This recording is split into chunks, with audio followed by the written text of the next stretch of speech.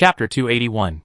After donning the mask of a stranger, unassumingly beautiful woman, Su Tang gave Su Yanlai a few more instructions before leaving the crime scene on Su Maya, now disguised as a two-tailed snow moon fox. Following Su Xiaobai's instructions, she began searching for suitable mercenaries. Not far away, Su Tang encountered a group of people. 4 men and 1 woman, armed with energy weapons, were attacking a large star beast that resembled a deer. It's a thorn deer. Nothing special, except that its antlers are valuable, and wealthy people like to use them as decorations, Su Xiaobai explained. One should not harbor any intention to harm others, but one must be wary of them. After unleashing her light armor, Su Tang appeared before the 5 men and carefully examined their attire. Their tight black combat uniforms suggested they were undoubtedly mercenaries. After seeing the prominent blade symbol on the chest of their combat uniforms, Su Tang's heart skipped a beat. Could they be from the Sky Blade Guild? Su Tang's carefree stance had naturally caught the hunting party's attention. According to mercenary rules, when someone is hunting prey, those who don't want to help or steal the prey should naturally stay away to avoid suspicion. Su Tang stood so openly, neither offering to help nor intending to steal. For a moment, the 5 men were confused about her intentions. They cautiously set her aside and continued to deal with the prey. Madam, are you satisfied with this long show? After the 5 men finished off the thorn deer, 2 of them gathered around the star beast's carcass to collect their spoils. A handsome young man, with a smile that barely reached his eyes, approached Su Tang. Are you from the Sky Blade Guild? Su Tang asked directly. Yes. The young man was stunned, a little confused by Su Tang's meaning. Ma'am, what can I do for you? Do you have a mission? If not, I'd like to hire you, Su Tang stated. We don't have a mission right now. The young man frowned, as if pondering the truth of Su Tang's words. Considering that she might be a future employer, he spoke with respect. We consider your mission accordingly. If it's beyond our capabilities, we're sorry we can't help. I want to go out and relax by myself. I need a few pilots who can fly a spaceship, that's all. The young man's frown deepened upon hearing Su Tang's words. For such a young female animal trainer to dare to appear alone in the Timber Wolf system was certainly a skill, but it was also quite odd. What if the employer was fleeing an enemy? They'd be used as cannon fodder. Don't worry, I'm not a wanted criminal in the Federation, and I'm not seeking revenge. Su Tang noticed his concern and pulled out the token Zhua Tianyu had left her from her space pocket. Speaking of which, I have some friendship with your guild leader. Looking at the token in Su Tang's hand, the young man was startled, his eyes widening. Are you a friend of the guild leader? Yes, Su Tang nodded. Since you're a friend of the guild leader, we accept this mission. But to be honest, while we can fly a spaceship, our combat capabilities are not high. If we encounter a formidable opponent, we can't guarantee your safety. Fong Han held a high reputation within the Sky Blade Guild, and the mercenaries within the guild respected him. The young man was confident that the guild leader wouldn't hand over the token to someone so ruthless. However, he still had to explain that the employer was looking for a pilot, so they weren't interested in bodyguards. Furthermore, their team wasn't strong enough to do that. His subtext was that if they encountered danger, they'd be on their own. It's my duty. Su Tang nodded in understanding, adding, Don't worry, I'm a law-abiding citizen. Hello, employer. I'm Wan Qing. Although they hadn't yet discussed the price, Wan Qing seemed excited to have accepted the assignment from the president's friend. After introducing himself, he waved to the 4 people behind him. This is my brother Wan Feng, this is Wang Dekue, this is Leah, and this is Lan Hui. Wan Qing introduced the members of their team to Su Tang. We also have a team member, Yao Liang, guarding the spaceship. This is our new employer. After introducing his team members, Wan Qing introduced Su Tang to everyone. Su Tang carefully examined the members of Wan Qing's team. Wan Feng and Wan Qing looked 70% similar, both young men with handsome features and a delicate appearance. Wang Dekue, as his name suggests, was a burly man with a rugged build. Leah was a slightly gloomy, plain-looking woman. Lan Hui had a round face and big eyes. Perhaps due to her years of travel, her skin color was a healthy tan. Hello, please take care of me from now on. Su Tang smiled.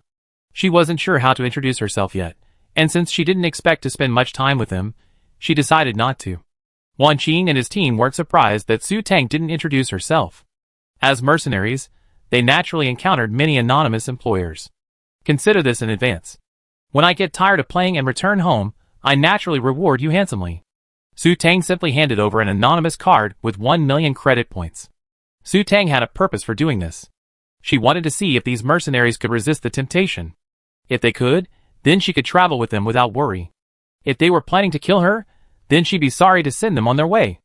Although Su Tang felt reluctant to kill, she wouldn't show mercy to those who tried to murder her. Wan Qing took the card and, without pretense, scanned it on his laptop. Although there was no signal, he could still check the balance. Seeing the number 1 million, the 5 members of the team took a deep breath. Su Tang carefully observed their expressions. They only showed shock and surprise, not greed. Su Tang breathed a sigh of relief, figuring she'd been lucky enough to find a mercenary who respected their professional ethics. Employer, you're truly generous, Wan Qing beamed. They risked their lives to stay on this planet for a year or two. After deducting the cost of renting various facilities, and if they were lucky enough to hunt a few valuable star beasts, each person would earn a maximum of just over 100,000 yuan a year. After all, this planet was highly secure, and relatively few valuable items were available. To have met such a generous employer today was truly a blessing. Although Wan Qing still had some doubts about Su Tang's intentions, their small group was broke and had nothing to lose except a few lives. Moreover, fortune and wealth are achieved through risk. If he didn't even have the courage to pass up such a good opportunity to make money, he wouldn't have needed to be a mercenary. After paying the hiring fee, Su Tang noticed that the 5 people's attitude had become much more enthusiastic, almost like Taobao customer service. She began to suspect that she had been labeled as stupid, rich. Chapter 282. Su Tang was anxious to leave the planet. As a hired worker, she naturally followed her employer's instructions. She boarded Wan Qing's team's rickety van-like flying car with Su Moya, and within minutes, they arrived at the spaceship Wan Qing had mentioned. When Su Tang saw the spaceship, she nearly fell apart in the wind. Mini wasn't even enough to describe its size. She swore it was the smallest spaceship she ever seen, practically the same size as her fortress. Su Tang doubted it could actually fly in space. Su Tang's disdain was so obvious that everyone else noticed it. Wan Qing was embarrassed. Employer, please leave. After meeting the last member of the team, Yao Liang, an ordinary-looking male, Su Tang boarded the spaceship despite her disdain. Once aboard, she discovered there was only one resting room. Wan Qing's team consisted of 6 people, and because they operated the spaceship manually, 4 people were required to operate such a small miniature spaceship simultaneously, with the 6 members taking turns piloting. Su Tang, with nothing else to do, struck up a conversation with Lan Hui, the team's only female member. Lan Hui saw Su Tang as her employer, generous with her money, and had nothing to hide about their team's situation. Naturally, she explained everything, answering Su Tang's questions honestly. Su Tang naturally learned the details. In the mercenary guild, mercenaries were divided into different ranks. For example, in their team, the most powerful Wan Qing was only a level 3 mercenary, and Lan Hui herself was only a level 1 mercenary. This meant their team's combat effectiveness was quite low. Furthermore, they were so poor that they even rented their spaceship from the mercenary guild. Lacking weapons and limited strength, they naturally could only survive on the outskirts of the Timber Wolf Galaxy. Su Tang's previous planet was Jupiter, an abandoned military garrison, and therefore considered a safe haven. Furthermore, Su Tang received very useful information. A large contingent of military personnel had arrived in the Timber Wolf Galaxy. From Lan Hui's words, it seemed that the military had come here to train troops following a Star Beast attack in the capital system, and many important figures were reportedly in attendance. Su Tang's heart tightened. Could it be that Qin Qinyuan had come to see her with such fanfare? Fearing he had already seen the note she left, Su Tang imagined Qin Qinyuan's expression upon seeing it, and the more she thought about it, the more horrified she became. Shrinking her neck, Su Tang decided it would be best to leave the Timber Wolf Galaxy as soon as possible, and get a fake certificate while she was there. Shortly after the spaceship left the planet, Su Tang clutched her head in agony, her face aching, her mind aching with needles. In a split second, like an illusion, the feeling vanished. Su Tang tapped her head in confusion, then noticed that the kite string in her mental memory had snapped, indicating Su Yilia's connection. Is this a loss of control? Su Tang was a little unsure. Well, the distance is too great, and the mental connection is broken. But for intelligent star beasts, it doesn't matter whether they have a mental connection or not. Su Xiaobai said nonchalantly, if it doesn't want to follow you, even if you tamed it, it can unilaterally sever the connection. So, higher-level star beasts submit to their trainers voluntarily. That's probably true, but there are also many higher-level star beasts that lack intelligence and only know how to kill, or have uncontrolled appetites. I don't know how those are tamed. Although Su Xiaobai knew a lot, he wasn't a know-it-all. Perhaps it was because they'd been together for so long, but even after hearing Su Xiaobai's explanation, Su Tang still felt a bit lost. Without Su Yenlia's antics, she felt a bit unaccustomed to it for a moment. Master, you still have me. Su Moi nudged Su Tang's body, beginning to act coquettishly. Hearing Su Moi's incredibly soft, feminine voice, Su Tang felt goosebumps creeping up her skin again. After leaving Yuruin Star, Su Tang naturally established a mental connection with Su Moi, essentially taming it. Once they were able to communicate telepathically, Su Tang realized that Su Moi was actually female. Her voice, worthy of a fox, was enchanting just by hearing it. It was a shame she was female, and even now, Su Tang still couldn't get used to Su Moi's alluring, female voice. Stroking Su Moi's soft fur, Su Tang sat on the bed, the only piece of furniture in the room, and began to daydream. On Jupiter, 3 hours after Su Tang left, Jiang Yunchuan discovered the crime scene she had set up. After spotting Su Yenlai through his mental detection, Jiang Yunchuan's face lit up with joy. His painstaking efforts had finally paid off. When he saw the scene inside the fortress, Jiang Yunchuan's joy faded, and his heart sank. Seeing Su Tang lying on the bed, with a dagger lodged in her chest, Jiang Yunchuan's pupils constricted, his heart skipped a beat, his mind went blank, and his body trembled uncontrollably. This, Jiang Yunchuan dismounted the mecha in a daze, and walked into the room stiffly, as if he had lost his soul.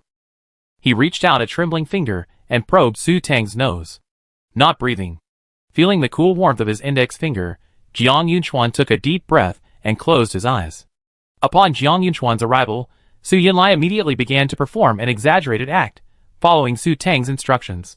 He hugged the corpse's legs, and used his cat-like face to create a difficult expression of grief. A pair of cunning eyes kept observing Jiang Yunchuan. Jiang Yunchuan, on the other side, seemed petrified, motionless. Who did this? Jiang Yunchuan spoke softly, after a long pause that had become too much for Su Yenlai to contain. Huh? Su Yenlai feigned confusion. Who did this? His voice was icy, and devoid of any human touch. Jiang Yunchuan's expression was now gloomy and cold, like a demon from hell, radiating a murderous aura. Su Yenlia's hair stood on end, as if he had encountered a natural enemy. Realizing the situation, Su Yenlai disregarded Su Tang's instructions, and simply ran away. After running a good distance, Su Yenlai patted his chest with his kitten paw. It was so frightened, it almost thought Jiang Yunchuan was going to kill it. It seemed the boss had stirred up a hornet's nest this time. Jiang Yunchuan only raised his eyelids slightly at Su Yenlia's escape. Quietly gazing at Su Tang's peaceful face, Jiang Yunchuan's expression gradually softened. As if the person in the bed was just sleeping, Jiang Yunchuan leaned over, his eyes gentle, and gently kissed her forehead. Don't worry, I let this planet be buried with you. A fierce glint flashed in Jiang Yunchuan's eyes, and he turned and left the room. He was going to kill her star beast, for it couldn't even protect her. He was going to kill the mercenaries on the planet, for they had dared to kill her. He was going to blow up this planet. Without it, how could she have died here? Chapter 283. After Jiang Yunchuan had been bombarding Jupiter for over half an hour, Han Yun and Jiang Yi, also on the planet, received the news. Sensing her son was acting strangely, Han Yun immediately connected Jiang Yunchuan's mecha. Xiaoyun, what's wrong with you? Don't scare Mom. Hearing Han Yun's anxious and uneasy voice, Jiang Yunchuan gradually regained consciousness from his killing spree. Like a child seeking support after suffering a grievance, his voice choked with sobs. Mom, she's dead, she's dead. What happened? Tell me clearly. Han Yun's tone grew even more anxious. Something serious must have happened to cause her son to lose his composure like this. And she was dead. This meant Su Tang was dead. Han Yun was startled, but then she thought it was impossible. How could Su Tang, with two such powerful star beasts, be on such a safe planet? Is there some misunderstanding? She's dead? I saw her die with my own eyes. In the Yinchuan's cockpit, Jiang Yunchuan leaned against the driver's seat, his eyes hollow and pained. Even when he nearly died, even when he knew his mental powers were failing, he had never felt so hopeless. Thinking of every moment he had spent with Yu Xuexing, Jiang Yunchuan smiled bitterly. Although they had only known each other for a short month, he had already taken her to heart. Just when he thought he had plenty of time to spend with her all day, she died, and their relationship ended. While Jiang Yunchuan was still secretly grieving, Han Yun sensed something was amiss, and soon found the small fortress at the crime scene. After carefully examining Su Tang's body, and catching Su Yenlai skulking in the shadows, Han Yun chuckled with amusement. After laughing for a while, a look of annoyance crossed her face. How could she have given birth to such a foolish son? She immediately opened the mecha communication and launched into a barrage of curses at Jiang Yunchuan. Die, die, die. I think you're going to die, you idiot. Even if you die, Su Tang will still be alive and well. How could I have given birth to such a useless son like you? Did you have water in your brain, or did you flush it down the toilet? Mom, what did you say? Jiang Yunchuan interrupted in disbelief before Han Yun could finish her scolding. What did he hear? Was Su Tang not dead? I say, go to hell. Without waiting for Jiang Yunchuan to react, Han Yun immediately hung up the call. She was so angry. How could he not see through such a clumsy trick? What a waste of intelligence. My dear wife, calm down. Jiang Yi, standing beside her, immediately flattered her. I'm afraid Xiao Yun was too excited and didn't notice for a moment. You didn't even notice such an obvious flaw. Didn't you ask a doctor to clean his eyes when he was born? Han Yun said angrily, grabbing Jiang Yi's ear like a demon. It's all your fault. I have such a high IQ, and I gave birth to a stupid son. It must be your fault.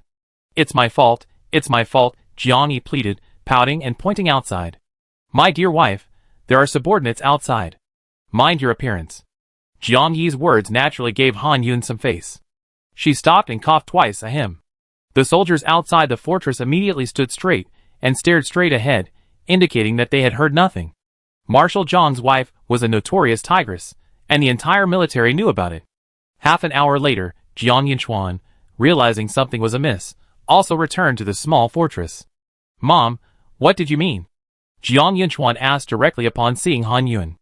I meant you could go back to the military academy for retraining. TSK. Han Yun looked disdainful.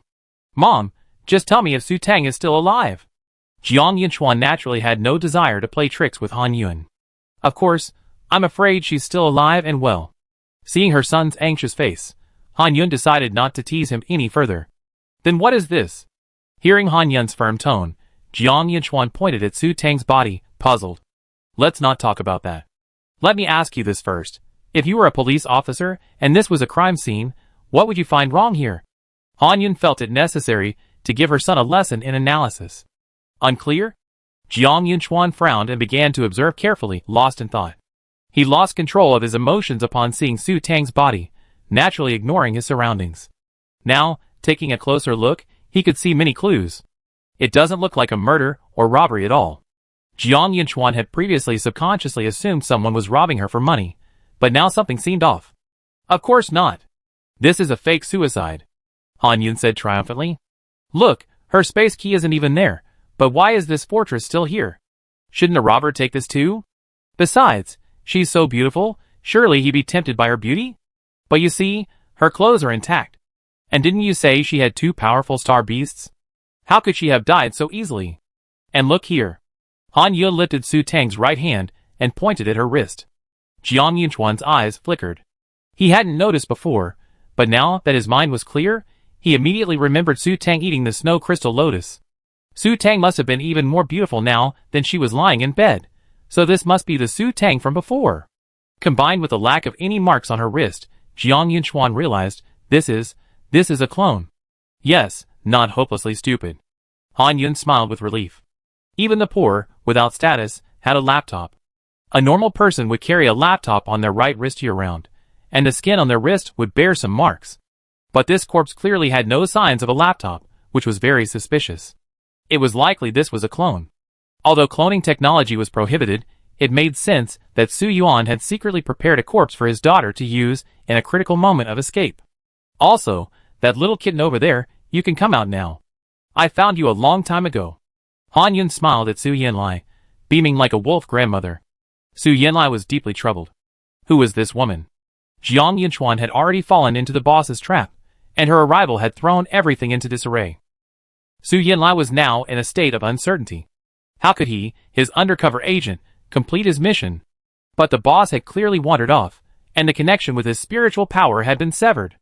If he didn't follow Jiang Yunchuan, he might never find him again. While Su Yanlai was still struggling, Jiang Yunchuan appeared like a ghost, grabbing his momentum and lifting him up. He brought Su Yanlai in front of him, locked eyes with him, and sneered, "You're kidding me." Su Yanlai displayed the naive expression typical of a cat. "What are you talking about? I don't understand." Seeing Su Yanlai's bewildered look, Jiang Yunchuan gritted his teeth and said, "Very good." He finally remembered this woman Su Tang. She actually teamed up with her star beast to play tricks on him, making him so sad, and she herself didn't know where she had gone to enjoy herself. The next time he catches her, he will definitely let her know why the flowers are so red. Chapter 284. After realizing they were just a clone corpse, everyone naturally stopped lingering. Watching the Jiang couple leave with Fortress, and Jiang Yunchuan return to the mech and prepare to leave, Su Yanlai grew anxious. If Jiang Yunchuan left, he'd never see his boss again. Su Yanlai clung to Jiang Yunchuan's legs, refusing to let go. "Let go!" Jiang Yunchuan's face sank as he pulled out an energy gun. Although he knew he couldn't defeat Su Yanlai without the mech, he was furious and didn't care. I confess. Seeing Jiang Yunchuan's grim expression, as if he was about to fight him to the death, Su Yanlai surrendered. It wasn't that he couldn't defeat Jiang Yunchuan, but if the fight started, his undercover mission would fail. Failure wouldn't matter, but never finding his boss would be a huge problem. Never improving his strength would be horrible. Weighing the pros and cons, Su Yanlai decided to confess and get the upper hand. A slightly rough, psychic male voice rang out in his mind. Jiang Yunchuan paused, his eyes filled with disbelief. He lowered his head and moved his lips towards Su Yanlai, who was still hanging on his lap. "Are you talking?" Yes. Su Yanlai nodded his head in agreement. "You?" Jiang Yunchuan's face turned strange. He knew that the Star Online claims about being unable to communicate with star beasts were misleading. At least he knew that top-tier beast trainers possessed the ability to communicate with special star beasts. Lu Qingyang, whom he had met on Yushua Star this time, was one of those top-tier beast trainers. But him? He wasn't even a beast trainer. How could he understand? "You're not hallucinating. If you agree to take me with you, I tell you everything you want to know. To surrender to the enemy, one must first demonstrate sincerity, a fact Su Yanlai understood well." Jiang Yunchuan narrowed his eyes, as if he knew some deep secret about beast trainers. "Can you understand me?" Jiang Yunchuan narrowed his eyes, his expression serious. "I understand human language and mental power." Su Yanlai blinked innocently. Even at over 100 years old, he had no communication barriers with humans whose mental power exceeded SS levels. He simply didn't want to communicate because he didn't want to bother with them. Astral beasts generally don't like to communicate with those outside their own species. Who came up with this fake death? That damn fox. Unable to reveal the details to boss Su Xiaobai, Su Yanlai naturally made Su Moi, whom he disliked, take the blame. Under Jiang Yunchuan's questioning, Su Yanlai explained in detail Su Tang's plan to fake her own death. Of course, Su Yanlai had thought it through and changed his tune, refusing to mention Su Xiaobai or the high-level energy stone. Even so, upon learning the full story, Jiang Yunchuan was furious and issued a galaxy-wide wanted notice for a female beast tamer with S-level psychic power. He demanded that any female beast tamer with S-level psychic power be brought before him for personal inspection. After issuing the wanted notice, under Jiang Yunchuan's harsh torture, Su Yanlai shamelessly admitted to being a spy in order to stay with him. Ultimately, the undercover agent was turned into a double agent. Following Su Yanlai's half-truthful instructions, Jiang Yunchuan continued his search for Su Tang. The Jiang couple returned directly to their garrison at Xingmuxu. Han Yun instructed Jiang Yi to seemingly inadvertently relay the news of Su Tang's death to Qin Qinyuan. Soon, Qin Qinyuan, a gloomy face, also rushed back to Muxu Star. However, Qin Qinyuan, after all, was a marshal, and naturally more discerning than Jiang Yunchuan. He saw the clues at a glance at Su Tang's body. There were no traces of a laser on her wrist, nor any rings on her fingers. Moreover, he knew Su Tang's character well. How could she dare to go to the Wood Wolf Galaxy without being fully prepared? If it were inside the Wood Wolf Galaxy, he would be worried, but right here on the outskirts, how could someone enter her fortress without alerting her perverted energy-devouring beast? Besides, Xiaofeng had said she had two other powerful star beasts. Qin Qinyuan smiled calmly at Han Yun, who was ready to watch the show, and said calmly, "Send her to the Su family." With that, he turned and left without a trace of regret. Han Yun, anticipating a good show, poked Jiang Yi's chest with her arm in frustration. "Old Jiang, I think our idiot son is miles ahead of Qin Qinyuan." "I think so too," Jiang Yi nodded cautiously. He had, of course, seen Qin Qinyuan's face when he returned, gloomy and dripping with tears, but he only had to glance at the corpse before his eyes relaxed. His Xiaoyun couldn't match that calmness and meticulousness. "What should I do? I think Shiyun's pursuit of a wife is quite tricky this time." Han Yun sighed softly. Making an enemy of Qin Qinyuan, even a rival in love, wasn't a good idea. Let's take it one step at a time. We shouldn't get involved in young people's affairs. Jiang Yi sighed as well. After all, the Jiang and Qin families were on the same side. If this matter were exposed, it would inevitably lead to ridicule. By the way, should the body be sent to the Hongyi family? Jiang Yi was still a little confused by Qin Qinyuan's last words. Stupid, Han Yin quickly realized. You all forgotten Yin Zimu, haven't you? If we send it to the Su family now, others will naturally think Su Tang is dead. Yin Zimu, whose whereabouts are still unknown, will also naturally think Su Tang is dead. Maybe he's found a new lover. This kid from the Qin family is really vicious. He solved a major threat so quietly. Then should we send it there? Of course, one less competitor is always good for Xiaoyun. Besides, Su Tang made this body herself. She might have disappeared on her own. We're just going along with it. Han Yun rested her chin on her hand and began to think about how to help her son knock out Qin Qinyuan. Back in the room, Qin Qinyuan couldn't help but punch the wall in a fit of rage. God knows, when his informant from the Jiang family's personal guards reported the discovery of Su Tang's body, he almost wanted to blow up the Wood Wolf galaxy. He suppressed the negative emotions within him that spurred him to destroy the world, and, convinced it was just a rumor, he hurried back. Luckily, he first noticed the unusual expressions on the Jiang couple's faces. After his suspicions were aroused, he saw Su Tang's body, and naturally realized something was wrong. Had he seen the body first, he might have truly lost his mind and done something awful. Although he acted calm, it was all a facade. At that moment, he truly wanted to strangle that heartless little woman, Su Tang. She was truly capable now, faking her own death. I wonder if that would scare him to death. Because of his rage, Qin Qinyuan issued a federal-wide wanted order for all female beast tamers with lion flame beasts. Fortunately, Jiang Yinchuan didn't know Su Tang's mental power wasn't S-level, and Qin Qinyuan didn't know Su Yinlai had already followed Jiang Yinchuan. By some strange coincidence, Su Tang finally managed to escape the Wood Wolf galaxy. Chapter 285. Su Tang followed the mercenary team back to the planet, where the Skyblade Mercenary Guild's branch was located. Planets in the Wood Wolf galaxy naturally had no security checks.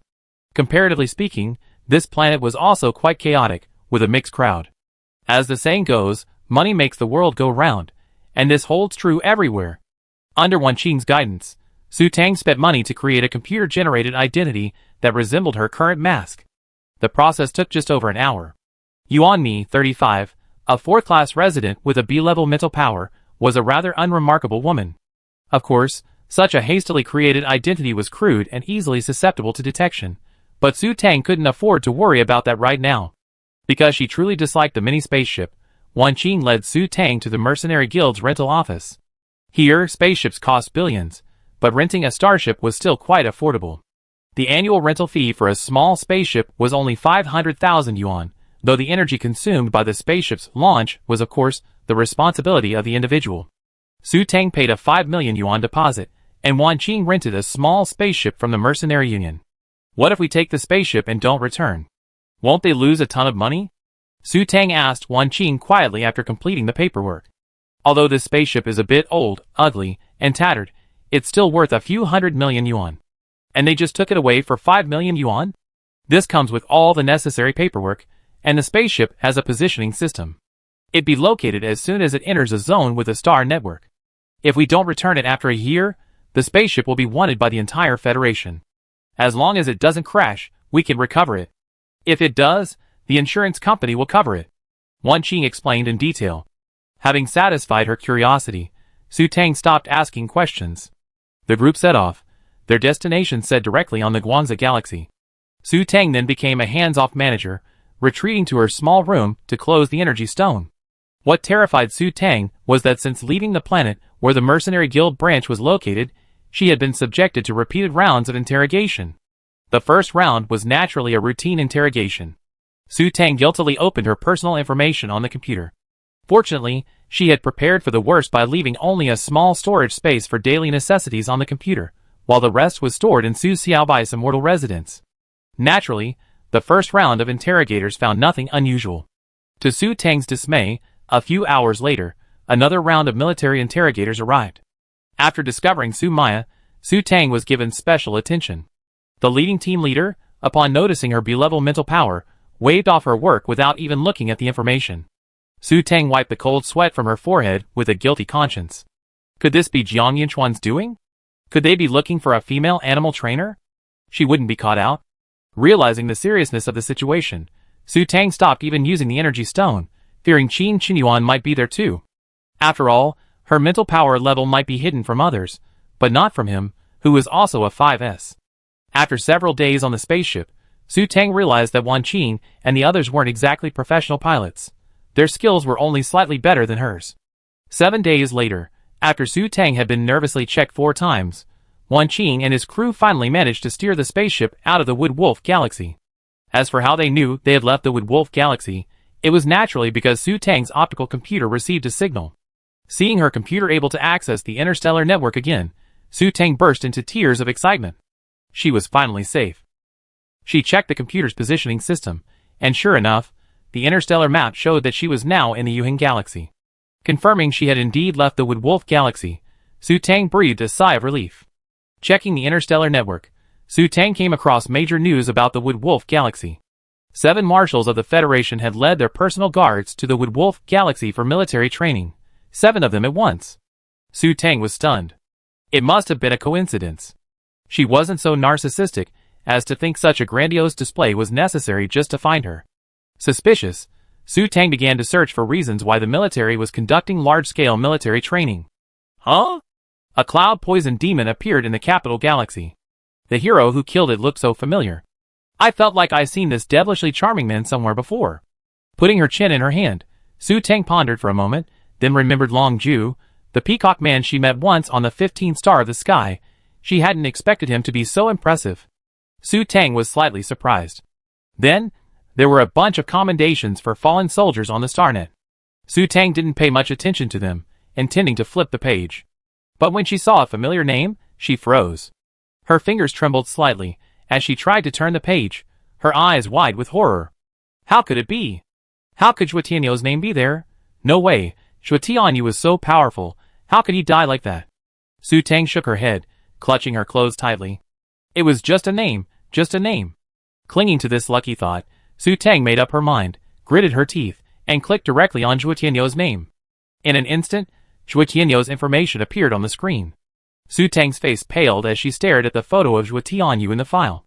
At that moment, she could no longer convince herself that this was just a stranger with the same name. How could this be? Su Tang bit her lip tightly, refusing to believe it. How could Zhuo Tianyu, a former cultivator with a golden finger, die just like that? She had gifted him so many high-level energy stones. How could he have died so easily? Could it be? Su Tang suddenly considered a terrifying possibility. Qin Qinyuan. Qin Qinyuan had secretly murdered Zhuo Tianyu. Taking a deep breath, Su Tang tried to banish this dark and terrifying thought from her mind. No, Qin Qinyuan wasn't that kind of person. Staring blankly at Zhuo Tianyou's photo, Su Tang suddenly felt sad. She had a complex feeling for Zhuo Tianyu, not love, but a deep identification. After he openly admitted his origins in the world of cultivation and his willingness to accompany her to find Su Yuan's father, she accepted him. They were the same kind of people. After traveling here, possessing Su Tang's body, she seemed to have integrated into her life and this world. But deep down, Su Tang still felt a sense of unease. She feared that one day, Su Yuan would learn she wasn't his original daughter and would treat her like a monster. She feared that one day, Yin Zimu would find out she was a lonely soul from another world and look upon her with disgust. She feared that one day, everyone would know she was a time traveler, and the whole world would want to kill her. Even though she knew the possibility of this happening was almost zero, in the dead of night, she still felt a sense of unease, like holding a ticking time bomb. Meeting Zhuo Tianyu was like meeting a fellow Earthling among a group of aliens. Although Zhuo Tianyu wasn't from Earth, he was also a person who had taken over another's body. He wouldn't mind her being a time traveler. Even if this world couldn't accommodate her, she could still join him in the world of cultivation. Though Su Xiaobai had always been by her side, he wasn't human. But now, this man was dead, the only one of his kind she had ever met in this world. Perhaps if he hadn't given her the water mirror, he wouldn't have died. All along, she'd been thinking only of her own safety, never of his. As expected, she was a selfish woman. Chapter 286. The dead are gone, the living remain. Life cannot be mired in sorrow. After days of mourning over Zhuo Tianyou's death, Su Tang finally let it go. After putting Zhuo Tianyu into a corner of her heart, Su Tang pulled herself together and continued synthesizing energy stones. The shortest journey from the Wood Wolf Galaxy to the Guangzhou Galaxy takes about 10 days.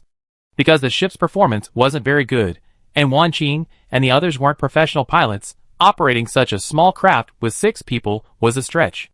But a team of 6 couldn't operate the ship non-stop 24 hours a day. So, after 2 months of frequent stops and starts, the ship finally made it into the Guangzhou Galaxy.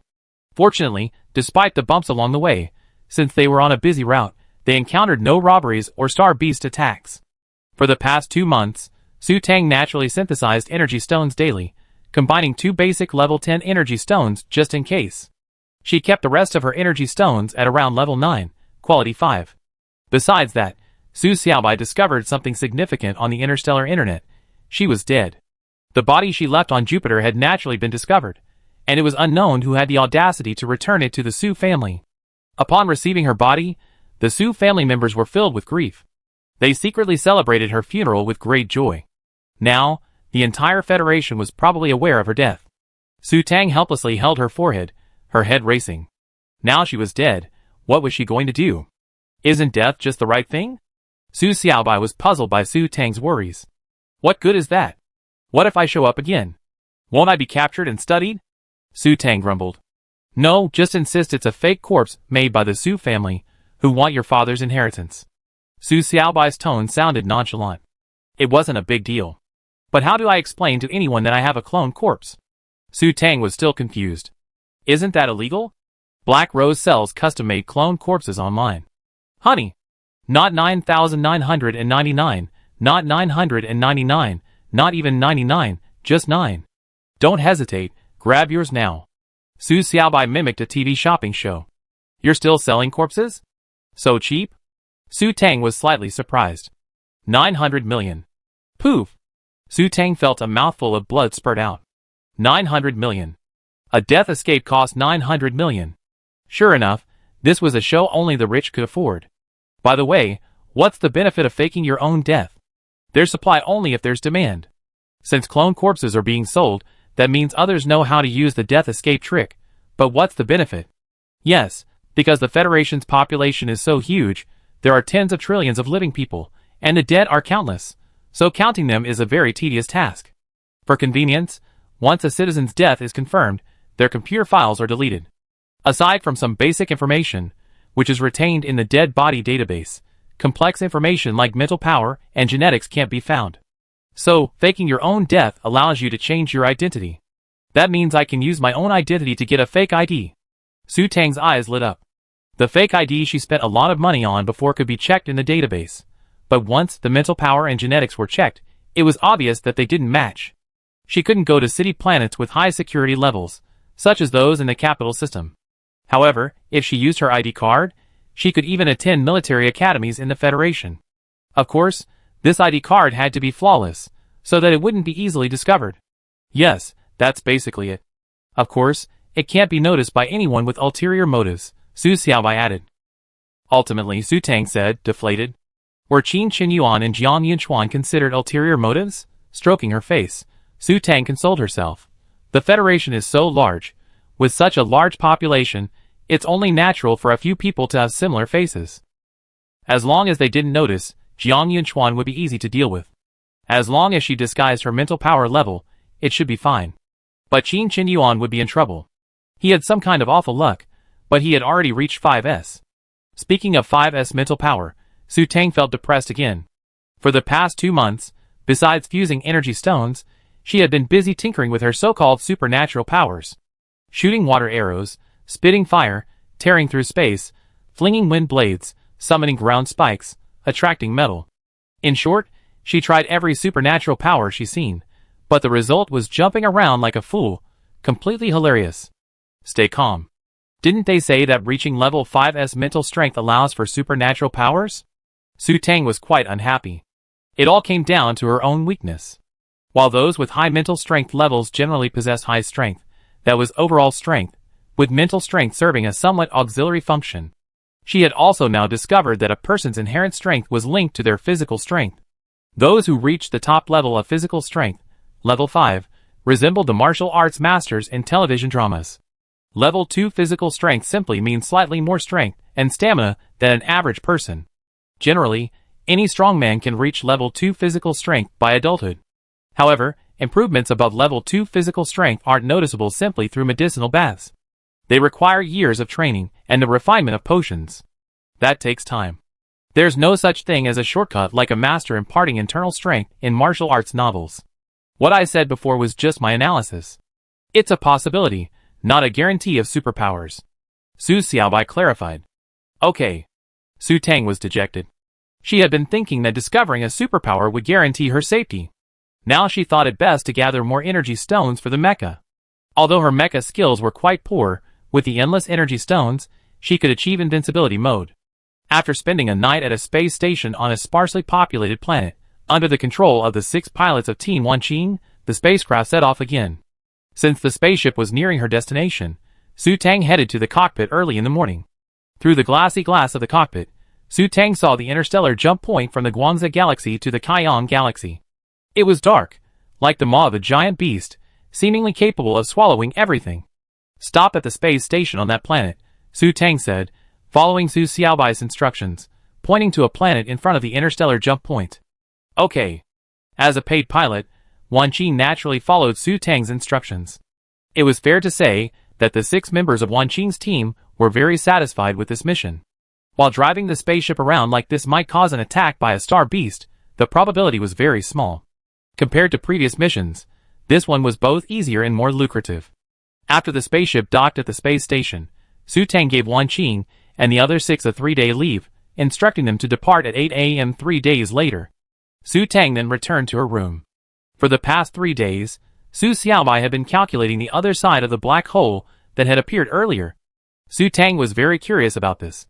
After seeing the incredibly complex geometric shapes and circles that Su Xiaobai displayed, her lips twitched.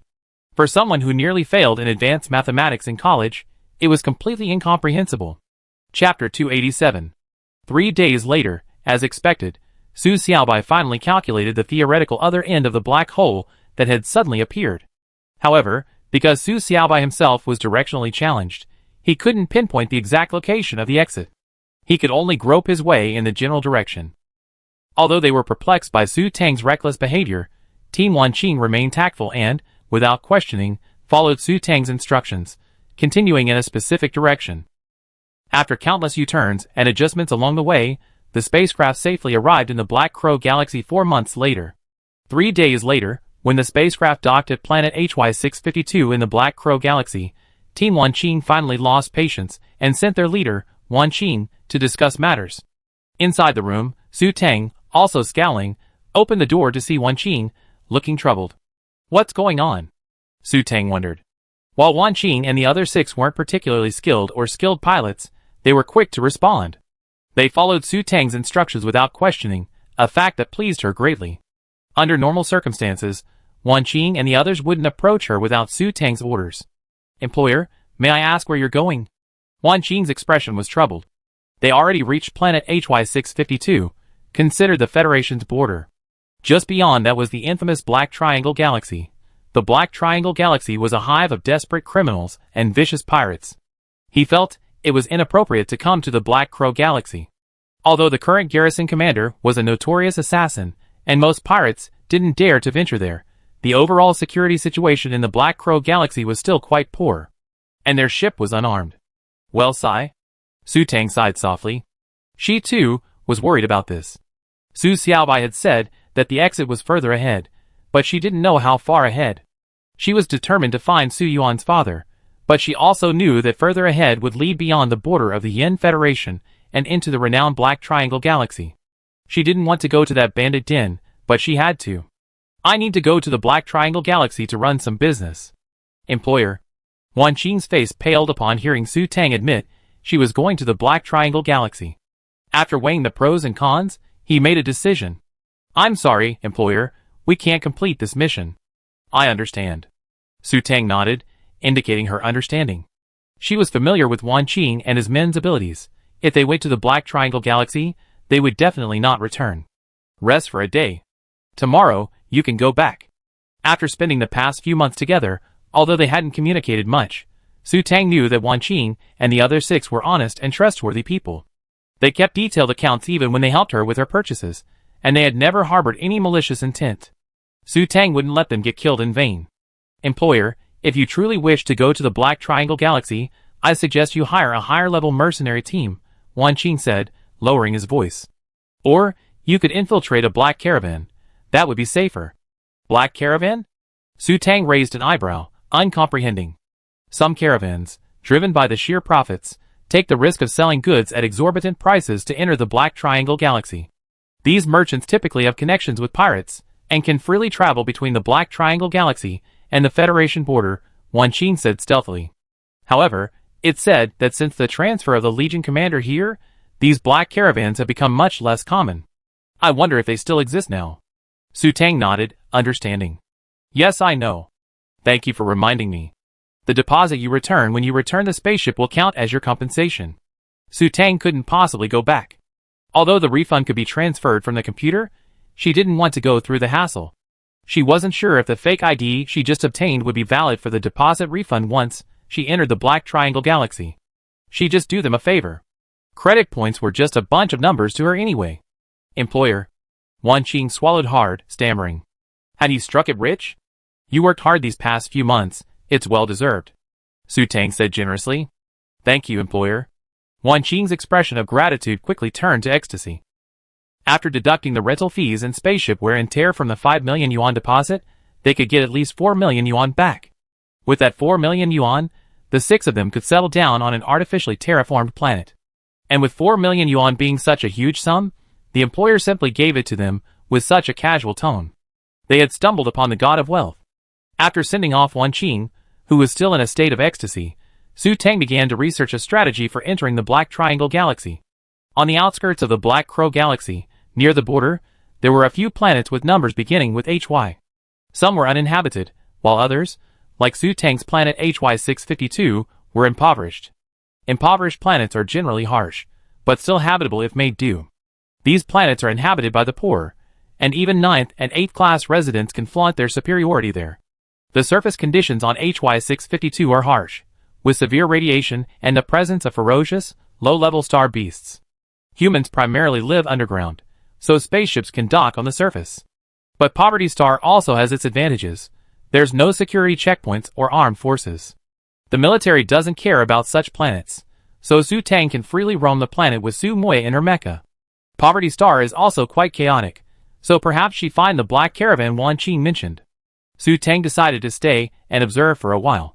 Furthermore, on this planet, Su Moya could single-handedly defeat the so-called leading planets and their armed forces.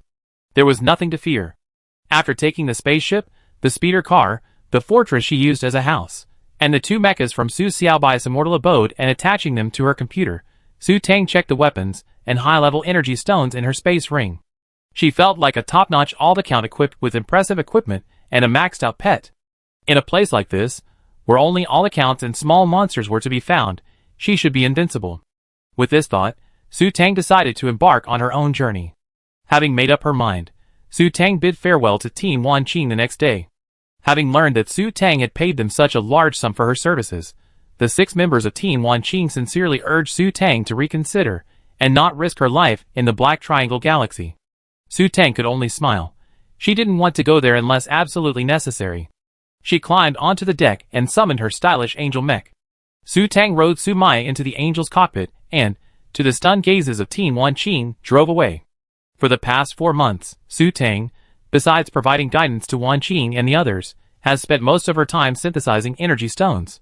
Currently, Su Tang possesses 15 9th-level energy stones of varying quality. The 3 energy stones within her angel are naturally 9th level. Although those outside her mecha wouldn't be able to detect the energy stones level even with their mental power, she specially labeled them as 7th level just in case. Su Tang hid the 2 10th level energy stones in a box imperceptible to mental power, and placed them within her interspatial ring. Chapter 288. Although her mental power had been upgraded to the 5th grade, Su Tang discovered that her detection range was only about 100 kilometers, while Su Xiaobai, with his extraordinary ability, could cover the entire planet with his mental power. Su Tang searched for a long time, but couldn't find the so-called underground city, but Su Xiaobai found it in seconds. Su Tang once again felt the gap between a rookie and a master. There's an underground city ahead, about 2,000 kilometers away. Su Xiaobai began to guide Su Tang to the group. Ahead. Wrong direction, a little left. A little right. For Su Xiaobai, directions only counted in 4 directions: front, back, left, and right. Even if he knew where the city was, he could only point the way in this way. Su Tang stumbled along for 8 hours in the mech, ultimately only covering about 1,200 kilometers, and the sky was gradually darkening. The sunlight on HY 652 is similar to Earth's, with daylight in the morning and darkness at night. However, there's no moon on this planet at night, likely due to the turbid atmosphere. Even the stars are invisible in the night sky. The Angel's cockpit isn't very spacious. While it can't fit a bed, it's still possible to sleep in it with a mattress and a blanket. Because of the moonless sky, Su Maya looked listless, curled up in the co-pilot seat, head buried in the tail, and closed his eyes to sleep. Because it was still early, Su Tang couldn't sleep either. However, as a rookie, after 8 hours of driving the mech, she felt mentally exhausted. Afraid of losing control of her mental power, Su Tang didn't dare to use her mental power to combine energy stones. Su Tang, with nothing else to do, manually controlled the light computer to browse various recent events. The large-scale military training in the Timber Wolf Galaxy hadn't concluded yet. It was said that they hadn't even returned during the Lunar New Year holiday. Su Tang frowned slightly. It seemed she had been mistaken. Judging from the situation, it looked like the military marshal was actually training the troops to improve their combat capabilities. As Su Tang was browsing various important news items, Su Moi suddenly raised his head. Su Tang was startled. "What's going on?" "Master, it seems someone is coming." Su Moi was a little uncertain. The mecha cockpit obstructed his perception of the outside world. "Let me take a look." After hearing Su Moi's words, Su Tang ignored the slight mental fatigue and performed a wide-range mental scan. Sure enough, a car was speeding towards her in the distance. It wasn't the flying car Su Tang was familiar with, but a car that looked like a van on Earth. Behind the car, a large group of crocodile-like star beasts followed in the distance. Although they were 4-legged reptiles, Su Tang noticed that their speed was no less than that of the flying car. What surprised Su Tang even more was that within her mental range, swarms of tiny firefly-like insects filled the air, twinkling beautifully. That's a rock-splitting crocodile, a ferocious-looking, but ineffective carnivorous star beast. Before Su Tang could check his computer, Su Xiaobai explained. Fearing Su Tang didn't understand how weak the rock-splitting crocodiles were, Su Xiaobai added, "A few shots from a level 1 energy gun will kill them." "If they're so weak, why is that car moving so clumsily? Could it be that the people in it are unarmed? Because at night, this planet hosts jade fireflies, the kind that flicker and flash. They suck blood, though each one only sucks a tiny bit like a mosquito, but in large numbers, they can reduce anyone they encounter to a mummified corpse. A car surrounded by a rock-splitting crocodile would undoubtedly be damaged, and without shelter, the jade fireflies would surely drain them dry." Sucking blood? Su Tang shook off the goosebumps that had broken out all over her body. Mosquitoes weren't scary. The overwhelming number of them was. She thought these were romantic fireflies, but they were so dangerous. But this planet, which she thought was harmless, was actually so dangerous. "I'd be in trouble if I were alone in the wild." Su Tang was thankful to be in her mech. "No, with Su Xiaobao and Su Moi, they wouldn't dare approach you." Su Xiaobai said Su Tang was worrying unnecessarily.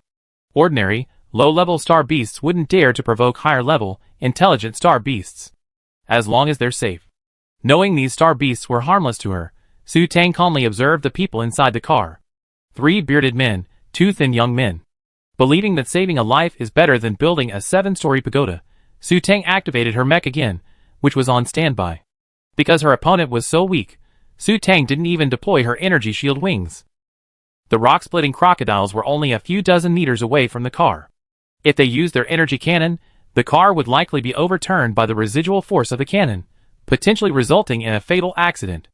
Thinking this way, Su Tang immediately unleashed her 2 laser swords and charged into the group of rock-splitting crocodiles on Angel.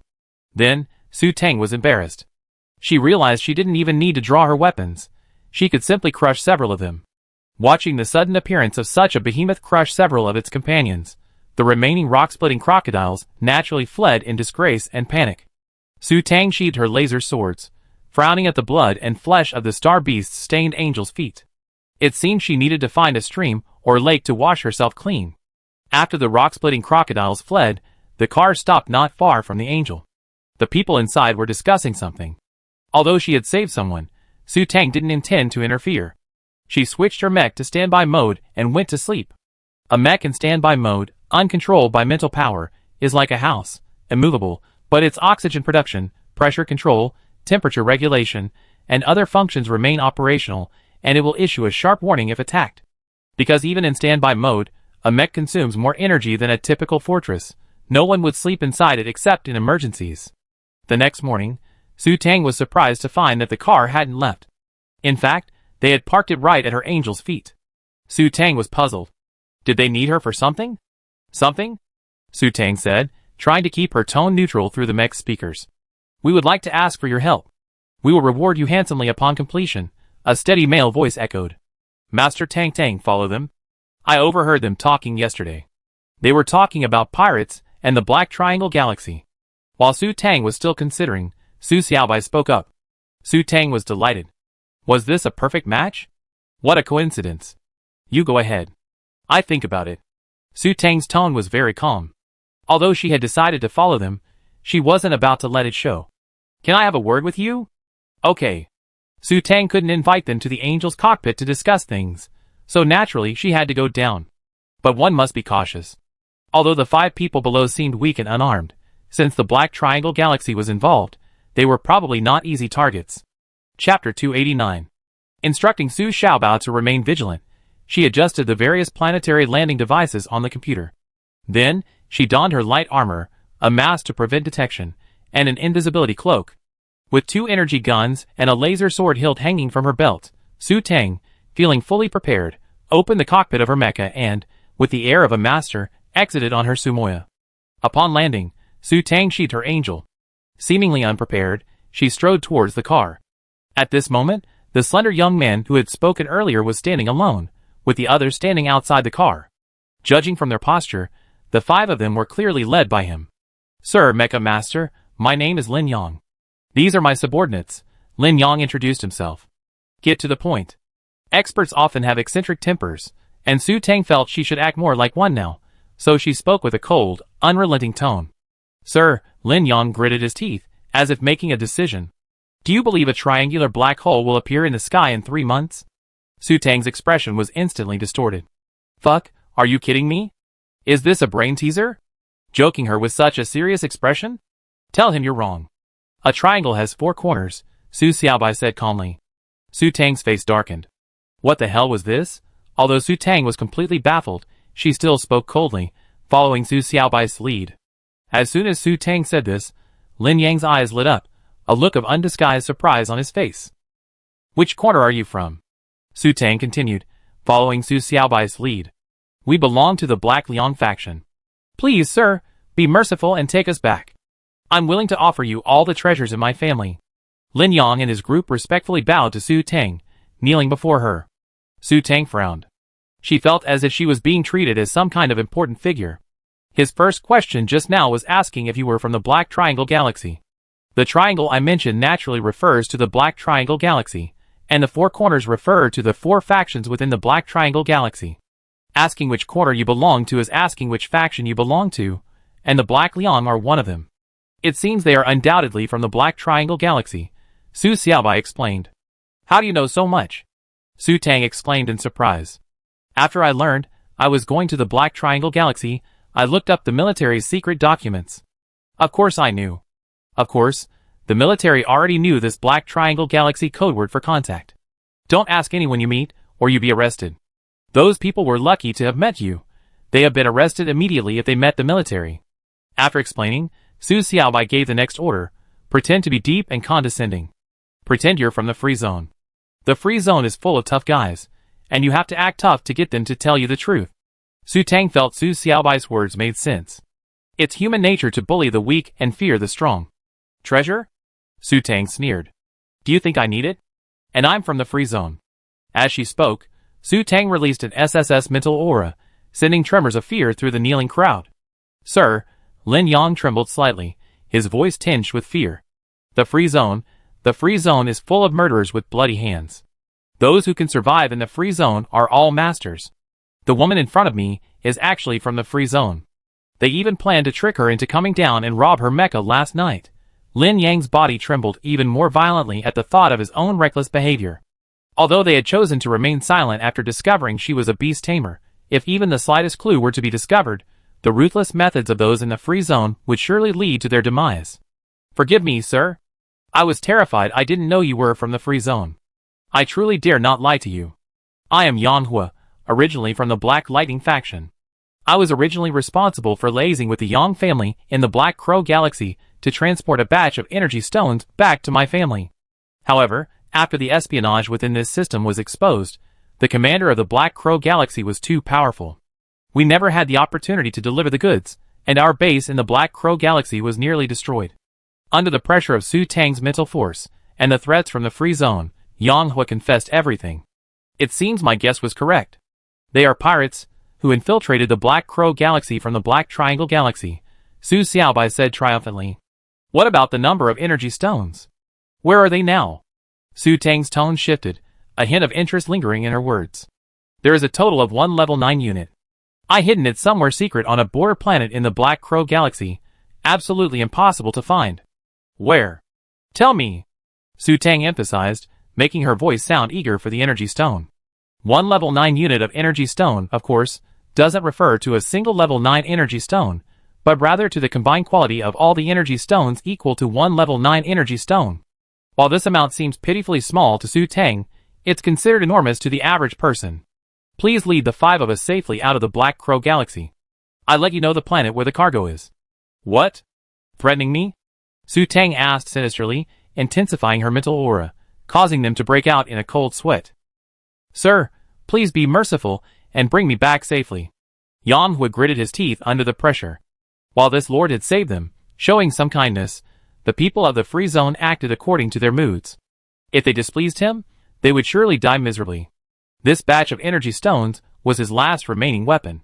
He had had enough of the past year or so in the Black Crow Galaxy, hiding and trembling like a frightened bird. The new leader of the Black Crow Galaxy was terrifying, his methods so brutal that even a pirate like him was terrified. He was truly terrified, so desperate to seek help. Seeing a mecha pilot, who wasn't a military member, appear on this impoverished planet, he took a chance and found out he was one of them. Although he was from the free zone, he was still a fellow pirate. Okay, I agree to this deal, but if you lie to me, Su Tang said after a long silence, feeling the show was almost over. Thank you, sir. I'm terrified and would never dare to lie to you. Yang Hua was delighted. Following this powerful sir, their chances of safely leaving the Black Crow Galaxy would be much greater. Get up, but why are you in such a disgraceful state? Su Tang's words tinged with disdain. In her imagination, pirates were ruthless, robbing and pillaging. But these cowards were pirates? She found it hilarious. Yang Hua and the others slowly stood up. To be honest, sir, the new commander of the Black Crow Galaxy is truly not to be underestimated. In just 1 year, he's already wiped out nearly all of our hidden strongholds here. Su Tang noticed that when the mention of this commander came up, Yang Hua and the others' faces darkened, tinged with deep fear. So powerful. Su Tang was slightly puzzled. Who was the leader of this army? That guy, Master Tang Tang. Remember that nightmare beast I showed you back in school? Nightmare beast? That butterfly? That perverted man in military uniform. Chapter 290. Su Tang checked her computer. The Black Crow Galaxy Garrison, the 9th Legion, commanded by Lu Jinyu, known as the Cold-Blooded Killer. After reading the online accounts of his cruel deeds, Su Tang felt a chill run down her spine. This man was terrifying. If she, pretending to be a pirate, was caught, she'd probably die without even knowing how. No wonder Yang Hua, the poor pirate, was so frightened. The pirates captured by the military in the Black Crow Galaxy died horribly, even more horrifying than the bodies she'd seen at the car accident scene. Luckily, Su Tang wore a mask and an invisibility cloak, so Yang Hua and his group couldn't see her expression. Otherwise, she'd definitely been exposed. Pretending to remain calm and composed, Su Tang decided to find out how to get to the Black Triangle Galaxy. I didn't expect such a powerful figure to arrive in this galaxy, Su Tang said, her tone hinting with surprise and a touch of indifference. Yes, sir, you may not know. We in the Black Triangle Galaxy have lost countless brothers at the hands of this man. Hearing Su Tang's only slightly surprised tone, Yang Hua felt reassured. This sir must be quite powerful. Even the most wanted pirates in the Black Crow Galaxy would be terrified upon encountering this killer. Why are there only 5 of you? Where are the others? There were 100 of us in charge of this shipment. The others have been captured and probably tortured to death. Only we escaped. The border is now completely blocked, and there's no way out. Yang Hui explained in great detail. How could such a thing happen? If it were just me, driving a mecha, it would be no problem, but bringing you along? Su Tang seemed slightly hesitant. The border was blocked. Su Tang was shocked. How could she possibly go to the Black Triangle Galaxy to find her father? Please don't abandon us, sir. The military inspections are intensifying. I'm afraid they reached this planet in a few months. If you don't care about us, we're doomed. Yang Hui and the other 4 knelt again. Su Tang was silent, pretending to be thoughtful. In reality, she was completely lost. She had no idea how to get to the Black Triangle Galaxy. Not to mention the route to the Black Triangle Galaxy, there wasn't even a map of the Black Triangle Galaxy on her computer. Beyond the Federation border, the Federation's computer was probably no more than a standalone computer. Without a guide, she couldn't possibly reach the Black Triangle Galaxy. But these 5 people clearly knew how to get back there. But how could she get them to lead the way without leaving a trace? How could she break through the blockade and escape? Seeing Su Tang remain silent, Yang Hui panicked. He couldn't imagine what would happen if they were caught. The military's search radiated outward from the center of the Black Crow Galaxy. They already covered most of it over the past year, and the border planets would soon be their turn. Given the commander's ruthless tactics, preferring to kill the innocent rather than let them go, they would definitely be caught.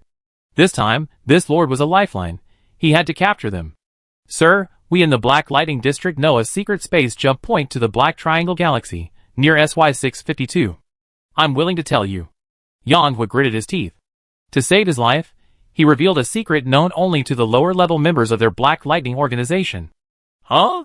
There's a shortcut. Why don't you go there yourself? Although Su Tang was pleasantly surprised, her words were still tinged with suspicion. Sir, this is absolutely true. We did intend to go there, but we had no spaceship or mecha, and we couldn't contact other personnel, so we were delayed. Yang Hui was terrified, and naturally, what he said was the truth. There was supposed to be a base in an underground city on SY-652, but when they arrived, even that small, hidden base had been destroyed, and there were still people lying in ambush. Although the ambushers numbered less than 100, they were a formidable foe for the 10 or so men left. After losing several more, they finally escaped. Their presence suggested that a large search force would be arriving soon. Cornered, Yang Hui, upon encountering Su Tang, couldn't wait to signal. Besides, we alerted the local army 2 days ago. I'm afraid a large force will be arriving soon to conduct a full-scale search. Why didn't you tell me earlier? Su Tang's tone tinged with anger. Damn, this was killing her. She thought planets like this weren't inspected at all. If she hadn't known, she'd definitely be caught in the act once the army arrived in this city. She'd have no idea how she ended up with such a perverted leader. Sir, please calm down. Yang Hui and the other 4 lowered their heads in fear again. Forget it. Let's leave as soon as possible. Thinking the army might arrive at any moment, Su Tang no longer bothered to engage in small talk with the 5 of them. She saw Yang Hui as a coward. In the Black Triangle Galaxy, she knew they wouldn't refuse to guide her as long as she threatened them with force. While the mecha's cockpit could still squeeze in 5 people, how could her angel allow that many people aboard? Furthermore, with her piloting skills, she'd easily be exposed. Tang Xiaomi's spaceship was naturally useless. It would be located. After a moment's thought, Su Tang immediately retrieved the starship Yao Qing had given her. This starship is unregistered and, strictly speaking, cannot sail through the interstellar sky. But who's responsible for that once we reach the Black Triangle Galaxy? Watching Su Tang pull a starship from her space lock, the 5 kneeling men gaped in shock.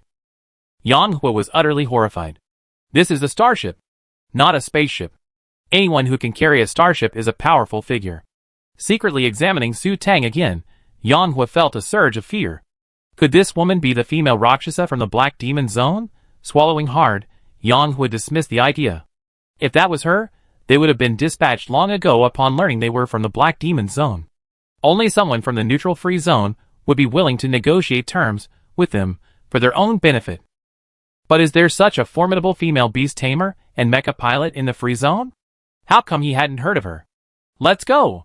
Glancing at the 5 people still kneeling on the ground in shock, Su Tang's tone hinted with dissatisfaction, and she said coldly, What? You still expect me to be your pilot? I dare not.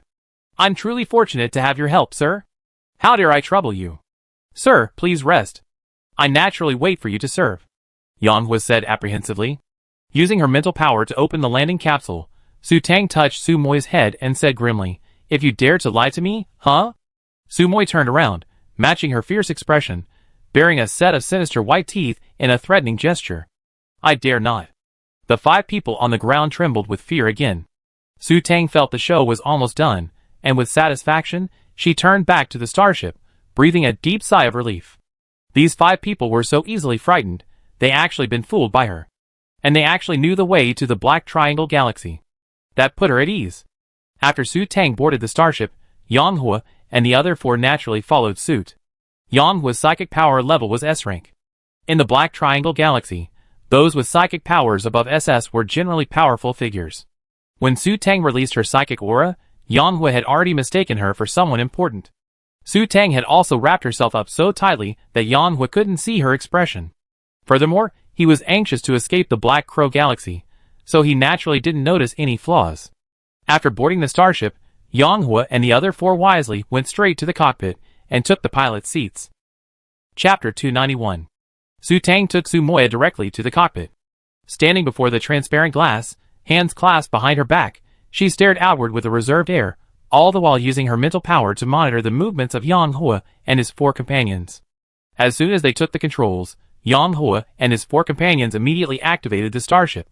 It must be said that their piloting skills were far more proficient than those of Team Wan Qing. Even from her position, Su Tang didn't feel a single jolt of instability. In a matter of seconds, the starship had left the surface of planet HY652. Su Tang noticed that upon leaving the planet's atmosphere, Yanhua produced a black optical computer. With a flick of his finger, a 3D star map appeared. After a few glances, Su Tang understood. This must be the Black Triangle Galaxy. These aren't the 30 star systems of the Federation. They should be a galaxy map of the Black Triangle Galaxy, Su Xiaobai stated his hypothesis. Well, once we get to the Black Triangle Galaxy, we control them, interrogate their situation, and let them pilot the ship. Su Tang made up her mind. She would have no chance of making it alone in the Black Triangle Galaxy, but with locals, it would be easier. Yes, let's also note that space jump point later. It might come in handy later. That makes sense. Su Tang nodded in agreement, using her mental power to secretly activate the location recording function on the optical computer. Sir, after leaving the space jump point we mentioned, we will arrive at this location. Yanhua zoomed in on the 3D star map and pointed to a nearby planet. Hearing Yanhua's words, Su Tang turned and saw the spot Yanhua's finger was pointing at, a spot among a dense cluster of planets. Su Tang. Can she ask where this is? But obviously she couldn't. I understand. Pretending to know, Su Tang nodded, then continued to feign profoundness. I'm so audacious, I wonder if you're planning to return to the free zone? Su Tang didn't know where that location was, but Yanhua knew it. Because the exit to the space jump point was at the junction of the Black Sha Zone and the Black Ink Zone. Even if the people in the Black Lightning Zone knew about it, it wouldn't be needed unless it was an emergency. Once there, those with limited strength and poor disguises wouldn't be able to return alive. But if they followed this lord to the free zone, they would be much safer. While the people in the free zone were extremely vicious, it was a neutral zone. As long as they kept their tail between their legs, avoided causing trouble, and didn't show off their wealth, they could still survive. Su Xiaobai, do you know the power distribution in the Black Triangle Galaxy? Su Tang asked Su Xiaobai for help. The Black Triangle Galaxy has 4 factions: the Black Breaking Zone, the Black Ink Zone, the Black Lightning Zone, and the Free Zone.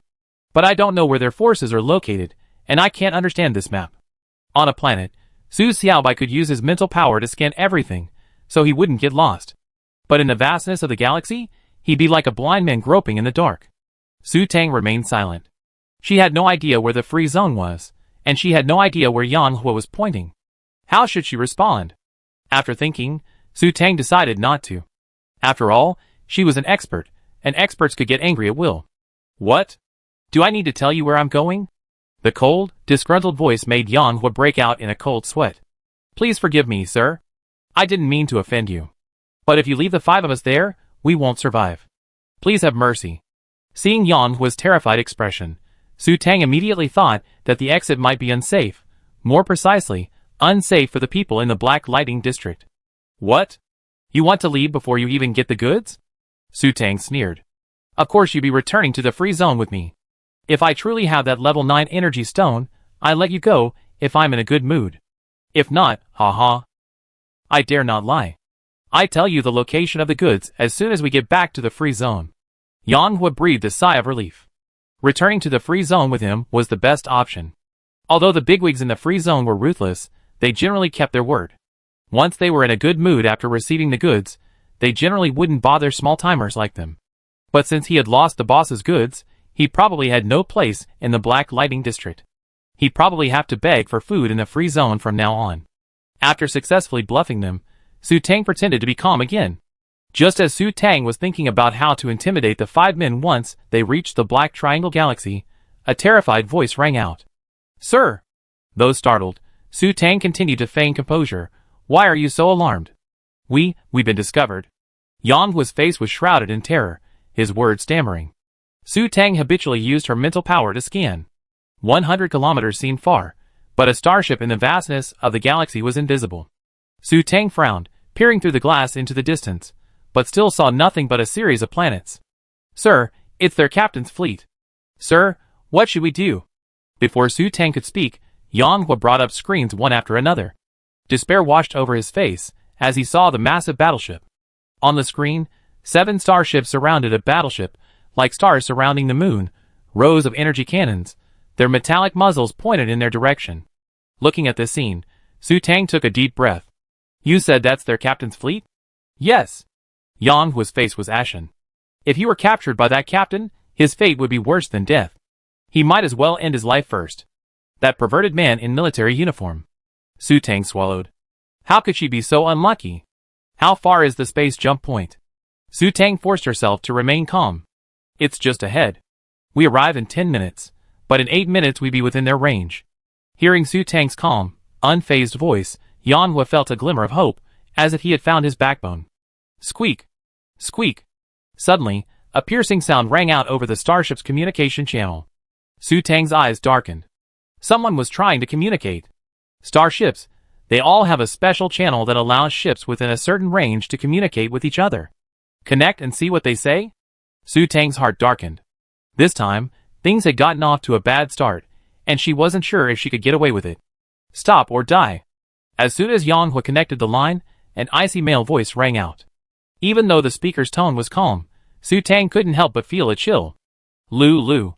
By this time, Yang Hua had lost all color, his face as pale as paper, and his whole body was shaking like a sieve. If he weren't in the driver's seat, he would have collapsed to the ground. Su Tang gave him a look of disdain, and walked over to turn off the line. Although she also thought the man in the military uniform was a bit perverted, Yang Hua's behavior was a bit too exaggerated. Was he really not a man? Chapter 292. Full speed, enter the jump point. Su Tang gave the order directly. As long as they were within the jump point in 2 minutes, they would be safe. After all, not everyone dared to enter an unknown jump point. Sir, we don't have an energy shield. Sir. Yang Hua, unsure of what had triggered him, was in a state of deep fear. The person questioning him was a burly man under his command. Do as I say. You have nothing to fear from your worthless lives. Besides, I'm still here. Su Tang sternly declared. She was determined to reach the Black Triangle Galaxy. Besides, the energy weapons, wouldn't even be enough for her little treasure. Xiaobao, it's up to you. Su Tang touched Su Xiaobao, who was still on her ear. Hee Mom, they're using energy cannons to attack Xiaobao. There's no coming back. Su Xiaobao was delighted. Energy cannons, he loved eating them. Well, wait until the very last moment before leaving. In Star Wars, battleships are typically equipped with energy weapons.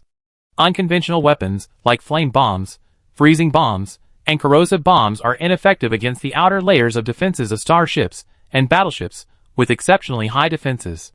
Thus, with an energy-eating beast like Su Xiaobao, capable of a wide range and immune to energy cannons, Su Tang could maneuver sideways like a crab in the starry sky.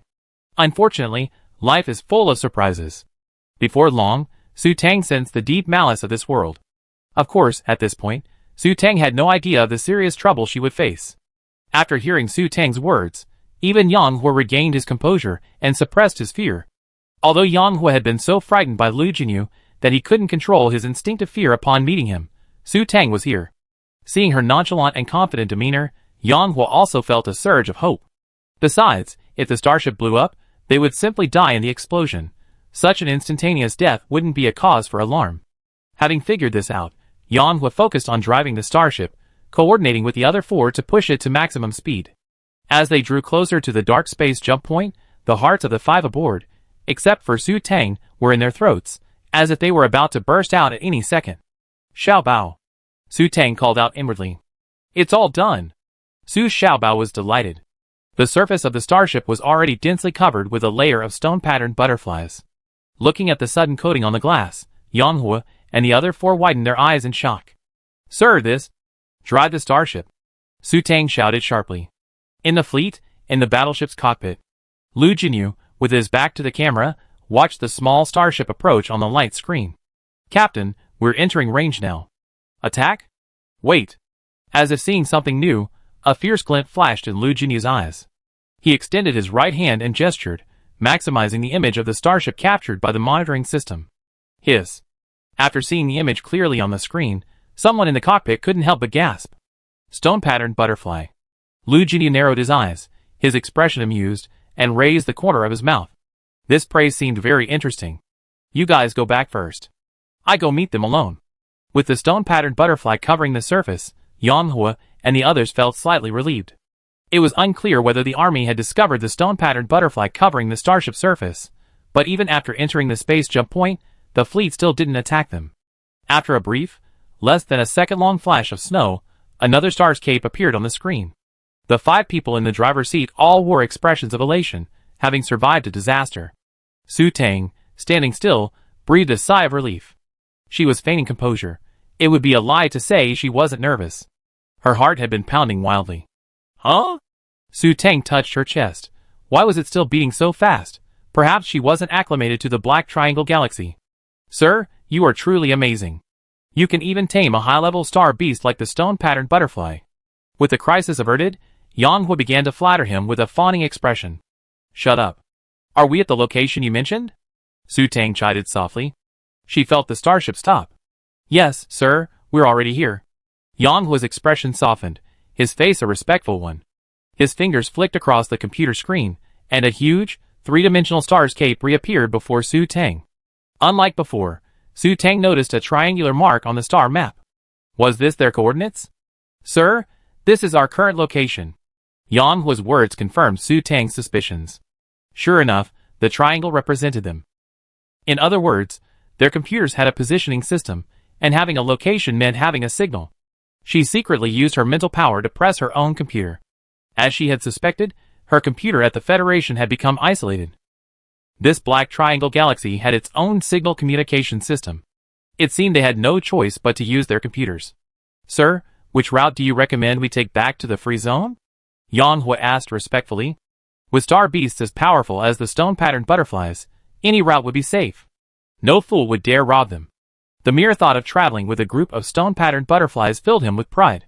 Yang Hua felt he should make his position known, try to win the favor of this lady, and win her over. Which route?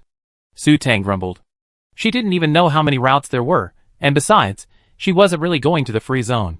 She was here to find Su Yuan's father. Su Xiaobai, which way are you going? Since they already reached the Black Triangle Galaxy, it was only natural to continue looking for their father. Su Xiaobai? Master Su? Damn it, Su Xiaobai, stop playing dead. After calling out to Su Xiaobai 3 times without a response, Su Tang panicked. After another period of no response, Su Tang felt a bit lost. Master Su, how could you fail at this crucial moment? After calling out to Su Xiaobai for over 10 minutes without a response, Su Tang completely panicked. Sir? What do you think? Yang Hua couldn't help but ask, as Su Tang had been silent for so long. What's the rush? Let me think. Su Tang said angrily. Su Xiaobai had disappeared, so how could she know where to go? Xiaobao Su Moi, do you know what happened? Su Tang thought carefully. It seemed nothing special had happened just now. It was just a space jump point. This shouldn't affect Su Xiaobai. Baby, I don't know. Su Xiaobao's voice was bewildered. Master, it seems that Boss Xiaobai has encountered a natural enemy. Su Moi weakly expressed his suspicion. Ah, what? A natural enemy? Su Tang was startled. Just a moment ago, I vaguely felt Boss Xiaobai's fear, and then I couldn't sense its presence anymore. Su Moi knew the feeling of encountering a natural enemy very well. Although he was his master's pet, he couldn't help but feel that fear when encountering Su Yanlai. It wasn't until he evolved into Vulpix that the feeling disappeared. Chapter 293. Fear?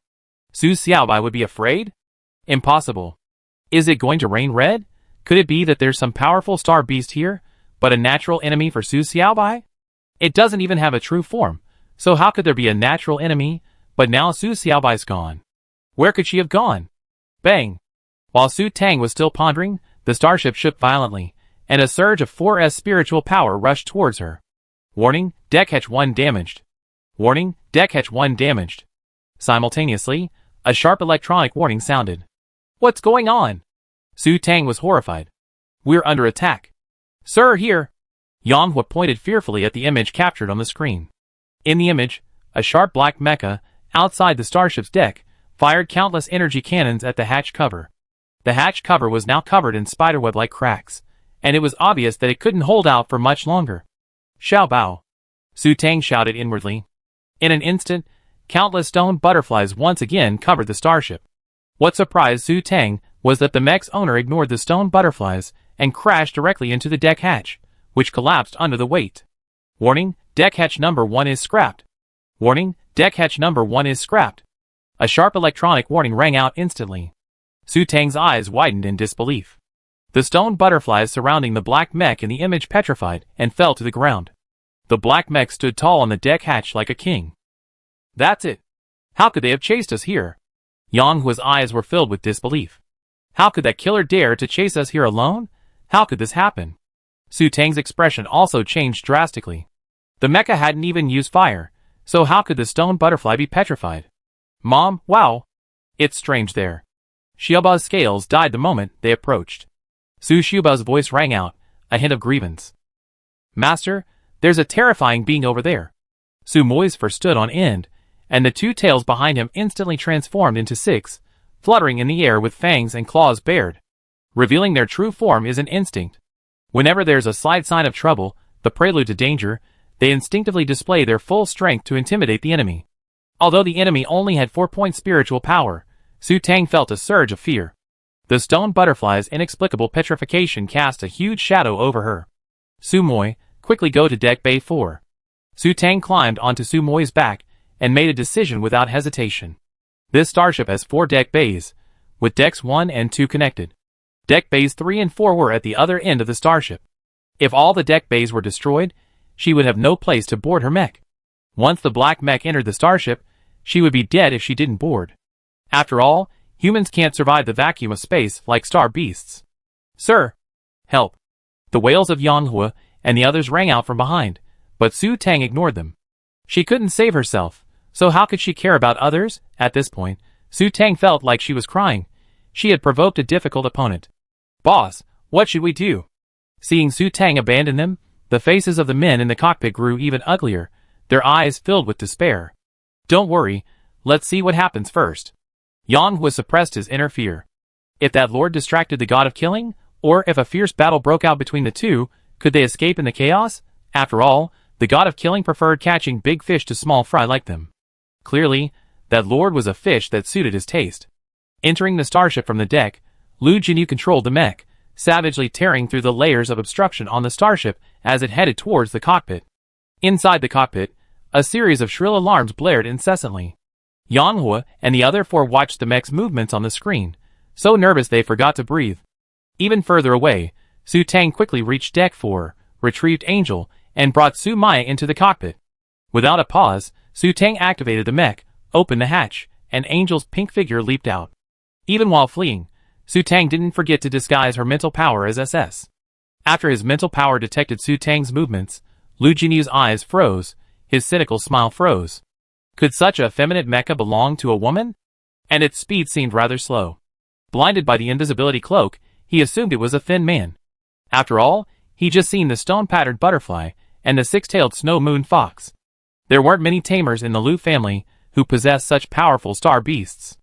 Was there such a formidable female figure in the Black Triangle Galaxy? How had he never heard of her? Besides, the stone-patterned butterfly, such a powerful fighter. Now that he encountered her, he couldn't let her go. He tried to tame the stone-patterned butterfly before, but failed every time. He was determined to learn the secret from that man. After watching his prey escape, Lu Jinyu, disregarding the 5 people in the cockpit, pierced the starship's outer wall from the inside with his energy cannon, preparing to depart. Observing the relieved expressions of the 5 people in the cockpit through his psychic sense, Lu Jinyu gave a strange smile. Before leaving the starship, he unleashed 2 energy cannon rounds that destroyed the starship's energy chamber. The energy chamber exploded, and the starship fell into a momentary silence. The damaged starship and the explosion of the energy chamber combined left the entire ship floating like garbage in space, leaving those within without even a chance to escape into a hibernation pod, only to die. In space, Su Teng piloted her mech toward a planet with an atmosphere. In space, a damaged mech would be fatal, but on a planet with an atmosphere, oxygen masks could be used even without oxygen. Generally, on a planet with an atmosphere, conditions are generally not too severe. With specialized protective clothing and oxygen masks, even a damaged mech wouldn't pose a serious threat. The planet Su Teng had her eye on was green, suggesting it might harbor vegetation. At this point, Su Teng no longer cared about speeding, unleashing her full potential. Normally, she would only activate 36 thrusters to control the mech, but this time, she deployed all 108 thrusters, hurling herself at the planet with all her might. She had intended to escape at a low altitude after entering the atmosphere and approaching the ground, but the Angel's speed had reached its limit. Su Teng, unskilled in operating the Angel improperly, ultimately failed to change direction from downward to forward in time, crashing headfirst into the ground. Su Teng, however, opted to activate her 4 large energy shield wings.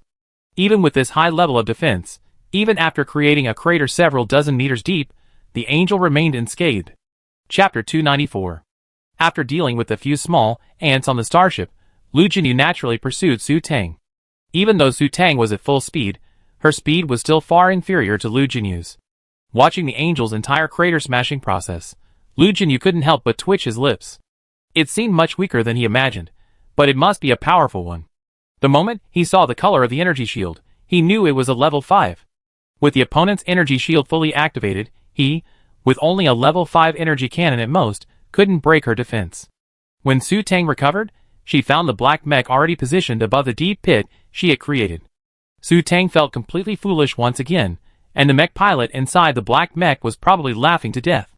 Su Teng, wrapped in 4 energy shield wings, lay at the bottom of the pit, huddled together, pondering a strategy. That mech was truly bizarre. Su Xiaobao's stone-patterned butterfly petrified the moment it approached. Su Teng, who had thought she had no fear of mechas now that she had Su Xiaobao, was now disheartened, recalling the saying, "There's always a mountain higher than the other." Alas, what should I do? Su Teng naturally addressed Su Moi. She felt that Su Moi was the only one she could discuss this with. "Master, this close, I can sense a powerful presence there."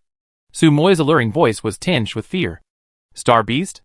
No matter how powerful a person was, it was impossible for a star beast to be so frightened. Could that mecha master also be a beast tamer? Yes, it feels very powerful. Awakened star beasts are very sensitive to danger and powerful enemies. After Su Teng pondered for over an hour, her eyes suddenly lit up. This was the Black Triangle Galaxy. And the man before her was from the Federation Legion, which meant everyone here was his enemy. Although she, Su Teng, wasn't a pirate, her mecha bore no markings. While his mecha clearly bore the insignia of the Federation Army, he wasn't afraid, even after falling into a bandit's den. So why should she be afraid? Thinking this way, Su Teng, wrapped in a wing shield, controlled the propulsion system and flew out of the pit. She was going to find someone, and she didn't believe he would dare follow her into a crowded area. When Su Teng moved, Lu Jinyu raised his eyelids slightly, mentally calculating. This mecha had been lying at the bottom of the pit for over an hour, with 4 level 5 energy shields activated for over an hour. This would require at least a level 6 energy stone in the 20s. It was running out of energy and preparing to escape, but with this kind of skill, it thought it could escape from him. With a contemptuous smile, Lu Jinyu controlled the mecha and charged forward. In an instant, Su Teng was knocked back into the pit. Although the mecha remained intact, Su Teng was disoriented by the violent impact. The wing shield had both advantages and disadvantages. While the opponent couldn't inflict damage, an angel covered in wings couldn't use weapons to attack. Using weapons meant deploying her wing shields. While not completely, only exposing a small portion of the mech, Su Tang felt that with the mech pilot's skill, deploying them would absolutely cripple her. Gritting her teeth, Su Tang unleashed 108 thrusters, charging out of the pit. Alas, she was mercilessly kicked back to the bottom again, this time with her legs. Su Tang was so angry she wanted to curse his ancestors. Desperately, she tried twice more, but was again brutally kicked back to the bottom. Dejected, Su Tang simply lay flat on the bottom, pretending to be dead again. She had no idea what the mech pilot and the mech meant by kicking her back to the bottom. He stood at the edge, watching the spectacle, his intentions unclear. Su Tang's eyes darkened, likely waiting for her energy to run out. Although her energy stones were enough to maintain her energy shield for several months, her mental strength couldn't sustain them much longer. If she continued to deplete it, she would definitely be the first to die. After much deliberation, Su Tang shamelessly decided to surrender. I admit defeat, I surrender. Turning on the mech's horn, Su Tang decided to be sensible. She clearly couldn't escape. Hand over the spoils. I want your stone butterfly. Lu Jinyu was slightly surprised to hear a woman's voice, but he wouldn't show mercy just because she was a woman. However, since she had given him such a generous gift as the stone butterfly, if he felt the need, he could spare her life. Su Tang cried out inwardly, "Oh no! It's that perverted Legion commander." No wonder Yang Hua and the others were so frightened. Thinking back to the cannibalism video she seen earlier, Su Tang's face paled. This pervert had set his sights on Su Xiaobao, and she didn't know what the consequences would be if she refused. Thinking of that horrifying cannibalism scene, Su Tang's hair stood on end, and her stomach churned. She didn't want to be eaten, nor did she want to eat human flesh, but Su Xiaobao, how could she abandon him? Taking a deep breath, Su Tang emboldened herself and began to bargain. Can I get a different one? Hee. Lu Jinyu's smile was dangerous, a fierce glint in his eyes. Daring to bargain with him was courting death. Once he caught her when her energy ran out, he had plenty of ways to make her reveal the secret to taming the stone-patterned butterfly.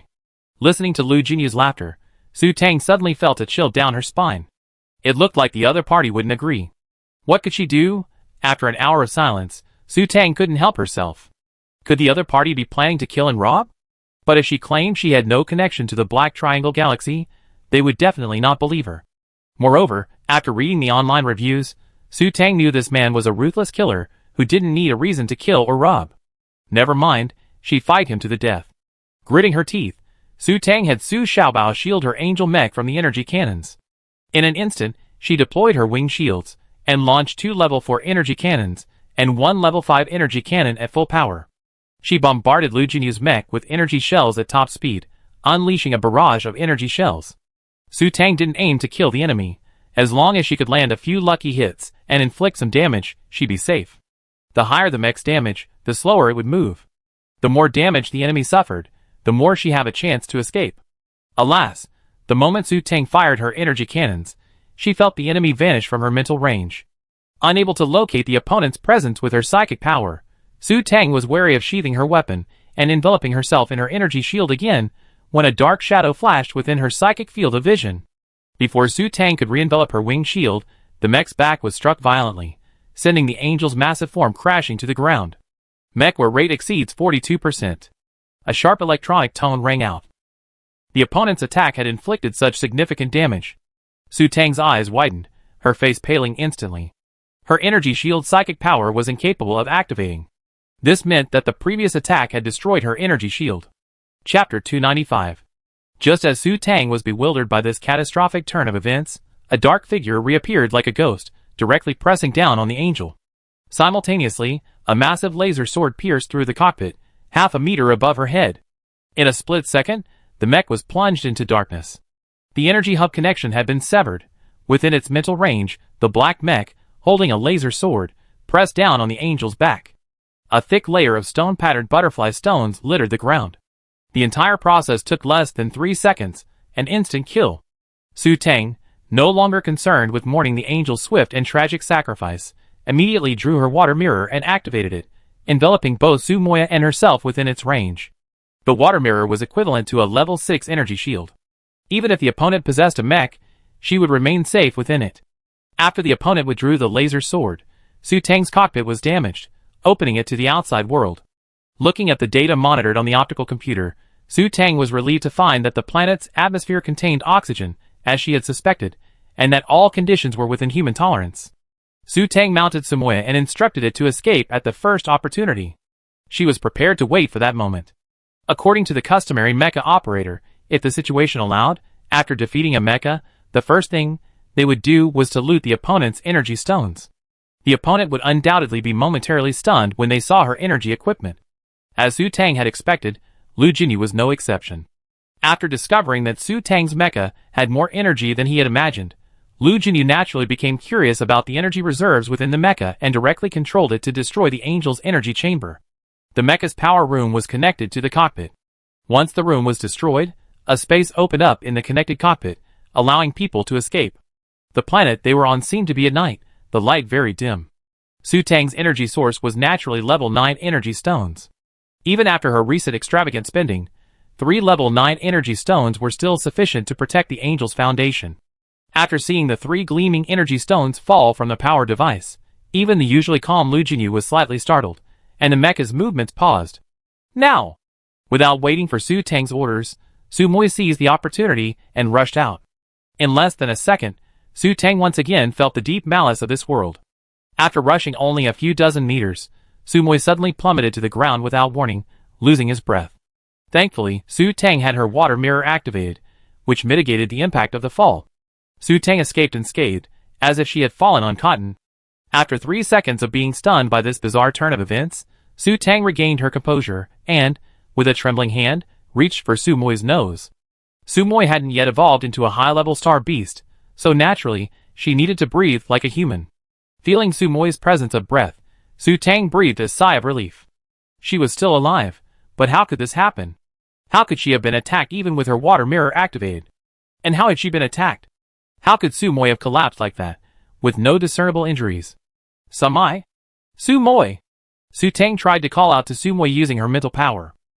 After receiving no response from Sumoy, Su Tang looked warily at the black mecha, which was still focused on the energy stone.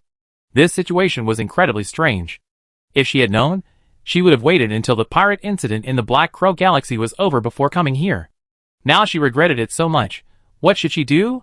What should she do now? Leaving Sumoya behind and escaping was clearly impossible, especially since her tiny limbs were no match for the mecha.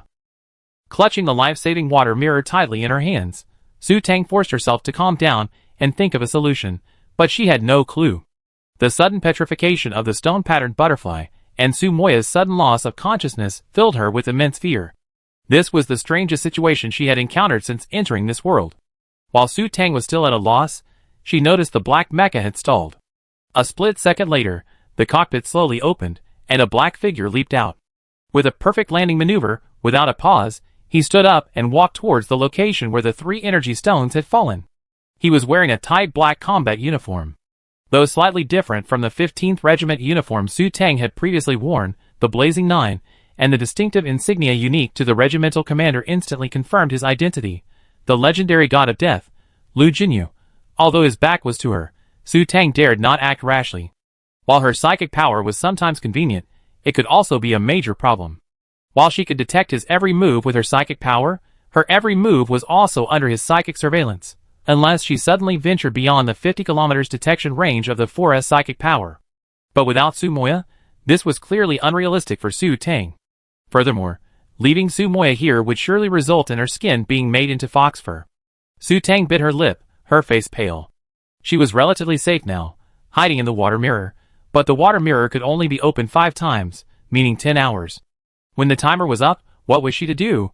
Taking a few deep breaths, Su Tang decided to hold out.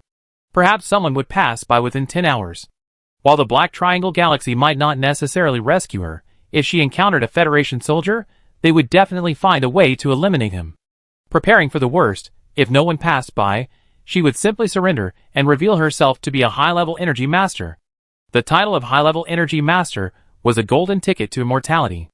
Generally, no one would kill a high-level energy master, and if they fell into enemy hands, they would face little persecution beyond a daily energy stone fusion. Thinking of this, Su Tang felt relieved. Her life was safe, and she knew she would be able to escape sooner or later. Because Su Tang's invisibility cloak tightly enveloped her, no matter how skilled Lu Jinyu was, he couldn't discern her thoughts. After seeing the 3 high-level energy stones, Lu Jinyu ignored her. He walked over to the energy stone and carefully bent down to pick it up. A gleam flashed in his slender, almond-shaped eyes. Seeing the level 7 symbol on the energy stone, he suddenly smiled.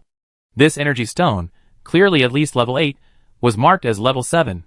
Who was he trying to fool? Lu Jinyu was in high spirits.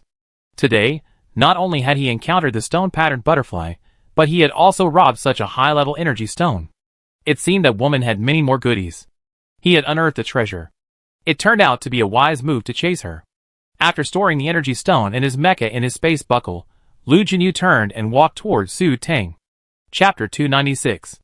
Watching Lu Jinyu approaching, Su Teng felt her heart skip a beat with every step, as if some terrifying beasts were approaching. She unconsciously retreated. To be honest, Lu Jinyu was a strikingly handsome man, with slender almond-shaped eyes, a straight nose, and a resolute chin. Unlike the typical soldier's tan complexion, his complexion, like Jiang Yunchuan's, was remarkably fair. Yet, this otherwise gentle and refined appearance evoked a strange sense of danger. As Lu Jinyu approached, the fear that had finally subsided in Su Teng's heart surged forth again.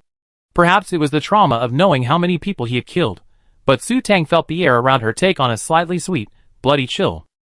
After retreating several steps, Su Teng realized that Su Maya was about to leave her water mirror's range.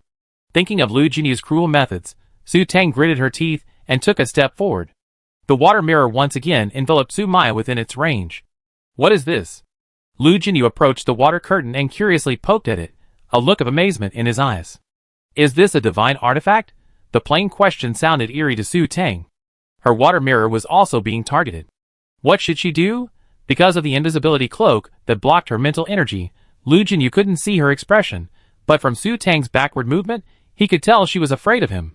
Lu Jinyu suddenly felt a little foolish. When he saw the stone-patterned butterfly, he had seriously considered her a powerful prey, but it turned out to be just a useless rookie. Just a fat rookie worth slaughtering. Hand it over yourself, or do you want me to take it? Lu Jinyu said it matter-of-factly, as if to say the weather was beautiful today.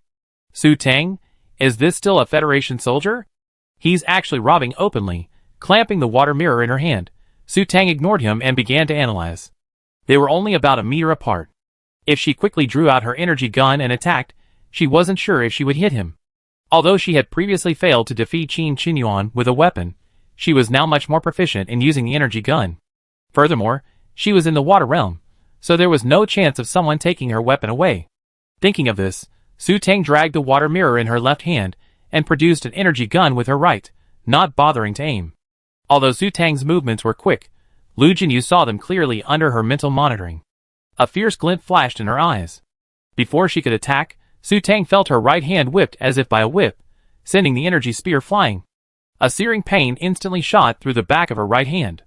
Before Su Teng could recover, she felt the same excruciating pain in her left hand. Su Teng broke out in a cold sweat from the pain, tears streaming uncontrollably. Her mind went blank, all her senses focused on her injured hands. After taking a few deep breaths and regaining consciousness, she saw Lu Jinyu smiling, looking down at the water mirror in his hand. Despite his smile, Su Teng felt a chill run down her spine. Sumoya? Su Teng's face paled as she stared at the scene in disbelief. Unbeknownst to her, Sumoya had awakened, standing beside Lu Jinyu. Looking at the 6 tails spread out behind her, Su Teng realized it was Sumoya's tail that had struck her. Only a Sumoya within the water mirror could attack her. You did what? Su Teng bit her lip, her face drained of all color. Sumoya didn't respond to her. How could this be? Sumoya, now awakened, betrayed his master? Impossible. Su Teng's face darkened even further as she looked at the spiritual power still connected to Sumoya in her mind. A star beast couldn't betray its master while the spiritual connection still existed. Tell me how to use this. Also, give me your stone butterfly, and maybe I consider letting you go. Lu Jinyu looked up and smiled at Su Teng. Su Teng shuddered, her bones beginning to feel cold, her body trembling slightly. She once again pulled out an energy gun from her space pocket and gripped it tightly. Although she knew it was useless, only by holding onto the weapon could she overcome her inner fear and avoid collapsing to the ground. Well, you don't want to? Seeing Su Teng pick up her weapon again, Lu Jinyu raised an eyebrow in displeasure. You're not going to live or die. As soon as Lu Jinyu finished speaking, a white afterimage charged towards Su Teng. It was clear that Sumoya had attacked her again. Instinctively, Su Teng closed her eyes and held her gun in front of her. Snap, snap. The expected pain didn't come. Instead, A series of sounds like exploding firecrackers rang out, interspersed with Su Moi's angry, tinged fox howls of pain. Within her mental range, countless demonic light butterflies flashed white fluorescence, centered around Su Tang. A blanket of white light covered the area within 10 meters. Although each demonic light butterfly's explosion only inflicted a fingernail-sized wound on Su Moi, a large number of ants could kill an elephant. For a moment, Su Moi retreated, not daring to approach. "Mom, run, run!" Su Shuba's slightly anxious voice echoed in Su Tang's mind. Su Tang regained consciousness and realized that, enveloped by layers of demonic light butterflies, Su Moya couldn't get close to her. But Lu Jinyu still stood there, a glint in his eyes that she couldn't understand. "Xiaobao, blow him up." Su Tang didn't care what the consequences would be for killing a Federation Legion commander. She had been bullied to this point, and she absolutely needed revenge. No, I die if I get close." Su Xiaobao was apprehensive. "Mom, run, it's dangerous." Although Su Xiaobao was still young, the star beast's instinct for danger remained. It told it to hide, stay away from that person, because there was a threat over there. What a pervert. Su Xiaobao's words made Su Tang curse inwardly. No wonder there weren't any demonic light butterflies around Lu Jinyu. Although she was reluctant, she had no choice but to flee. After only a few steps, she felt a powerful backward pull, as if someone had grabbed her invisibility cloak and yanked it backward. Su Tang lost her balance and fell to the ground. "Run again!" Lu Jinyu looked down at her from above. With a forceful movement of his hand, her invisibility cloak was ripped off. Su Tang watched in horror as the demonic light butterflies around her vanished in droves. Those that came within half a meter of Lu Jinyu vanished in an instant, as if they had entered another dimension. "Where's the real body?" Lu Jinyu was overjoyed at the discovery of the legendary star beast, the demonic light butterfly. His lips curled upward, his eyes beaming like crescent moons. To him, it was all his. Below, Su Tang felt the chill grow even stronger. Biting her lip, she began to consider whether to reveal her identity as an energy technician to save her life. Chapter 297. Do you want me to search him myself? Lu Jinyu's patience wore thin, his tone growing impatient. Su Tang remained silent. She absolutely did not want to hand Su Xiaobao over. Seeing Su Tang's attitude, Lu Jinyu's last shred of patience faded, and he stepped forward, ready to conduct a body search. A slight tremor trembled in the air, and Lu Jinyu leaped back. In an instant, a half-meter-long laser sword suddenly appeared where he had been a moment before, revealing Su Xiaobao's true nature. Although Su Xiaobao instinctively feared him, his mother was hurt, and he had to come to her defense even though he knew he couldn't win. Looking at Su Xiaobao's baby face radiating a murderous aura, even in this critical moment, Su Tang was deeply moved. Her love for her son was truly worthwhile. However, seeing Lu Jinyu's expression of joy, without any surprise, her heart sank again. How could such a perverted man exist? Upon seeing Su Xiaobao's appearance, Lu Jinyu's face lit up with joy. Seeing the sudden appearance of countless stone-patterned butterflies, his previous hypothesis about the stone-patterned butterfly's true form became even more certain. Seeing the demonic light butterflies appear, he suddenly thought that perhaps the stone-patterned butterflies and the demonic light butterflies were merely companion forms of the true form. Su Xiaobao's appearance clearly confirmed his suspicions. The true form indeed existed. Taming it would mean possessing vast numbers of stone-patterned butterflies and demonic light butterflies. With such a powerful force, reclaiming the Black Triangle Galaxy was imminent. Lu Jinyu was filled with excitement. He wanted to tame it. "Xiaobao." Su Tang's pupils dilated as she screamed. Su Xiaobao, who was protecting her, suddenly and without warning, petrified. "What did you do?" Su Tang shouted sharply. Lu Jinyu, standing there, ignored her, frowning slightly. How could this happen? Out of control? Dead? Lu Jinyu stood there, pondering for a few seconds, before noticing that his original form had revived, transforming into a baby-like butterfly with wings, protecting the woman. Lu Jinyu reluctantly tried to control it again. Under Su Tang's horrified gaze, Su Xiaobao petrified again and fell to the ground. Lu Jinyu's frown deepened. Dead again, out of control? What had gone wrong? He couldn't even control that star beast. After repeated attempts, the results remained the same. For the first time, Lu Jinyu felt a deep sense of defeat. Tell me how to tame it, or else.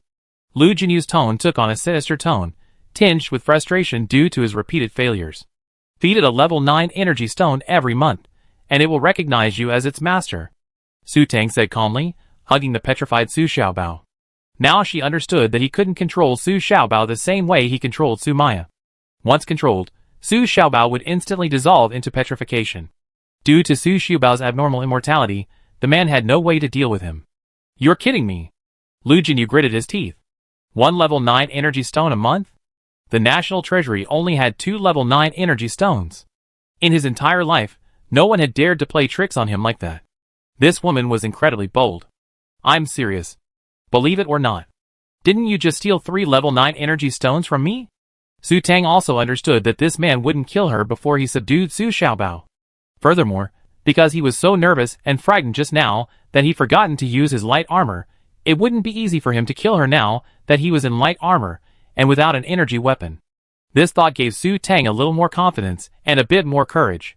Hearing Su Tang's calm tone, Lu Jinyu's eyes froze. Were those 3 energy stones level 9? Without a detector, he couldn't immediately confirm their exact quality, but judging by their luster, they were likely level 9. But so many level 9 energy stones? Lu Jinyu's eyes suddenly grew curious. A woman with so many high-level energy stones? She didn't sound very old. Could this be Su Tang? Take off the mask.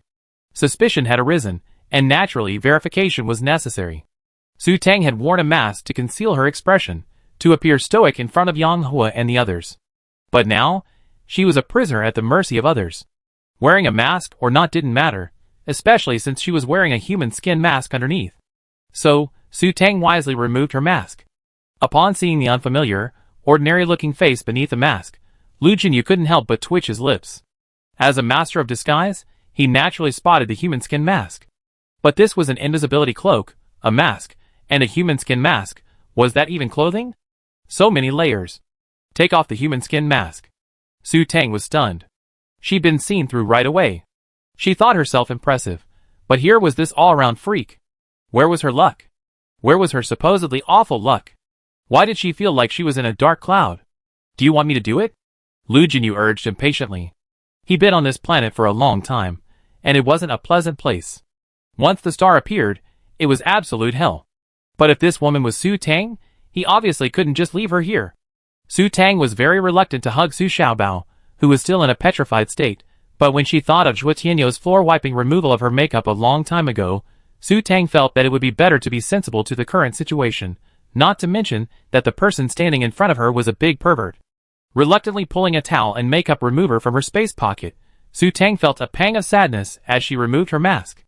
If Zhuo Tianyu hadn't been transferred to the capital system by Qin Qinyuan, he wouldn't have died, and would have protected her all the way.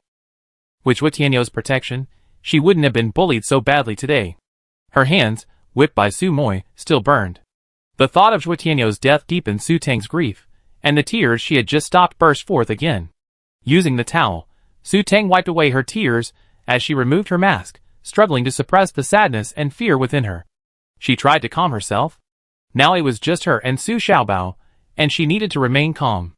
She had to not only escape unscathed but also protect Su Xiaobao, retrieve Su Moi and her water mirror, and, most importantly, solve the mystery of Su Xiaobao's disappearance and continue her search for her father. Watching Su Tang holding the towel to her face for so long without moving, Lu Jinyu grew impatient and stepped forward, ripping the towel off. Su Tang, startled by the towel being snatched from her hand, looked up. Seeing Lu Jinyu overhead, she bit her lip in anger and resigned herself to the thought, then lowered her head again. At this point, Su Xiaobao and Su Tang's arms had recovered, but due to being petrified so many times, he looked quite languid. With a look of grievance on his face, he rubbed against Su Tang's arms for a moment before transforming into a small moth and flying back to Su Tang's ear. Su Xiaobao had already realized the futility of his resistance. Sensing no murderous intent from the person opposite him, he wisely retreated to his usual hiding spot. Chapter 298. Su Tang removed her human skin mask, allowing Lu Jinyu to clearly see her face. While she was slightly prettier than in the photos Su Yuan had shown him, that didn't stop him from identifying her. Su Tang's face was pale, her lower lip bitten until it was white. Her eyes were red, and her eyelashes fluttered like cicada wings, stained with tears. It was obvious she had been crying. The backs of her hands were red and swollen from the lashing of the Sumoya's tail. A flicker of guilt crossed Lu Jinyu's heart. Normally, he would never show any mercy in torturing someone, but this person was Su Tang. Given their relationship, he actually treated her like this. Lu Jinyu suddenly felt a pang of guilt. The damage had already been done, and it was natural to repair it promptly. "Where are you hurt?" Lu Jinyu softened his tone, his voice tinged with concern. Su Tang shuddered involuntarily at his softening tone and concerned voice. It felt like the bitter northwest wind of winter had transformed into the gentle breeze of a bright, warm spring. Su Tang was momentarily stunned by Lu Jinyu's strange change in attitude. In her daze, the mental energy connecting her to the light armor was severed, and the armor covering it receded like a tide, transforming once again into a small bracelet around her wrist. Su Tang stared blankly as Lu Jinyu crouched down, pulled out a bottle of potion from his space pocket, and directly grabbed her hand, applying it. For some unknown reason, Lu Jinyu's hand was cooler than a normal person's, and it felt cool to his touch. After applying the potion, the burning pain was replaced by a cool, refreshing sensation, and Su Tang felt less uncomfortable. Even after Lu Jinyu finished applying the medicine and stood up, Su Tang still felt a sense of uncertainty. The situation before her was bizarre beyond her imagination. She hadn't even mentioned she was a senior energy practitioner. Why had this pervert let her go and even apply the medicine? How could he be so kind? Was he up to something? Was he trying to trick her, Su Xiaobao? Let's get out of here first. This planet won't be safe after daybreak. Glancing at the sky that was turning pale, Lu Jinyu decided to leave immediately. This was one of the infamous demon planets. Even he couldn't guarantee his safety. Su Tang lowered her eyes, pondering the credibility of Lu Jinyu's words. Lu Jinyu's attitude was truly strange, and the impression he left on her was truly negative. Furthermore, his reputation on the Star Network was incredibly negative. Su Tang felt she couldn't trust him. He was definitely up to something. After much deliberation, Su Tang decided it would be safer to get the water mirror back. Give me back my things first? Looking at Su Tang, who looked defensive and unconvinced, Lu Jinyu narrowed his eyes slightly. For some reason, he suddenly remembered the gossip about Su Tang and Yin Zimo on Starnet, and his expression darkened. Under Lu Jinyu's gaze, Su Tang felt like she was back in the harsh northern winter. Sure enough, he was planning something so shameful. Just as Su Tang was debating whether to quickly stand up, Lu Jinyu had already reached her side and lifted her up by the arm. Because she had been sitting on the ground for so long, being pulled up so quickly made Su Tang's eyes spin. When she regained consciousness, she saw Lu Jinyu holding her in a princess-like embrace. A short distance ahead, a red mecha, new to her, suddenly appeared, its cockpit slowly opening. Let go. Su Tang struggled, her words coming to her senses, but was cut off before she could finish. Don't move. The cold male voice carried a tone of impunity. After seeing Lu Jinyu's gloomy expression and sinister eyes, Su Tang cowered. Too frightened to struggle, she nestled quietly in his arms. Seeing Su Tang's composure, Lu Jinyu's expression softened slightly. After the mecha's cockpit fully opened, he stepped back with his right foot, bent his legs, squatted down to gather strength, and with a single leap, he carried Su Tang directly into the mecha's cockpit. Feeling the cool breeze on her face, Su Tang swallowed. To be able to leap into the cockpit with such a lighthearted effort, this pervert must have reached level 5 physical strength, just like Jiang Yunchuan. Now she was in his hands. The mecha couldn't defeat her, Su Xiaobao couldn't defeat her, Su Moya had rebelled, and Su Xiaobai was gone. Even running was impossible. Su Tang felt her future was bleak. Suddenly, Su Tang's mind flashed with a flash of light. The vanished Su Xiaobai? A natural enemy, a powerful enemy? It occurred to her that this man had reappeared not long after Su Xiaobai vanished. Could Su Xiaobai's natural enemy be related to him? Su Tang suddenly thought of the star beast that Su Xiaobai had mentioned, belonging to Lu Qingyang, which she couldn't find. This Lu Jinyu was also a beast trainer. Perhaps he also possessed a terrifying star beast that she hadn't discovered. The thought of this possibility further solidified Su Tang's resolve to find a chance to escape. Entering the cockpit, Lu Jinyu placed Su Tang in the passenger seat and took the driver's seat himself. After Su Moy entered the cockpit, Lu Jinyu immediately activated the mecha. Seeing Su Moy crouching next to Lu Jinyu's driver's seat, Su Tang felt a surge of indignation. This was her star beast. And her and Su Moy's mental powers were connected. How could it be controlled by someone else? After repeatedly calling out to Su Maya with her mental power without receiving a response, Su Tang felt discouraged and abandoned her futile efforts. At this point, Lu Jinyu's mecha had been adjusted, and Su Tang was surprised to discover that its compatibility was a staggering 95%. Even with her 5S mental power, her compatibility with the angel was only 91%. Thinking of compatibility, Su Tang thought of her angel. Within her mental field of vision, her angel lay broken and tattered on the ground, like a pile of scrap metal. Su Tang's face darkened. Not to mention the angel's perfect appearance, which had pleased her so much. The most important thing was that the angel was a gift from Zhu Tianyu. Zhu Tianyu was dead, and now the angel he had given her was also dead. Even the water mirror Zhu Tianyu had given her to save her life had been taken away. The more Su Tang thought about it, the more she felt sorry for Zhu Tianyu, and her face grew even sadder. Lu Jinyu naturally noticed Su Tang's expression.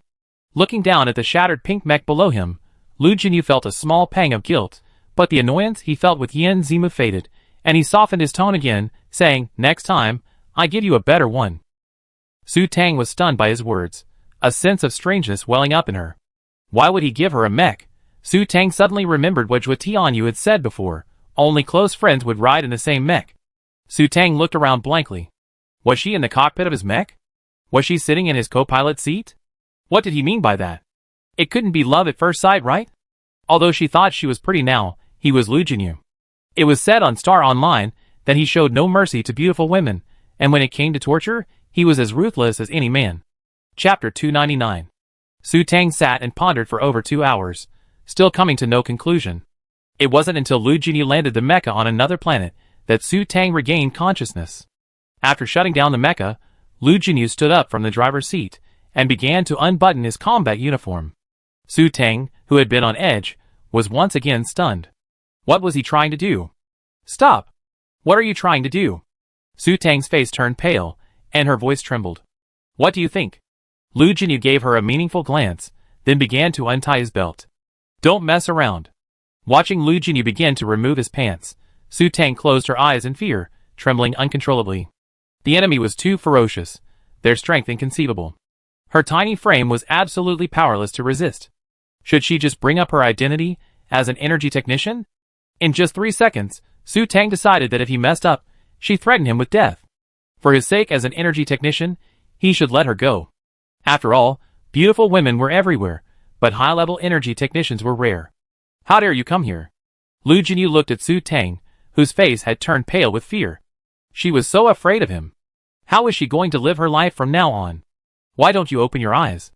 After changing clothes, Lu Jinyu looked at Su Tang, who still had her eyes tightly shut, feeling a little annoyed. She actually didn't want to look at him. Su Tang shook her head. What if she opened her eyes and saw a picture of a naked man and got a sty? If you don't open your eyes, I'm coming over. Although Lu Jinyu's voice still struck Su Tang as cold and dangerous, the tone of it was clearly different from before, as if two different people were speaking. Was he using a voice changer? Curious, Su Tang opened her eyes slightly, preparing to take a peek. At first glance, her eyes widened in shock. Who is this? Is this Lu Jinyu? A man in a purple combat uniform lazily leaned against the cockpit of a mecha. Su Tang stared at him, examining him closely. He looked exactly like Lu Jinyu, but she couldn't tell him. It felt strange, like someone pulling a piece of broken glass out of a pile of broken glass and telling you it was a rough diamond. Obviously, no one would believe it. It was just a piece of broken glass. Even if it looked like a diamond, it was fake. The man before her gave her this strange feeling. Su Tang simply felt that he wasn't Lu Jinyu, but she couldn't explain why. For a moment, Su Tang was puzzled. Who was this man? Thinking of this, Su Tang asked, "Who are you?" "Oh right, I haven't introduced myself yet." Lu Jinyu flashed a flicker of annoyance, then smiled faintly. "Let's get acquainted. I'm Yemo now." As he spoke, Lu Jinyu removed the Federation computer from his right wrist and fished out a black computer from his dimensional pocket. He strapped it directly to his now free right wrist.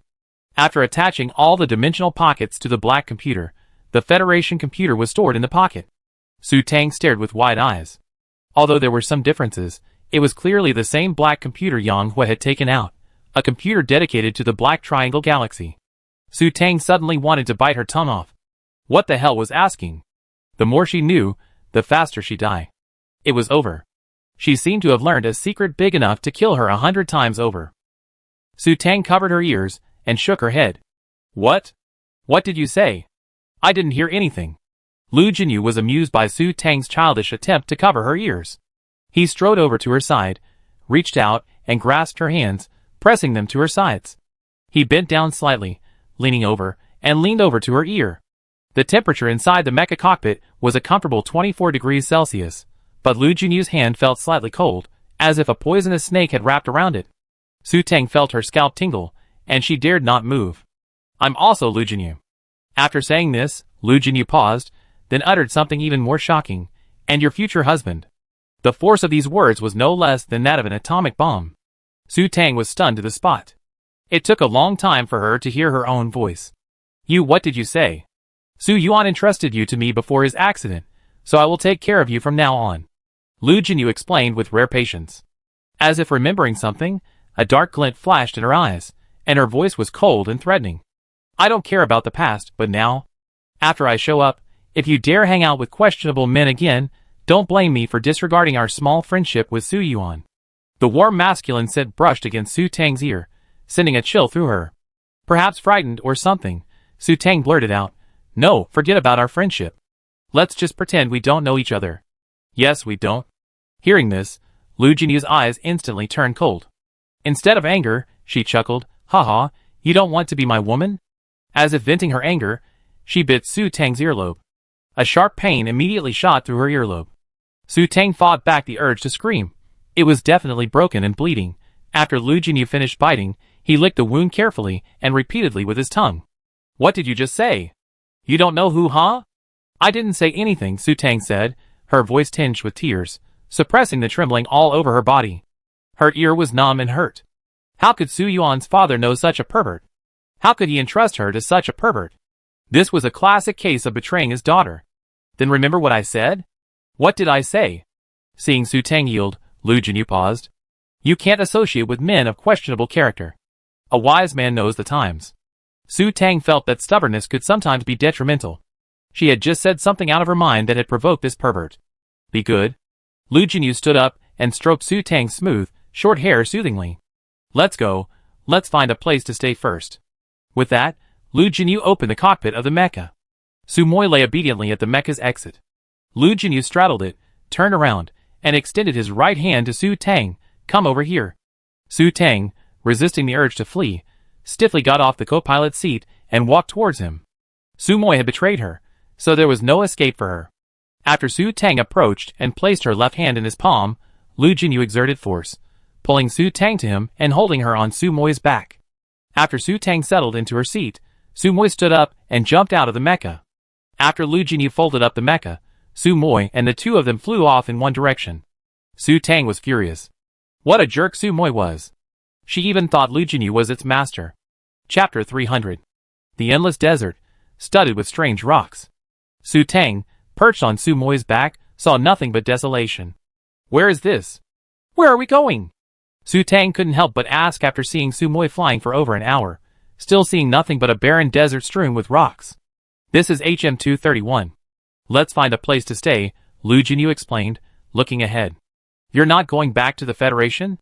Su Tang grew bolder, sensing Lu Jinyu's gentle, human tone, less cold than before. Not for now. Oh! Su Tang suddenly felt a little gloomy. She was unfamiliar with the Black Triangle Galaxy, and even if she managed to escape and shake off this man, she would be unable to move forward. Su Tang remained silent, and for a moment, the two of them fell into silence. Half an hour later, Su Tang spotted the faint outline of a city ahead. Only after Su Moi flew closer did Su Tang confirm that it was truly a city, not a mirage. A towering wall, seemingly made of sand, and the architecture within was full of ancient Babylonian style. Su Tang secretly used her mental power to survey the city. To her surprise, there was hardly a single flying vehicle in sight. Everywhere were star beasts of all colors, as well as rugged, ferocious-looking men. Could this be a gathering place for animal trainers? Just as Su Tang was wondering if she needed to fire a signal flare, Su Moi flew directly into the city, leading the two of them. To Su Tang's astonishment, Su Moi sailed unimpeded, his destination clearly defined, and he landed in front of a massive building resembling a royal palace. Let's go! We stay here for the time being. Lu Jinyu took Su Tang's hand, and led Su Moi into the Babylonian-like palace. Su Tang took a closer look out of curiosity. Despite its imposing exterior, the palace could only be described in two words: empty. After being dragged around by Lu Jinyu for over 10 minutes, Su Tang finally came upon a counter resembling a hotel reception desk. A burly man with thick eyebrows sat behind it, playing a computer that looked like a tablet, apparently playing a game. Safe room, 3 days. Approaching the counter, Lu Jinyu tapped the countertop with his free hand. 1. Su Tang was immediately shocked. Sharing a room with a dangerous psychopath like Lu Jinyu would scare her to death. Tu was about to object, suggesting 2 rooms, but before she could utter a single word, Lu Jinyu turned and gave her a cold look. Su Tang immediately backed off. I didn't say anything. You decide. Perhaps because the game was reaching a critical juncture, the burly man at the counter frowned unhappily. He looked up and opened his mouth with an unfriendly expression, as if about to swear. But upon catching sight of Lu Jinyu, he immediately put on a fawning smile, like a Sichuan opera face changing. Welcome, you need a safe room for 3 days. It costs 5 iridiums. Lu Jinyu directly pulled out a business card-sized card from his pocket, and tossed it over. The man nimbly took it, glanced at it, then lowered his head as if searching for something. He quickly looked up, smiled, and handed over a sign. After taking the sign and glancing down, Lu Jinyu turned and once again pulled Su Tang in the familiar direction. Su Tang was still dazed as they walked. She belatedly realized that credit points were merely the currency issued by the Yen Federation. Outside the Federation, they were truly just a bunch of numbers. Iridium, it seemed, was the currency of the Black Triangle Galaxy. This meant she had no cash at all, and couldn't get anywhere without money.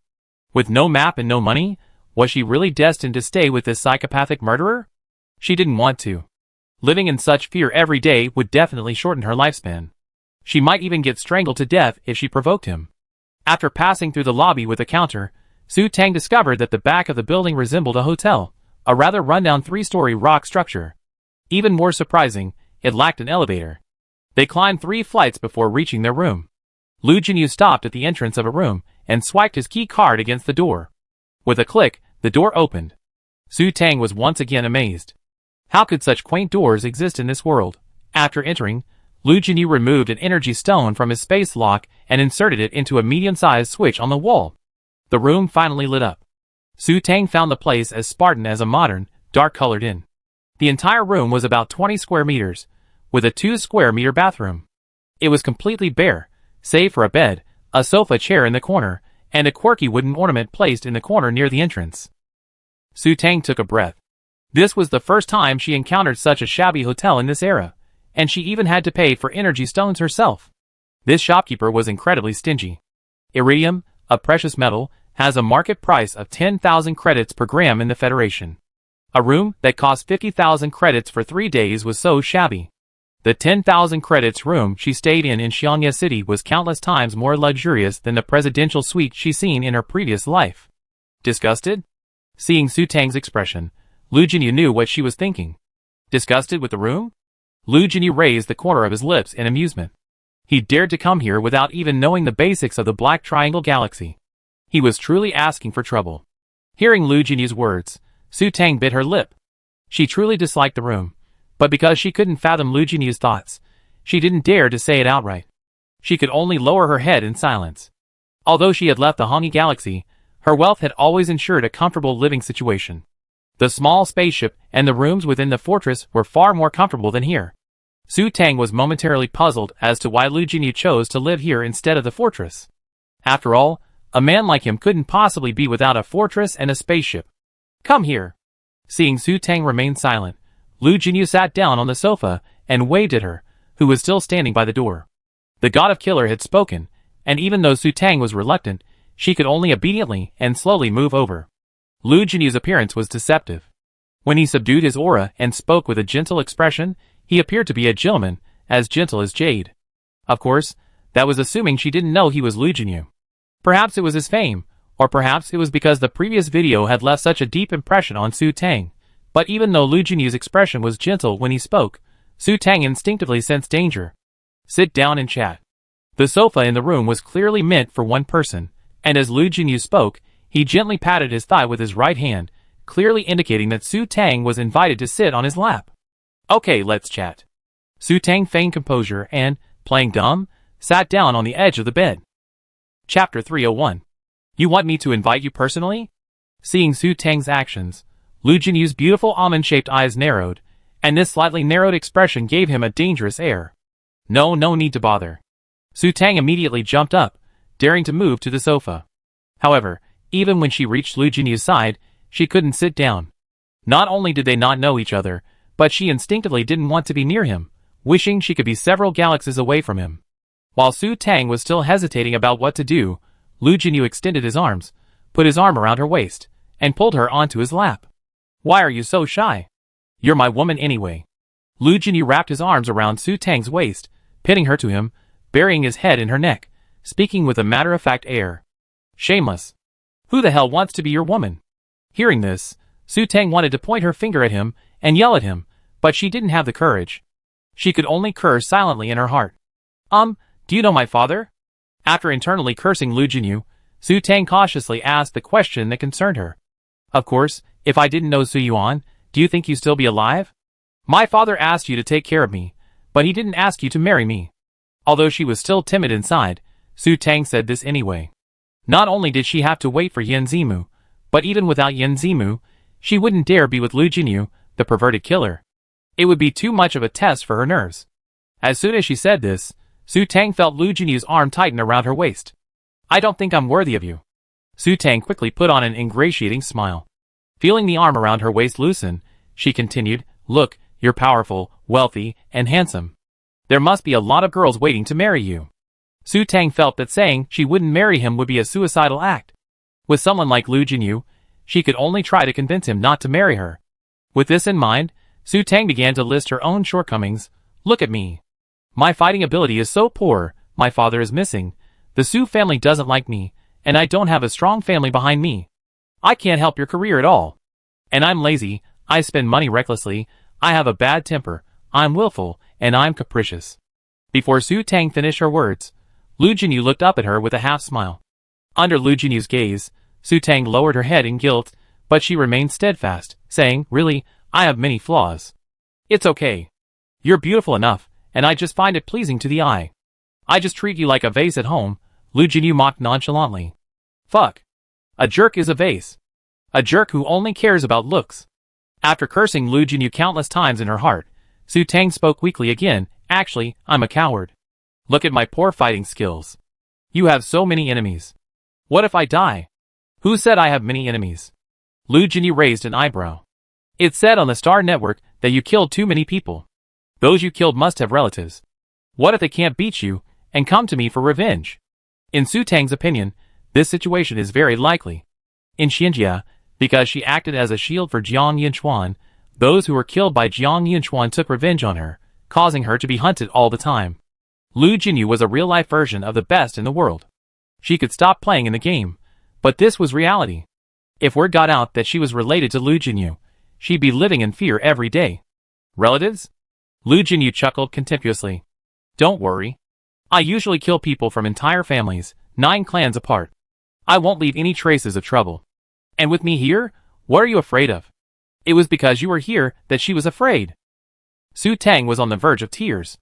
This man had told her in such a nonchalant tone that he slaughtered 9 clans. If she refused, would his neck be broken? Rubbing her neck, Su Tang shuddered. Now that Su Xiaobai was gone, she didn't know if she could return to the ice crystal if she died. If not, she would simply die and be reincarnated in that underworld Su Xiaobai had mentioned. She was already rich and powerful in this life. She absolutely wouldn't accept being killed like that. But there was no way she could marry Lu Jinyu. Yin Zimu was still looking for her. Su Tang gritted her teeth and lowered her head to ponder. She only met Lu Jinyu for less than a day. To say he'd fallen in love with her in such a short time would be sheer absurdity.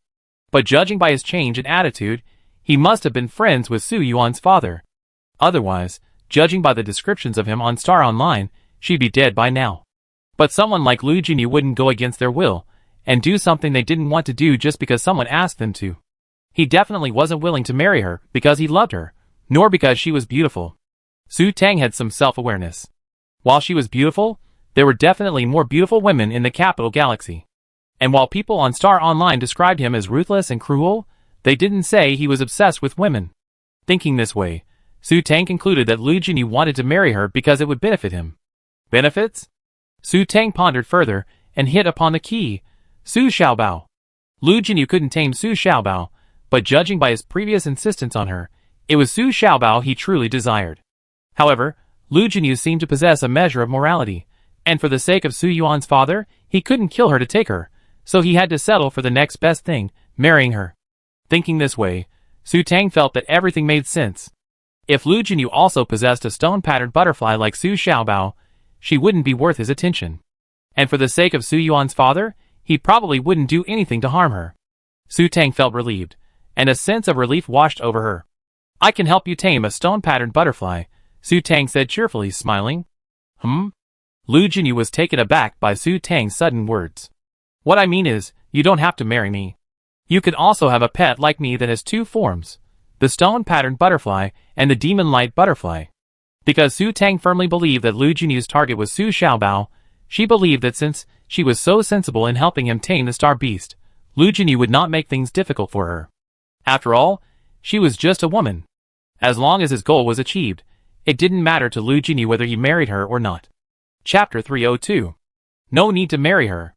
Hearing Su Tang's words, Lu Jinyu narrowed his eyes again, his expression darkening. Back then, Su Yuan had indeed promised him his daughter, and he had agreed, but they were both drunk at the time. After sobering up, Su Yuan didn't mention it, so he dismissed it as a drunken joke and didn't take it seriously. Last year, when he received a message from Su Yuan, seemingly a dying request, he had a bad feeling. After Su Yuan disappeared, he sent people to Hongwang Star to look for her, but the news that came back was that Su Tang had vanished on a spaceship bound for the Wenyan Galaxy. He ordered a thorough investigation, but Su Tang had mysteriously vanished from the spaceship, as if she had evaporated from the face of the earth.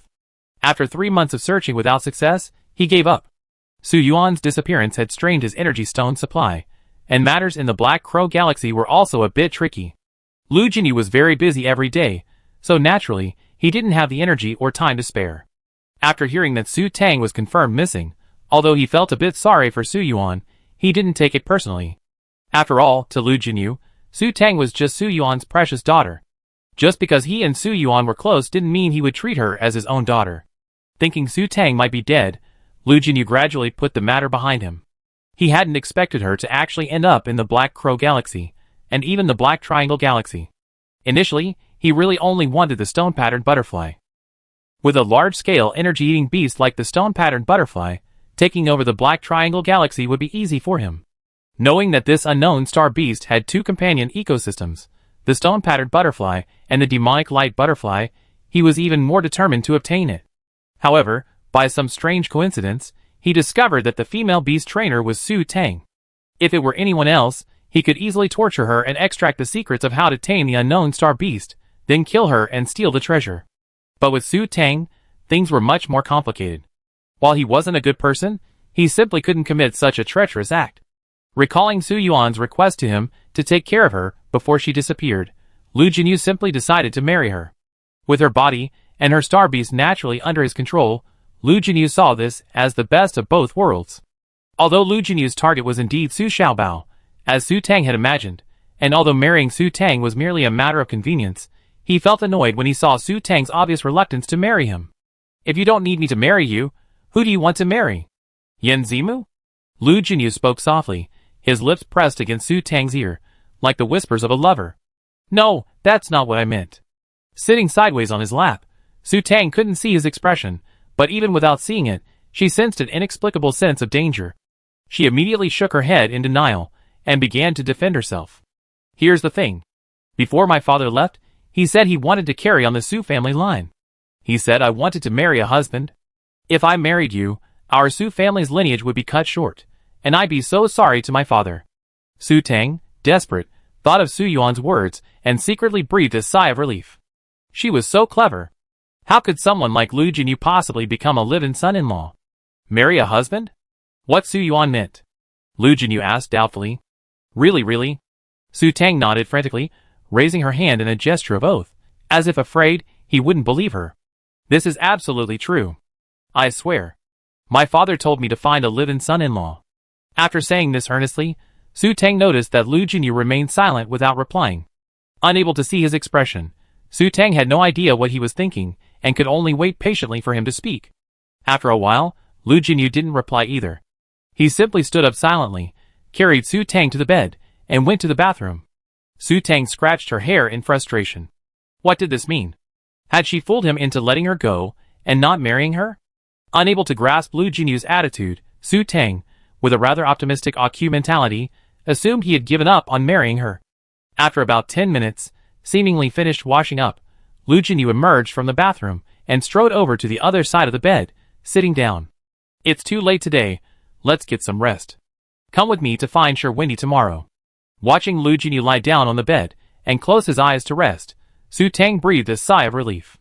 With him saying they were going to find Sir Windy together, she felt truly relieved. He must have let her off the hook for Su Yuan's father's sake. After washing up in the bathroom, Su Tang frowned at the bed now occupied by Lu Jinyu. After a moment's deliberation, she pulled a small bed from her space pocket and placed it in the empty space of the room. Although there was still a pervert in the room, knowing he was harmless, Su Tang felt at ease and snuggled into her small bed for a good night's sleep. The day had been a real shock, the beginning thrilling, but the ending was not so bad. Thinking of this, Su Tang quickly fell asleep. In the middle of the night, Su Tang was sound asleep when, like a midnight terror, a series of painful howls rang out. Su Tang was startled awake. She listened carefully, and perhaps because the room's soundproofing was poor, she suddenly heard someone screaming for help. She habitually activated a wide-range mental detection. In an instant, Su Tang's face paled, her eyes widened, and she covered her mouth tightly with her hands, suppressing the urge to scream. Oh my god, what did she see? There were insects everywhere outside, man-eating insects. Just like the descriptions in apocalyptic literature, a swarm of insect-like star beasts that looked a bit like locusts, but were the size of an adult's shoe. These locusts climbed over the high city walls and poured into the city like a tide, filling the streets. Some people ran screaming from their rooms, while others, armed, fought back and fled into the distance. But the locusts were so numerous that soon, those without star beasts to escape on foot were overwhelmed by the locusts. Within minutes, only a pile of white bones remained. Inside the hotel, a number of locusts had also crawled in. Several skeletons were already in the rooms on the first floor. They began to climb the stairs, likely reaching the second floor in a few seconds. Seeing this, Su Tang hurriedly jumped out of bed and ran to Su Moi, her expression anxious. Su Moi! Get up! What made Su Tang even more anxious was that Su Moi was still sleeping, buried in his tail, paying no attention to her. Unreliable creature. Su Tang clenched her fists in anger. Within her mental range, the locusts had already reached the third floor. Just a few dozen meters further, they'd be at their door. Su Tang suppressed her inner panic and turned to run to Lu Jinyu. She didn't care about her fear and pushed him hard. Get up. It's dangerous. Chapter 303. What are you doing up so late at night? Lu Jinyu didn't even raise his eyelids as he pulled her back. Su Tang lost her balance and fell into his arms. Suddenly, she felt a strong arm around her waist. With a twist, she was pulled to his side. Sleep. Lu Jinyu's eyes were still closed, as if he hadn't woken up yet. His voice was hoarse and lazy, and very sexy. Sleep for a hell of a lot. Looking at the dozens of skeletons on the street and in the room, she had no desire to sleep. Without a second thought, Su Tang began to struggle. She didn't care if he wanted to kill her, but she was determined to escape. As if sensing Su Tang's struggle, Lu Jinyu lifted his thigh and pressed it against her, one arm around her waist, the other around her head, pinning her to his chest. Lu Jinyu, with his level 5 physical strength, was no match for Su Tang, who was only level 2. Su Tang was instantly unable to move. Fighting the urge to curse, Su Tang took a deep breath, called Su Xiaobao, activated her light armor, and began to use her psychic power to monitor the locusts outside. As soon as they broke through the door, she would have Su Xiaobao blast them to death. Preparing for the worst, even if Su Xiaobao couldn't break through their defenses or kill them with her blast, given their positions and her light armor, it would definitely be Lu Jinyu who would be gnawed to death. Su Tang, with a malicious eye, imagined Lu Jinyu being mauled to death by the locusts. When the locusts crawled to their door, Su Tang held her breath nervously, her heartbeat pounding. Even though she was using her psychic power to monitor the situation outside, her eyes were wide open, not daring to blink. As time ticked by, the locusts merely lingered at the door, showing no sign of breaking in. Su Tang remained apprehensive for several minutes, but to her surprise, the locusts finally swarmed away from their room. Not just their room, but all the rooms on the third floor. They didn't attack, remaining for a few minutes before departing. Reassured, Su Tang began to observe the outside world again. She'd been so horrified by the sight of the insects devouring people before that she overlooked many things. This time, with a closer look, she noticed something unusual. Although many people had fled from their homes and been devoured, the vast majority of the city's inhabitants remained soundly asleep, seemingly oblivious to the noise. Su Tang also noticed a strange phenomenon. Many houses were filled with people sleeping huddled together, while others lay empty. Sharp, Sky-piercing screams echoed from corners of the city, but the inhabitants acted as if they hadn't heard them, and no one seemed to rise to investigate. Su Tang tilted her head in confusion, pondering for a moment, but she had no clue. After watching with her mental power for over an hour, Su Tang finally felt relieved after the locusts had swept through the city and left in another direction. After the locusts retreated and the danger was over, Su Tang began to worry about her own situation. Still in Lu Jinyu's arms, sensing her deep sleep, Su Tang secretly began to struggle, but to her dismay, she discovered that she was completely immobilized in this position, as if she were firmly entangled by a giant python. After struggling for over an hour with no progress, Su Tang resigned herself to her fate and prepared to go to sleep. However, being held so tightly by a stranger, she couldn't sleep at all. Fortunately, after more than an hour of agony, daylight broke. After being unable to move for over 3 hours, Su Tang felt her body begin to numb, and a strong desire to turn over came over her. Since she saw no sign of Lu Jinyu waking, Su Tang could only shift her focus and survey the city. A huge star rose above the horizon, and the sky began to turn pale. People began to get up one after another, and several star beasts appeared on the streets, gnawing on the bones on the ground. Su Tang immediately felt a chill run down her spine. As time passed, more and more star beasts appeared on the streets. What made Su Tang's hair stand on end was that some of the star beasts watched expressionlessly as they gnawed on the skeletons. Soon, all the bones in the streets and houses were devoured. Soon, more people came and went, and the city was bustling again, just like when they had arrived yesterday. Su Tang suppressed her discomfort and continued to observe the city's layout. Such a large city lacked a single decent supermarket, only a few scattered small grocery stores, some so shabby they didn't even sell nutrient solution. The most common items sold were star beast meat, skins, and various other useful materials from the beasts. Seeing this, Su Tang frowned slightly and searched the city again, still unable to find a place to restock supplies. The most crowded area in the city was what resembled a mission hall, with a variety of missions written on an old blackboard. The hall was lined with rows of old wooden tables and chairs, and in the far corner stood a bar-like bar counter. Groups of large men sat at wooden tables, drinking and loudly discussing something. From time to time, someone would glance around to see if there were any updated missions on the blackboards. Su Tang stared at the blackboard and noticed it was written in both Chinese and English. The tasks posted there also involved escorting employers to various locations. Su Tang's eyes lit up, and she immediately memorized the location of the mission hall. She also noticed that the rewards for missions didn't have to be iridium. They could also be jewelry, energy stones, potions, and other valuable items, even nutrient solution. This meant that with so many energy stones at her disposal, she could definitely issue missions in the mission hall. As long as she hired a few moderately skilled employees, who could fly spaceships at her will, she could go wherever she pleased. Although the starship Yao Qing had given her was destroyed by the pervert in front of her, she still had Tang Xiaomi's spaceship. Now that she had reached the Black Triangle Galaxy, her spaceship was certainly usable again. Moreover, she had a mecha to protect her in case of an emergency. Just as Su Tang was thinking about how to find a way to escape Lu Jinyu, the heavy thigh pressing down on her moved and then lifted off. Lu Jinyu woke up? Su Tang struggled, this time easily freeing herself from his embrace. Leaving his embrace, Su Tang looked up to find Lu Jinyu's distinct black and white eyes staring at her with a smile.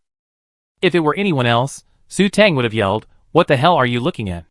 But thinking of the descriptions of Lu Jinyu on Star Online, Su Tang simply didn't have the courage to yell at him. Chapter 304. Are you awake? Su Tang put on an ingratiating smile, internally cursing herself with contempt. What a loser. Yeah. Perhaps because he just woken up, Lu Jinyu lost his daytime sharpness. He seemed unusually lazy, his voice tinged with a strangely sexy air. Su Tang was stunned. She had to admit, Lu Jinyu was incredibly deceptive. If she hadn't known he was Lu Jinyu, she would have mistaken him for a gentle, harmless, and modest gentleman. Su Tang stirred, trying to get out of bed, but tragically discovered that from holding the same position for so long, not only her legs but her hands were numb, as if pricking her with countless tiny needles, making it impossible to move. Taking a breath, Su Tang decided to wait for the numbness to wear off before getting up. Seeing that Lu Jinyu seemed in a good mood, she boldly asked her question, what was that yesterday? Where did those man-eating bugs come from? Last night? A flicker of confusion crossed Lu Jinyu's eyes, and he paused, as if pondering. Su Tang's face paled. Damn, judging by his reaction, could this guy have truly fallen into deep sleep and forgotten everything about yesterday? She'd been frightened to death by the screams and the insects last night, yet he was still sleeping so soundly. Su Tang suddenly felt a little indignant. Why was she so frightened while he slept so soundly? Just when Su Tang suspected that Lu Jinyu was a severe narcoleptic, she was caught off guard by Lu Jinyu's embrace again, grabbing her waist and pulling her into his arms. Using both his hands and feet to secure Su Tang in his arms once again, Lu Jinyu rested his chin on the top of Su Tang's head, as if confirming something, and sighed softly with satisfaction. Su Tang, shock. Unable to move again, she felt like cursing. I decided. I marry you. Lu Jinyu's voice was filled with joy, as if he had encountered something joyful. As for the continuation of your Su family's lineage, one of our children could be named Su, and be included in the Su family tree. Su Tang once again suppressed the urge to curse. How could this be? Didn't Lu Jinyu already give up on marrying her last night? They say women are fickle, and it seems men are no different. But my dad said he wants to marry into his family. Su Tang struggled cautiously. Su Yuan has already given you up to my care, so I have the final say. The words were overbearing and carried an unyielding tone. Su Tang, shock. She felt like hitting him. Why you don't want to? Seeing Su Tang's silence, Lu Jinyu narrowed his eyes slightly. Of course I do. Feeling Lu Jinyu tighten his grip on her hand, Su Tang knew he was angry. If she dared to say no, she might actually be strangled to death. After secretly cursing herself for being useless again, Su Tang resolved to find a way to get rid of him. Yes. After hearing Su Tang's willingness, Lu Jinyu's expression softened and his tone softened. He stroked her soft hair with his left hand and began to explain. What you saw last night were sandstone leeches. They are the most numerous creatures on this planet, ferocious, flesh-eating insect-like star beasts that usually come out at night and attack cities every few days. Su Tang was shocked that an inhabited planet could have such a dangerous and numerous star beast. Then why didn't they attack us? Because this is a safe room? There's yellowwood everywhere. See that piece of wood by the entrance? That's yellowwood. Sandstone leeches hate the smell of yellowwood, and they won't go near it even if there's food. Of course, if it's attacked by other star beasts, this safe room won't be safe. Wouldn't it be more convenient to just carry a piece of yellowwood? Su Tang was puzzled. Hee hee. Lu Jinyu chuckled unkindly. Since Su Tang was pressed so tightly against him, he could easily feel the vibrations in his chest. Su Tang was very frustrated. What's so funny about this? Yellowwood is very hard. Ordinary metal weapons can't cut it, and it will burn directly if used with energy weapons. So when they find yellowwood, they usually dig it up by the roots. It's so rare that everyone can't get a piece. As Lu Jinyu spoke, the hand around Su Tang's waist began to rub it unruly. Su Tang shuddered. Although she had no real experience with men and women, she had seen pigs run. Using her psychic sense, she noticed something strange in Lu Jinyu's eyes. She shuddered, feigning composure as if she hadn't noticed, and urged, well, it's dawn. Time to get up. Lu Jinyu, however, seemed oblivious, his slender fingers continuing to linger on Su Tang's waist. Just as Su Tang was about to speak again, a soft okay rang out overhead. Su Tang breathed a sigh of relief. Feeling Lu Jinyu release her, she immediately pulled out of his embrace, ignoring the slight numbness in her body. She sat up, leaping from the bed in one breath and rushing to the bathroom. She closed the door, her legs weak as she leaned against it, panting heavily. She was so scared, she thought she was being raped. After recovering from her shock, Su Tang burst into tears. She thought she was safe yesterday, but how could she be back to square one again? Why would Lu Jinyu change his mind? Was it because he felt comfortable sleeping with her in his arms? She wasn't a pillow. After brushing her teeth, washing her face, and cleaning herself up, Su Tang still hadn't figured it out. If she couldn't figure it out, she'd just give up. She'd just find a chance to escape. After Su Tang left, Lu Jinyu propped up his legs, resting his chin on his hand, and began to ponder. Under the influence of Joyo, his emotions had been unstable. He couldn't control the murderous urge within him. He always believed what Star Online said was true. His mind was severely twisted. He loved to see others suffer, and only by venting his negative emotions on others did he feel better. Perhaps it was retribution for torturing and killing so many people. Unless he slept in a nutrient tank, he would suffer insomnia every night. Even if those he had killed transformed into evil spirits and came to seek his life, he wouldn't be afraid. Even though he knew his strength was strong enough to withstand any sneak attack, even if he was in a completely safe environment, even if nightmares wove him into beautiful dreams, he would still quickly wake up, unable to sleep. Excessive insomnia would make any normal person irritable and furious, let alone him with Joyo. It was like a vicious cycle. The more people he killed, the more he couldn't sleep, and the more he couldn't sleep, the more he wanted to kill. In fact, he was still insomniac in the first half of last night. When Su Tang ran to his bedside, he hadn't slept at all. Knowing it was just sandstone leeches outside, he felt even less inclined to move. But Su Tang, unaware of the truth, looked nervous and seemed to be thinking about escaping. If Su Tang ran away, he would have to save her, which was troublesome. Naturally, he simply carried her to the bed and pinned her down. Chapter 305. Su Moi flew for over an hour before finally landing in front of a large stone forest. As soon as Su Moi steadied itself, Su Tang pushed Lu Jinyu away with all her might and began panting heavily. This man was truly perverted. He kissed her the entire way. She nearly died of suffocation from lack of air. It was more tiring than running a marathon. Even more incredible was how excited and delighted he felt when she bit him. Su Tang felt that Lu Jinyu was definitely a masochist. For the first time, Su Tang felt the joy of breathing in fresh air. Wait here. Don't run around. I'll be right back. Lu Jinyu jumped off Su Moi's back, instructed Su Tang, and turned to stride toward the stone forest. After a few steps, he suddenly turned back, snapped his fingers, and once again warned, "It's dangerous here. Don't run around." With that, Lu Jinyu vanished into the stone forest in a flash. Su Tang continued to lie on Su Moi's back, one hand supporting its neck and the other supporting its head. She needed to rest. Not only had she been short of oxygen, but Su Moi had also been flying like a roller coaster, a real test of her courage. "Master?" As Su Tang continued to enjoy the fresh air, Su Moi's alluring female voice echoed in her mind. Su Tang was startled. "Su Moi? Master, how are you doing?" Su Moi's tone was perplexed. "Not how am I doing? How are you doing? Do you know what you were doing?" Su Tang regained her composure, and she was able to communicate with Su Moi telepathically again. "Me?" Su Moi looked up, bewildered. "Hey, where are we? Where's that powerful enemy? You don't remember? You flew here." Su Tang frowned, baffled by Su Moi's situation. "I flew here? I just remember rushing out of the mecha with my master, and then suddenly feeling incredibly sleepy, and then I fell asleep." Su Moi couldn't recall why she was there. "I really just woke up." Su Tang's frown deepened after hearing Su Moi's words. Although Su Moi seemed to have betrayed her, its mental energy remained connected to her. Essentially, it still considered her its master. But during this time, Su Moi had been listening to Lu Jinyu. Thinking of its mention of waking up, Su Tang's eyes widened. Could it be that, like in the video, it had been controlled by the nightmare beast in its dream? "Did you have any dreams?" Su Tang asked hurriedly. "It seems like there was a very long dream, but I don't remember it." Su Tang understood. It seemed she had truly been controlled by the nightmare beast. However, she hadn't seen the little black butterfly. How had it attacked? And why had Su Moi awakened now?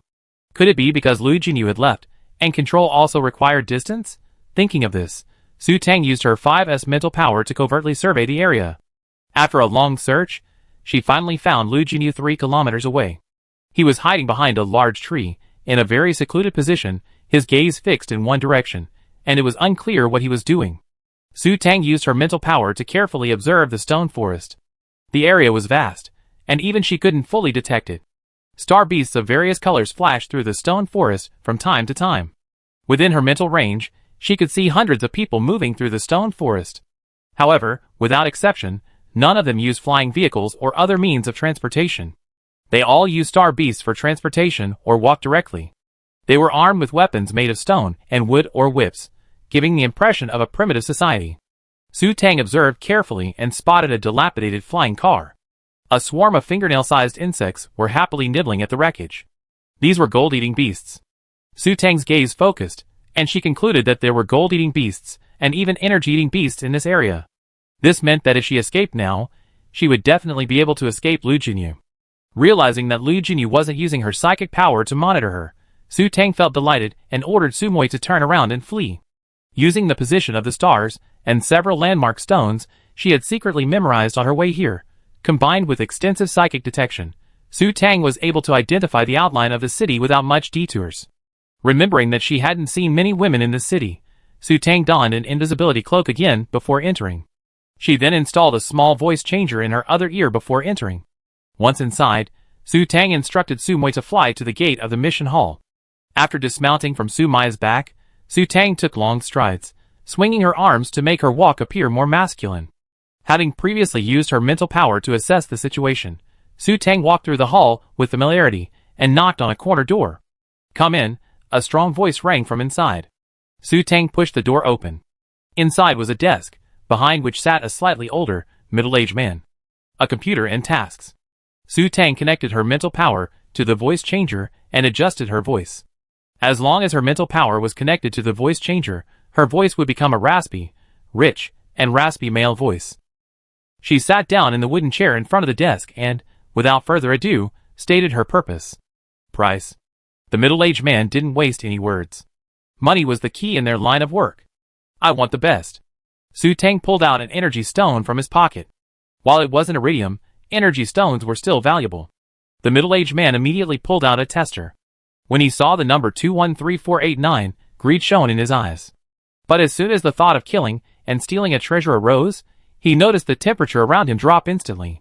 Even with the thermostat on, he couldn't help but shiver.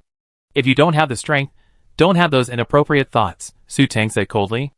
"Otherwise, you die without knowing how." "Sir, it's a misunderstanding." The middle-aged man stared at Su Maya behind Su Tang with horror. He hadn't noticed this powerful star beast just now. Upon hearing Su Tang wanted to buy a laptop, he naturally assumed she was a newcomer to the Black Triangle Galaxy. She offered a level 5 energy stone right off the bat, and he'd be doing himself a disservice if he didn't take her as a chance. He hadn't anticipated that someone so brazenly offering such a valuable item likely didn't even consider them. In this lawless place, where killing goes unpunished, reading people's expressions is a must. Although the middle-aged man was alarmed by Su Tang's displeasure at a hint of greed, he slowly calmed down after not sensing her murderous intent. Old men like them are known for their ability to judge people accurately. The middle-aged man felt that the man before him wasn't a bloodthirsty type. As long as he satisfied him, he could escape unscathed. Chapter 306. This is the highest-end optical computer in the Black Triangle Galaxy. It contains the most complete and up-to-date maps, including maps of the Black Break, Black Ink, Black Lightning, and Freedom Zones. Of course, this optical computer contains data on all recorded planets, and the information within is absolutely the most comprehensive. The middle-aged man respectfully produced an optical computer similar in design to the one Lu Jinyu was wearing. "Really?" Su Tang said flatly, taking the optical computer and activating it. After a moment of searching, she opened the galaxy map. Just like the 3D map she had seen on Yanghua's optical computer, a galaxy appeared before her, and the triangle representing her current position rested on a yellow planet. This, presumably, was the planet HM231 beneath her feet. "Sir, this is absolutely the latest and complete map." "I wouldn't dare deceive you, sir," the middle-aged man said sincerely. "I'm posting a pilot recruitment quest. Only 3 are needed. They need to be acquainted with the free zone. The reward is 1 level 4 energy stone per person." Su Tang wasn't familiar with the price level in the Black Triangle Galaxy, but a standard level 4 energy stone costs around 100,000 in the Federation, which is about the same here. Her spaceship, with its high performance, is more than enough for 3 people to control manually. When she hired the Wanqing team, Su Tang also looked up mercenary prices. Hiring ordinary non-bodyguards like this only costs around 50,000 per year. While the Black Triangle Galaxy is relatively dangerous, 1 level 4 energy stone should be enough. "Okay, sir, please rest here for a moment. I post the quest immediately." The middle-aged man stood up, bowed respectfully to Su Tang, and then opened the door and left. Su Tang had been using her mental power to monitor every move in the area. She saw the middle-aged man write down her mission requirements on the blackboard after leaving. Perhaps the mission was too simple, perhaps the reward was too high, or perhaps someone was planning a robbery. But before the middle-aged man had even finished writing the mission, a crowd of people gathered around him, asking questions. It was unclear what he said, but the crowd quickly adjusted themselves, forming numerous 3-person groups. The middle-aged man flashed a satisfied look, then walked back in. As he entered, he said, "Sir, your reward is generous, and there are so many people interested in taking on your mission. Would you like to personally select them?" "Okay." Su Tang nodded, and followed him out. Watching the middle-aged man lead Su Tang out, everyone began to chatter and recommend themselves. "Boss, I know all the routes to the free zone." "Boss, I have over 100 years of piloting experience." "Choose me." "Boss, my physical strength is level 4, I can protect you." "Boss, my mental strength is S level, very impressive." Su Tang, without a second thought, dismissed the 3-man team with level 4 physical strength and 2 S level mental strengths. she wanted to find someone with low combat power. Use your mental strength, Su Tang said in a rough male voice. As soon as she finished speaking, she sensed countless streams of mental energy, mostly B-level, with a few A levels and only a few S levels. She quickly settled on A, B, and C combination. While mental strength level is only a guide, generally speaking, those with low mental strength won't have much overall strength. Furthermore, the vast majority of people here are beast tamers, most of whom have star beasts, while these three are ordinary people. Su Tang felt she could definitely handle these three B, and C. Although Su Tang wanted to scan their dimensional buttons just in case, it seemed the people of the Black Triangle Galaxy valued privacy, and the dimensional buttons on their optical computers were undetectable. Su Tang used her mental power to carefully examine the three men. B was a burly, sturdy man, while C was a rather frail young man. Besides his laser sword, he possessed no other special weapons, and she didn't detect any hidden star beasts. After learning that all three had over 50 years of piloting experience, Su Tang selected them. After leading the three out of the mission hall, Su Tang had Su Moya give them a warning. Seeing the horrified expressions on their faces, Su Tang was satisfied. This should deter them from attempting to kill or rob. In the mission hall, after Su Tang left, a group of unsuccessful candidates surrounded the middle-aged man and began chattering. Damn, the fat sheep has escaped. TSK, a level 4 energy stone for a quick buck. How generous. That poison kid got away with it. We slaughter him when he comes back. You dare to snatch something from poison? Okay, disperse. The middle-aged man who issued the task waved his hand impatiently, and everyone immediately dispersed, waiting for new tasks or to be taken advantage of. The middle-aged man walked into the small room he had been in, hands behind his back. After closing the door, he sighed. What a shame such a fat sheep didn't fall into their hands. This employer was obviously wealthy. Although he had a powerful-looking star beast with him, he was probably not a ruthless person, otherwise he would have been dead long ago. It was obvious that this employer was an amateur with no foresight, and even his luck wasn't great. Of all the people, he'd chosen the most dangerous poison. This time, the poison guy was going to make a killing. No, he had to report it immediately. If the poisoner succeeded, he'd make him cough up at least half of it. At this point, Su Tang simply assumed these were three easy-to-control locals, completely unaware that she was in the company of a dangerous individual. After the three of them left the hall, they began introducing themselves. They were three brothers, ordinary people with no special skills, who had fled to the Black Triangle Galaxy due to legal trouble. Their names were De Mu, Air Mu, and Xiao Mu. The names sounded fake, and Su Tang didn't take them seriously. After Su Tang expressed her desire to leave the planet immediately, the three of them unanimously followed her instructions. Su Tang sat comfortably on Su Moy's back and followed the other three towards the so-called spaceship launch site. A spaceship naturally needed a wide open area to take off, and a densely populated city was clearly not suitable for a spaceship launch site. Using her mental power to scan the area, Su Tang discovered that the three men were leading her toward a vast, open area on the edge of the city. This was presumably the so-called spaceship takeoff area. Su Tang noticed that while their mental power was low, their physical strength seemed considerable, and they could run at the speed of a leopard. Touching Su Moy's smooth, shiny white fur, Su Tang smiled with relief. Even someone with level 5 physical strength like Jiang Yinchuan was nearly killed by a five-tailed snow moon fox. Even if these three men were all level 5, they wouldn't be able to defeat Su Moy.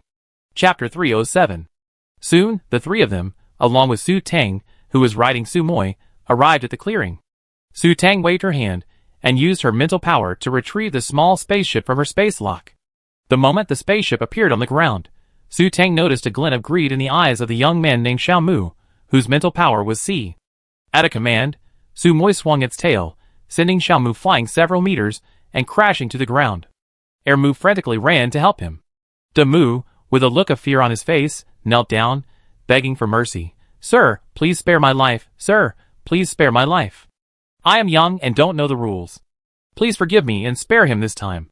A few meters away, Xiao Mu, who had been helped to sit up by Air Mu, couldn't help but spit out several mouthfuls of blood. Su Tang felt pain just watching. She wasn't a ruthless person, but in the Black Triangle Galaxy, if she didn't act ruthlessly, she would have died without knowing how. After Xiaomu finished spitting blood, Ermu supported him, and they both knelt down, kowtowed, and begged for mercy. After feigning indifference for 2 minutes, Su Tang, after observing the three men's pale faces and terrified expressions through her psychic power, felt that she had intimidated them enough, and it was time to end the situation. She said coldly, considering this is your first offense, I let it go this time. But if you dare to have any inappropriate thoughts again, humph. With a cold snort, Su Tang strode onto the spaceship.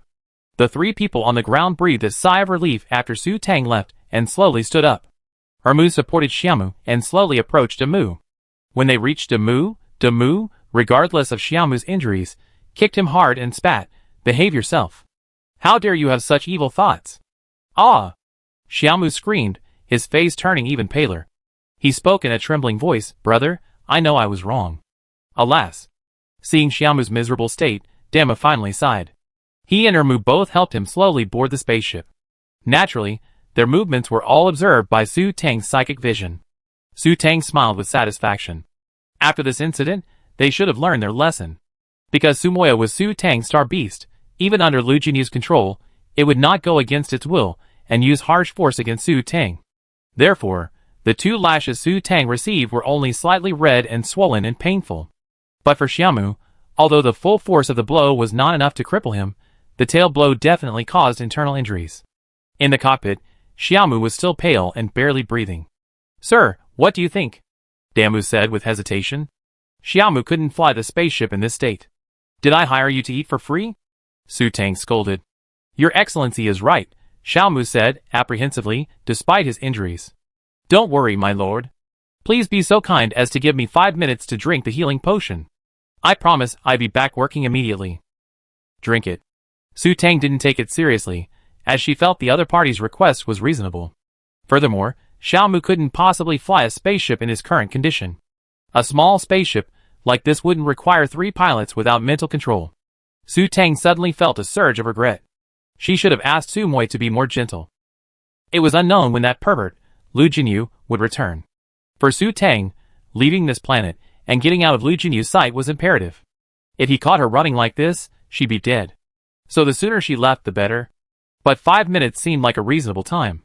After all, if Xiaomu's injuries caused him to make a mistake, and the spaceship crashed into a planet or a meteorite, the result would be the destruction of the ship and the death of everyone aboard.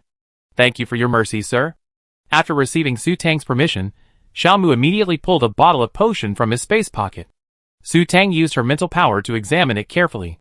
It was just a general-purpose injury relief potion. This kind of potion wasn't very effective. The injury would heal naturally within a few days, and it wouldn't accelerate healing. However, drinking this potion would make one feel no pain, giving the illusion of recovery. If someone needs to work despite being injured, this potion is often chosen.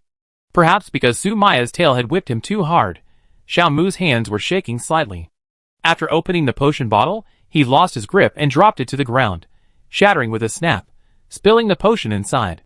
Xiaomu panicked and knelt again, his face trembling with anxiety as he called out repeatedly, "Sir, please forgive me, sir, please forgive me." Demu and Ermu followed suit, kneeling down and begging for mercy. "Sir, please forgive me, I was foolish and soiled your floor. Please forgive me." Su Tang frowned in confusion. It was just a small matter of breaking a bottle of potion, not to mention it wasn't hers. Why were they so frightened? Yanghua and the other 4 had been like this before. Whenever she threatened them, they would kneel down and beg for mercy. Could it be that the powerful people of the Black Triangle Galaxy were prone to killing people for the slightest thing?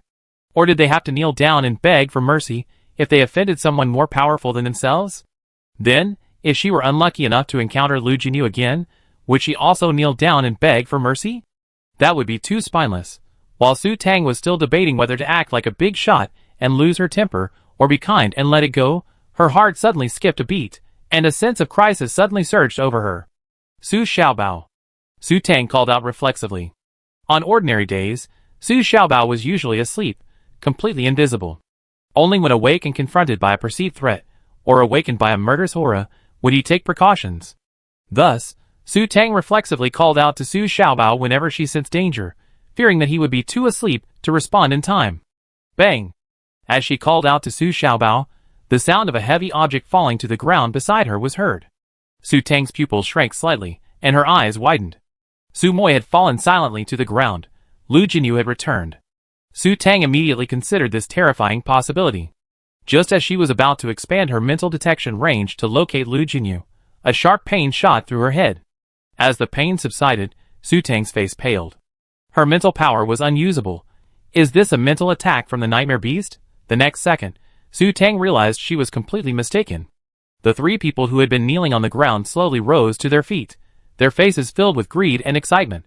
You? Su Tang was shocked. If she still didn't know what was happening, she'd be a fool. There was definitely something wrong with that potion Xiaomu had just broken. As Su Tang spoke, the three people's eyes lit up, their faces brightening even more. As Su Tang spoke, she immediately realized her true feelings after hearing her own voice and began running. As she ran, she anxiously called out to Su Xiaobao.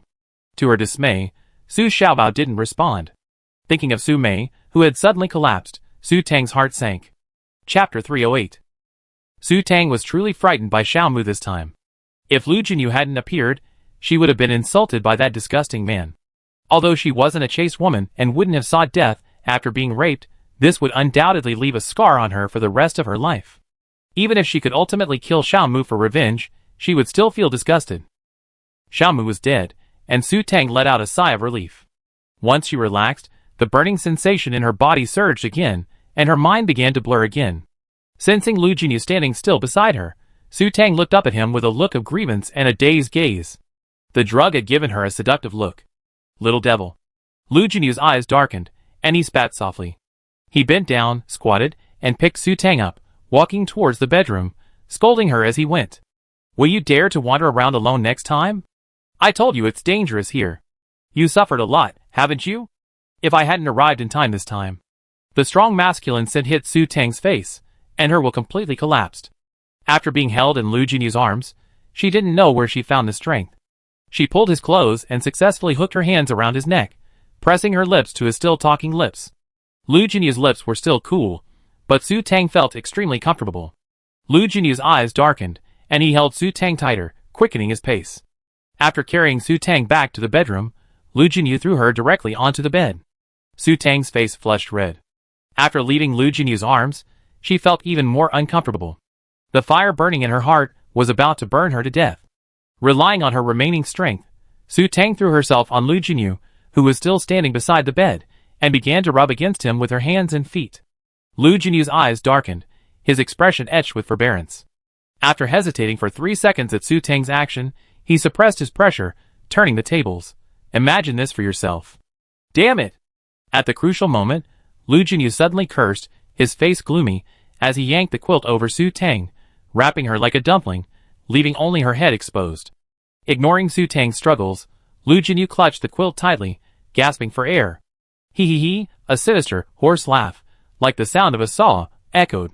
Keep going, why aren't you going on? Shut up. Get out of here. Lu Jinyu's eyes shone with a sinister expression, his face darkening even further. Get out. You're asking me to get out now? The owner of the hoarse voice seemed to be aroused by Lu Jinyu's words, his tone sinister and angry. If you hadn't eaten my demon pill and forced me to stay here, I would have ascended long ago. Now you're asking me to get out, but I won't. I make you a virgin for the rest of your life, hee. You're looking for death. A hint of murderous intent flashed in Lu Jinyu's eyes, and his cold, hoarse, and unpleasant laughter suddenly stopped.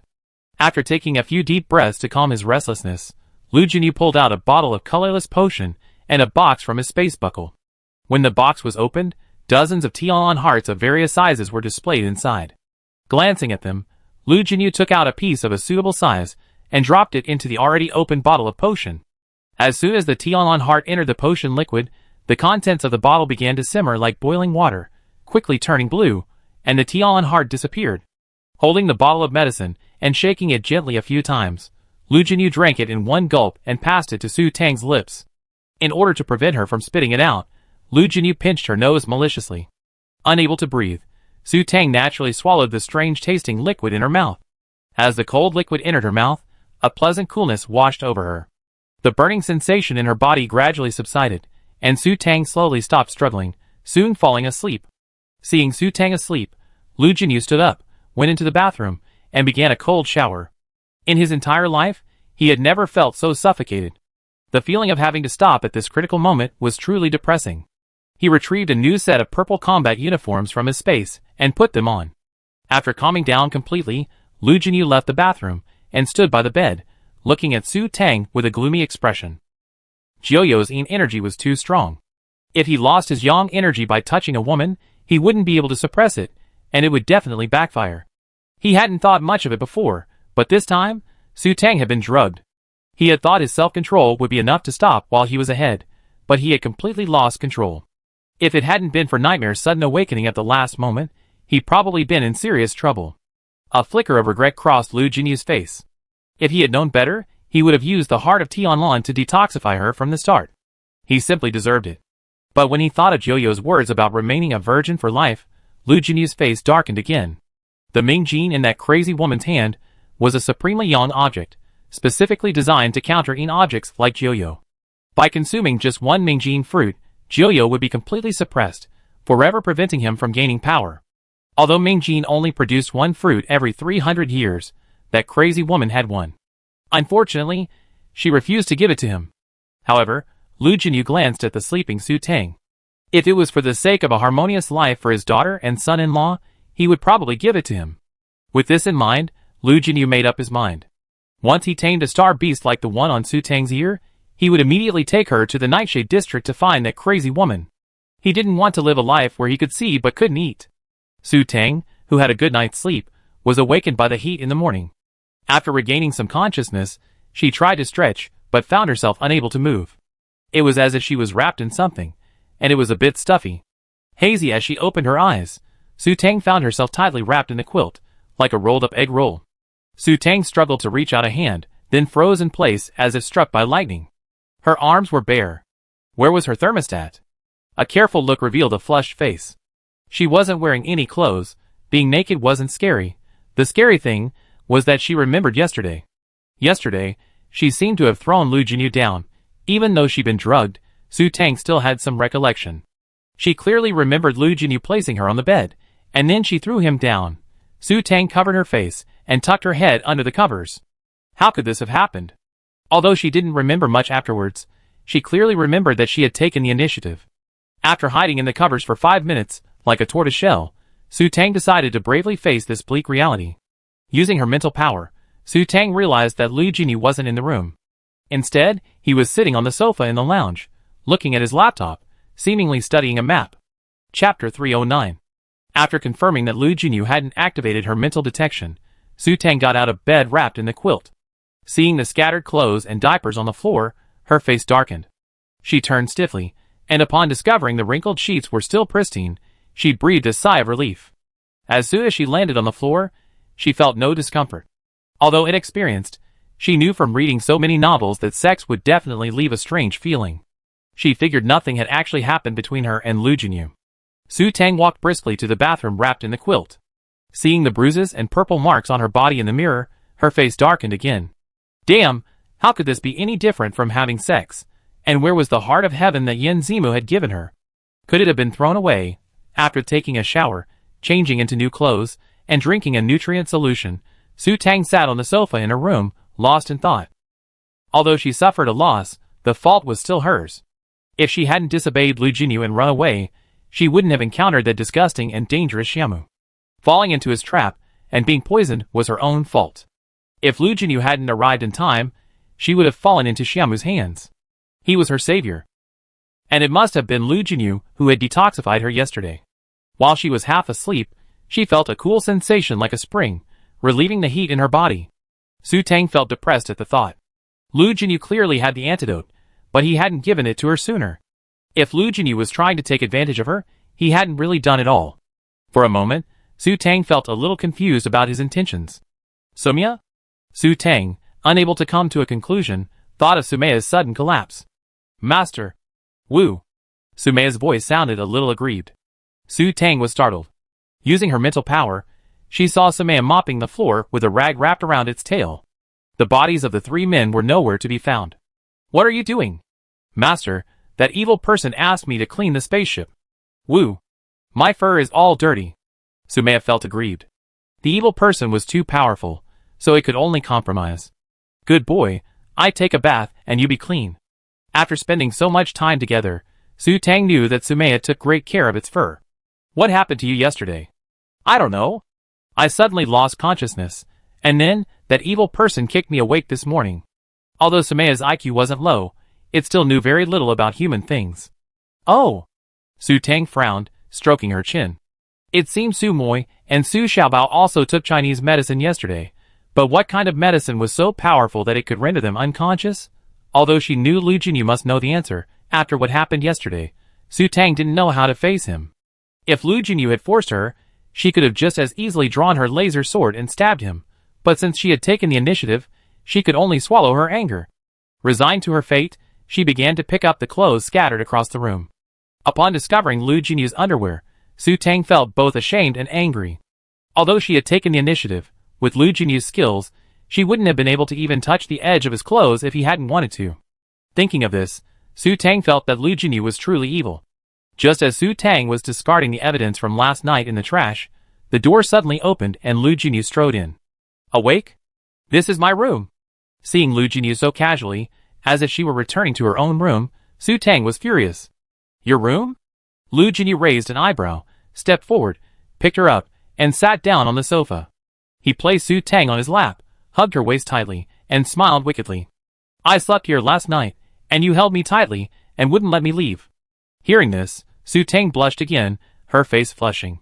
I was drugged and lost consciousness. Drugs? Uh-huh. Lu Jinyu chuckled softly. You deserve it. What did I tell you, huh? Thinking of how Su Tang had disobeyed him yesterday, and left him to run away, Lu Jinyu's face turned red, and he bit Su Tang's ear. It hurts, it hurts. Su Tang cried out immediately, feeling a slight sting. Fearing Lu Jinyu might be ruthless, she felt like crying. I know I was wrong. She wanted to cry. This pervert loved to bite. Just now, when she looked in the mirror, she noticed a ton of teeth marks on her body. You know you were wrong? If I hadn't found you in time yesterday, you have cried yourself to death. Lu Jinyu let go of her mouth and tightened his grip around Su Tang. He couldn't imagine the consequences if he had been a little later. I really know I was wrong.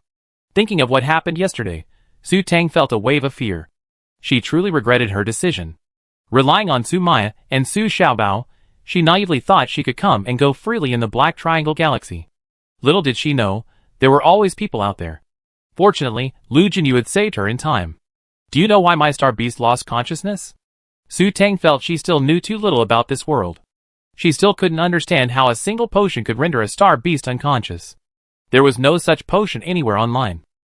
That guy is a poison master, nicknamed Poison. He's a disciple of the Poison Lord and quite a well-known figure in the Free Zone. I don't know what happened a couple of years ago, but it's said he offended a high-ranking Free Zone figure and was expelled from the zone. I didn't expect him to be hiding here. He probably has some potion that temporarily paralyzes star beasts. Your two star beasts were too insular and too inexperienced to fall prey to it. Poison Master? I never seen any information about Poison Masters on the Star Network. Su Tang was astonished. There were actually such potions, and such dangerous individuals as Poison Masters? Many things aren't recorded on the Star Network to prevent public panic. Lu Jinyu rested his head on Su Tang's shoulder and patiently explained, strictly speaking, Poison Masters are a branch of pharmacists. Pharmacists refine medicine, poisoners create poisons. Of course, most pharmacists also know a little about poisons, but those who qualify as poisoners have mastered them to perfection. Hundreds of years ago, a poisoner, driven by personal vendetta, poisoned an entire planet. Since then, the Federation has implemented a real name registration system for poisoners, and poisons have become a controlled substance. Many cities prohibit the possession of poisons, and high-security cities even prohibit registered poisoners from entering. Your star beast must have been poisoned. Then why are you okay? After hearing Lu Jinyu's explanation, Su Tang assumed that so-called poisoners were the masters of poisoning in martial arts novels. But yesterday, she, Su Moya, and Su Xiaobao were all poisoned, yet Lu Jinyu acted as if nothing had happened. Chapter 310. To spread, poisons naturally need a medium. The lowest grade poisons need to be ingested, while higher grade poisons require physical contact. The most potent, of course, are colorless and odorless, transmitted through the air. Block out the air, and everything will be fine. Lu Jinyu said this matter-of-factly, but Su Tang was shocked. Block out the air? How can one do that? Hold your breath?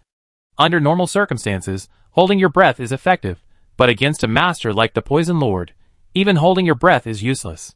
He has several poisons that can penetrate directly through the air and into the skin.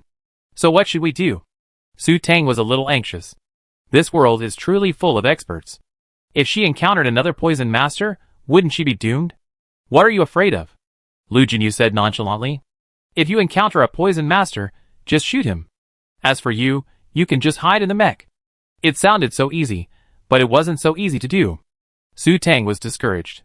If she encountered a poison master, she still had time to use the mech to climb into the cockpit. And how could she tell who was a poison master? How do you tell if someone's a poison master? Eyes, intuition, and scent. Lu Jinyu stated her deduction seriously. Poison masters deal with herbs all year round. Even if they try to disguise it, it can't mask the herbal aroma emanating from their very bones. But I doubt you can tell. If you see someone who looks like a poison master, just kill them. Su Tangren was obviously a skilled judge of character. She thought he was a worthless piece of trash, but he turned out to be such a dangerous poison master. How could she be so unlucky? Where was her shit? No, her luck. She nearly paid a heavy price for this mistake. Fortunately, though the process was dangerous, the outcome was not bad. Here, I give it back to you. After this incident, Lu Jinyu once again realized Su Tongsai's strength. He pulled out the water mirror he had previously robbed from his space lock and placed it in her hand. He wasn't sure if it could block the potion. Thank you, Su Tang said, regretting it immediately. The water mirror had been hers to begin with, so why should she thank him? Lu Jinyu had even stolen 3 of her energy stones. With this thought, Su Tang immediately put the water mirror back into her space lock in a huff. Give me back my energy stones, too. I used them as my dowry, so they belong to me, Lu Jinyu said impudently. You? Su Tang raged. Who said I was going to marry you? Because Lu Jinyu's attitude had become more relaxed, Su Tang was no longer as afraid of him as before. You won't marry me? Lu Jinyu narrowed her eyes. What? You want to be irresponsible after what you did yesterday? What did I do? They're talking about Chinese medicine. It wasn't my idea. Besides, you're a man, so I'm the one who's suffering. Su Tang was furious. Not to mention that nothing actually happened between them. Even if something did happen, it would just be a joke. This world is much more open than modern times. Movies and TV shows are full of explicit content. People can have boyfriends and girlfriends at 16, and as long as no one gets killed, the school won't care. You can imagine how open-minded this world is. At 20, she'd done nothing, so she'd be considered a conservative old-fashioned. What did you do? Do you want me to take off my clothes and show you? You pinched me all over. You seen me naked, and you still want to be irresponsible? I'm a very conservative person, so you have to marry me, Lu Jinyu said seriously with a stern face. Su Tang wanted to spit him with a mouthful of salt soda. He hugged and kissed her the moment they met, and now he had the nerve to call himself conservative. How shameless. You did it on purpose. You clearly have the antidote. Su Tang gritted her teeth. It would have been fine if she didn't have the antidote, but Lu Jinyu had it, and didn't give it to her sooner. It would have been fine if he didn't give it to her sooner, but he held her responsible. Who said I have the antidote? Lu Jinyu raised an eyebrow. I'm not a pharmacist. I remember what you gave me to drink. Su Tang was furious, even trying to argue. You mean that? You drank the heart of Tianlan. Lu Jinyu poked Su Tang's stomach with a finger. You already taken my heart of Tianlan here. It's too late to regret it. Heart of Tianlan. Su Tang was stunned and smacked her head in frustration. How could she have been so stupid to not even think of this? The heart of Tianlan, said to be able to cure all poisons, was indeed powerful enough to even cure this. Yes, the heart of Tianlan. These are all the Tianlan beasts I hunted over the years. I'm giving them all to you. Lu Jinyu pulled out the box containing the heart of Tianlan from his space lock and shoved it into Su Tang's hand. I don't want it. Without a second thought, Su Tang refused. Don't want it? Lu Jinyu's eyes flashed with a fierce light, his tone dangerous. If you don't want mine, whose do you want? Yen Zimu's? The one around your neck was given by him. Don't worry, I help you return it. If you dare to date another man in the future, I kill him. Even if you secretly marry someone else, I make you a widow. You? Su Tang trembled with anger. Sure enough, he had taken the heart of Tianlan from her neck. What do you mean by you? From now on, I'd be your man. You don't want it, right? Then let's finish what we didn't finish yesterday. Lu Jinyu threatened sinisterly, then began to nibble at her neck. No, I take it. Su Tang was so frightened that she quickly put the box in her hand back into her space lock. Although Lu Jinyu couldn't really touch her right now, because of Joyo, Su Tang had no idea. Su Tang cursed Lu Jinyu inwardly 100 times again, then decided to endure the grievance for the time being, until she found her big backer, Su Yuan's father. Humph. No, Su Tang's eyes suddenly darkened. Lu Jinyu knew Su Yuan, and Su Yuan's father was a true conservative eccentric. Once she found Su Yuan's father, Lu Jinyu would tell him about their relationship.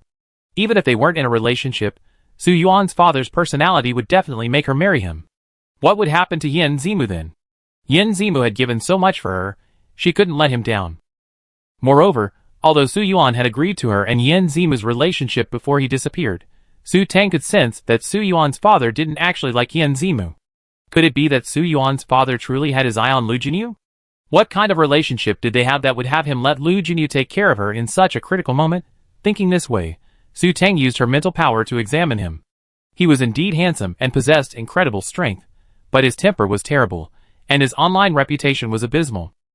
What had Su Yuan's father seen so well in him? She couldn't understand how her father, so elegant and respectable, could possibly know Lu Jinyu, a man known for his cold-blooded murder, devil, and butcher. Chapter 311. What are you thinking about? Su Tang remained silent, and Lu Jinyu simply took it as her tacit agreement to marry him. How do you know my father? How long have you known each other?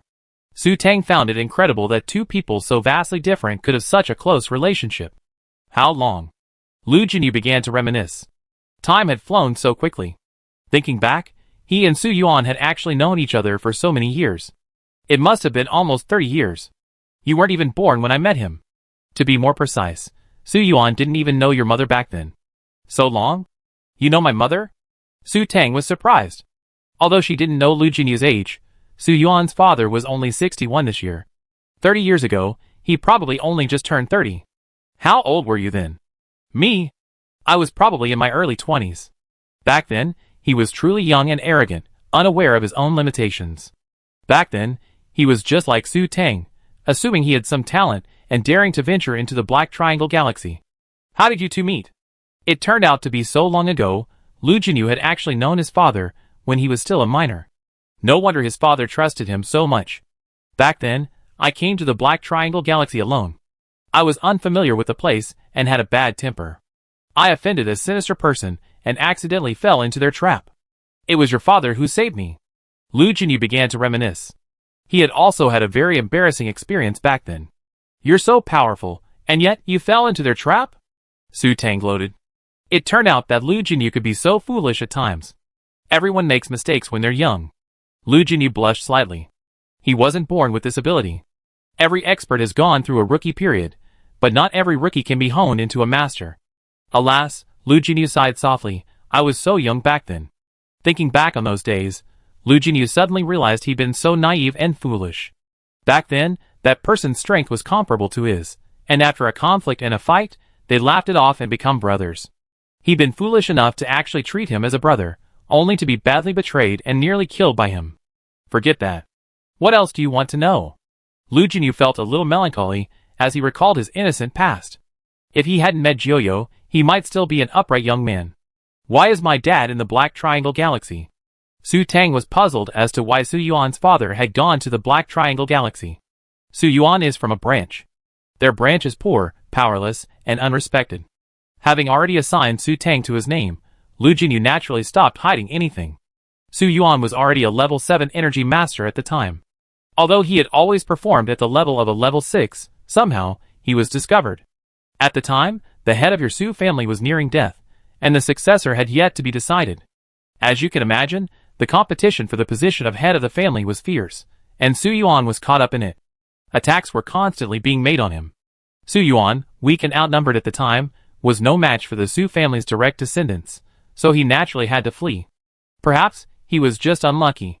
During his escape, he encountered pirates and ended up in the Black Triangle Galaxy. Of course, that's all his own story. I don't know the details. And then what happened? Su Tang looked expectant. This plot was indeed the prelude to a comeback story. The protagonist is persecuted by villains, forced to flee and secretly build strength, only to return years later to defeat the villains and stage a perfect comeback. And then? Lu Jinyu paused. After discovering Su Yuan was an energy engineer, we established a mutually beneficial relationship. Leveraging the men he recruited in the Black Triangle Galaxy and the military force I lent him, he seized the position of head of the Su family. After a pause, as if reflecting on something, Lu Jinyu's tone tinged with confusion. Why don't you go and take back the Su family? In Lu Jinyu's opinion, Su Tang's own strength was somewhat lacking, but with this abnormal star beast, dealing with the Su family without Su Yuan would be no problem. Why didn't she return to the Su family but instead came to the Black Triangle Galaxy? Could it be? Lu Jinyu's eyes darkened. Could it be that she had learned of that crazy woman and was looking for her? Su Tang was stunned by Lu Jinyu's sudden change of subject. How could it end like this? She was just about to hear about her father's glorious comeback. The Su family? Exposing the abilities of a high-level energy engineer would make taking back the Su family a piece of cake, but high-level energy engineers were like national treasures.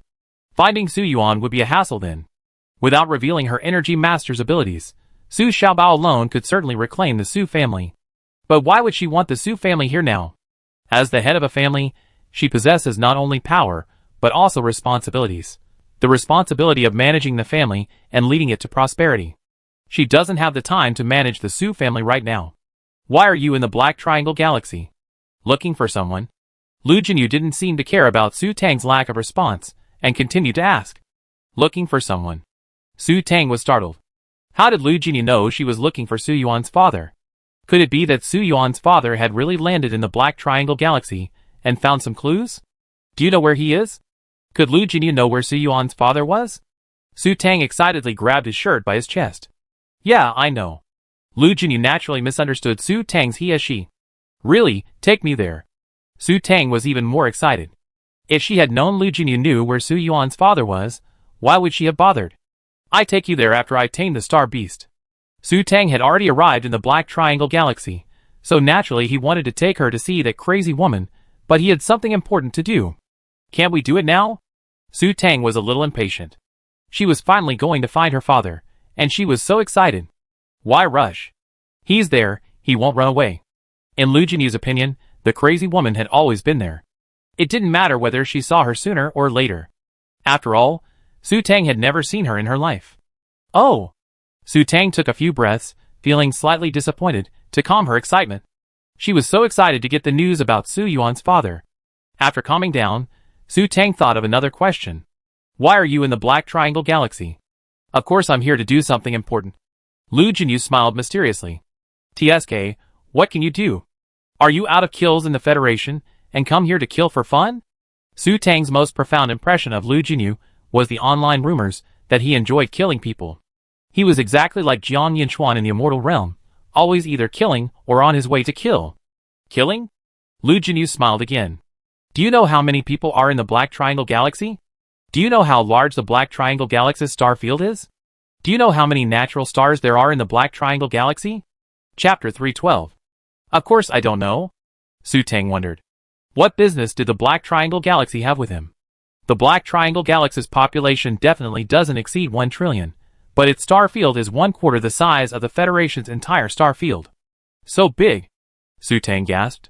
The Federation has 30 star systems, which means one Black Triangle Galaxy is equivalent to 7.5 of them. This is just the approximate star field detected so far. The actual area of the Black Triangle Galaxy is definitely larger. Moreover, the Black Triangle Galaxy's development rate is definitely no more than 5%. There isn't a single planet in the entire system with 100% development. This system has no fewer than 4 digits of abandoned natural stars. Don't you think this is a huge waste of resources? After hearing this data, Su Tang was surprised. This was truly a treasure trove of resources, vast land, and sparse population. A thought occurred to her. You want to reclaim this place? Lu Jinyu nodded in agreement with a smile. Why not just send the army? Su Tang was suddenly puzzled. With such a large area, only Lu Jinyu had come. Wouldn't it be more convenient to just attack and capture it directly based on the map? Because everyone wants the benefits, Lu Jinyu patiently explained again. This place is so large, it's easy to hide. The several major forces here shouldn't be underestimated. If the army were to come and wage guerrilla warfare, it would not only prolong the battle line, but also be extremely time-consuming.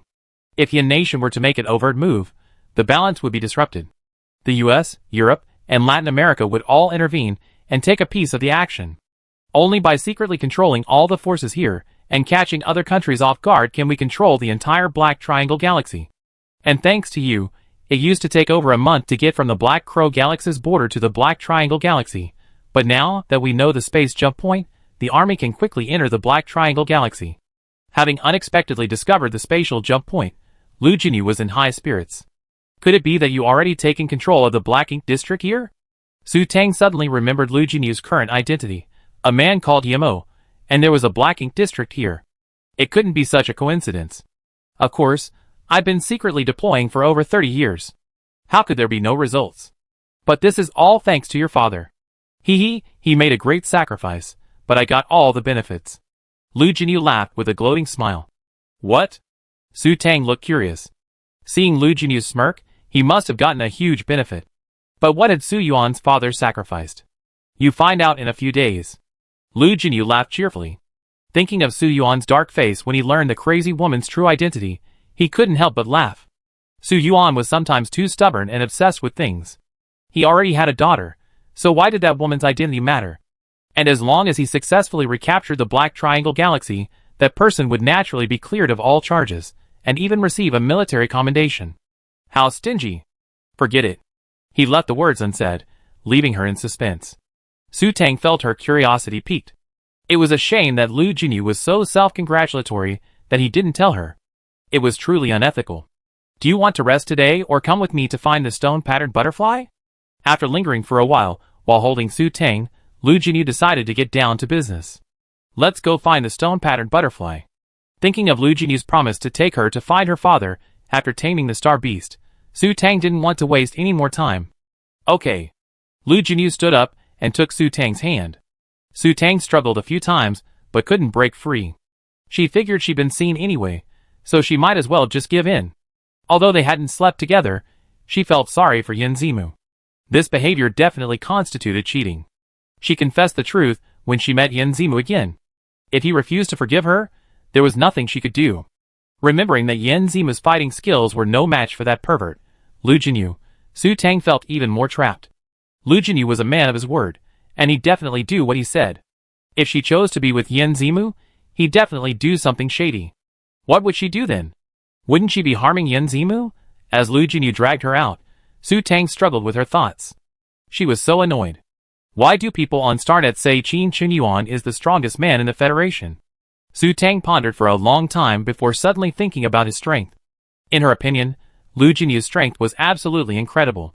He could easily defeat even Su Xiaobao and Su Moya, so what else could he not handle? Therefore, in Su Tang's mind, Yin Zimu would be completely powerless against Lu Jinyu, but Qin Chunyuan and Jiang Yinchuan seemed to have higher strengths. With Qin Chunyuan's level, Lu Jinyu said dismissively, if you put Mecha aside, I can kill him in seconds. Mecha pilots may seem glamorous, but without them, they're nothing. Instant kill. Su Tang's heart sank. If Qin Chunyuan had been killed instantly, then Lu Jinyu's ability to kill Yin Zimu was a piece of cake. Are you bragging?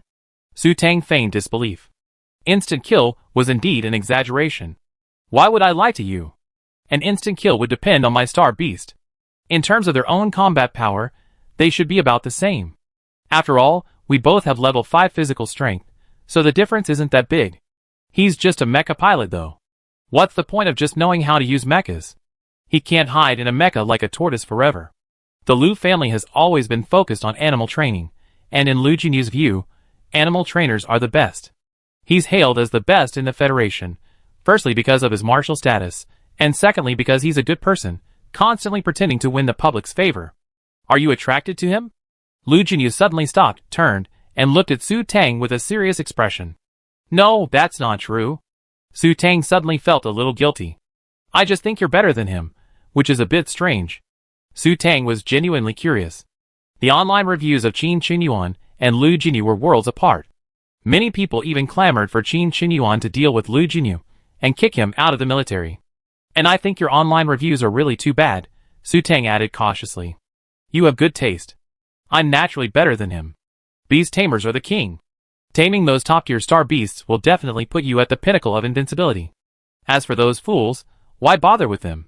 They might just talk behind my back, but they wouldn't dare to breathe in front of me. Lu Jinyu never cared about others' opinions. He only cared about his own strength. You mean that instant kill with your little butterfly? Su Tang felt that if she wanted to be with Yin Zimu, she had to understand Lu Jinyu's strength. She really wanted to know how he killed Su Xiaobao's stone-patterned butterfly and demonic light butterfly. Of course not. My nightmare couldn't even handle a high-level psychic like Qin Qinyuan. Are you wondering why your butterfly energy-devouring beast, so powerful, couldn't handle me? Lu Jinyu suddenly smirked.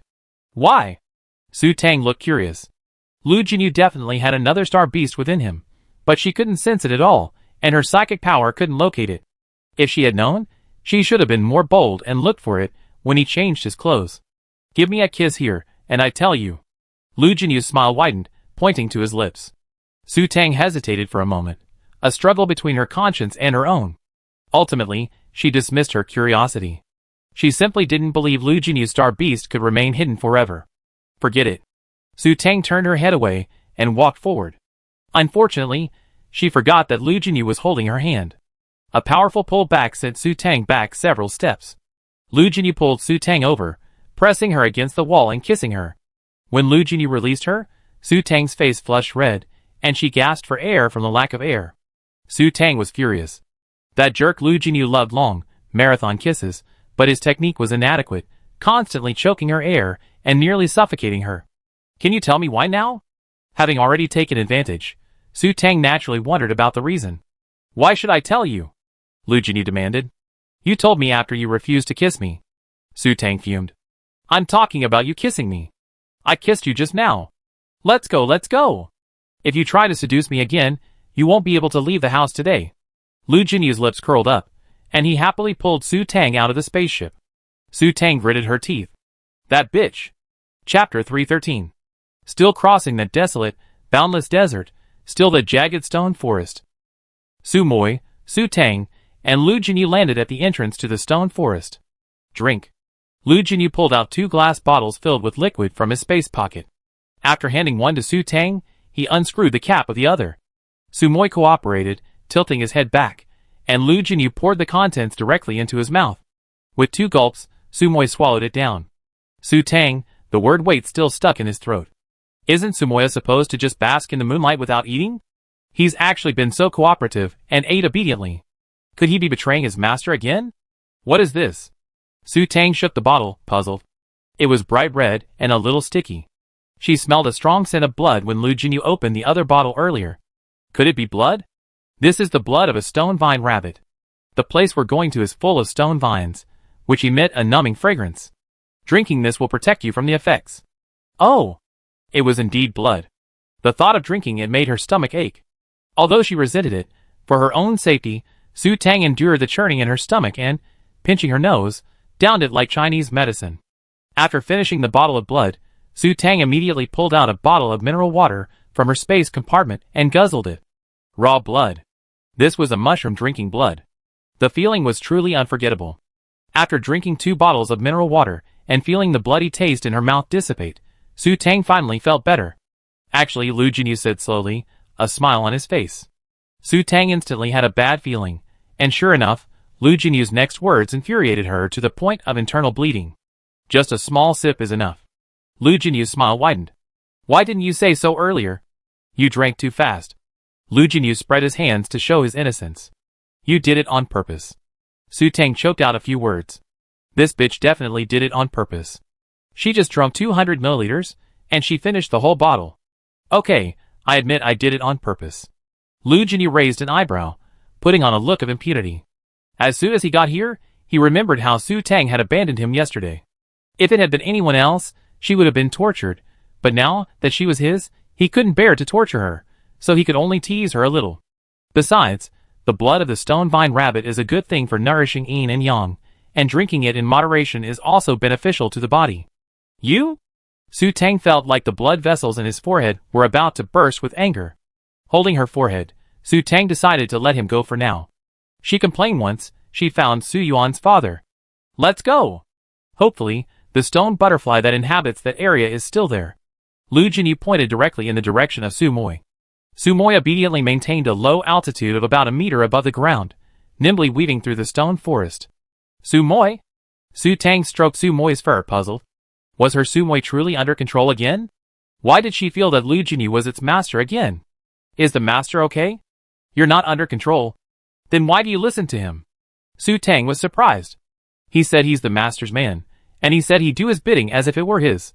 Although Sumoi was a little puzzled as to how someone who had once been an enemy had become one of his own so quickly, he was clearly relieved to no longer be an enemy.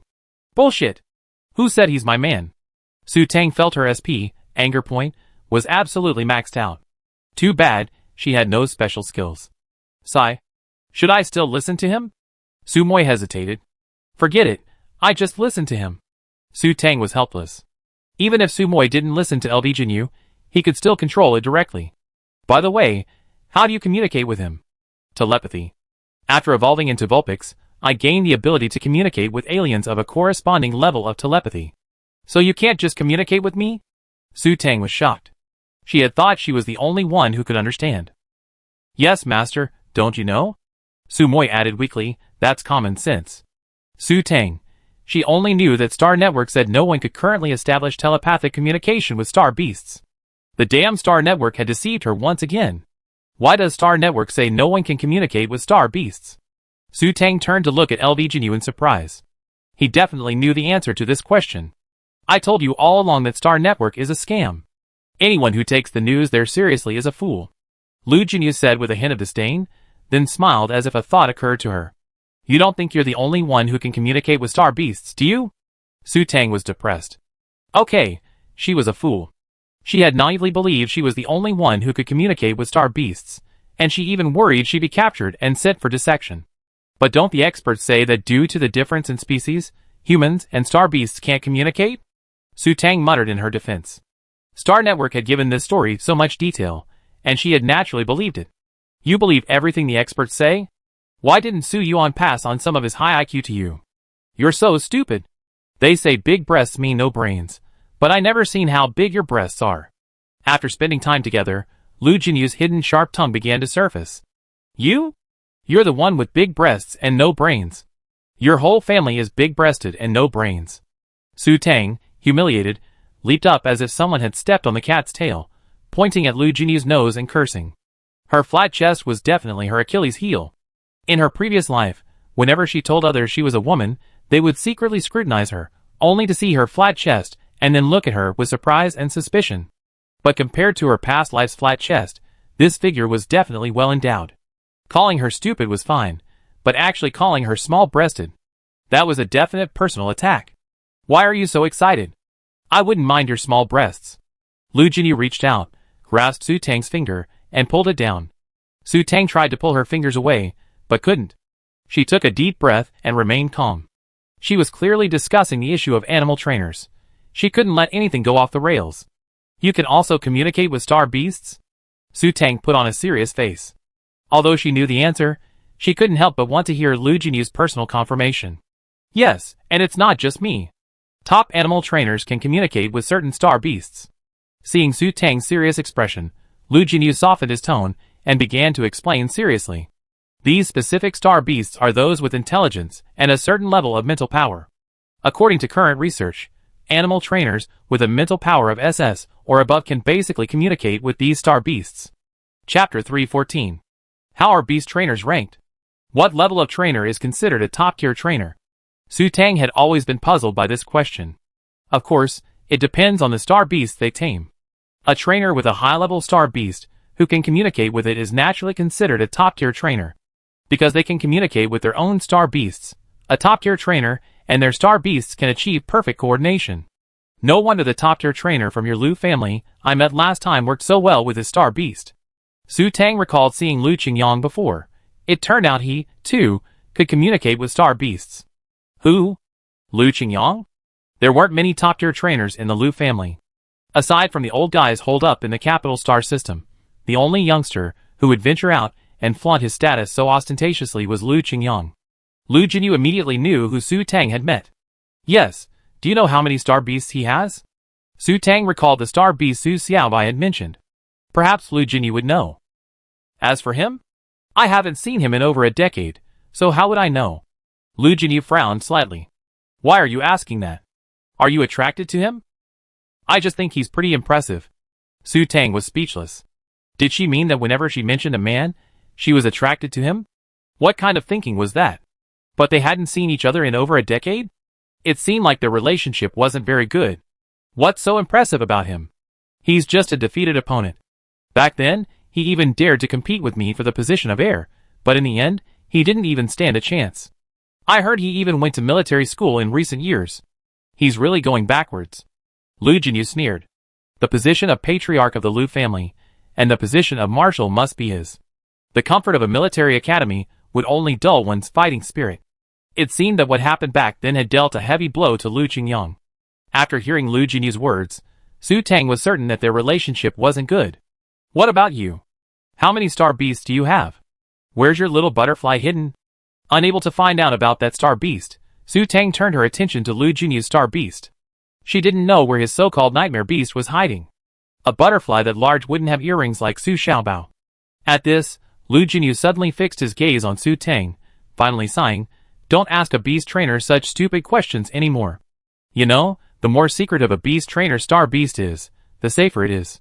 When I have time, I send you to our Lu family for basic beast training." Su Tang felt foolish again, a hint of annoyance on her face. No one would reveal their hidden cards. For a beast trainer, the better a star beast is hidden, the more likely it is to catch the enemy off guard. Wasn't her question essentially asking, "What are your trump cards? Where are they?" And so on? "But I can tell you, I have 3 star beasts." Lu Jinyu leaned close to Su Tang's ear, his tone ambiguous and seductive. "Want to know where they are? If so, I go back and undress for you, huh?" "No thanks." Su Tang immediately shook her head in denial. Although she really wanted to know, seeing Lu Jinyu's attitude, who knew what would happen if she took off her clothes, so she decided not to take the risk. "I really don't want to." Lu Jinyu was about to tease Su Tang again, when he suddenly looked up at the distance with a serious expression. At his command, Su Moi also stopped. "What's going on?" Su Tang asked, puzzled. "A flock of stone-patterned butterflies are coming." Lu Jinyu was slightly puzzled. Stone-patterned butterflies generally don't leave their habitat unless attracted by energy stones. Thinking of this, he lowered his head and asked, "Are the energy stones hidden in the space buckle?" "Yes." Su Tang nodded. She naturally wouldn't leave her energy stone out in the open. If it were placed in a space ring or a space buckle, Su Xiaobao wouldn't be able to smell it, and neither would the stone butterflies here. What was attracting them? Using her mental power to probe, Su Tang discovered a dense, overwhelming mass of stone butterflies migrating several thousand meters away. Judging from the direction they were heading, they might actually encounter them. Let's see. Can your star beasts identify the true form of the stone butterflies? Lu Jinyu had come for the stone butterflies. Since they had come out on their own, they wouldn't have to go to the area covered in stone vines. "Let me try." As Su Tang spoke, Su Xiaobao, revealing his true baby nature, threw himself on her with a frustrated expression and began to tantrum. "Mom! Woo! There's a bad guy over here. He eats so much." Su Tang's forehead immediately furrowed. Why did this sound so familiar? Wasn't it the same thing she said to Su Yanlai the moment they met? "Xiaobao, be good, don't make a scene. Where's the bad guy?" Su Tang stroked Su Xiuba's soft head. She knew for sure, an energy-eating beast had arrived. It must be Su Xiuba's own kind, the stone-patterned butterflies. "The bad guy's over there, woo!" Su Xiaobao sobbed, pointing in the direction of the stone-patterned butterflies. Su Tang understood. "What did it say?" Lu Jinyu asked, puzzled, observing Su Xiubao's reaction. Star beasts usually greeted their kind with either a joyful welcome or a desperate display of disapproval. So what did this crying mean? It said there was an energy-eating beast over there. It must be one of its kind. "Can't you communicate with Xiaobao?" Su Tang glanced at Lu Jinyu, questioningly, while hugging the still-acting Su Xiaobao. Lu Jinyu's face darkened, and he didn't answer. "He's a bad guy. He's bullying Xiaobao. Don't pay any attention to him, Xiaobao." Su Xiaobao complained, his face aggrieved. Su Tang realized it wasn't that Lu Jinyu couldn't communicate with Su Xiaobao, but that Su Xiaobao simply ignored him. As expected, her Xiaobao had a strong character. "Well done. Let your star beast find its true form." Lu Jinyu's face lit up as he watched the vast, dark cloud of stone-patterned butterflies enter his sight. Stone-patterned butterflies were definitely a sharp weapon against energy weapons. "No, it come over. It asked its mother for food. Don't give it to it. Woo woo woo." Before Su Tang could finish her words, Su Xiaobao started yelling. Su Tang's face darkened, and she suddenly had a foreboding premonition. Previously, she only thought of finding Lu Jinyu a fellow Su Xiaobao, so he wouldn't target her. But now, this fellow was clearly a foodie, meaning another mouth to feed. And how could she explain the energy stone issue? Haha, She dug herself into another hole. She wanted to die. Just as Su Tang pondered for 10 minutes about how to fill the hole, the sky gradually darkened. Su Tang looked up in confusion. The swarm of stone-patterned butterflies covered the sky above their heads, like layers of giant dark clouds. Chapter 315. A large, distinctly dark red butterfly with golden patterns slowly floated down from the dense swarm of butterflies. Su Tang felt a sense of familiarity. However, before the dark red butterfly could get close, Su Xiaobao rushed over with a murderous look on his face, blocking it left and right, trying to prevent it from getting any closer. Is that its true form? Is your pet jealous? Lu Jinyu stared at the dark red butterfly with a burning gaze. This was the first time he had seen a stone-patterned butterfly in its true form, but why was it different from Su Tang's? Could it be evolving? It should be. Su Tang then remembered that when she first met Su Xiaobao, he had looked just like that. It was only after consuming one of her level 10 energy stones that he transformed into his infant form. This butterfly form represented the unevolved form of Su Xiaobao's clan. Xiaobao, let it come over. Su Tang called out several times before Su Xiaobao flew back, looking listless and distraught. Mom, I'm stronger than it. It won't attack. Flying back to Su Tang, Su Xiaobao, with a stern face, raised his energy sword in both hands and made several stabbing, slashing, and killing moves in the air, demonstrating his martial arts prowess. Although Su Xiaobao's expression was serious, Su Tang couldn't help but laugh. It felt exactly like a little kid wielding a toy knife, gesturing and shouting, I'm a martial arts master. Pa Lu Jinyu clapped his hands politely in encouragement, looking like someone enjoying a show. If you run out of money in the future, you can let it perform some tricks and show off its magic. You're the one who's broke. Your whole family is broke. Su Tang cursed inwardly, then began to comfort Su Xiaobao. Okay, Xiaobao, come back soon. Mommy knows you're the best. Mommy doesn't want it. Xiaobao is enough. Mommy doesn't want it. Xiaobao is enough. Su Xiaobao sheathed his weapon, aggrieved. The bad guy who stole his food had finally left, but things had gotten worse. He encountered a fellow of his own kind. He hated his own kind. Although this was his first encounter with one, his instinct told him that fellows were competitors, and he had to chase them away. Be good. Mommy only wants Xiaobao. Su Tang hugged Su Xiaobao and gently patted his back to comfort him. She had no intention of taking in another of Su Xiaobao's kind. After all, countless stone butterflies plus countless stone butterflies still equal countless stone butterflies. After receiving Su Tang's assurance that no other butterfly of his kind would steal his food, Su Xiaobao turned around and transformed into a small moth to continue attaching his earrings. As soon as Su Xiaobao left, the dark red butterfly that had been blocked off to the side, unable to get close, immediately flew to Su Tang and began dancing around her. Just like when she met Su Xiaobao, Su Tang's mind echoed with the cries of a baby, hungry, hungry. Su Tang helplessly pointed at Lu Jinyu, asked him for food.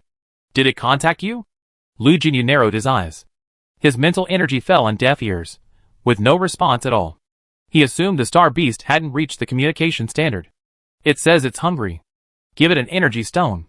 Looking at the dark red butterfly still flying around her, Su Tang was helpless. Why was it asking her for food?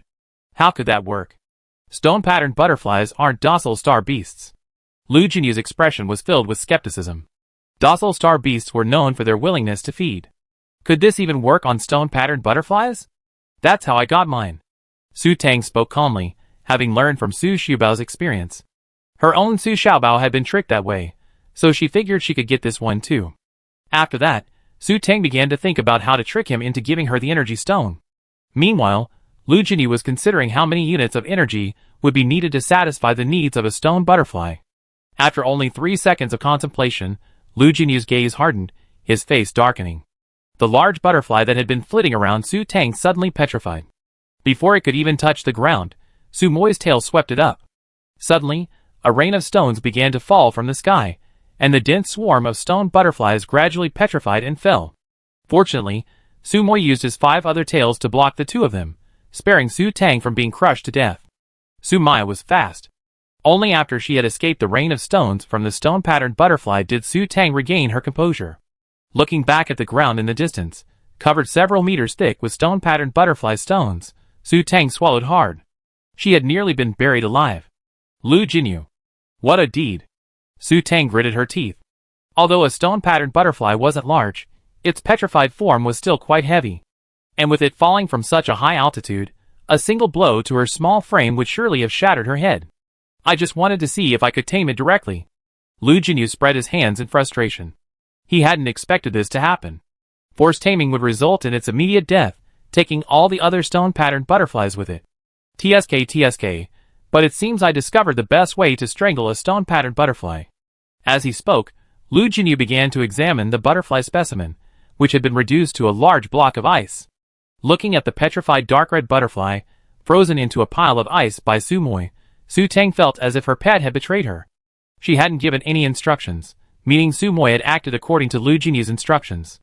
With such cooperation, she almost thought Lu Jinyu was its master. Su Tang glared gloomily at the large block of ice in Lu Jinyu's hand. What are you freezing? Let's see what happens to the stone butterfly if its original form doesn't resurrect. Lu Jinyu narrowed his eyes, feeling quite pleased. The stone butterfly was a major problem for the military.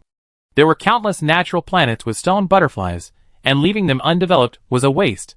But within 5 minutes, Lu Jinyu's face darkened. In the distance, the thick layer of stone butterfly rocks on the ground gradually awakened, each one flying back into the air.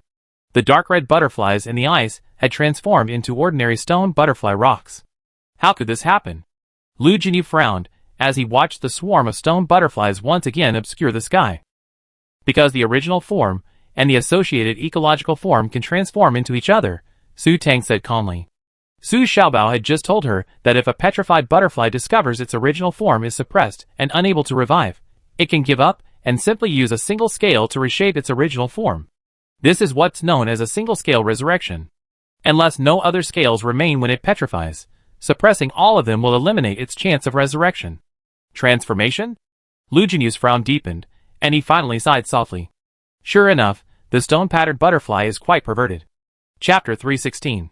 Lu Jinyu raised his head, his expression bewildered as he gazed at the swarm of stone-patterned butterflies circling overhead. After over an hour of silence, Su Tang finally couldn't help but ask, Are you here to rack your brains for a way to exterminate the stone-patterned butterflies, or to tame them? Lu Jinyu suddenly lowered his head, his face full of resentment, and uttered 3 words, I don't have money. Su Tang suddenly felt her brain capacity running out again. Were they talking about money? Such leaps in thought were beyond her reach. But it seemed as if she had just cursed him for being poor. It was so effective. Was he really poor? Does this have anything to do with being poor? Su Tang asked blankly. Yes. Lu Jinyu's face grew even more resentful. You said before that you had to feed it a level 9 energy stone to tame it, but I'm poor and don't have any. You stole 3 of my stones earlier. Trying to explain the source of the energy stones in her hand, Su Tang added, Those were my dad's legacy. That won't do. Do you think they're pet food? You can just feed them whenever you want. Lu Jinyu had always believed that after taming the stone butterfly, he could rob others of their energy. But now, if he had to pay a large sum of energy out of his own pocket to feed it, that wouldn't be worth it. Let your little pet talk to it. Tell it I'm taking it to eat something delicious. Xiaobao, can you convince it? Su Tang realized Lu Jinyu's stinginess. He was reluctant to part with the energy stones. No, it hasn't evolved yet. It doesn't understand. It only seeks food. Just like Xiaobao before, Xiaobao would follow his mother, assuming she had food. And sure enough, she did. After hearing the reason Su Xiaobao had offered himself up to her, Su Tang was stunned. Then her scalp began to tingle, and she had a sinister premonition. Wait, Xiaobao, you said you followed me because you thought I had food? What made you think that? I don't know. Xiaobao, I followed you because I knew there was food to be had with mommy. Su Xiaobao's childish voice was bewildered, and it was clear he couldn't explain his behavior clearly. Could it be that stone butterflies have a natural reaction to high-level energy masters? Is this a foodie's instinct? Su Tang suppressed her doubts and directed Su Maya to fly for about 10 minutes, covering a distance. Sure enough, the group of stone butterflies in the sky moved in tandem with their movements. Coming for us? Lu Jinyu immediately realized something was amiss. Could it be that he had just killed Bantai, angering the stone butterfly, and it was seeking revenge? But it didn't seem likely. Su Tang was depressed. To be more precise, it was probably coming for her. Su Xiaobao, with his foodie instinct, had determined she had food on her. The one in the sky was probably the same. Was it possible that the stone butterfly, which she hadn't given it food, would stick with her? This meant she couldn't go anywhere with stone butterflies anymore. If she did, she'd definitely find one. She'd be exhausted feeding a whole bunch of them. I don't know, but my Xiaobao said this one here isn't very high level yet. It only cares about eating, Su Tang said softly. Was she going to have to sacrifice a level 10 energy stone, like she had to trick Su Xiaobao last time? She sacrificed a level 10 energy stone to help Lu Jinyu tame the star beast? It wouldn't be that easy. Let's see what happens first. Lu Jinyu naturally hadn't given up on the stone butterfly, but he was equally unwilling to pay for it himself, as Su Tang had suggested. Su Tang pondered what to do if this stone butterfly also decided she had food and was following her. If all else failed, she could simply pack up and leave the planet. Stone butterflies are relatively slow, so if she left the planet before it caught up, she should be able to shake it off. After Su Xiaobao confirmed that this stone butterfly couldn't survive in space, Su Tang breathed a sigh of relief. While Su Tang pondered, Lu Jinyu continuously used his mental power to search among the swarm of stone butterflies in the sky. Unfortunately, after searching for over an hour, he still couldn't find the distinctive dark red butterfly. The original form is gone. Lu Jinyu's voice tinged with frustration. Nonsense! After you killed it once, it naturally hid. Su Tang rolled her eyes speechlessly. Currently, this stone butterfly's behavior was mainly driven by instinct. Naturally, it hid when faced with danger. How did yours evolve? Lu Jinyu looked at Su Xiaobao on Su Tang's ear, a thoughtful look on his face. It had already evolved like this when I met Xiaobao. Su Tang lied without blushing or her heart racing. Are you sure? Lu Jinyu's eyes flashed with doubt. After resting his chin on his hand and contemplating for a few seconds, his face suddenly darkened. With a look of excitement, he grabbed Su Tang's shoulders with both hands and gritted his teeth. Did you feed it Su Yuan's level 10 energy stone? How did you know my father had a level 10 energy stone? Su Tang's face froze. She already guessed that she fed Su Xiaobao a level 10 energy stone, but Lu Jinyu had actually known that Su Yuan's father was a level 10 energy master. Of course I know. Was it really eaten? Lu Jinyu's expression darkened even further. Star beast evolution naturally requires certain conditions, and energy-devouring beasts naturally require a large amount of energy. The stone-patterned butterfly is just a common energy-devouring star beast, while the demonic light butterfly is a legendary star beast that has only appeared once. This meant that for the stone-patterned butterfly to evolve into the demonic light butterfly, a large amount of energy was required. After much thought, Lu Jinyu concluded that the level 10 stone must have been eaten. In his excitement, Lu Jinyu naturally lost control of his strength. Su Tang felt as if her shoulders were about to be crushed. He gave Su Moya a command, and the white tail lashed out like a whip, forcing Lu Jinyu to release her hands. Su Tang rubbed her painfully pinched shoulder and said angrily, "Why are you so excited? It's not your energy stone." You? Su Yuan actually gave you the energy stone. And you actually gave it to your pet to eat. Lu Jinyu's face was ashen, and he glared at Su Tang with murderous eyes. Su Tang shrank spinelessly. She was sure she would die a horrible death if she said anything provocative to him again. I didn't mean to. Do you know that's the only level 10 energy stone in the entire human alliance? Lu Jinyu's tone was sinister. If the person before him hadn't been Su Tang, he would have torn her into pieces long ago. Su Yuan didn't even let him see the level 10 energy stone before feeding it to the stone-patterned butterfly. He was really afraid he would strangle her to death. Just one piece. I really didn't know it was so precious. If I'd known it was so precious, I wouldn't have done it. Su Tang bowed her head and obediently admitted her mistake, feigning deep regret. Inside, she was complaining. It was only one piece. She had no idea how many pieces she combined, and there were only 2 in her space ring. Forget it. After a long pause, Lu Jinyu calmed his excitement and sighed. It had already been fed. Even if he killed Su Tang's pet, Xiaobao, he wouldn't be able to spit it out. Let's go back to the city. The level 10 energy stone he hadn't been able to see wasted, and Lu Jinyu, feeling gloomy, commanded Su Moy to return in vain. This time, he had been inconsiderate. Creatures like the stone butterfly couldn't be tamed using conventional methods. Furthermore, the stone butterfly here was clearly a standard type. Standard stone butterflies couldn't survive in space, so they were naturally useless to him. Chapter 317. Don't want that stone-patterned butterfly anymore? Hearing Lu Jinyu's calm tone, Su Tang felt she had finally escaped this crisis. She had only used her own energy stone to feed Su Xiaobao, so why was he so excited? Tell me the truth, does your pet really only eat 1 level 9 energy stone per month? Of course not, Su Tang immediately denied. Even though Su Xiaobao's appetite was only one level 10 energy stone per year, she absolutely couldn't admit it. It only consumes about 8 units of energy a year. Su Tang pondered. 8 units equaled a total of 100 million energy units, equivalent to just one standard level 8 energy stone. That shouldn't be an exaggeration, right? Level 8? I can't afford to keep an energy-eating beast like that, Lu Jinyu said in a gloomy tone. If it really takes a level 10 energy stone to evolve into something like you, capable of summoning a stone-patterned butterfly to survive in space, I won't do such a loss-making deal. So you're giving up on this star beast?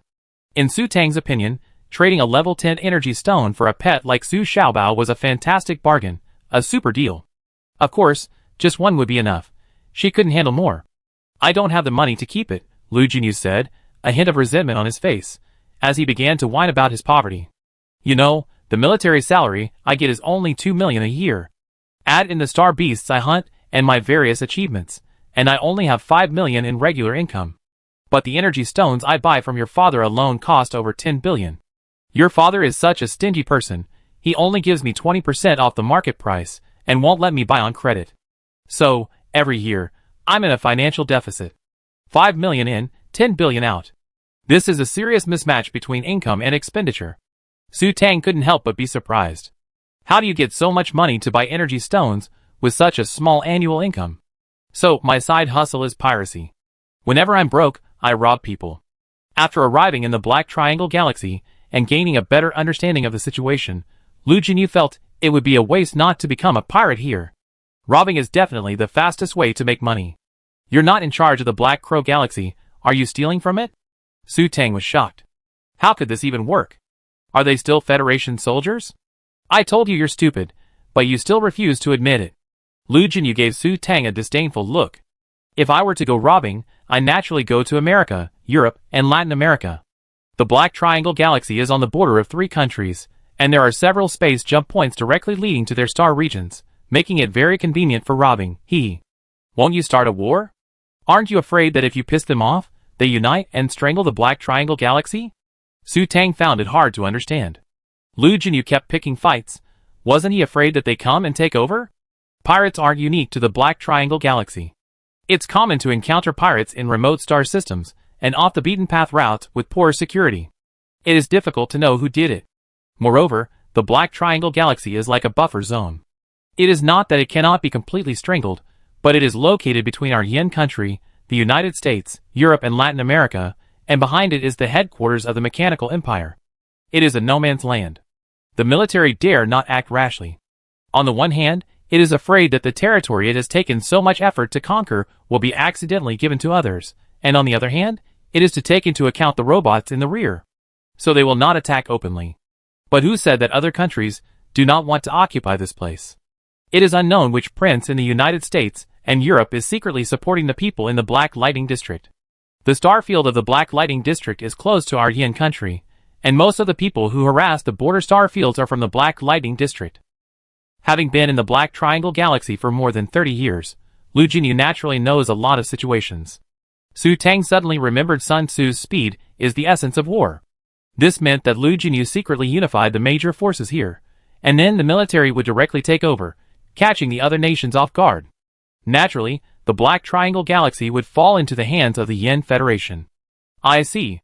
So, wouldn't having an energy-devouring beast allow you to control the forces here even faster? Su Tang felt she understood. No wonder Lu Jinyu valued Su Xiaobao so much. With Su Xiaobao's help, they could infiltrate the enemy, drain their energy stones, and catch them off guard, making it much easier to merge the forces here. That's a bit clever at last. Lu Jinyu nodded. A large-scale energy-devouring beast was indeed very useful. If he had one of these star beasts, he could easily destroy an entire fleet. Of course, the best-case scenario was to infiltrate their fleet base directly. Can't they just use energy cannons to bombard entire planets? Su Tang wondered. Didn't the military prefer to bombard planets directly? Wouldn't it be enough to just destroy their home planet? As soon as an unknown fleet approaches a specific star field, it will be located. Even before it enters range, it will encounter planetary defense fleets. How can they bombard planets without destroying their fleets? And where would they get the energy to bombard so many planets? In short, wars for territory are very complicated. You won't understand even if I tell you. Follow me, and you understand. Oh, Su Tang felt the topic had strayed again. Why was she concerned about war? No, Su Tang suddenly realized. What do you mean by I watch more? After I finish things here, I return to Yin country to sort things out and make further detailed arrangements. Then, I return to the Black Triangle Galaxy and begin conquering the Free Zone and the Black Lightning Zone, incorporating them into Yin country's territory as soon as possible. Lu Jinyu said this with a serious expression. He had been here for over 30 years, and had always thought that Joseph in the Black Lightning Zone would be difficult to conquer, but now, he was very confident. It was time to speed up the process. Then I wish you the speedy unification of the Black Triangle Galaxy, but what does that have to do with me? Su Tang had a bad feeling. Without your energy-devouring beast, how can I do it alone? Lu Jinyu said matter-of-factly. I lead you into the enemy fleet, and if you release your little treasure, we absolutely slaughter them like crazy. You mean the two of us can take on an entire fleet? Su Tang unconsciously raised her voice a decibel. Drive a mech into the enemy fleet? She hadn't misunderstood. That wasn't what she meant, was it? Yes, Lu Jinyu nodded solemnly. Are you crazy? Su Tang was horrified. Although she hadn't seen a real Star Wars, she had seen the movies. The enemy and ours were engaged in a battle in the starry sky, with the fleet in the rear and the mechs in the front. To break through the enemy fleet, one had to penetrate the dense layers of mechs. While the movie wasn't necessarily realistic, it seemed pretty close. I'm serious. Our Yin Federation's military archives don't record a single trainer who has tamed a high-level energy-eating beast that can move freely in space. Moreover, although most energy-eating beasts absorb energy, they are not immune to energy attacks. However, the stone-patterned butterfly can even absorb energy cannons directly. Because of this, the military has been conducting research on the stone-patterned butterfly, but so far no high-level stone-patterned butterfly that can survive in space has been found, and no one has been able to tame the stone-patterned butterfly, so no one has connected the stone-patterned butterfly with Star Wars. But I can guarantee that your pet will definitely play a role in achieving a surprise victory in Star Wars. Lu Jinyu's eyes were deep, and his tone was a little regretful. This kind of heaven-defying star beast really became a pearl covered in dust in Su Tang's hands. Chapter 318. Looking at Lu Jinyu's serious expression, Su Tang knew he wasn't kidding. She once thought Su Xiaobao would make her invincible, but she never imagined applying that to warfare. Su Tang suddenly curled her lips. TSK, you sound so impressive, but I still can't even beat you. I'm a special case. How could everyone be as skilled as me? Besides, who's to blame for your mecha's poor performance? If you were more skilled, with your mecha's energy configuration and defense level, you'd definitely drain mine completely. If I were you, I'd charge into the fleet and destroy it that very day. Lu Jinyu felt a little disappointed. Such a formidable star beast had encountered their fleet, yet it had fled in disgrace. How unspirited. Of course I'd run away if I knew you were coming, Su Tang muttered softly. With Lu Jinyu's notorious reputation, it was only natural for him to run.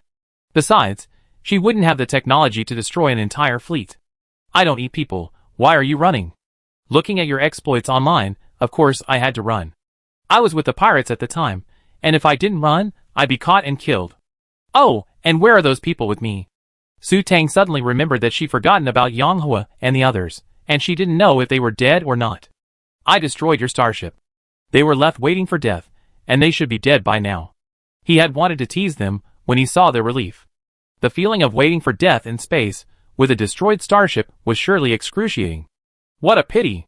They said they had hidden a cache of energy stones on a border planet, 9 units. Although Su Tang didn't value such a small amount of energy stones, they were still worth over 2 billion. It seemed her starship was worth more. Fortunately, because of the presence of outsiders, she hadn't equipped her starship with high-quality energy stones, otherwise she would have suffered a huge loss. Thinking of this, Su Tang naturally thought of Angel. Her mecha was worth at least 2 billion. My starship and mecha are worth 7 billion in total. I'm losing money. I look for the energy stone when I get back to the Federation. Lu Jinyu's expression changed, a hint of resentment lingering. All my money went into your father's pocket. I'm a pauper now. I have no money, no life, and I need a body. Should I repay my debt with my body? Lu Jinyu began to regret it. He had been so excited to see the stone-patterned butterfly that he had forgotten that a starship cost at least 5 billion. Thinking about it now, he felt a pang of regret. Forget it, then I won't have to pay for it. Su Tang waved her hand generously. She wasn't short of money, but starships weren't something you could just buy with money. She had no idea where Yao Qing had gotten that one. It was such a shame it broke down. She was also terrified the first time she met Lu Jinyu. He made such a mess of her. She couldn't quite get over it. But she couldn't beat him, and she felt so resentful. But Su Yuan is really rich. Starships, mechas, and spaceships. You have more equipment than me. I heard you're dead, and your body was a clone?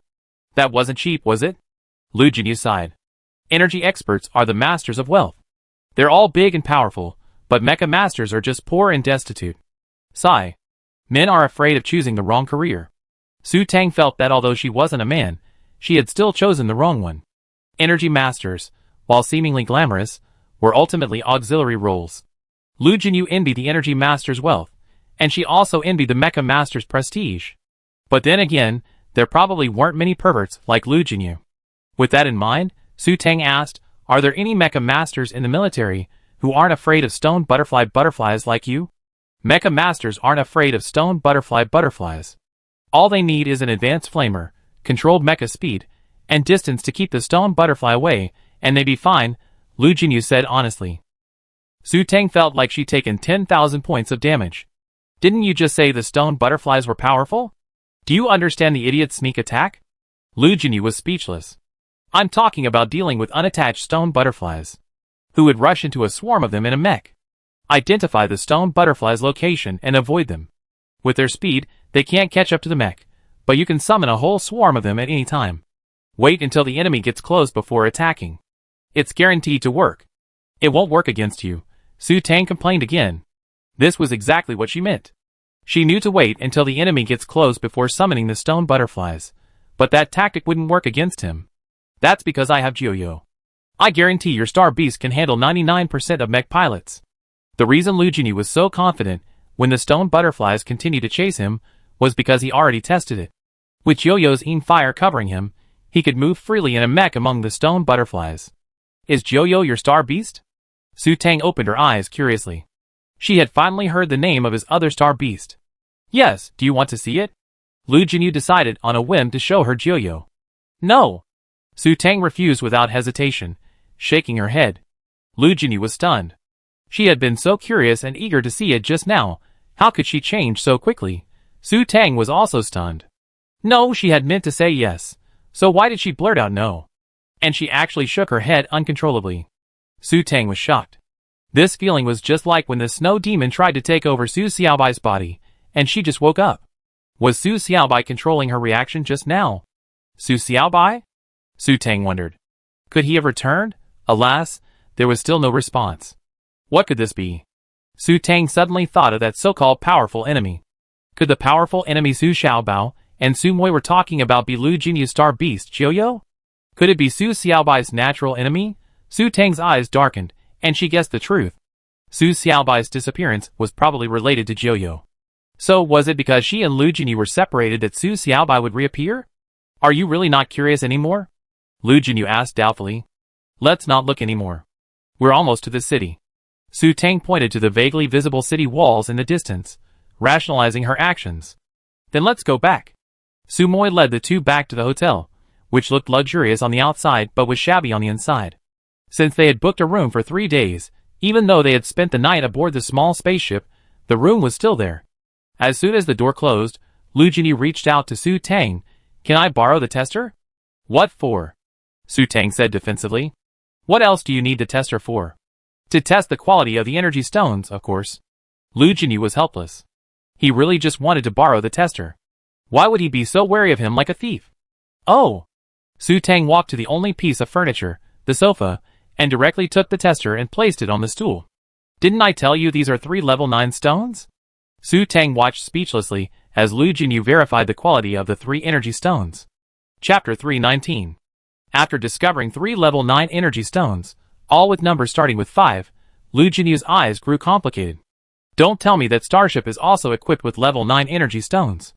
If there were level 9 energy stones in the energy chamber he destroyed with that single shot, he would regret it forever. No, there were only a few level 6 energy stones, Su Tang said casually. She wasn't the only one aboard the starship. Why would she be so foolish as to install high-level energy stones? Even her current small spaceship was only equipped with level 5. 326. After learning that the energy stone he had destroyed was only level 6, Lu Jinyu's heart was at ease. With a serious look in his eyes, and a solemn tone, he said, "These 500 billion each. You want to pay?" Su Tang's eyes flashed with surprise. Was he finally having a change of heart and planning to pay for them? "No, I write an IOU." Lu Jinyu's face was serious, but his words nearly pissed Su Tang off to death. "When you marry me, we be family, and I won't have to pay you back." Sure enough, she was so naive. Su Tang wanted to smack him in the face with her slipper. She was paying for energy stones to get married? Wasn't there anyone who wanted her? Your father is so dishonest. He's such a shrewd guy. He's so good at getting something for nothing. Just a few credit points a stone, and he's turned it into hundreds of billions. He's so rich, yet he still argues with me about the 10 billion yuan in payments every year. Lu Jinyu continued to ramble, ignoring Su Tang's grimace. He always known Su Yuan's family was wealthy, but he hadn't expected it to be so lavish, leaving Su Tang so many energy stones. But suddenly, Lu Jinyu frowned. Didn't Su Yuan know that leaving her so many energy stones would harm her? Never mind. With him around, no one would dare to make a move on her. Su Tang didn't want to pay attention to him for a moment, sitting down on the edge of the bed, feeling depressed.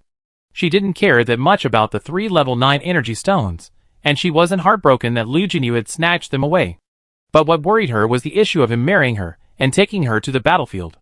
As for marriage, she still had 10 years until she turned 30, so she could put it off. But she didn't want to go to the battlefield. But if she didn't go, Lu Jinyu would take Su Xiaobao with him.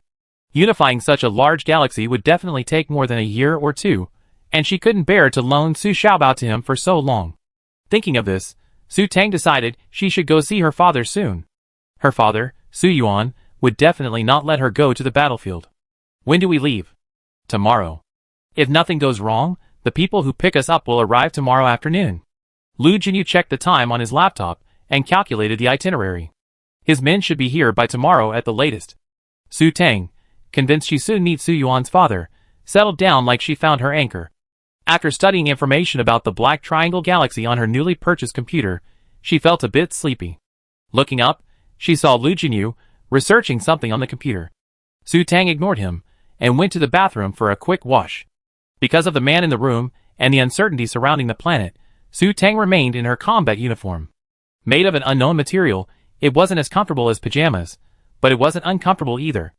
After leaving the bathroom, she found her small bed, placed it on the floor, and lay down. Seeing her behavior, Lu Jinyu on the side just raised his eyelids slightly, and then continued to deploy his plan to conquer the Black Lightning District on the Light Brain. The Black Sha District was on the same front as him. As long as Joseph's forces in the Black Lightning District were eliminated, it would only be a matter of time to swallow up the leaderless and scattered free zone and include the Black Triangle Galaxy in the Federal Star Field map. This great achievement was enough for him to be directly promoted to a 5-star admiral and become a quasi-marshal. After formulating a rough, preliminary plan, Lu Jinyu stretched his limbs, which had become a little stiff from sitting for so long. He went to the bathroom to wash up, then headed straight for Su Tang's bed. Hazy in her sleep, Su Tang felt the bed sink, then something seemed to press down on her, making her feel heavier.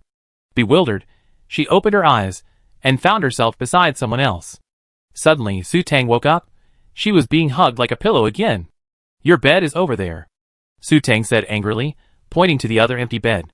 "How can a couple sleep in separate beds?" Lu Jinyu directly took her outstretched hand and placed it on his waist. "Who's married to you?" "Of course it's you. We were like that yesterday. Why are you being shy today?" Hearing Lu Jinyu's self-righteous tone, Su Tang's face flushed instantly, and she began to feel awkward. "Yesterday was an accident. I took the Chinese medicine. Anyway, you were the one who initiated it yesterday. You can't deny it." Lu Jinyu pressed Su Tang against his chest and hugged her tighter without saying anything. "Sleep. Let go." Su Tang began to struggle. "If you don't want to sleep, can we do something else?" Su Tang had just struggled a few times when a husky, suppressed male voice, with a noticeably changed tone, echoed from above her head. Su Tang froze, too frightened to move. After lying quietly in Lu Jinyu's arms for a short while, Su Tang heard the steady sound of a man's breathing overhead. Did he fall asleep? So quickly, Su Tang breathed a sigh of relief, then began to feel depressed. It was a good thing he fell asleep so quickly, but what if she couldn't fall asleep while being held like this, unable to sleep? Su Tang began to have wild thoughts. She wondered if she could succeed if she stabbed him right now. Thinking of Lu Jinyu's mention of Joyo, Su Tang felt her chances of success were slim. She had just searched the Black Triangle Galaxy's star network and hadn't found any star beasts like Joyo. Although she hadn't seen what it looked like, it must be very powerful to have scared Su Xiaobai into hiding, even more powerful than Su Xiaobai. Its golden finger must be even more powerful than hers. Su Tang also understood that Lu Jinyu wouldn't harm her because of their 30-year friendship with Su Yuan's father. She might be fine with contradicting him verbally, but if she dared to even think about stabbing him, she would surely die miserably. Taking out a laser sword now would be a suicidal act. Besides, Lu Jinyu was going to take her to Su Yuan's father. She was a woman of resilience, so she had to endure it for now. But what should she do when she met Su Yuan's father? Su Tang began to struggle again. Su Yuan's father's provision of the energy stone proved that he supported Lu Jinyu's plan to recapture the Black Triangle Galaxy. What if he asked her to lend Su Xiaobao? And since Su Yuan's father hadn't even given her the level 10 energy stone, how would she explain her lie? After finding Su Yuan's father, should she go find Yin Zimu? What if Lu Jinyu really did attack him? What if Su Yuan's father really had a crush on Lu Jinyu? Su Tang felt like she had so many problems to solve, and her headache began to build again. Thinking over and over again, Su Tang fell asleep unknowingly. Chapter 320. Su Tang looked at the desolate desert before her, feeling a bit lost. When had she arrived on that planet? What galaxy was this? That planet? Why was she alone? And how had she gotten here? Where was the Mecca? Why couldn't she remember? Suddenly, her body began to feel heavy, as if a small mountain had fallen on her. Su Tang looked down at her computer. The planetary data showed 2 standard gravity. Su Tang was upset. She hadn't adjusted the pressure after landing on the planet's surface. After turning the pressure regulator to 1 standard gravity, Su Tang was puzzled. Why did it still feel so heavy? Undeterred, she adjusted the pressure regulator again, but it was still heavy. Damn, could her pressure regulator be broken? She couldn't be so unlucky. Su Tang poked at him desperately, but the pressure didn't subside, it actually intensified. Her breathing became more and more difficult. Could her oxygen supply be broken? Wait, does this planet have an oxygen layer? If there's no oxygen layer, why didn't she bring her oxygen mask? When did she end up on a planet like this? No, I'm running out of air. Where's her mech? Where's her spaceship? All the space buttons are gone. Why didn't she bring her space buttons when she went out? This must be a dream. Su Tang jerked awake, opening her eyes to see a face so close to her. Without a second to think, Su Tang slapped him. Pa! A crisp slap sounded, and Lu Jinyu, too engrossed in the kiss, was caught off guard. As if the pause button had been pressed, Lu Jinyu and Su Tang froze simultaneously. Lu Jinyu opened his eyes, his gaze dark and tinged with a hint of anger. Su Tang felt the temperature around her drop several notches. The man pressing against her had returned to the dangerous state they'd been in when they first met. After fully waking up and understanding the situation, Su Tang was so frightened that her tongue trembled, and she couldn't speak clearly. It was a reflex. No, I didn't mean to do that. Su Tang was crying internally. This time, she had stirred up a hornet's nest. She had dared to hit Lu Jinyu. She had hit Lu Jinyu. And in the face. Su Tang felt like she was courting death. Because of Lu Jinyu's pleasant expression yesterday, she had forgotten how dangerous he was. I really didn't mean to. I just wasn't awake. Seeing Lu Jinyu's still gloomy face, Su Tang instinctively felt fear. She shuddered twice and blurted out, "How about you hit me back? I don't hit women." Lu Jinyu stared at Su Tang steadily. His expression softened, but there was still a hint of sharpness in his eyes and eyebrows, and a dangerous look in his eyes. Only if she's my own woman. Understand? I understand. Su Tang instinctively nodded immediately, then realized that Lu Jinyu was telling her that if she wasn't his woman, he would beat her to death. And her nod was an admission that she was his woman. Seeing Su Tang nod, Lu Jinyu's slender fingers caressed her lips, slightly swollen from his kiss, and he smiled gently. As if the sky had cleared after a storm, Su Tang felt the dangerous and cold feeling disappear.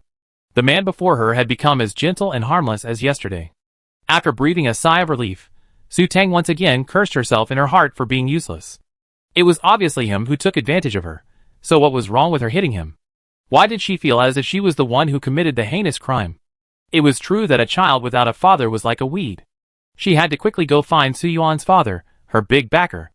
While Su Tang was still fantasizing about Su Yuan's father punishing Lu Jinyu pressed down on her again. This time, Su Tang didn't dare resist, and could only let him have his way. Besides kissing her, Lu Jinyu made no further move.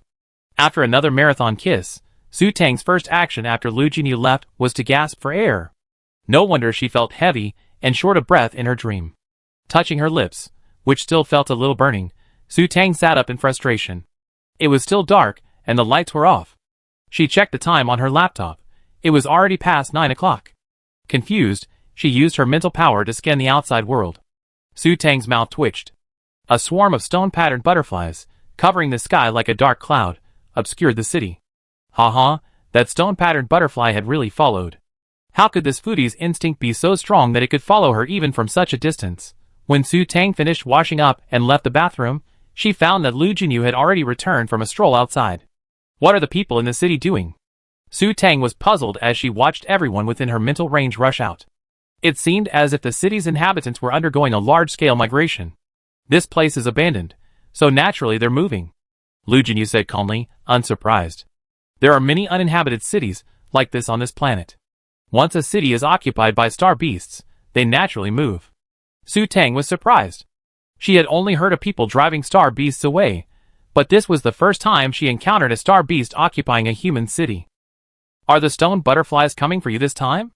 Lu Jinyu stared at Su Tang sternly.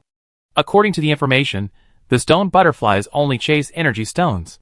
Although he had killed the original form yesterday, if the stone butterflies were seeking revenge, he had gone out and openly provoked hatred, but they ignored him. So they probably weren't coming for him. Thinking about the stone butterflies' strange behavior when they left their habitat yesterday, Lu Jinyu naturally thought of Su Tang. How could that be? I didn't do anything. Su Tang tried her best to act innocent, but inside she felt like crying. She really hadn't done anything. Did she have to feed the stone butterfly energy stones just because she was an energy technician? How could someone force someone to give money without giving energy stones? Did your little treasure do something? Lu Jinyu gazed deeply at the stone butterfly outside. Without energy stones, the stone butterflies would quickly return to their habitat. To have lingered in one place for so long, there must be something attracting them. Could it be a mutual attraction between species? But judging by what happened yesterday, Su Tang's pet didn't seem to welcome its kind. My little treasure didn't do anything either, Su Tang quickly defended herself, clearing herself of suspicion. Then, pointing at Lu Jinyu, the thief crying, "Catch the thief! Did you kill it yesterday, and it's coming back to get revenge?" Probably not. Lu Jinyu paused mid-sentence, staring intently out the door. Su Tang instantly developed a bad feeling. Sure enough, following Lu Jinyu's gaze, within her psychic field of vision, the dark red, golden-threaded butterfly fluttered down. Damn! Wasn't it coming in this direction for her?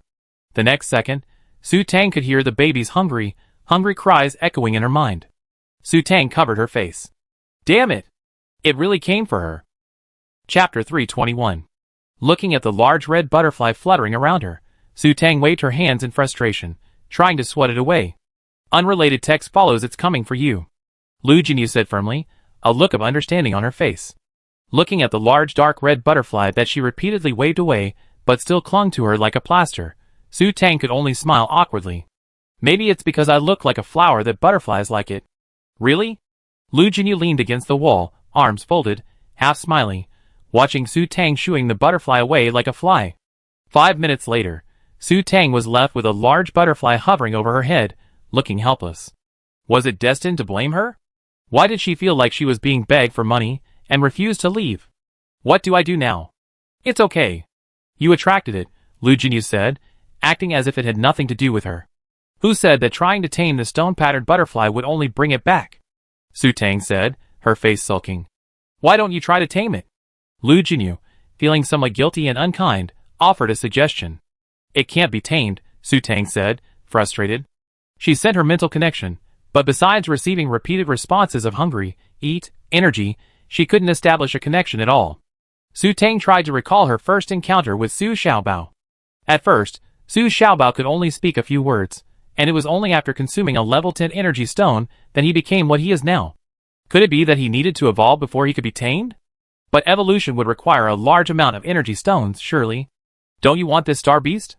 Su Tang pointed at the large butterfly on its head, and said to Lu Jinyu sincerely, just feed it 10 units of energy. It will definitely evolve to the level of my Xiaobao. I don't have any money. Lu Jinyu shook his head, a look of disapproval on his face. You're kidding. How could he possibly do something so insane as feeding an energy-devouring beast 10 units of energy?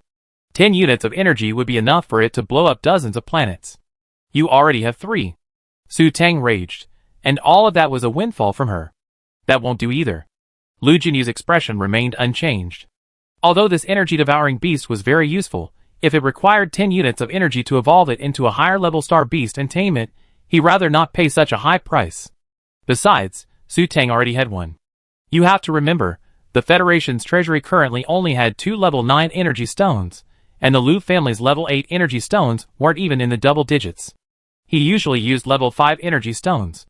Seeing Lu Jinyu's indifferent expression and his resolute refusal to hand over the energy stone, Su Tang gritted her teeth and began to struggle.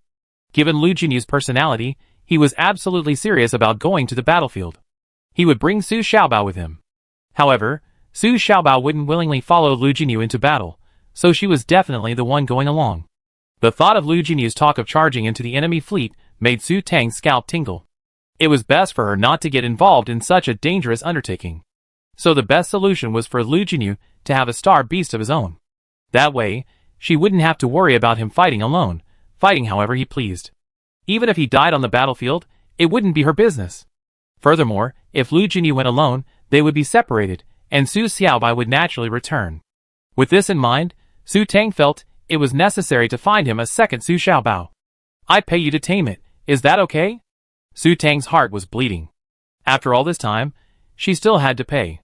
You still have a level 9? Lu Jinyu raised an eyebrow with a hint of surprise. Yes, I pay for the energy stones. Su Tang uttered through gritted teeth. That won't do either. Wasting energy stones is shameful, especially when they're this high level. Lu Jinyu was once again shocked by Su Yuan's wealth, but as a mecha master, even at the age of 18, Lu Jinyu couldn't accept the brutality of feeding such a high-level energy stone to an energy devourer. Then how are you going to carry out your plan if you don't tame this one? With your little treasure, Lu Jinyu said matter-of-factly. Su Tang resisted the urge to hit him again. She knew he was still thinking about her little treasure. My little treasure is very willful and prone to temper tantrums. I don't think it's suited for battlefield service, Su Tang said earnestly. Besides, it's better to use your own star beast. My little treasure stone butterfly can only stay within a 50 kilometers radius, and I'm worried we won't be able to coordinate with him in time. 50 kilometers might seem far, but in the vast star field, a mecha at top speed can cover that distance in a blink of an eye. By the time Lu Jinyu dashes into the enemy fleet and approaches a warship, Su Xiaobao might have already lost 50 kilometers before he can summon his stone butterfly companion. That's true, Lu Jinyu said thoughtfully. Su Tang's reflexes couldn't keep up with his pace, making coordination difficult. But if he were to send her to military school for training now, he wouldn't have the time. Can't you just let your little treasure listen to me? No, it doesn't want to pay attention to you. Su Tang shook her head. Perhaps due to his age, Su Xiaobao still had a childish nature. He said he didn't want to pay attention to Lu Jinyu, and even after Su Tang pleaded with him, Su Xiaobao still refused to pay attention. Lu Jinyu's face darkened. This was indeed a problem. Although his mecha skills were excellent, charging into the enemy base like this was still dangerous. If this star beast named Xiaobao didn't cooperate well, he couldn't guarantee his escape. Thinking this way, Lu Jinyu felt that his own star beast would be more useful. Seeing Lu Jinyu's thoughtful expression, Su Tang knew he was persuaded. While he lowered his head and thought intently, Su Tang reached into her space buckle and found 2 level 9 energy stones. As if fearing Lu Jinyu's objection, she quickly took them out. The red butterfly above her head immediately pounced on them. Then I feed it. Su Tang finished speaking, and the 2 energy stones in her hands, once scattered with gold, had turned into dull, waste stones. Lu Jinyu was completely stunned by this series of unexpected events, and it took him a long while to recover. You fed it the energy stone. I gave it to it if you hadn't objected, Su Tang said weakly, feeling guilty. She was afraid that this stingy Lu Jinyu would stop her, so she took advantage of his inattention and acted quickly. That's a level 9 energy stone. Not pet rations. Lu Jinyu's face turned pale. Because the sky was dimmed by the stone-patterned butterfly, the level 9 energy stone shone brightly. From the moment he saw it, he knew it was definitely level 9. 2 level 9 energy stones had been destroyed right under his nose. I know, Su Tang said with a flattering smile, holding up the baby butterfly, which had grown to the size of Su Xiaobao, like a treasure. Look, it's really evolved. A vein throbbed on Lu Jinyu's forehead, and he took a deep breath to calm the urge to strangle the energy devourer's neck and make it vomit. Chapter 322. Su Tang shrank back at Lu Jinyu's grim expression. Why was her life so miserable? She'd been feeding him her own energy stones, and this guy was giving her energy stones for free to evolve a star beast, and he was even giving her a cold shoulder. Thinking of Lu Jinyu's plan to recapture the Black Triangle Galaxy, Su Tang silently consoled herself. She was contributing to the Federation. As a citizen of the Federation, everyone had a responsibility to expand the Federation's territory. Yes, she was contributing to the country. It was a great act. It was a noble act of patriotism. While Su Tang was still trying to console herself with this patriotic act, Su Xiaobao suddenly appeared and, with a fierce look on his face, pushed the baby butterfly out of Su Tang's hand. Then, the two butterflies began to fight. Lu Jinyu quickly stepped forward, pinching the hairs on their necks with one hand each, and pulled them apart. He looked up and raised an eyebrow at Su Tang. Which one is your Xiaobao? Su Tang was stunned. They looked exactly alike. Which one was her Xiaobao? Xiaobao? Mom, woo-woo. Lu Jinyu's right hand began to struggle, sobbing to Su Tang with a look of grievance. That's mine. Su Tang reached out and took Su Xiaobao in her arms, then looked again at the butterfly baby in Lu Jinyu's other hand. Wow, it looked exactly like a clone. Mom? Can you be my mom too? At this moment, a weak, childish voice, distinctly different from Su Xiaobao's, echoed in Su Tang's mind. No! Su Xiaobao's childish voice was filled with a firm tone. Yes, no.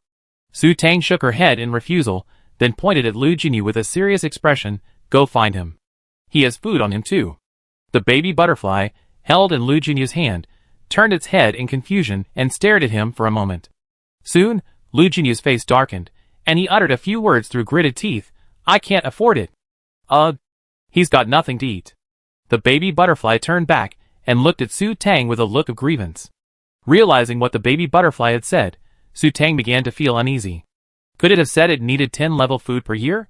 Stubbornly, Su Tang asked Lu Jinyu, how much does it eat? 1.8 level food per year, Lu Jinyu said, his face scowling. Only 1.8 level food, and you think it's too much? Su Tang was shocked and terrified. She thought it was also eating 10 level food, but it only needed 8 level food. Lu Jinyu had such a small appetite, and yet Lu Jinyu still despised it. 1 level 8 stone a year isn't enough. I don't even have one. Lu Jinyu was depressed again. Today, he had once again realized how broke he was. Mecha Masters were truly broke, while Energy Masters were truly rich. And he's only at level 8. He's so lucky to have a father who's a level 10 Energy Grandmaster. No wonder no one can tame a stone-patterned butterfly. Besides Su Yuan and his daughter, who else could be so wealthy as to feed such a high-level energy stone? Even if they tamed it, they couldn't afford to keep it. Forget it. I give up when I can't afford it anymore. Lu Jinyu sighed softly, finally agreeing to 1 level 8 energy stone a year. He already used 2 energy stones to help it evolve to this point, so it was impossible not to tame it and let others take advantage of it. After the dust settled, Su Tang silently mourned the 2 level 9 energy stones she had sacrificed for her country. Lu Jinyu silently wondered whose energy he would steal. The new butterfly baby celebrated joyfully having found a caretaker, and Su Xiaobao celebrated merrily having chased off a fellow butterfly that was trying to steal his food. After a long conversation with his new pet, Lu Jinyu discovered a new problem. Although his pet had successfully evolved into a high-level star beast capable of surviving in space, it still couldn't attack and couldn't summon its demonic light butterfly to attack. It says it can't attack yet. How did you learn to use the demonic light butterfly? I learned it by eating more, Su Tang said nonchalantly. To use Su Xiaobao's own words, they didn't even have enough food, so how could they bear to use it to attack others? Sure enough, energy-eating beasts are bottomless pits. Lu Jinyu once again felt that the stone-patterned butterfly should be classified as a docile star beast. This was a trait. The stone-patterned butterfly had even threatened to betray him if he starved it. What a trait! Don't worry. After evolving to this level, it won't starve to death without energy. Since this stone-patterned butterfly only needed 1 level 8 energy stone per year, Su Tang naturally became suspicious, considering Su Xiaobao's level 10 energy stone per year. Upon further questioning, the answer was surprisingly that after their species evolved to this state, the more energy they digested, the greater their strength. Even without energy, they could survive for hundreds of years without starvation, though their strength would slowly decline. The annual quota of 1 level 10 energy stone was based on Su Xiubao's energy digestion rate. Even among star beasts, there were differences in aptitude within the same species. Clearly, this stone-patterned butterfly's digestion rate was much slower than Su Xiubao's, indicating that its aptitude was not very good. Knowing this, Su Tang secretly rejoiced. Sure enough, her Su Xiaobao was still the more powerful one. After receiving the answer, Lu Jinyu continued to study his newly acquired stone-patterned butterfly, while Su Tang continued to browse the Black Triangle Galaxy's star network leisurely. Su Tang found the Black Triangle Galaxy's online content quite dull. Aside from some basic information, most of it consisted of stories of murder and arson. The movies there were all gory and violent, and full of reactionary ideas, hardly suitable for a decent citizen like her. Towards noon, the crowds that had left due to the appearance of the stone-patterned butterfly gradually returned, and the city became bustling again. Su Tang noticed that the people here seemed to be doing nothing every day, and few were working regular jobs. The most common activity was hunting in groups of 3 or 5, eating mostly star beast meat. Some even wore animal skins, giving the city a somewhat primitive feel. The fact that many were star beast trainers added a touch of wildness and magic to the city. As Su Tang stared blankly outside, a massive object darted into her mental range. Was it a starship? Su Tang's eyes widened. It was a warship. A massive, imposing warship, equipped with countless energy cannons, anchored above the city, casting a massive shadow over it. Is this one yours? Su Tang turned to look at Lu Jinyu. They even sent a warship to pick them up. What a grand gesture. They're not my people. Lu Jinyu scanned the situation with his spiritual power. Enemy? Su Tang's heart sank. Could they be a hostile force? No, they're one of ours.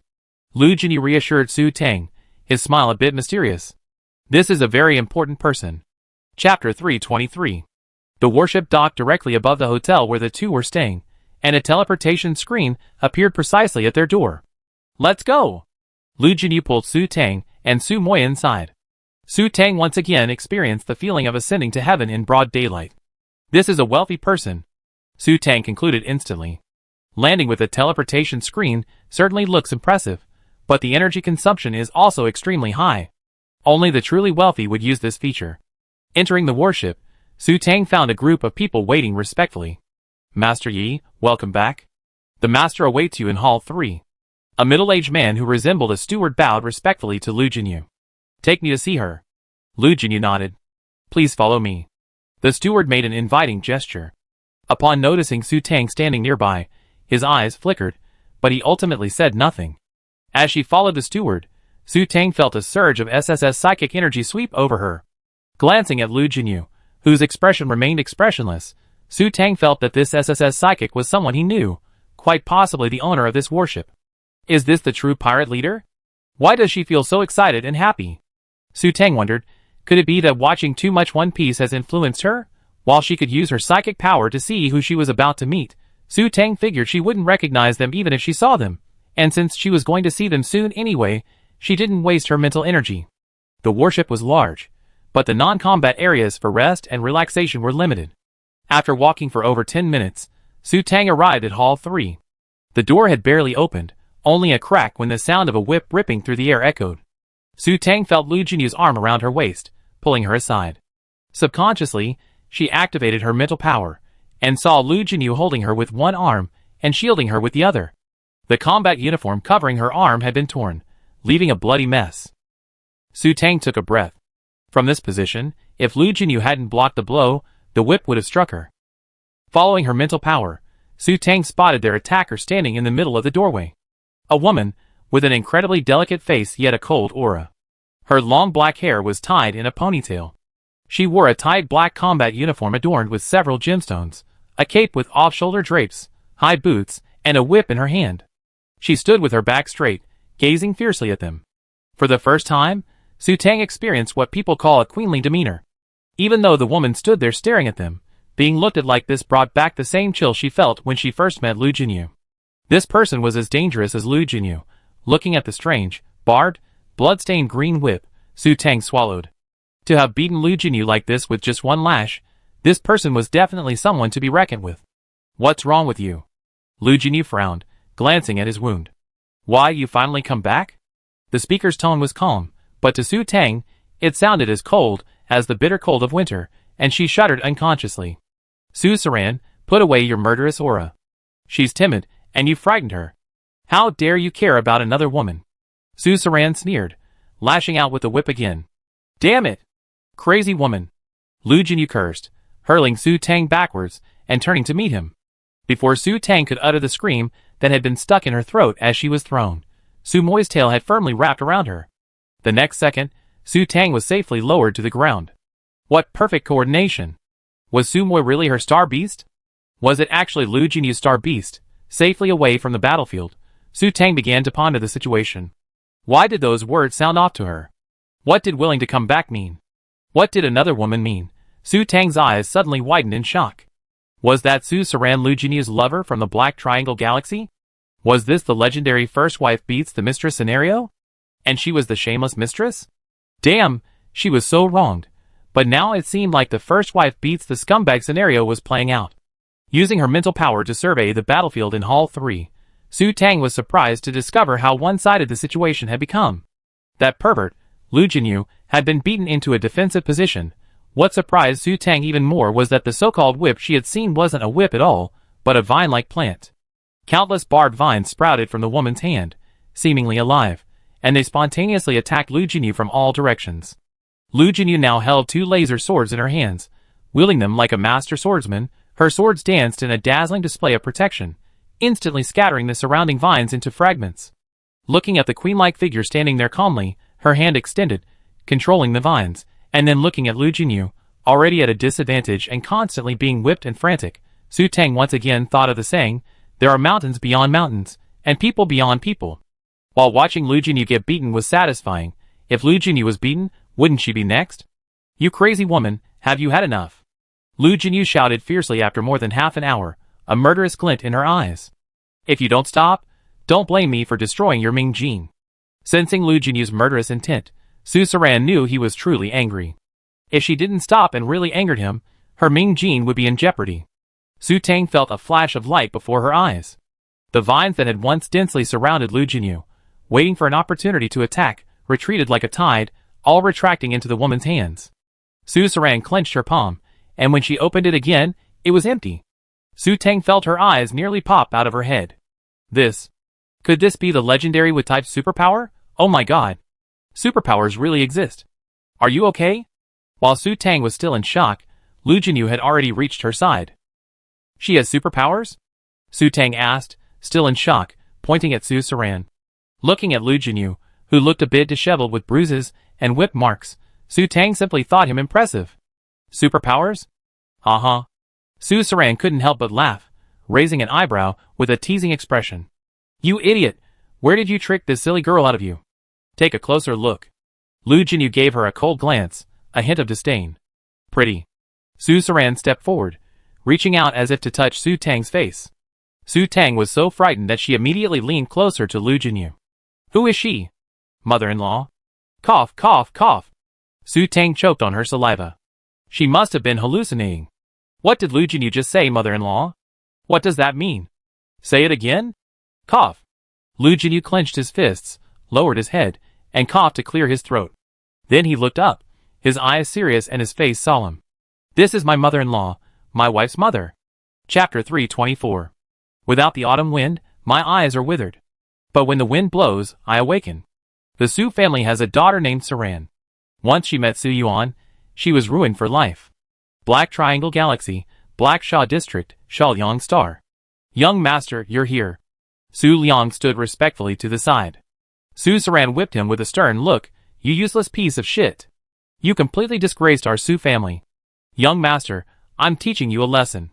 Su Liang knelt down in fear, clutching his injured chest. Tell me how many star regions have been lost. Suzerain looked down at him, his tone icy. We lost the area equivalent to 107 planets, Su Liang replied timidly. Su Liang, why don't you just go die?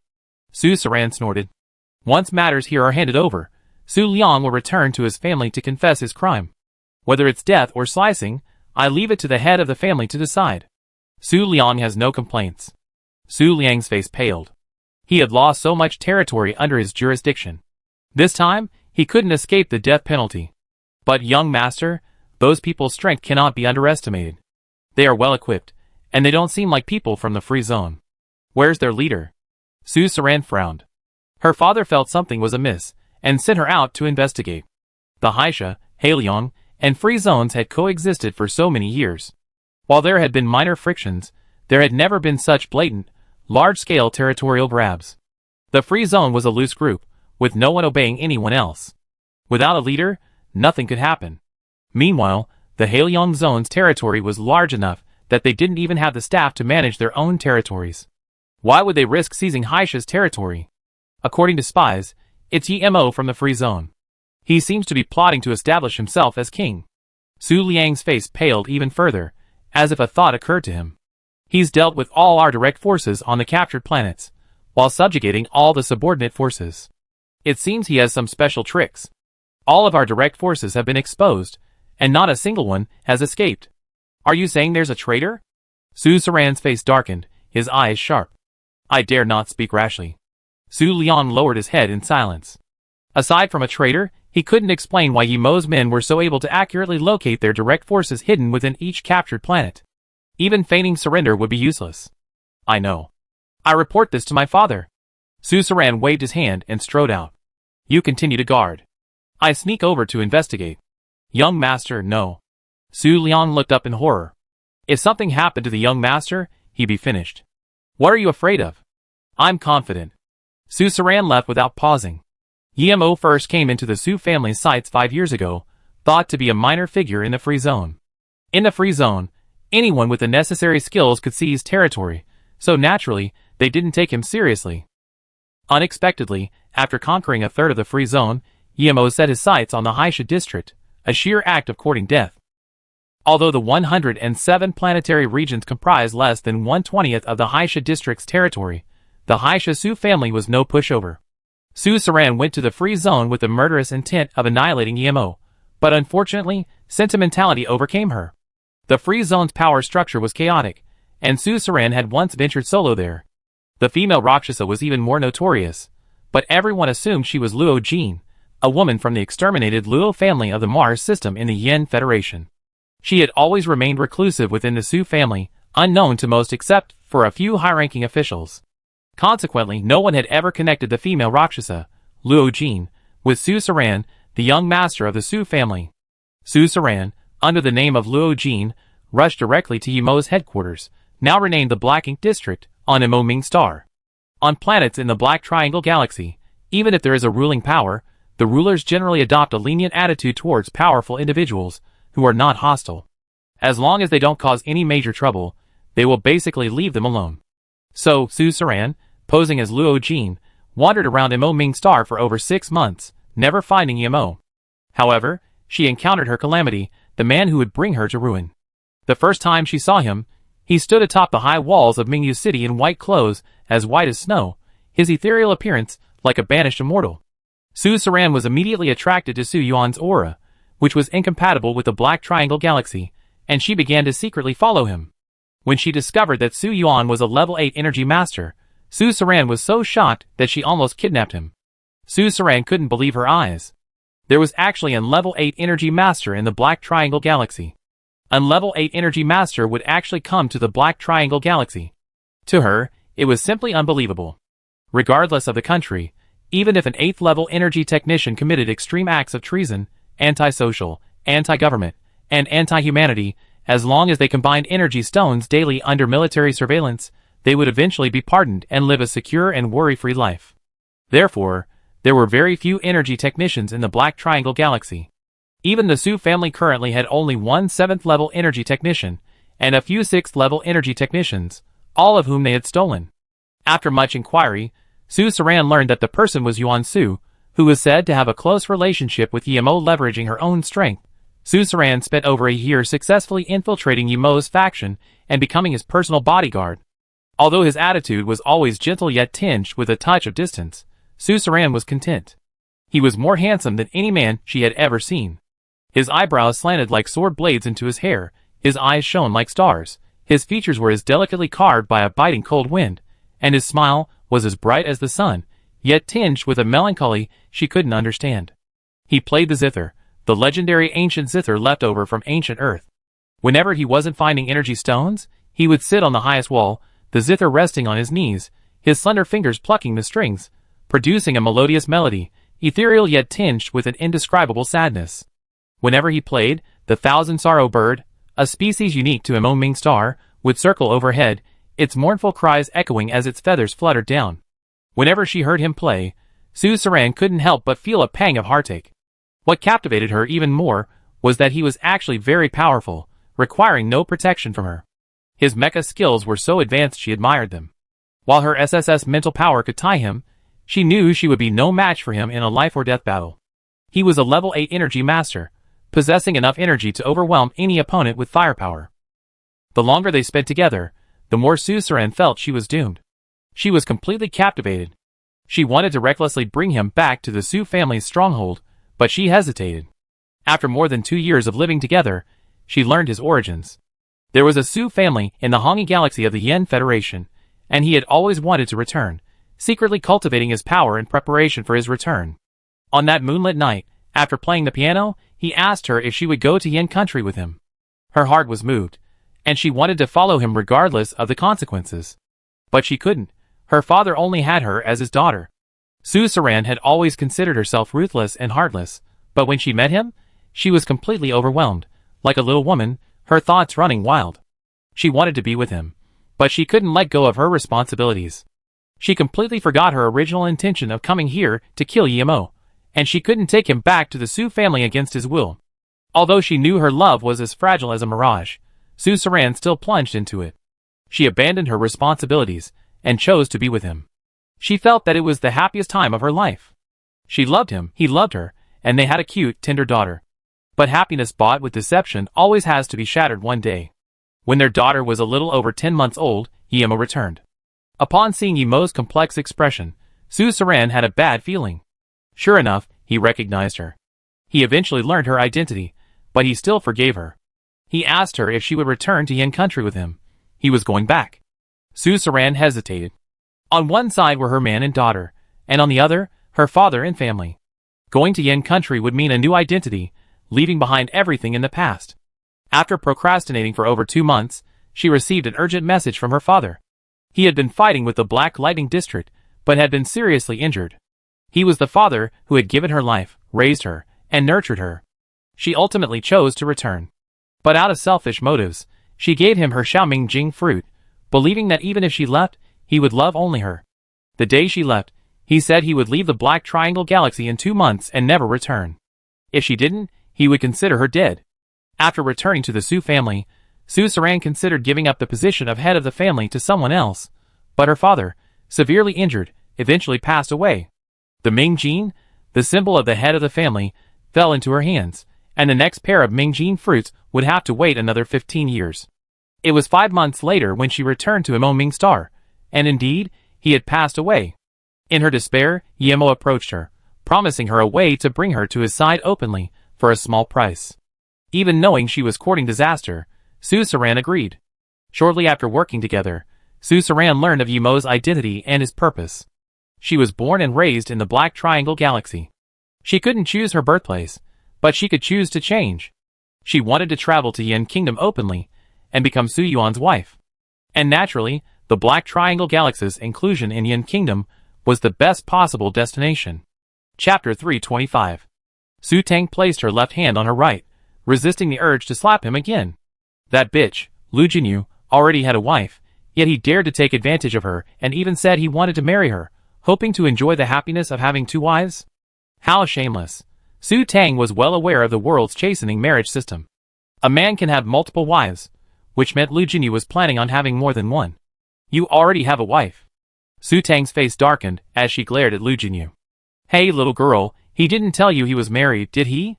Suzeraine gloated from the side. Turning around, Suzeraine, with the air of an elder scolding a younger one, said seriously, You little brat, this is so dishonest. How could you deceive a young girl's feelings? Then, with a hint of disdain, he continued, But never mind. I'm not some old-fashioned person. If you really like this girl, let's cancel our original agreement. My daughter might not be attracted to you anyway.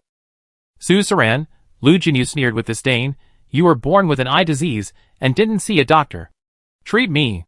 You cheated on me and then attacked me personally. That's too much. Su Sa took a step back, readying herself, a hint of anger on her face. You still want to fight? I fight you to the end. Lu Jinyu rubbed his forehead and suddenly turned to Su Tang with a serious expression. I finally understand why you're so stupid. It's hereditary. Su Tang was baffled. What did it have to do with her? Hey, do you want to keep fighting? How about a fistfight this time? Su Saran grew impatient when Lu Jinyu didn't move. Are you really blind? Open your eyes and see who she is. Lu Jinyu was helpless. How could this woman's IQ be so low? Would she bring a woman to her for no reason to show off? Should I know her?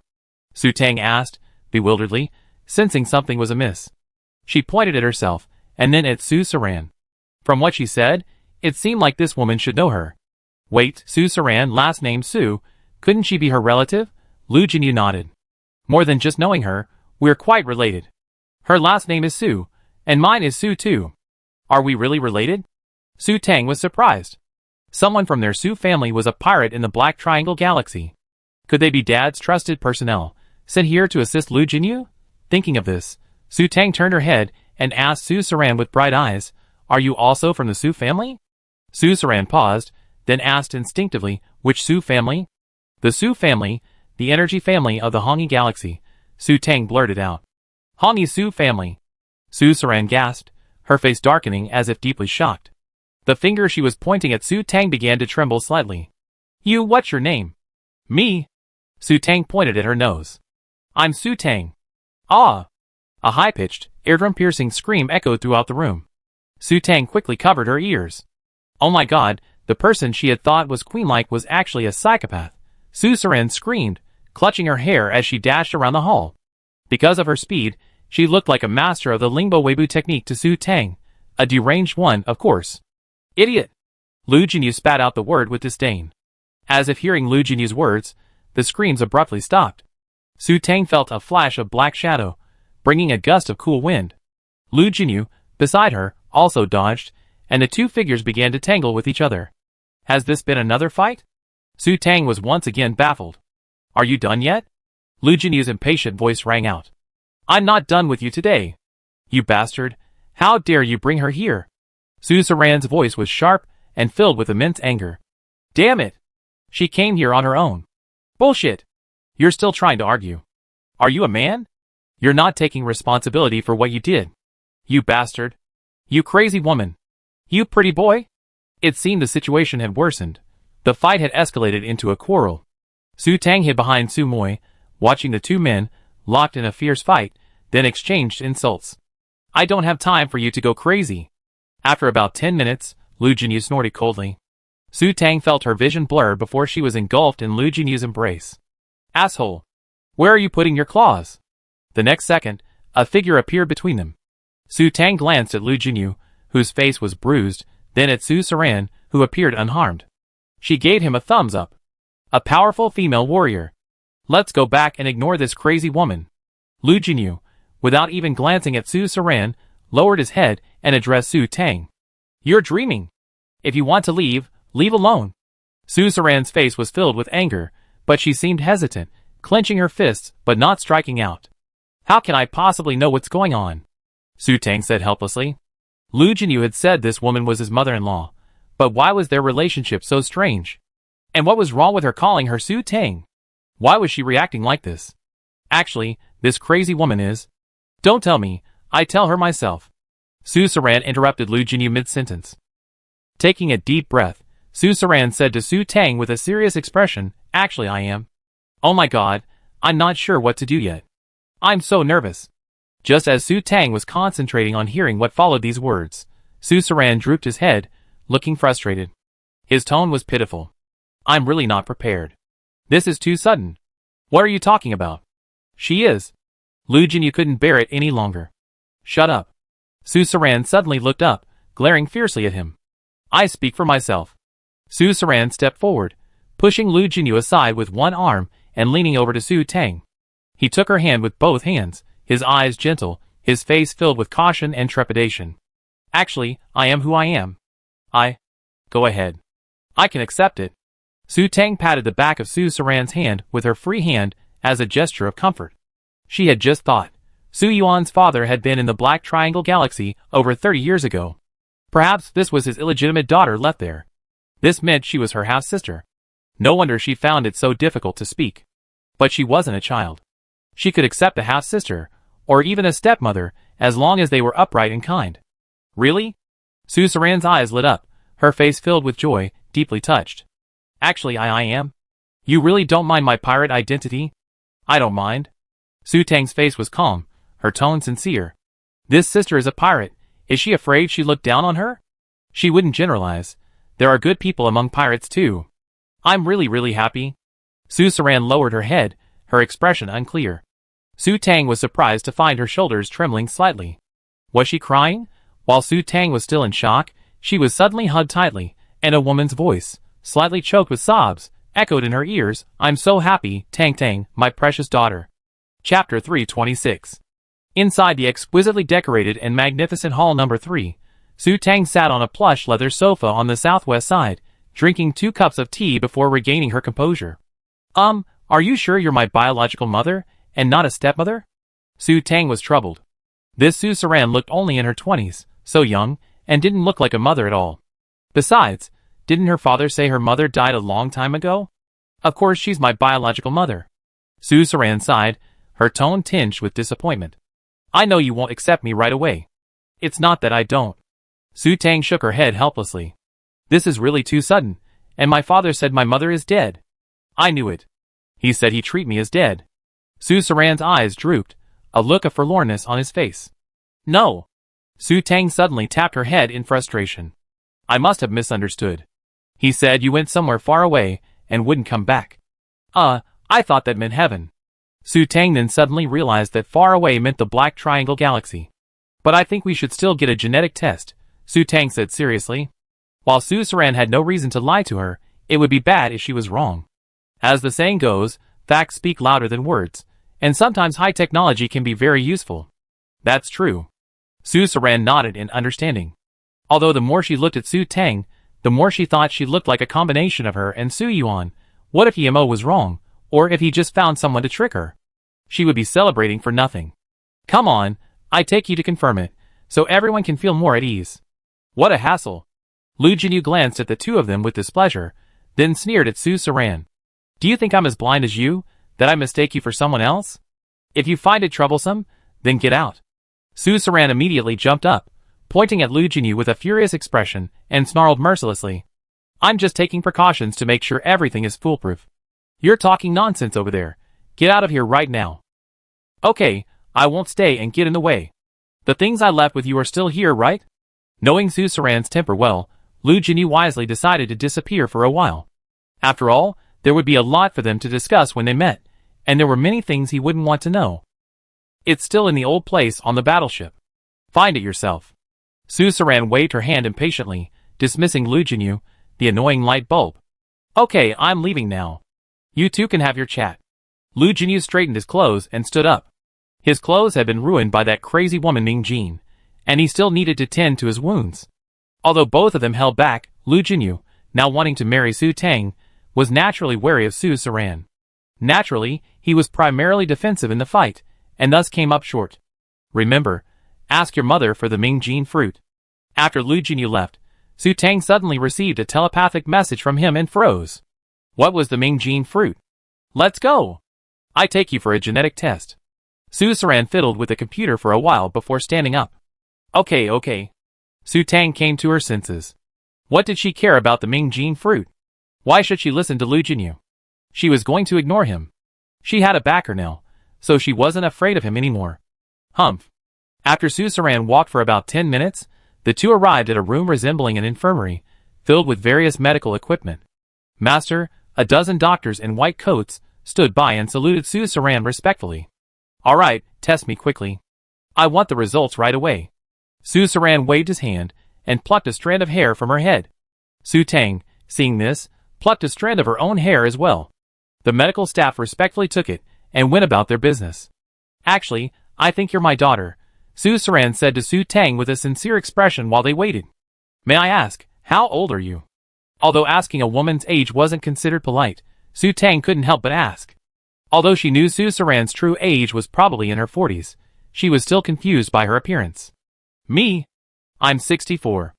Actually, I'm 3 years older than your father, Su Saran said bluntly. 64. Su Tang's lips twitched. She knew that people in this world were truly blessed. They were still as young as flowers in their 60s.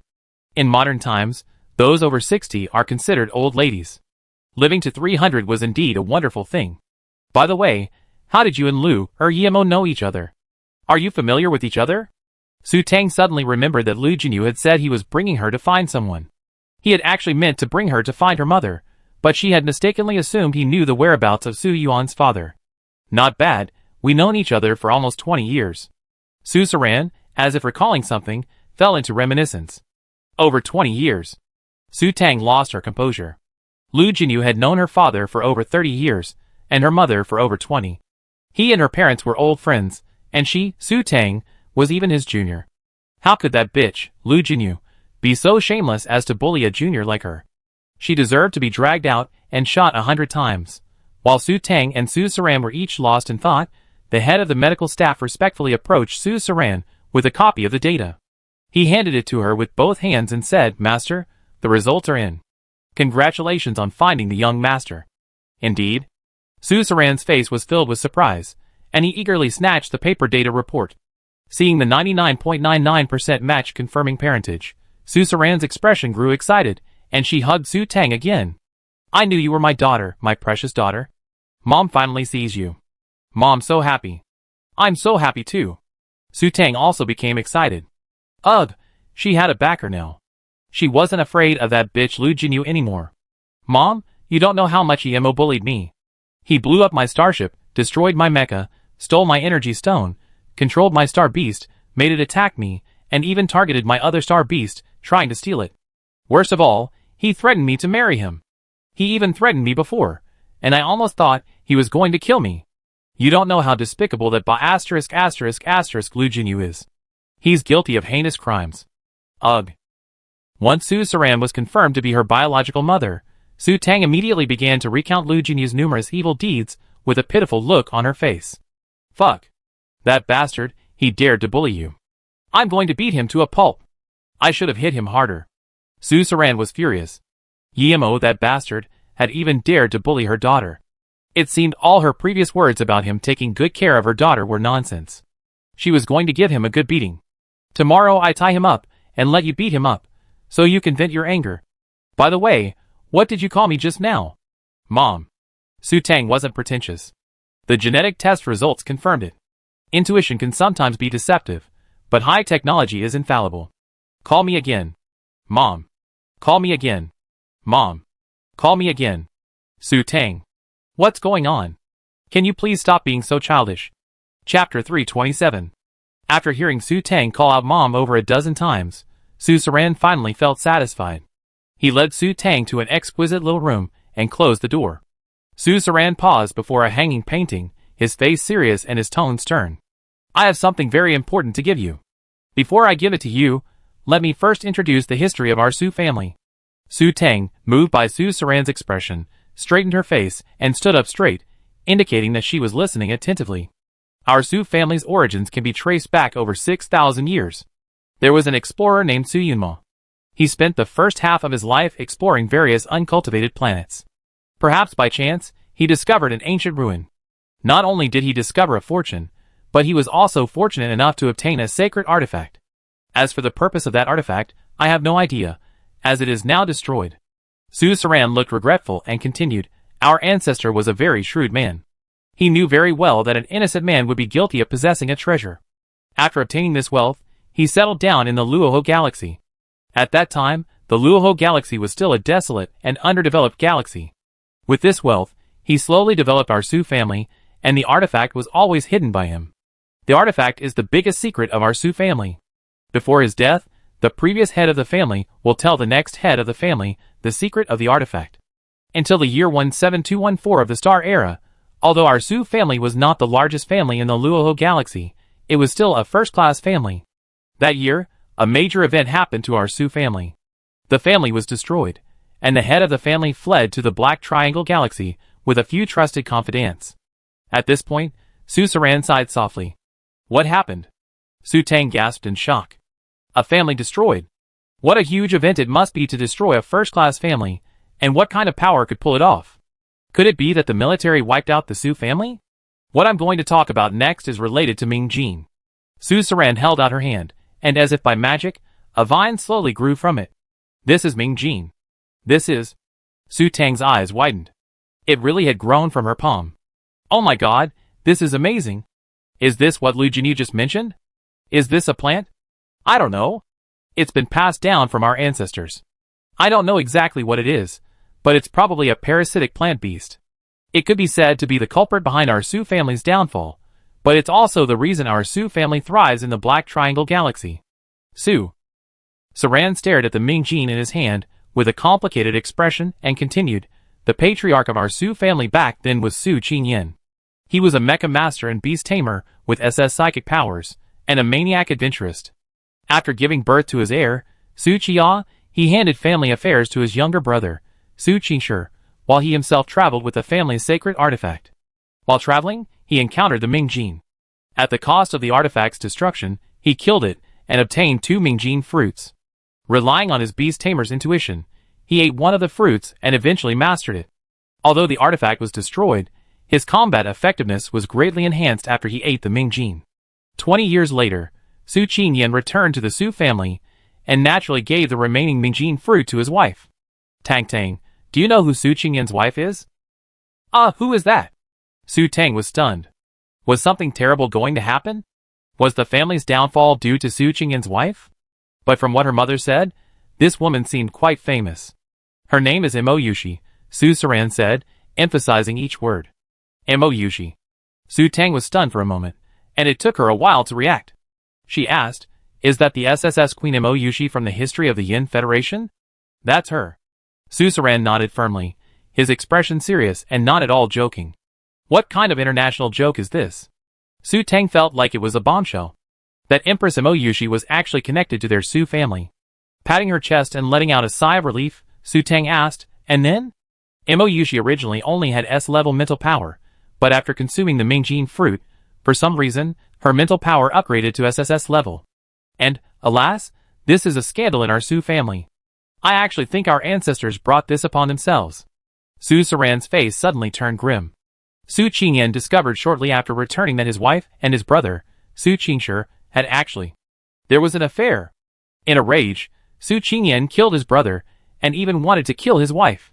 When Su Qingyan died, and knew that Su Qingyan wanted to kill her, Mo Yushi naturally ran away. In order to save her life, she burst out her SSS-level mental power, and took refuge with the Feng family, the largest family in the Luoho galaxy. The Feng family united with several large families in the Luoho galaxy to attack. Although Su Qingyan was very powerful, he was outnumbered. Our Su family was eventually destroyed. Su Qingyan fled to the Black Triangle galaxy with Su Qia and a few survivors. And that year, the forces in the Black Triangle galaxy had not yet taken shape. They were all. Since the government was in disarray, Su Qingyan finally gained a foothold here with his powerful strength. More than 200 years later, the Black Triangle galaxy was divided into 3 zones: Black Sha, Black Liang and Freedom. After Su Qingyan consolidated his power, he always wanted to return to the Federation for revenge, but he was already over 300 years old at that time, and Su Qia was Mo Yushi's son. Because Su Qingyan had been away for so many years, Su Qia did not have a deep relationship with him. Relatively speaking, he even preferred Su Qingshi, who had always taught him. Therefore, the relationship between the 2 fathers and sons was not very good. With his son's obstruction, Su Qingyan was ultimately unable to return to the Federation for revenge. And when? Over 200 years have passed. Many of the high-ranking members of the Luoho galaxy, who destroyed the Su family, are now Su Qia's half-brothers or nephews. Ultimately, Su Qia chose not to return for revenge, and the Su family settled down in the Black Triangle galaxy. What a melodramatic family history. A case of beauty bringing disaster. Su Tang couldn't help but sigh, but upon deeper reflection, she realized Su Qingyan was also at fault. He had abandoned his family and children for over 20 years, and his wife had changed her mind, and so ungentlemanly killed his brother, and even wanted to kill her. It was only natural that she would flee to save her life. If Su Qingyan had intervened and helped his brother and wife, everything would have been fine. In fact, Mo Yushi didn't have an easy life in the end. Although she soared to fame with her spiritual power, Becoming a coveted commodity that every major family clamored for, she also suffered retribution. Suzerain suddenly smiled, then changed her tone, looking relaxed. Tang Tang, this is just our Su family's history. Don't feel burdened. Just treat it as a storytelling. Oh! Su Tang nodded. I understand. Her mother meant that the ancestral grievances had nothing to do with her. She just needed to know that it happened. However, it was now the year 20314 of the Xingji era. Over 3,000 years had passed, so naturally, the past was gone with the wind. Chapter 328. But Mom, you said Yushi suffered retribution? What's going on? Su Tang was a little confused. In her spare time, she looked up Empress Yushi's life story, but it seemed the parts her mother mentioned about the Su family had been blocked out, leaving only the Mo family, her own family. But in the end, Yushi's life was quite glorious, with both fame and fortune. According to the gossip on Starnet, she had more men than you could count on 10 hands. I'd tell you about that later. Now I'm asking you, do you like Yemo? Suzerain suddenly stared at Su Tang with a serious expression. No, Su Tang shook her head immediately. She didn't like Lu Jinyu. Is that so? Suzerain scratched her hair, looking a little embarrassed. Mom, why did he say you're his mother-in-law? Su Tang thought of what Lu Jinyu had said earlier. Suzerain hadn't objected, which meant her mother had promised her to him. Because that's what he and I agreed on. Suzerain sighed, then looked at Su Tang pitifully. Tang Tang, why don't you like him? Although Mom knows he might have gone too far before, he's still very capable. He might not be as handsome as your dad, but he's still decent. Isn't it nice to find a man with strong abilities? And Suzerain suddenly paused and leaned close to Su Tang's ear. Besides, Mom won't harm you, daughter. I have a way to make him love you exclusively for life. Mom, you're not going to put a spell on him, are you? Su Tang's eyes widened in shock. What did that mean? Could there really be such a thing as a love spell or a husband-wife spell? Almost. Did you know he has a star beast called Jiuyo? I know. Su Tang nodded. So what? That Jiuyo is different. It has a strong yin energy. Once before, it was seriously injured and almost devoured. In the end, it struggled to run to me for help. Suzerain snorted coldly, his face slightly angry. That brat finally told the truth. He's been eyeing my Mingjin for a long time. Mingjin is a creature of extreme yang, which can help him completely suppress Jiuyo. He wants to steal my star beast. Su Tang. Shocked, she clenched her fists. How could that bitch, Lu Jinyu, be so shameless? All she knew was stealing. No, a Mingjin can't be stolen. A Mingjin only has one master in its lifetime.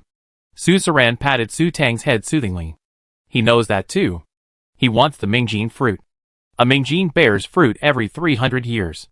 Mom, you said Yushi also has a Mingjin, but there's no record of such a star beast in the Federation. Su Tang was a little surprised. Could it be that it was in the military's top-secret information, so she didn't know about it? That's what I was trying to say. Our ancestor, Su Qingyan, received 2 Mingjin fruits. Having been passed down for so many years, the properties of Mingjin have naturally been studied. Mingjin fruits bear 2 each time every 300 years, but they vary in size. Only Mingjin grown from large Mingjin fruits bear fruit, while small Mingjin fruits do not. When a small Mingjin's owner dies, it dies with him. However, when a large Mingjin's owner dies, and the body is buried, Mingjin will grow from within the body shortly thereafter. Aside from bearing fruit, they are no different from ordinary vines. There are 3 Mingjin still in our Su family's ancestral tomb. Also, both large and small Mingjin fruits have a chance of improving their host's aptitude and promoting their spiritual power. Back then, I only had S-level spiritual power, but it was upgraded to SSS 3 years after consuming the Mingjin fruit.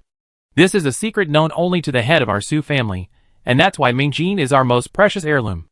However, the small Mingjin fruit has a side effect.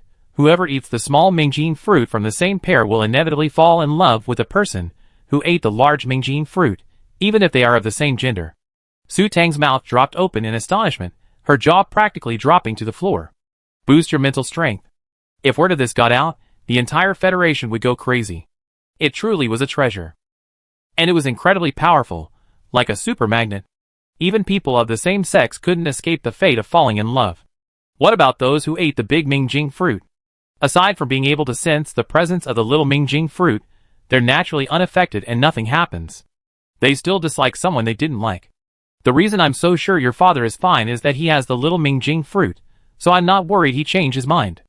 Even if he marries someone else, he still loved me in the end. So, Moyushi is actually quite tragic. Even though she's had so many men, after eating the little Mingjing fruit, she still loves Su Qingyan the most. The man she loves most wants to kill her, and because of SSS's mental power, she's forced to accept a man she doesn't love. Her life must be filled with pain. Su Saran said this, a trace of guilt suddenly showing, and she twirled her fingers nervously. Tang Tang, baby, do you think your mother is mean? Mom, when did you give Dad the Mingjing fruit? Su Tang felt a mix of emotions. Did her mother use tricks to make Su Yuan's father fall in love with her? But this was her mother, and she really didn't know how to explain it. No child would want their parents to be in love. After you were born, I simply said this was our family's treasure, meant for my husband, but I hid this side effect. Su Saran glanced at Su Tang guiltily. Is Mom really that mean? Not really. He already has me, which means my father still has you in his heart. Giving him this shouldn't be a big deal. Su Tang tilted her head and thought for a moment. But I think it's best for you to be honest with him when he comes back. By the way, why did you break up? Well, Su Saran scratched her hair, her face a little sad. My father was dying, and as the sole heir, I couldn't leave. These were all my clansmen, my subordinates. Yemo said he waited for me for 3 extra days, but I still didn't come back. He took you back to the Federation alone, and never returned. I guess he resented me. How old was I then? Su Tang was curious. This situation was a bit like a star-crossed couple. Her mother ultimately chose her family over a man. Although she felt a little disappointed, she could understand Su Saran's choice. 12 months and 18 days. You were just that tiny when I left you. Su Saran gestured with her hands and began to recall, her eyes softening. You were so small then, still such a tiny little ball. You smiled non-stop when you saw me, reaching out for a hug and crying if I didn't. The day I left, you were still holding my hand. Your hand was so small and warm, but I pulled away with the slightest push. You were crying when I left, you kept crying? I wanted to stay so badly, I really wanted to, no matter what. Su Saran choked up again. Before she could finish her words, she suddenly lowered her head, covering her face, her body twitching slightly. Mom. Su Tang's eyes welled up unconsciously, and she stepped forward to hug her. We always be together. Su Saran took a long moment to remove her hand from her face, her eyes still red. Don't you blame me for not choosing to go back with you? I'm naturally sad that Mom left me, but I understand the meaning of family, Su Tang said sincerely. The responsibility of a family leader is not something you can just abandon. Su Saran smiled bitterly and reached out to hug Su Tang. She would make it up to her, make up for those 20 years. Chapter 329. Su Saran quickly put away her sadness. She had finally met her daughter, and she didn't look down on her status. She should be happy. Mom is so excited. Su Saran released her hand and wiped away a tear. I'm just so happy. In the blink of an eye, Tang Tang has grown up so much, she's a big girl. I'm happy too. Su Tang also wiped away her tears. A child with a mother is a treasure. She had someone to lean on. She was truly happy. In her previous life, as far as she could remember, her mother had never hugged her. Her father had always told her that boys should be strong, shed blood but not tears. But she wasn't a man, and she didn't want to pretend to be strong. She wanted to be like the little girls in her class, acting like a spoiled child in her mom and dad's arms, crying loudly when she was hurt. Okay, now let's get down to business. Su Saran controlled her expression, trying to appear more respectful. After saying this, she touched the painting behind her with her right hand and pointed at a few specific spots. Like a mechanical device, Su Tang watched as a box popped out from the pristine wall beside the painting. Su Saran took it deftly, then walked to the table in the center of the room and placed the box on it. A fingerprint scan, a pupil scan, and finally a mental power verification were performed. After completing the 3 safety procedures, the box was finally opened. Su Tang approached with curiosity. What was so secretive? 2 beans. After taking in the contents, Su Tang was stunned. Then she realized, could this be the Mingjing fruit her mother had been talking about? This is Mingjing fruit? Su Tang's face turned strange. How could such a powerful, high-end, and spiritually powerful treasure look so ordinary? Just a large broad bean and a small edamame. Yes, this is it. Su Saran nodded seriously, as if to say, you're not mistaken. When I first saw these 2 beans, I felt a bit disillusioned too. They're so untreasure-like. Here, eat it. Su Saran reached out and used 2 fingers to pick up the larger, bean-like Mingjin fruit and handed it to Su Tang. Wait, Mom, didn't you say that only the clan leader could inherit this? Su Tang waved her hand, looking embarrassed. Were you asking her to inherit the position of clan leader? She certainly wasn't cut out to manage a clan. But why was she itching so badly now? Her hands were itching too. She wanted to just grab that bean and eat it. Her heart was clamoring frantically to eat. Don't worry, your mother is only 64 now, and with her SSS aptitude, she can live a long time. If you don't want to take care of the family, just wait for the next pair of Mingjin fruits. Barely a mishap. One in the ancestral tomb will bear fruit in 121 years. This is to protect your life. If Yemo dares to bully you next time, just beat him to death. Su Saran smiled smugly, his face beaming. Mingjin can perfectly counter his Jiuyo. With this, you could ignore his Jiuyo in fire defense. What is Jiuyo in fire? Su Tang asked quickly. Lu Jinyu's Jiuyo seemed quite mysterious. His Jiuyo is a ball of blue flame. I don't know the details, but I know he can instantly incinerate any creature that comes close to it if he wants. But with this, his Jiuyo is just a decoration, hee.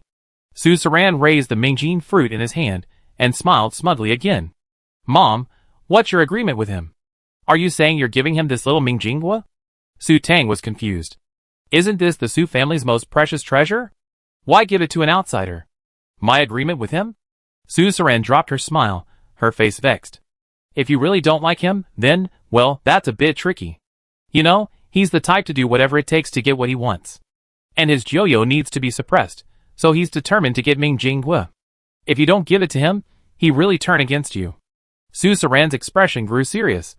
Tang Dang, you only seen the tip of the iceberg. His strength is definitely beyond your imagination. Don't make him your enemy unless necessary. Of course, if you really don't like him, Mom will definitely on your side. Mom, are you saying that not giving him Mingjingwa will cause huge trouble? Su Tang frowned. She always known that Lu Jinyu was powerful, but Mom said that was just the tip of the iceberg. How powerful could he be? Su Tang suddenly remembered what Lu Jinyu said about him having 3-star beasts, a nightmare beast, and a 9 netherworld beast.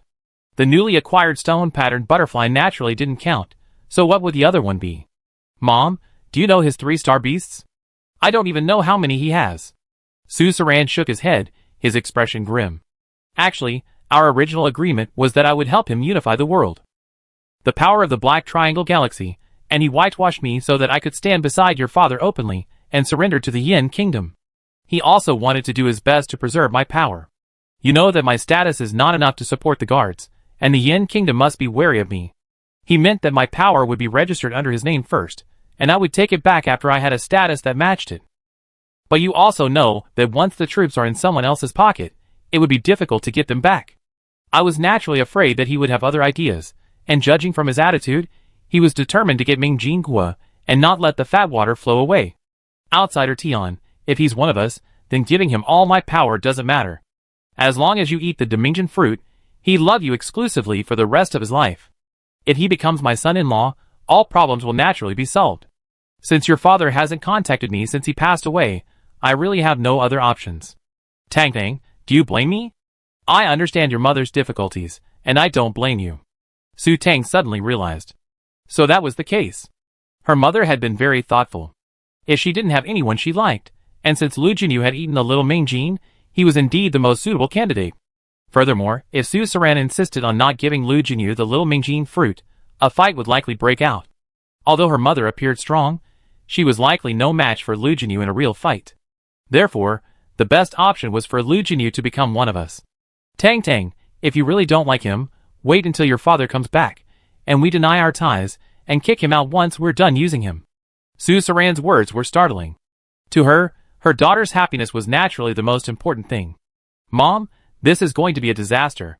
Su Tang shrank back. She was sure that with Lu Jinyu's temper, he would die miserably if they played a trick on him like that. Su Tang swallowed her saliva. Besides, I think it's better to tell him about the side effects of Xiaoming Jinghua. If they waited until Lu Jinyu discovered the problem himself, it would definitely cause trouble. Chapter 330. Why tell him? What if he asks me for the great Mingjing fruit if I tell him? I lied to him I only had one. Will he be furious if I eat this? Su Tang was surprised.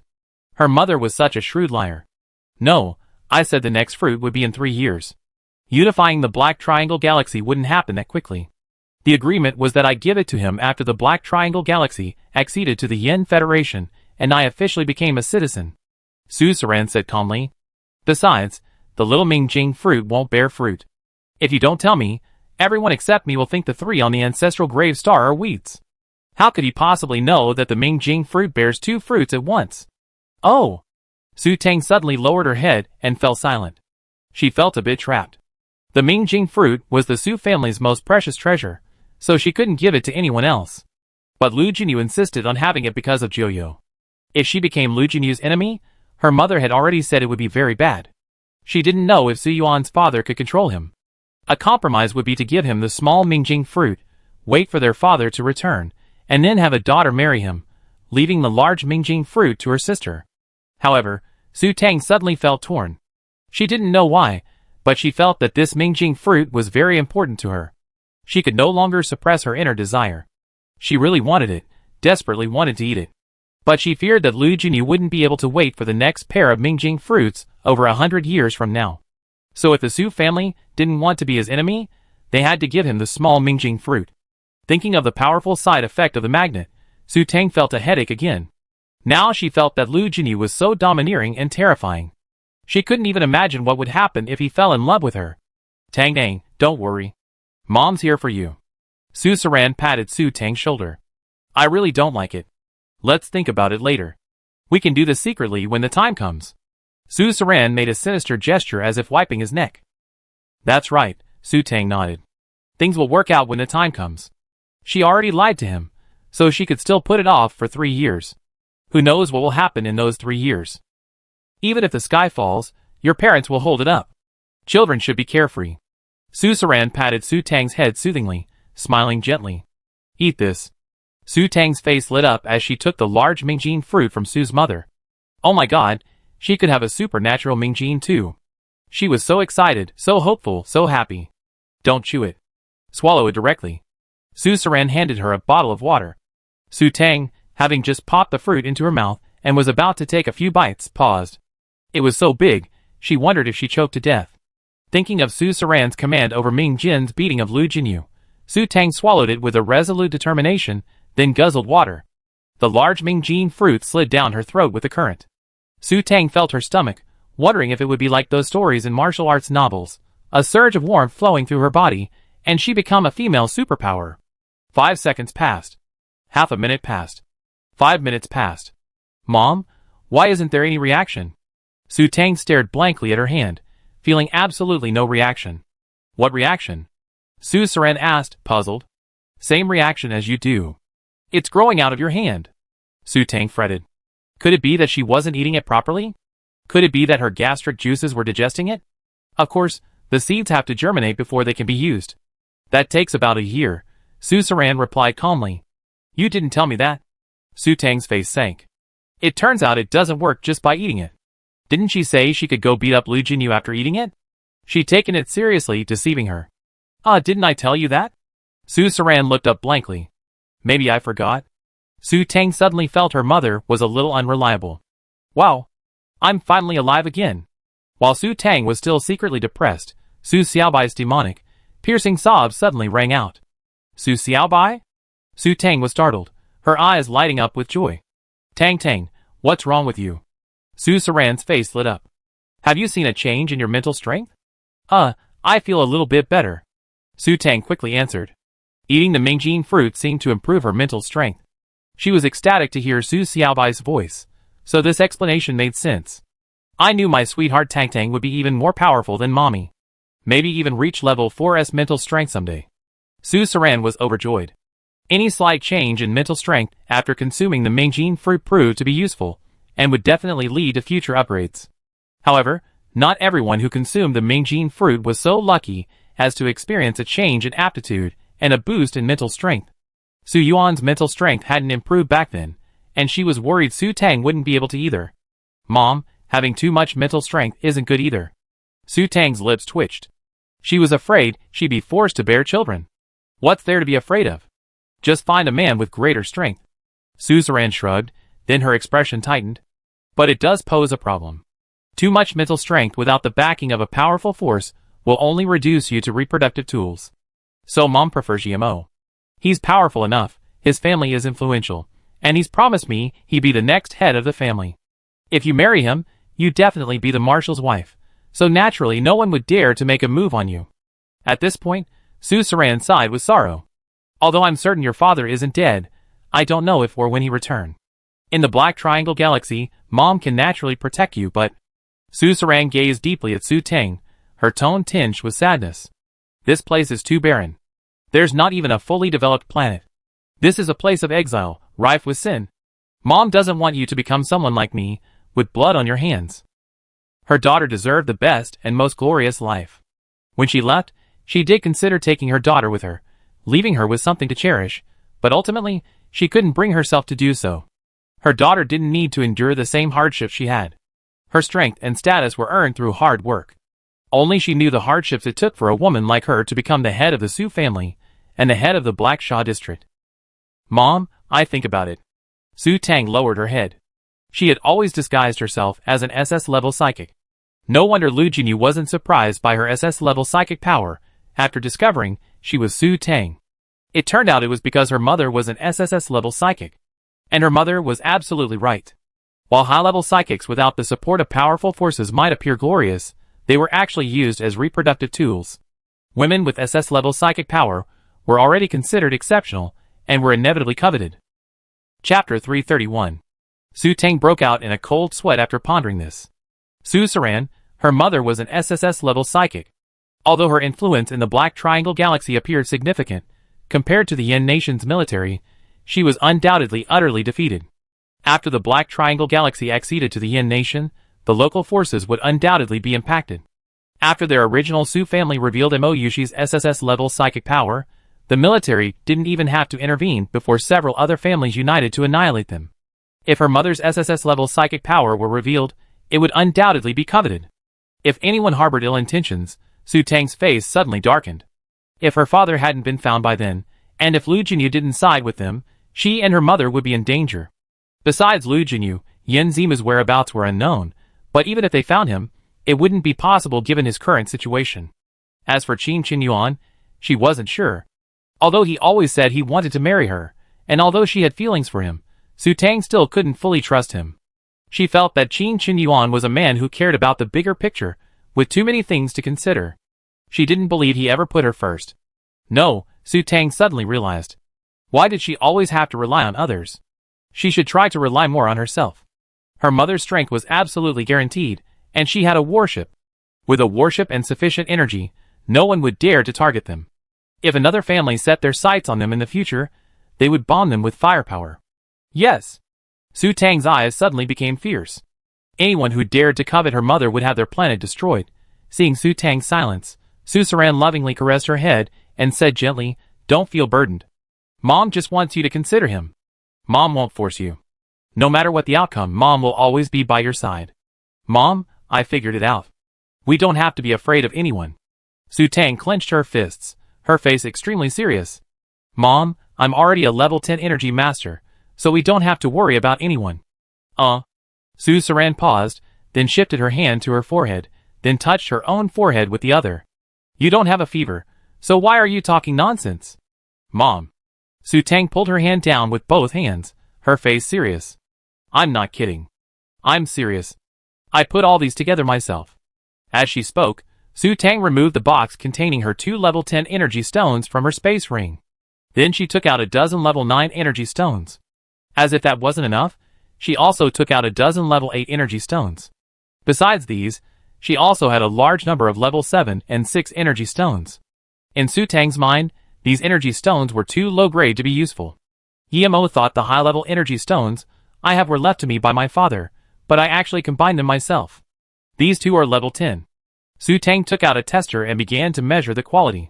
Since Su Saran was here to tell her about the Su family's secrets and the Mingjin, the family heirloom, she dared to so brazenly give her the Mingjin fruit and tell her everything, which meant that this room was absolutely safe and could not be leaked. So, Su Tang felt at ease confessing her secret to Su Saran. She had already told Qin Qinyuan that she was a level 10 energy master, so her own mother would not hide it, and there was no need to hide it. While Su Tang was testing the energy stone, Su Saran's mouth opened wider and wider, and she thought her eyes were about to pop out. Was she dreaming? Pinching herself hard, Su Saran took a breath. It wasn't a dream, but how could this happen? Su Yuan was only a level 9 energy master, right? Was her daughter trying to defy fate? Mom, I'm really a level 10 energy master now. It takes me about 400 hours to synthesize a level 10 energy master now, Su Tang said, shockingly. This? Su Saran took another breath. 400 hours. A level 10 energy stone. Oh my god, what a concept. Although she wasn't an energy master, she knew synthesizing a level 9 energy stone wouldn't take years, even decades. 400 hours is less than a month, right? Daughter, let your star beast cool me down. I can't calm down anymore. Su Saran put one hand on her chest and pointed at Su Maya, who had been huddled in the corner since entering the room, breathing heavily. Su Tang broke out in a cold sweat. Was she really going to have to act like an asthma patient? Although she thought her mother's acting was over the top, Su Tang still filially patted her back to soothe her breath. Of course, she forgot about Su Maya's cooling effect. Daughter, does your father know you're such a freak? It took a long while for Su Saran to catch her breath. I haven't had time to tell him yet, and I wasn't this powerful before, Su Tang confessed. She hadn't been that fast when Su Yuan left. Furthermore, because Yin Zimu had momentarily forgotten about the incident, Su Yuan was probably still thinking of her as a level 4 energy master. Thinking of this, Su Tang felt unfilial. Did you combine all of this? Su Saran turned off the lights and held up a gleaming, level 10 energy stone, examining it closely. Her hand trembled slightly. This was a level 10 energy stone. No mecha pilot could remain calm upon seeing a level 10 energy stone. Forget level 10, the Su family didn't even have a single level 8 energy stone. Su Saran stared at the pile of glittering energy stones on the table, her eyes fixed on them, as if she had seen a group of peerless beauties, their eyes gleaming with rage. She wanted to pounce. I combined all of this, Su Tang said with a look of lofty ambition. She had finally realized she could put her talents to good use. I combined these on the way to the Black Triangle Galaxy. Mom, with these, we don't have to worry about anyone anymore. Of course. You can calculate. On average, 5 level 8 energy cannon shots can destroy a planet. With this much energy, we can destroy hundreds of planets. Su Saran swallowed hard. How could her daughter be so impressive? She could throw out such a large number of energy stones at once.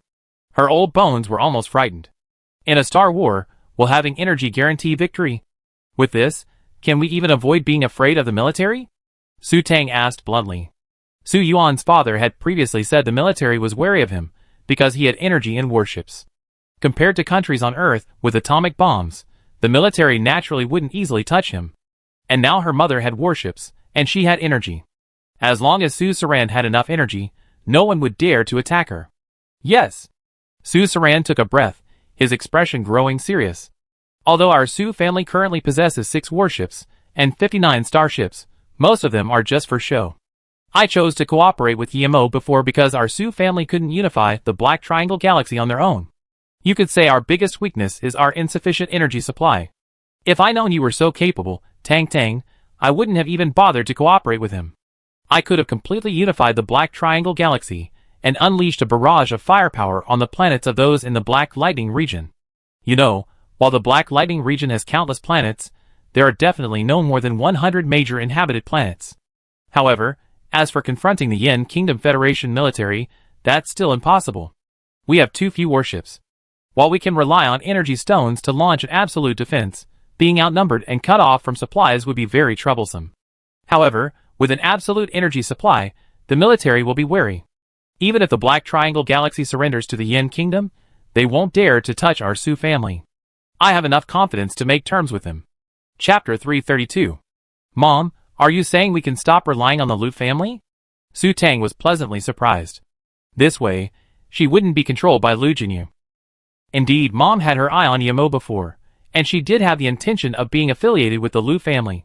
But my Tang Tang is so powerful, so naturally, I can't let that little jerk Yimo get away with it. He actually dared to bully you, what a jerk. Don't worry, my daughter. With your strength, once our Black Triangle Galaxy is incorporated into the Federation, I apply for the title of Queen for you. With the Su family's military power, coupled with your energy stones, even the military won't dare to turn their backs on us. They definitely flatter you. Su Saran was overjoyed. Before, she had been wary of the military, worried that the Su family's power would disintegrate after her surrender. Now that she knew her daughter was a level 10 energy master, she naturally didn't need to rely on anyone else. In that case, only the military would be the ones to curry favor with her daughter. Tang, do you know? With enough energy, we can even dominate the galaxy. Su Saran was overjoyed. Rand's eyes deepened, and he began to speak with great enthusiasm. A battleship can be equipped with the most advanced, all-around, level 9 protective shields and hundreds of level 9 energy cannons. A battleship with enough energy to activate the level 9 protective shields is essentially invincible. With hundreds of level 9 energy cannons firing at full power, it can even be said that with enough energy, a single battleship could destroy an entire federation. As long as you have that energy, you're invincible. Su Tang was excited. As expected, energy masters were the most impressive. The reason she was so incompetent was because she didn't have a battleship. But Su Saran's expression changed, his eyes pitiful. Your mother couldn't even afford a level 8 energy cannon before. These battleships were just for show, and 5 more were just gathering dust at home. The activation requirement for a single battleship was 8 units of energy. It was absolutely ridiculous. Mom, what's the energy consumption of a level 9 shield? Su Tang asked curiously. A level 9 shield sounded awesome. That one is so damn good and intoxicating. Su Saran scratched her head. She was a poor person who couldn't even afford a level 7 shield. Activating a level 9 shield consumes 9 units of energy per minute. Actually, activating a shield is stupid.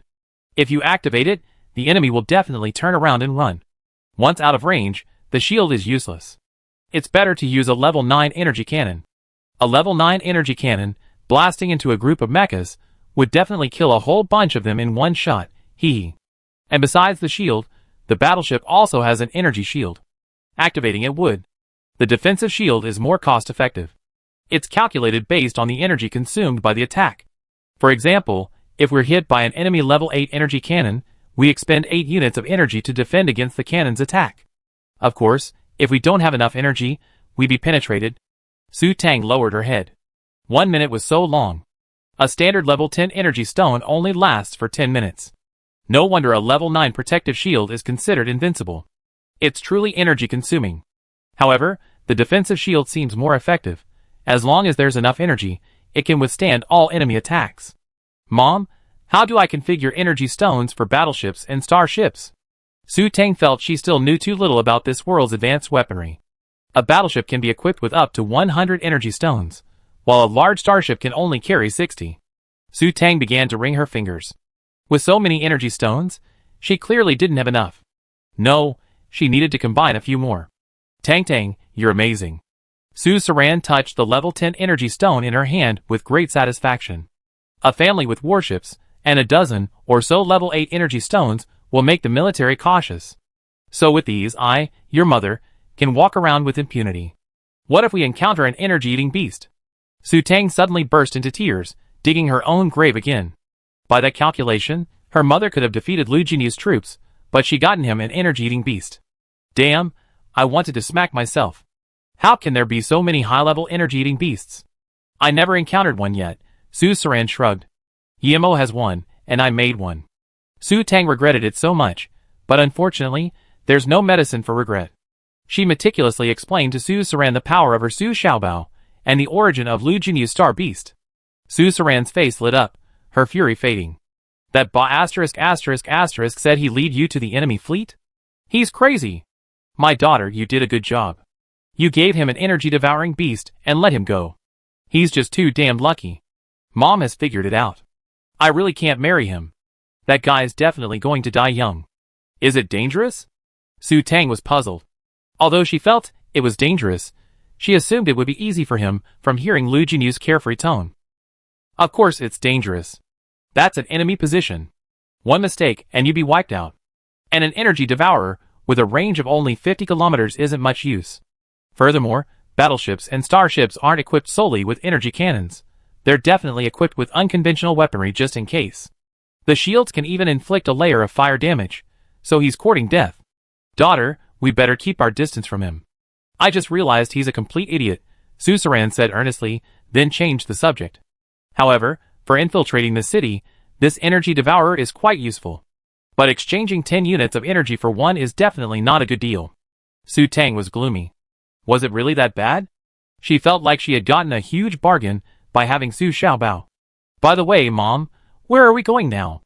Seeing Su Saran's indifference to Su Xiaobao, Su Tang felt that the energy devourer wouldn't have much of an impact on Star Wars. This meant that her mother, with her energy, could still suppress Lu Jinyu. This reassured her.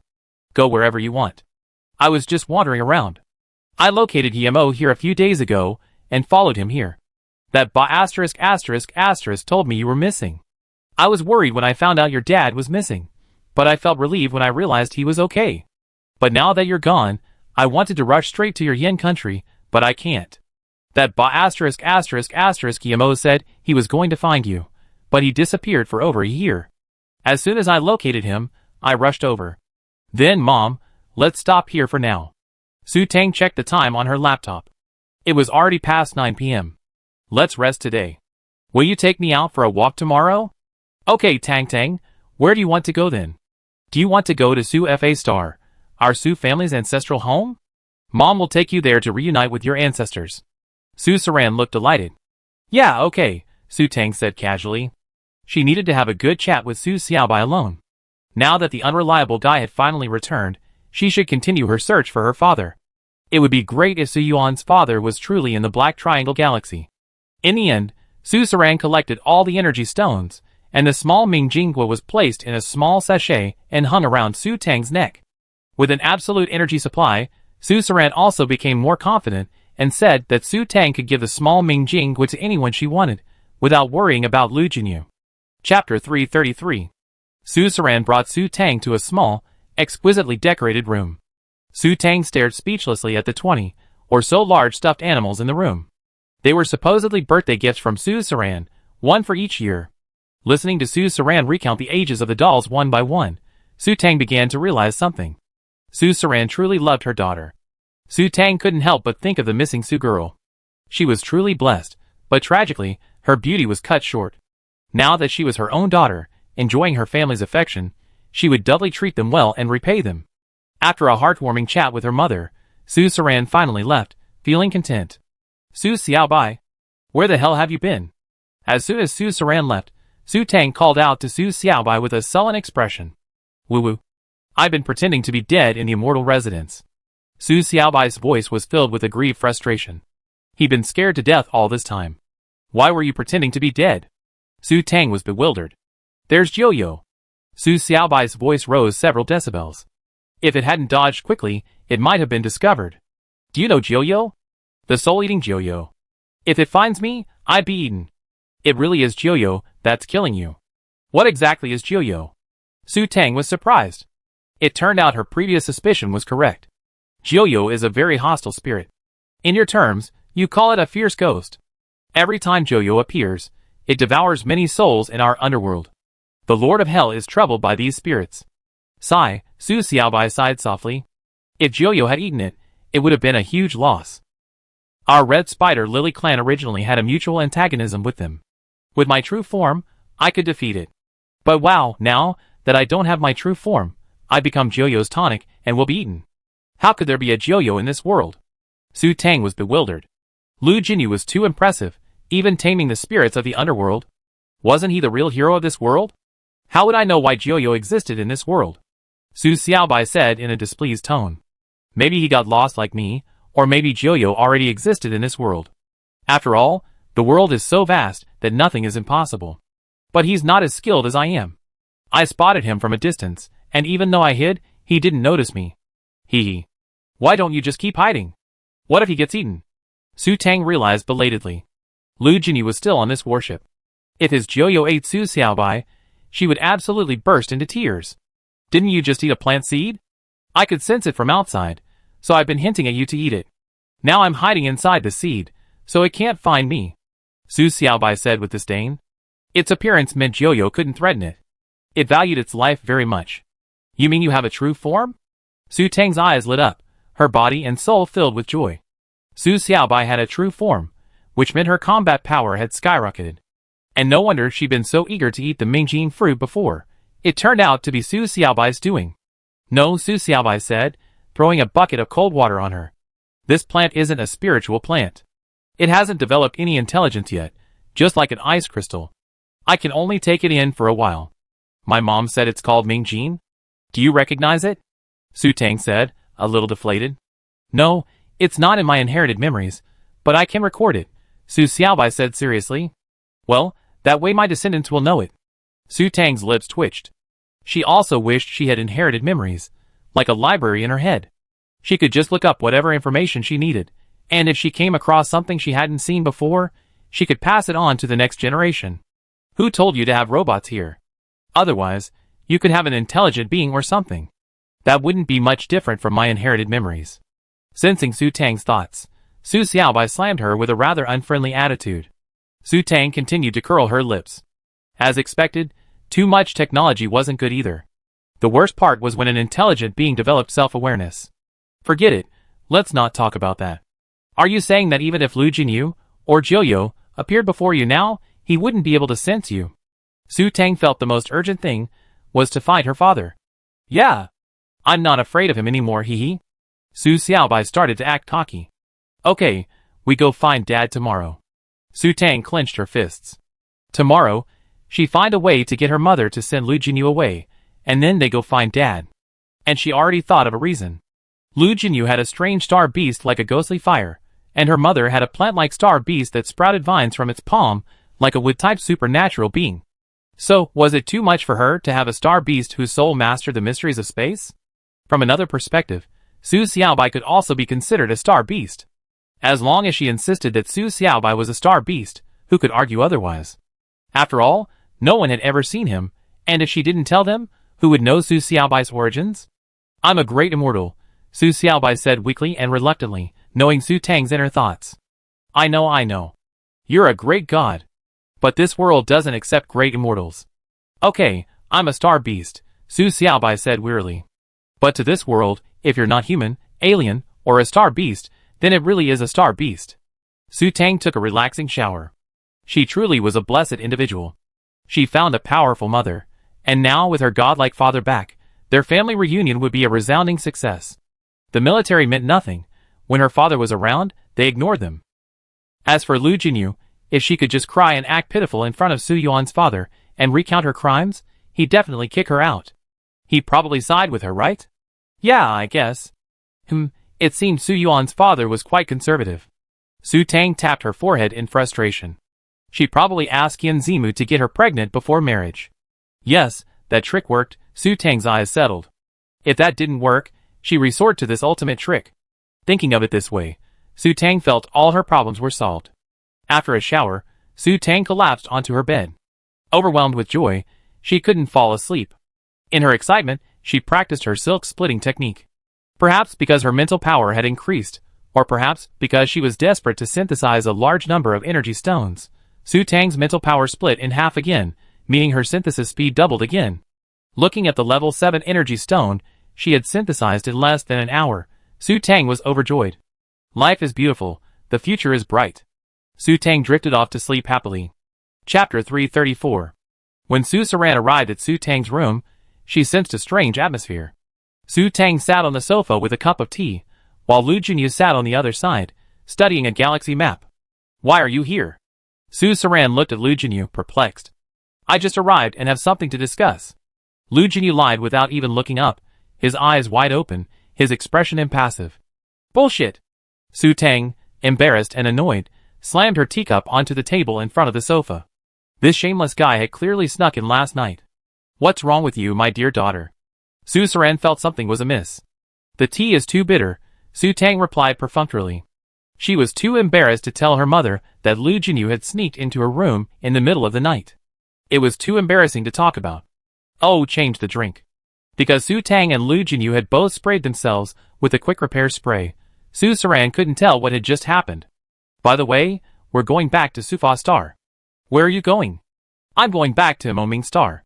Lu Jinyu put away the galaxy map, his face hardening, his expression becoming serious. After returning to Moming Star, I'd be heading back to the Federation to begin deployment. Are you going to take action? Su Saran's expression also grew serious. Take on the Black Lightning District first? Yes, I take action after I return from the Federation this time. Lu Jinyu's eyes were filled with determination. It's been delayed long enough. I'm confident this time. Yes, it's been long enough. Su Saran's expression was gloomy. Her father had essentially died at the hands of the Black Lightning District. As a daughter, she naturally had a responsibility to avenge him. However, she couldn't handle the Black Lightning District alone. Joseph had the support of the US and Europe. After hearing what the two said, Su Tang was startled. Is war about to begin? Mom, are you joining us? Of course, I want to avenge your grandfather, Su Saran said firmly. Su Tang instantly began to worry.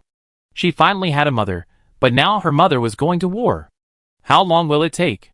Su Tan asked, glaring at Lu Jinyu with a hint of anger. It was all because of this bitch. She could have gone to war on her own, but why drag her mother along? It'd probably take at least 6 months. I have a lot of things to deal with on Ming Star this time. Lu Jinyu lowered his head and calculated. War was no joke. It would naturally take time to plan. Then he looked up, his eyes filled with concern. By the way, what will you do then? Me? I naturally go with my mother, Su Tang said without hesitation. No. No. Lu Jinyu and Su Saran said in unison.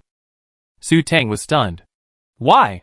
She could quickly combine energy stones, so she could be very useful, right?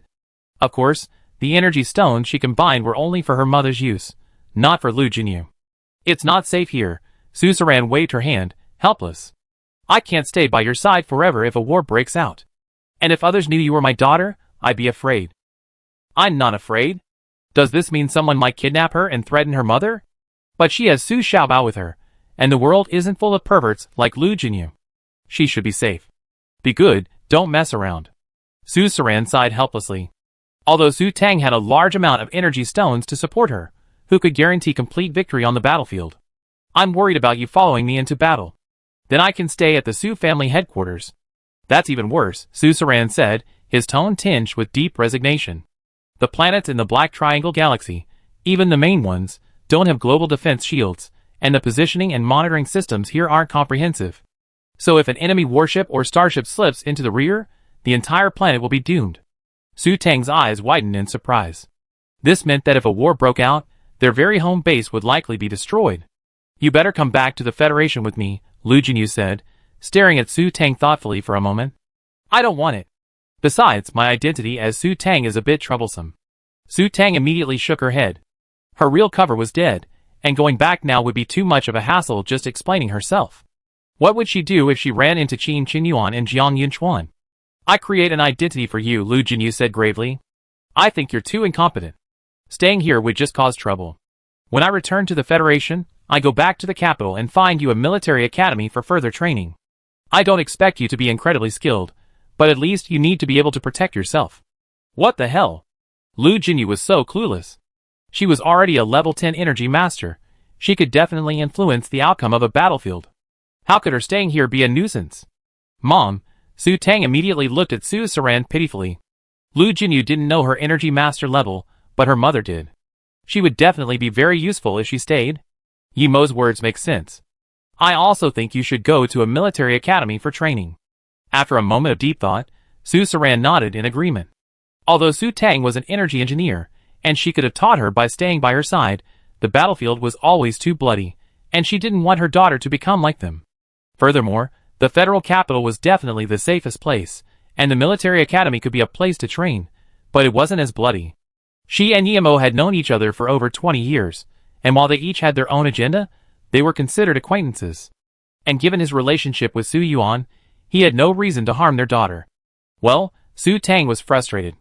Her mother didn't want her to stay. No, she had to send Lu Jinyu away quickly, and tell her mother about her father. So where are you going back to Ming Star? Su Tang asked Lu Jinyu, having made up her mind. I'm going back today. How about you give me a ride? Lu Jinyu raised an eyebrow. Su Saran kicked him directly, but Lu Jinyu nimbly jumped up from the sofa and dodged. Wow, you're quite agile. Your leg isn't broken. You can drive your mecha back by yourself. It only takes a few days for you to take me there in your battleship, but it would take me dozens of days. Lu Jinyu suddenly felt reluctant to part with Su Tang. Don't think I don't know. Your men are all here. Su Saran snorted, then a look of impatience crossed his face. Get out of here. My daughter, and I need to enjoy some family time. Yes, get out of here. Su Tang nodded solemnly. You're so heartless.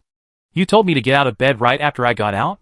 Lu Jinyu looked at Su Tang with a half smile, dodging Su Saran and sending a direct mental attack.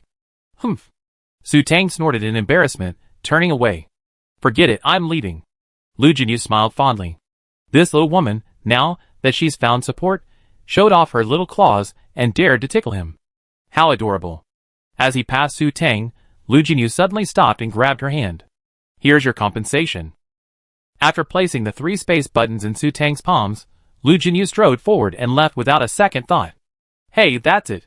Su Saran scanned the space buttons with her mental power and immediately recognized the contents. Mom, you know? Su Tang scanned and saw 2 mechas and a small starship. Those are 3 strange things. Su Saran smiled quizzically. Come on, Mom will take you to the deck cabin for a demonstration. Chapter 335. Su Tang followed Su Saran to one deck of the warship. Meanwhile, Lu Jinyu had already left from another deck in a mecha. Su Saran waved his hand, and the contents of 3 space locks were retrieved. As Su Tang's mental power revealed, there were 2 mechas and a small starship.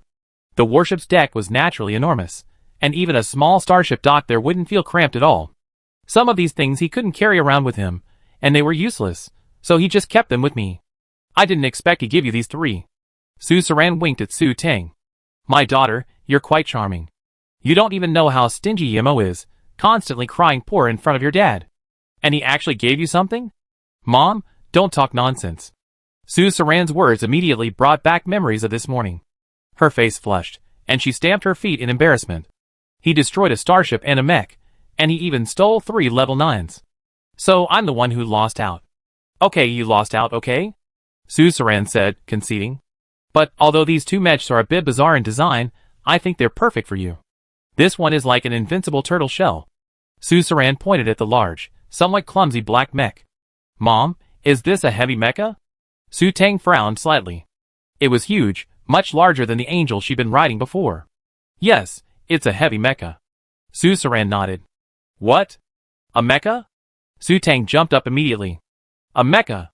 Was he showing her this? Only a fool would drive one. Come on, calm down. Su Saran knew what she was thinking from the moment she saw Su Tang's expression. She walked under the mech, pressed a button to open the cockpit, and waved to her. Su Saran took a few steps back, then leaped forward, using the mech's momentum to flip into the cockpit in 2 leaps. Su Tang was stunned. After exclaiming in admiration at his skill, she resignedly climbed onto Su Moi's back and was carried into the cockpit. Hey daughter, that won't do. Su Saran waved her hand disapprovingly. Getting on the mech by yourself is a skill you must master. Su Tang burst into tears. It was so high, how could a mortal like her, who couldn't perform Qigong, do that? Mom, what level are you in terms of physical strength? Su Tang humbly asked. Level 5. Su Tang. She knew it. Don't be discouraged. When I was your age, my physical strength was only level 3. Su Saran gave Su Tang a reassuring look. Su Tang was even more depressed. She was only at level 2. Mom, how do I use this? Su Tang quickly changed the subject. She couldn't talk about the depressing topic of physical strength anymore. Come on, let me teach you. Su Saran rolled up his sleeves and pointed to a large instrument panel. Press here. Su Tang leaned over to take a look. Start. This is the start button. Yes. Su Saran pressed it directly. The cockpit began to close, and the various instruments and buttons on the mecha lit up, activating all the control functions. And then? Su Tang swallowed as she looked at the complex rows of buttons, dozens of joysticks, and various instruments in front of the driver's seat. There were so many things, including a keyboard-like command input device in the middle. Surrounding the driver's seat were 26 light screens, like a 26-sided hexahedron. It was almost dizzying. Then press this. Su Saran pointed at 3 very conspicuous buttons. Or this or this. Choose one of these 3 depending on the situation. Defense 8, Defense 7, Defense 6. What's this? Su Tang was stunned. After that, just press this. Su Saran pointed at a large button. SOS? Is that a call for help? Su Tang was even more bewildered. Then what? Then? It's gone. Just wait for us to rescue you. Don't you need me to operate it? Su Tang was completely confused. Can you operate a mecha? Su Saran asked. No. So, this is just a turtle shell. When there's danger, you hide inside. Activate this level 8 protective turtle shell shield, and you'd be absolutely safe. Then send a distress signal, and then just wait for me, or EMO to rescue you, Suzerain said seriously. So this mech is designed for her to hide in. That's why I said this mech is so weird. It's equipped with 3 super-level tortoiseshell shields, taking up too much space and weight, and its weaponry is just a level 5 energy cannon and a laser sword. TSK, TSK, TSK, TSK. Suzerain's face was filled with disdain. After a sigh, he turned to Su Tang and asked, "Daughter, do you know what a tortoiseshell shield is? It's like an egg that wraps around the entire mech. Of course, this level 8 tortoiseshell shield consumes 8 units of energy in half an hour." Suzerain curled her lips in disdain. If this mech were a gift to her, she would definitely not want it. It was so weird. She had no idea which unlucky person Nemo had snatched it from, but because it was so weird, even Nemo disliked it. What a powerful tortoise shell! Su Tang was surprised. It seemed like it would be perfect for her to use to avoid danger. She wouldn't need to use her mental power to control it. As long as she had the energy stone and the nutrient solution, she could hide in the mecha for as long as she wanted. But if she couldn't drive or stop, it wouldn't be any use. Su Tang facepalmed. This felt so embarrassing. She should learn the basic forward, backward, left, and right movements of a mecha. After dismounting and stowing the mecha, Su Tang simply named it Turtle. Come on, look at this. This is also a quirky item. Suzerain immediately began to introduce another mecha. Su Tang was stunned. It was a remarkably feminine mecha, even more exquisite than her angel. It had perfectly soft lines and a delicate, cool, feminine face. The entire mecha was a light purple, with a touch of dreaminess. Su Tang immediately liked it. This is an SS mecha, and it's equipped with 144 thrusters. Performance-wise, it's a perfect mecha, but Suzerain's expression changed, a strange look on his face, but it has 8 wings. Wouldn't 4 wing shields provide the same comprehensive defense as a tortoise shield? Why 8? Su Tang was puzzled. Because her angel had wing shields, she had specifically learned some information about them. 8? That's so impressive. Su Tang was stunned for a moment, and could only hear a flock of crows flying by in the sky, calling. I'm just kidding. Suzerain smiled. Her daughter was so cute. In fact, only 4 of them are level 5 wing shields, and the other 4 are attack wings. Wing shields cannot attack in a fully defensive state, but with the other 4 wings, they can attack. The 4 attack wings can form a large-scale energy feather attack that fills the sky. But I say it's weird because this feather attack is only at the level of a level 2 energy bullet. It won't leave a trace on the mecha. In other words, it's just a fancy trick, but it's actually useless. And by the same token, the 4 wing shields and 4 attack shields take up most of the space. Apart from that, this mecha, it only has a laser sword, not even an energy cannon. Su Tang's mouth twitched. How bizarre. It's practically devoid of attack power. Can't it be modified with an energy cannon? Of course it can be, but a mecha is better off with the original one. Specialized mechas are generally designed with every performance factor taken into account, so modifications are always a bad idea. Suzerain shook his head. Because the mecha wasn't designed with a port for it from the beginning, forcing an energy cannon into this mecha would definitely affect its compatibility.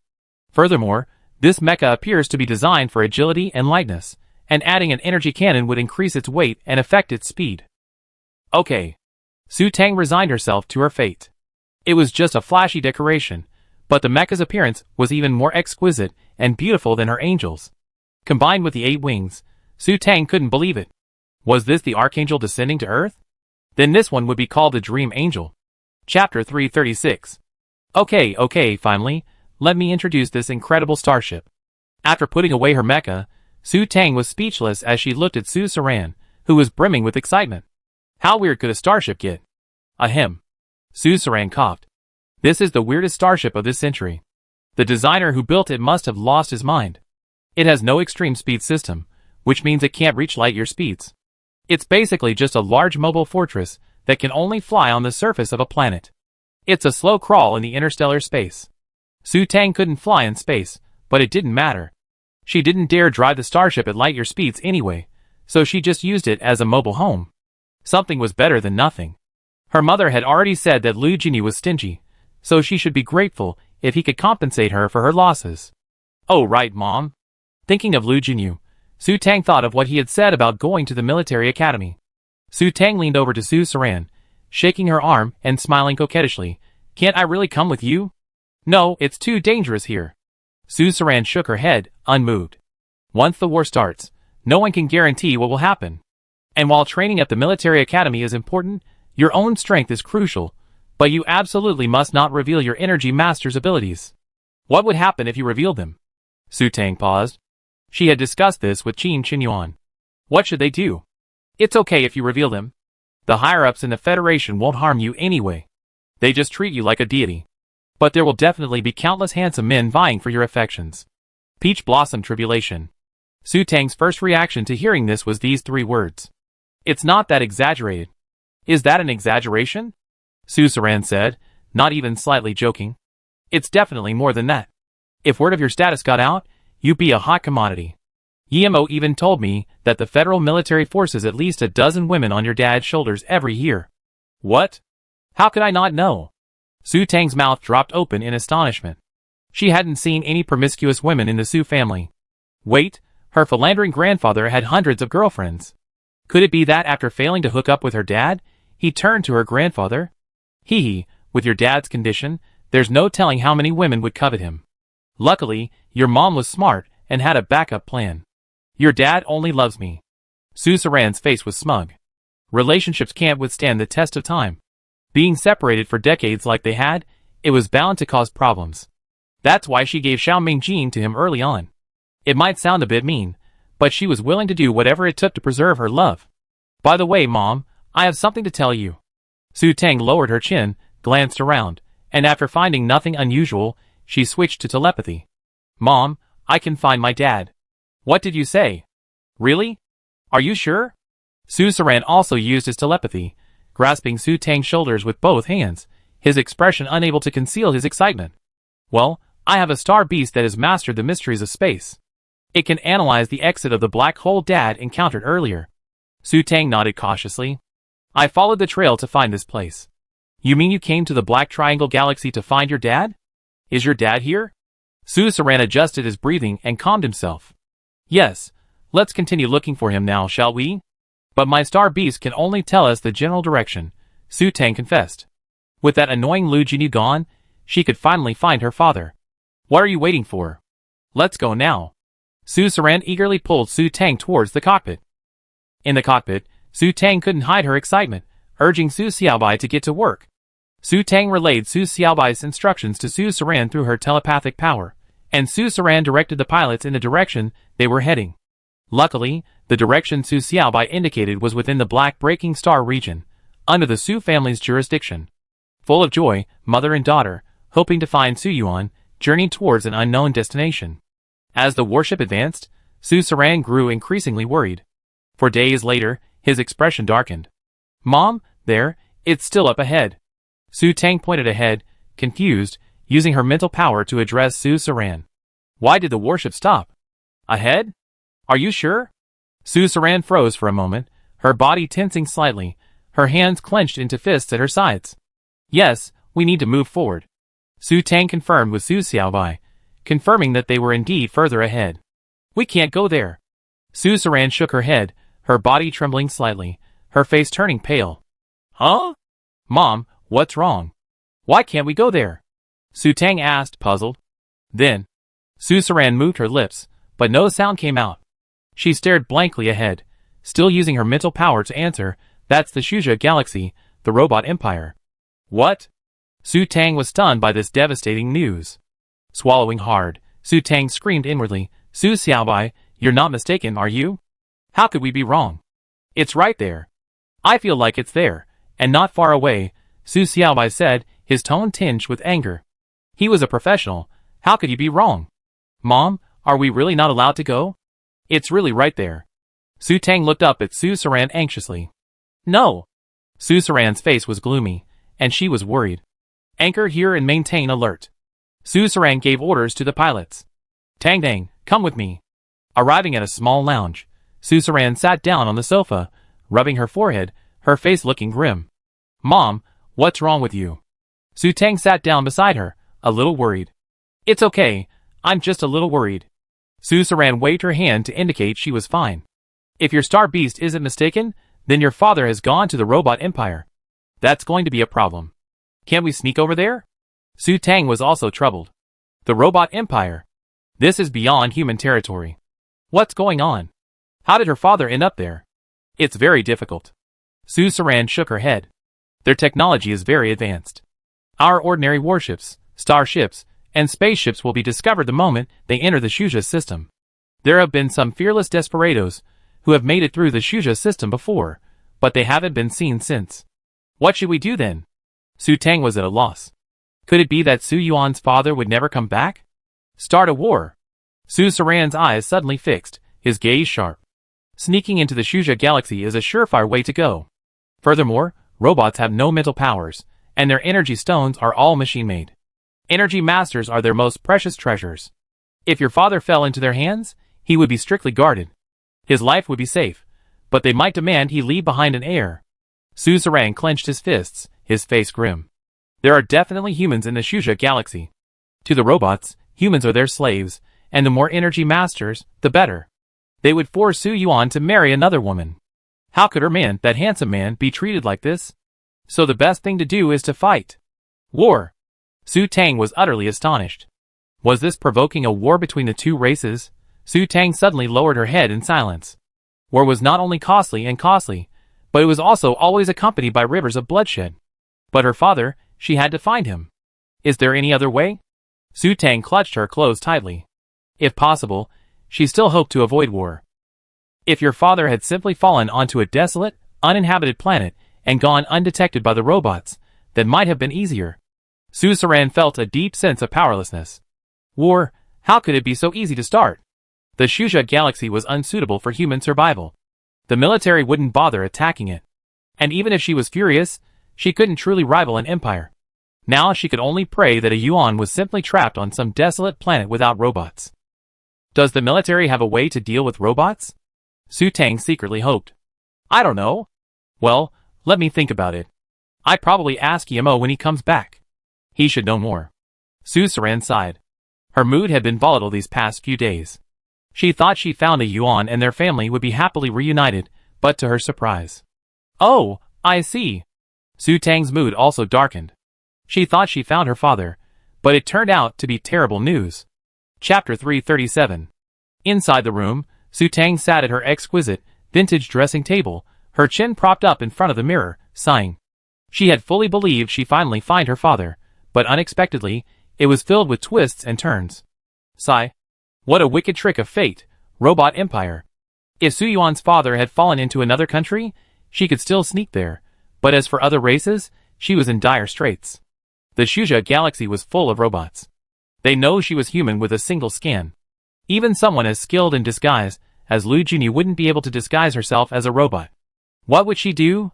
Thinking of the robot she encountered at Hongguang High School 2 years ago, Su Tang felt a chill run down her spine. A robot could be so powerful, and a whole country, she couldn't imagine it. But what if Su Yuan's father was really captured by them? She had to go and save him. But ordinary starships and warships would be discovered the moment they crossed. How could she get there? Wait! A high-level star beast. Su Tang's eyes suddenly lit up. If there was a star beast capable of carrying a human through the starry sky, perhaps they could sneak over there. She would then sneak over and investigate. Ideally, Su Yuan's father hadn't been discovered by the robots after landing on the desolate planet. If he had been captured, she would return and synthesize energy stones for 10 years, fully prepare, and then attack them. However, relying solely on the Su family's armed forces seemed insufficient. Ideally, the federal military would be dispatched. However, if the military went forward, it would require the support of at least 5 marshals. Su Tang was in a dilemma again. This seemed difficult. After all, no one would want to start a war that would have no personal benefit. Go for it. Su Tang's eyes were determined, and she slammed the table in a decisive moment. At worst, she could combine a level 12 energy stone, obtain certification as a level 12 energy grandmaster, and then she and her mother would go fight the robot empire. She didn't believe the military would turn a blind eye to a level 12 energy grandmaster and not support her. With her current strength, combining a level 12 energy stone would take about 20,000 hours, or about 3 years if she was quick. Given enough time, she could combine enough energy to destroy all the planets in the Shuja galaxy. With the military's support and sufficient firepower, She didn't believe the robots would not return her father. So, the current consideration was finding a high-level star beast to evade the robot's eyes and ears and conduct a stealthy investigation. Although Su Xiaobao was a high-level star beast, it was clear that it couldn't carry her into space. Su Maya wasn't a high-level star beast either, and even less reliable. Then what about Su Yanlai? Su Tang frowned. Su Yanlai was also a high-level star beast, but she wasn't sure if he could take her into space. No, Su Xiaobai responded, pouring cold water on her. At least, no lion flame beasts capable of carrying humans into the stars have been found yet. Then are there any records of any star beasts that could carry humans into the stars in the military's secret archives? Su Tang asked desperately. It seems not. Many of the star beasts in the top secret archives aren't completely documented. Some are filled with question marks. Is that so? Su Tang said, feeling a little discouraged. What if the war accidentally destroyed the planet where Su Yuan's father was? Would she need to capture a robot to find out if they captured a human energy engineer named Su Yuan? That kind of information wasn't something an ordinary robot could know. And where would she find one? There's always a way out. And even when you're in trouble, there's always a way out. Su Tang could only console herself, believing that everything was within her control. Perhaps her mother would figure it out in a few days. After a heartfelt reassurance, Su Tang began fusing energy stones. The more energy stones, the better.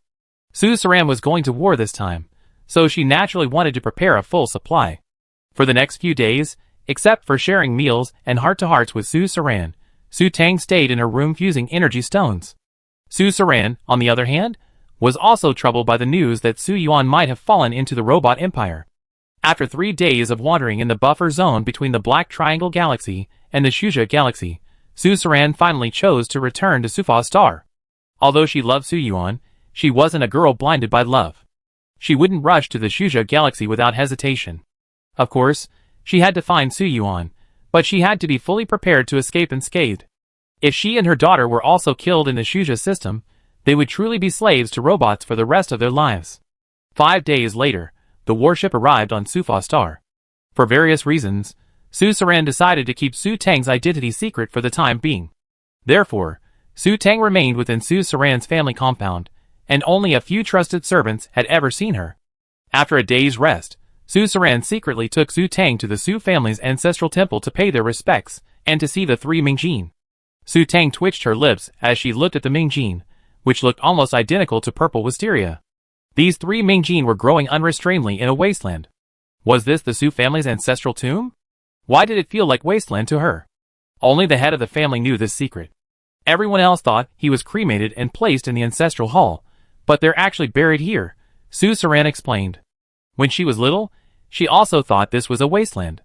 However, it was by chance that we learned that the spirit of the deceased could still live, so the spirits of the first few ancestors were cremated together. Also, Su Saran suddenly smiled awkwardly. One year, I was playing with a gun here and accidentally killed 2. Hey, my dad beat them up that time. That's when I realized they were our Su family's most precious treasures. I always thought they were weeds. Shouldn't they be properly stored? Su Tang was speechless. A treasure that could enhance spiritual power, yet it was treated like a weed? What if a servant was too diligent and cut it down? No, it'd die if you move it. And it seems only those who died of old age can have it. My father is buried there, but his spirit of the deceased never grew. Su Saran said, pointing to a noticeable bulge. Is that Grandpa? Su Tang, having never seen him before, didn't feel much sadness even though she knew a blood relative was buried there. Yes, alas, Su Saran said with a lost look. To be honest, I'm not a very filial daughter. Mom. Su Tang's heart was mixed, and she didn't know how to comfort her. Let's not talk about it anymore. Su Saran suddenly changed the subject and attacked. Su Tang's eyes flashed before a large, unknown bird flew across the sky, tightly bound by the Ming Jin in Su Saran's hands, and flung to the ground. What I'm saying is, Su Saran's face turned serious, after the Ming Jin sprouts. Don't attack others easily until you mastered its control, because... Su Saran's eyes suddenly fixed. Su Tang's eyes widened, and she covered her mouth with her hands. On the ground, the struggling bird shriveled up in an instant, turning into a dried corpse that looked as if it had been dried for 1,000 years. Because it feeds on flesh and blood. Chapter 338. Except for a visit to the ancestral temple that day to see Ming Jin, who was considered a weed, Su Tang had been hunkered down in the room Su Saran had prepared for her, fusing energy stones. Perhaps because of the impending major event, Su Saran seemed a bit busy. Seeing Su Tang concentrating on fusing energy stones, Su Saran devoted himself even more fully to his own affairs, not bothering her too much. 2 weeks passed peacefully and busily. One morning, Su Tang, half conscious, felt herself once again entangled by a python. Opening her eyes, sure enough, that bitch, Lu Jinyu, had climbed onto her bed again. She tried to kick him off the bed, but tragically, she found herself pinned down. Just like in the small hotel, Lu Jinyu had one arm around her neck, holding her head, the other around her waist, and one thigh firmly pinning her. Su Tang was once again completely unable to move. Asshole. She's not a pillow. Su Tang shoved Lu Jinyu hard, angrily. Go away, or I stab you to death. Awake? Lu Jinyu rolled over, his hands resting on either side of Su Tang's cheeks, pressing slightly against her. Did you miss me?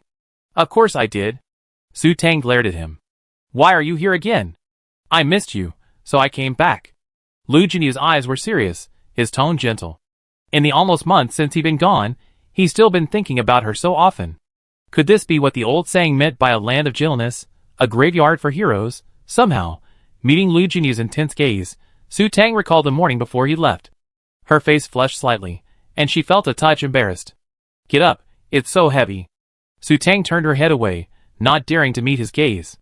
It's still early, sleep a little longer.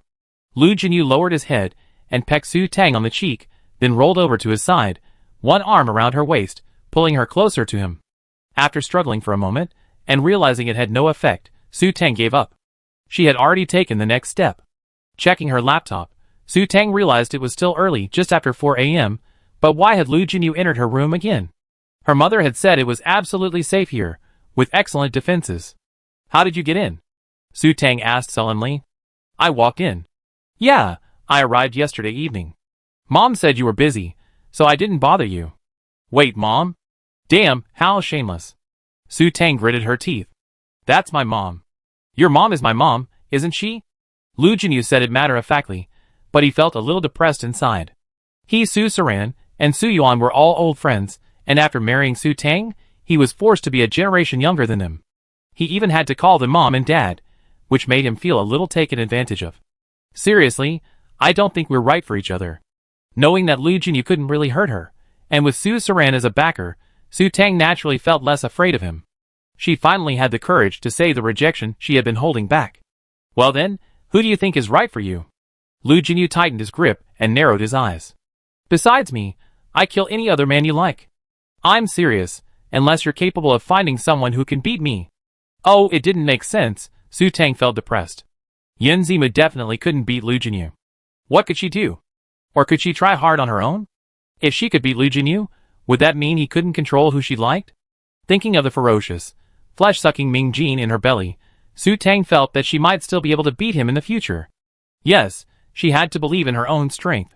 But I don't think there's anyone in the Federation I can't kill right now, Lu Jinyu said confidently. His 9 nether was a surefire assassination move. I think your father is a better match for me. You have the ability to kill him. Su Tang, momentarily furious, threatened others with such impunity, relying on her own strength.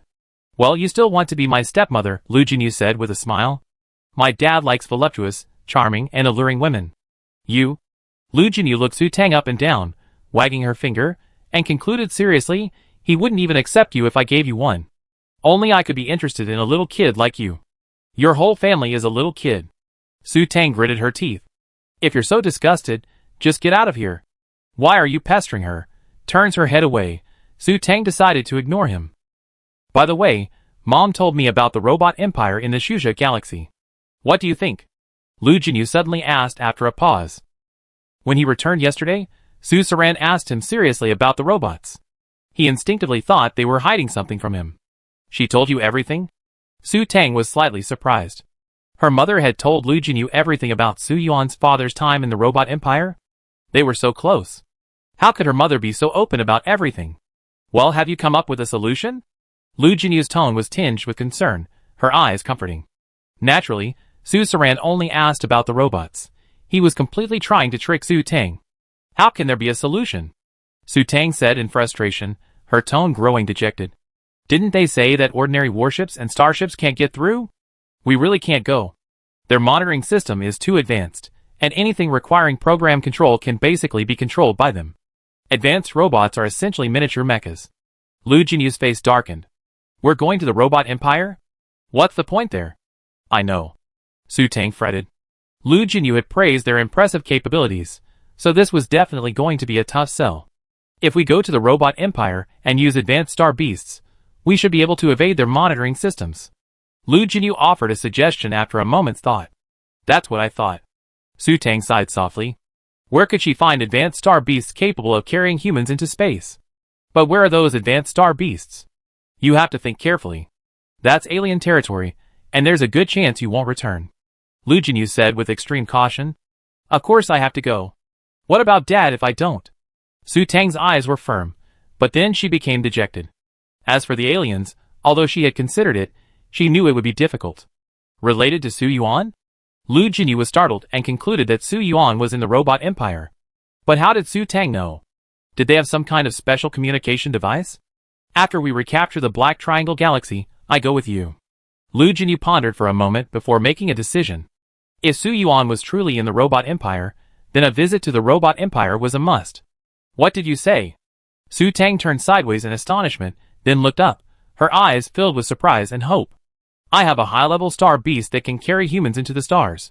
I can go with you. As long as we don't encounter high-level robot troops, I'm 90% sure we can escape unscathed. Lu Jinyu's expression was serious, his eyes darkening as he expressed his considerations. But if Su Yuan is discovered and captured by the robots, that would be a problem. So does that mean we can only resort to war? Su Tang's heart sank, and she grew nervous. Yes. Robots lack mental power and can't synthesize energy stones themselves, but their bodies are powered by energy stones. You could say energy stones are their hearts, so you can imagine how much energy masters mean to them. If an energy master falls into the hands of the robots, while their life is safe, they'd be imprisoned for life. Lu Jinyu's tone was heavy, his expression a touch of embarrassment. Unless we use direct force to force them to release them, we need the consent of at least 5 marshals to launch an offensive. Su Yuan hasn't even reached the certification of a level 10 energy master yet. They might not agree to attack the robot empire for a level 9 energy master, and you need sufficient evidence to prove Su Yuan's whereabouts. Su Tang bit her lip, her eyes darkening. It was exactly as she had imagined. Don't worry too much. Lu Jinyu patted Su Tang's back gently, offering solace. Once the Black Triangle Galaxy incident is resolved, I take you there to secretly investigate the situation. If that doesn't work, we go to war. Anyway, by then, if I can use some tactics, I'll almost be able to ascend to the rank of marshal, and I have a say. Thank you. Su Tang suddenly felt a mix of emotions. She hadn't expected that she would ultimately rely on Lu Jinyu to lead her to the robot empire. She hadn't expected Lu Jinyu to actually be willing to accompany her on such an adventure. Although Lu Jinyu said he was confident of the alien territory, the robot empire was always fraught with danger. She could easily be killed there. She even considered stabbing him to death. Thinking of this, Su Tang couldn't help but feel a little ashamed. What's there to thank me for? Saving my father-in-law is my duty. Lu Jinyu stroked Su Tang's hair. He should have gone even without Su Tang, but if Su Yuan really fell into the robot's hands, it would be difficult. Lu Jinyu frowned slightly. While he had considered crushing the robot empire, that was something he planned for after unifying the human alliance. If Yin Kingdom and the robot empire went to war, the US, Europe, and Lafei would take advantage. Furthermore, Lu Jinyu's frown deepened. Su Yuan and Xiao Jing weren't enough to convince Yin Kingdom to declare war on the robot empire. Convincing those old men in the military to go to war would probably be a struggle. Chapter 339. With the prospect of going to the robot empire finally settled, Su Tang's days of anxiety finally eased. Once relaxed, she drifted off to sleep. The alarm clock blared. Without even opening her eyes, Su Tang poked her finger at her laptop, and the noise ceased. Turning over, she decided to take another nap. Suddenly, her movements froze, as if she'd forgotten something. She opened her eyes. The ceiling, the quilt, the wall. Something seemed to be missing. Lu Jinyu was missing. Su Tang froze, her body frozen. Had she dreamed yesterday?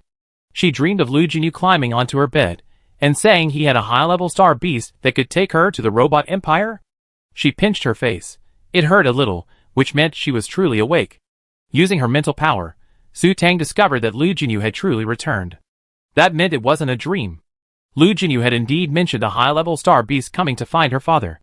Su Tang breathed a sigh of relief. Fortunately, it wasn't a dream. Upon regaining consciousness, Su Tang once again felt the urgency of time. Under her psychic gaze, Lu Jinyu, her mother, and several unfamiliar faces sat in a room resembling a conference room. She couldn't tell what they were talking about, but judging by their serious expressions, Su Tang felt they were discussing a plan to unify the Black Triangle.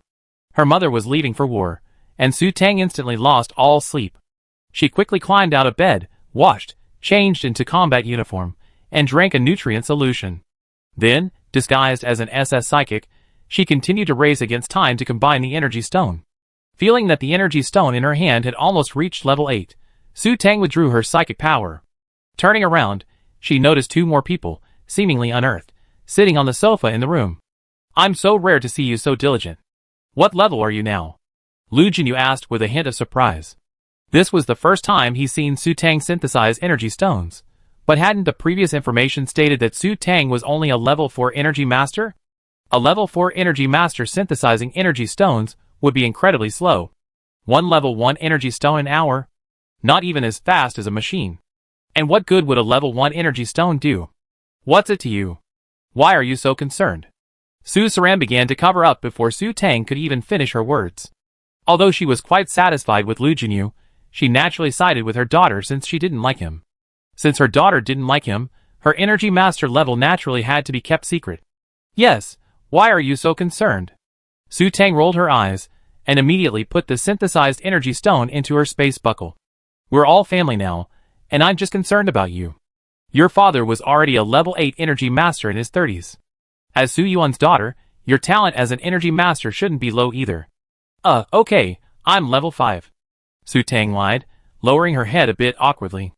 "Level 5, not bad. She's quite talented for her age." Lu Jinyu praised, but his eyes narrowed slightly.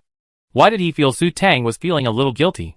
"My daughter is naturally talented," Su Saran said proudly, then changed the subject. "When are you planning to return to the Federation?" "I can go back anytime." Lu Jinyu felt a flicker of suspicion. Were they hiding something from him? Could Su Tang already be a level 6 energy master? After thinking about it, Lu Jinyu felt he was overthinking it. A level 5 energy master at 20 was already a gifted and talented individual. After dispelling her suspicions, Lu Jinyu bluntly asked Su Tang, "When are you planning on going back?" "Mom, do I really have to go back to the Federation?" Su Tang still had some hope. She believed that following Su Saran was the best option. "You should go to the Federation." Su Saran hesitated for a moment, but ultimately decided that she couldn't be soft-hearted and leave her daughter here. Although with so much energy, she was confident she could overwhelm the enemy with firepower. The old saying goes, you can guard against thieves in your own home even if you're on guard day and night. After all, with a family as large as hers, she couldn't guarantee that there weren't even a single enemy spy within the clan. It wouldn't matter on a normal day, but if war broke out, she was worried Su Tang might get into trouble if she wasn't careful. "Are you really going to the Federation?" Su Tang twisted her fingers in frustration. She still wanted to stay by her mother's side. "I'm going to the Federation for a while, and then come back after I eliminated all the other forces in the Black Triangle Galaxy." Su Saran's expression was helpless. She wasn't afraid of them coming openly, but she was worried that someone might slip through the net and target Su Tang. "Oh!" Su Tang lowered her head dejectedly. "Yes, attending a military academy in the Federation would be very beneficial to you." Lu Jinyu looked at Su Tang with a deep gaze. "If you really don't want to go to the academy, then stay at our Lu family headquarters. It's absolutely safe there." "Who said I don't want to go to the academy?" Su Tang retorted bluntly. She simply didn't want to leave her mother and return to the Federation. Besides, who would want to go to the Lu family? If she had to return to the Federation, she would naturally choose to go to the academy. After all, she would benefit from the improvement in her strength. It must be a military academy in the capital system. Su Saran emphasized, staring at Lu Jinyu fiercely. "Yimo, you must ensure my daughter's safety during this period. I only trust the military academies in the capital system. Moreover, if there is actual combat training, you must arrange for someone to secretly protect her." Su Saran believed that while Su Tang's strength needed improvement, she would naturally be able to protect her once the Black Triangle Galaxy situation was resolved. Going to the military academy was only a temporary solution. While instructors provided covert supervision and protection during the actual combat training, The sheer number of students meant that care was inevitably lacking, resulting in a certain mortality rate. Her daughter couldn't afford to let anything go wrong. Saran felt incredibly conflicted. She didn't want her daughter to endure hardships or take risks, yet she also wanted her to be as skilled as she was. After all, she couldn't protect her forever. I know. I certainly ensure her safety. Lu Jinyu nodded cautiously. He didn't expect Su Tang to become an excellent Federation soldier, but her skills were far too weak, and her combat awareness was completely lacking. She wouldn't be able to react to a surprise attack. As a 20-year-old level 5 energy master, if this news leaked, it would undoubtedly attract assassination attempts from foreign forces. Alas, Saran sighed and took Su Tang's hand.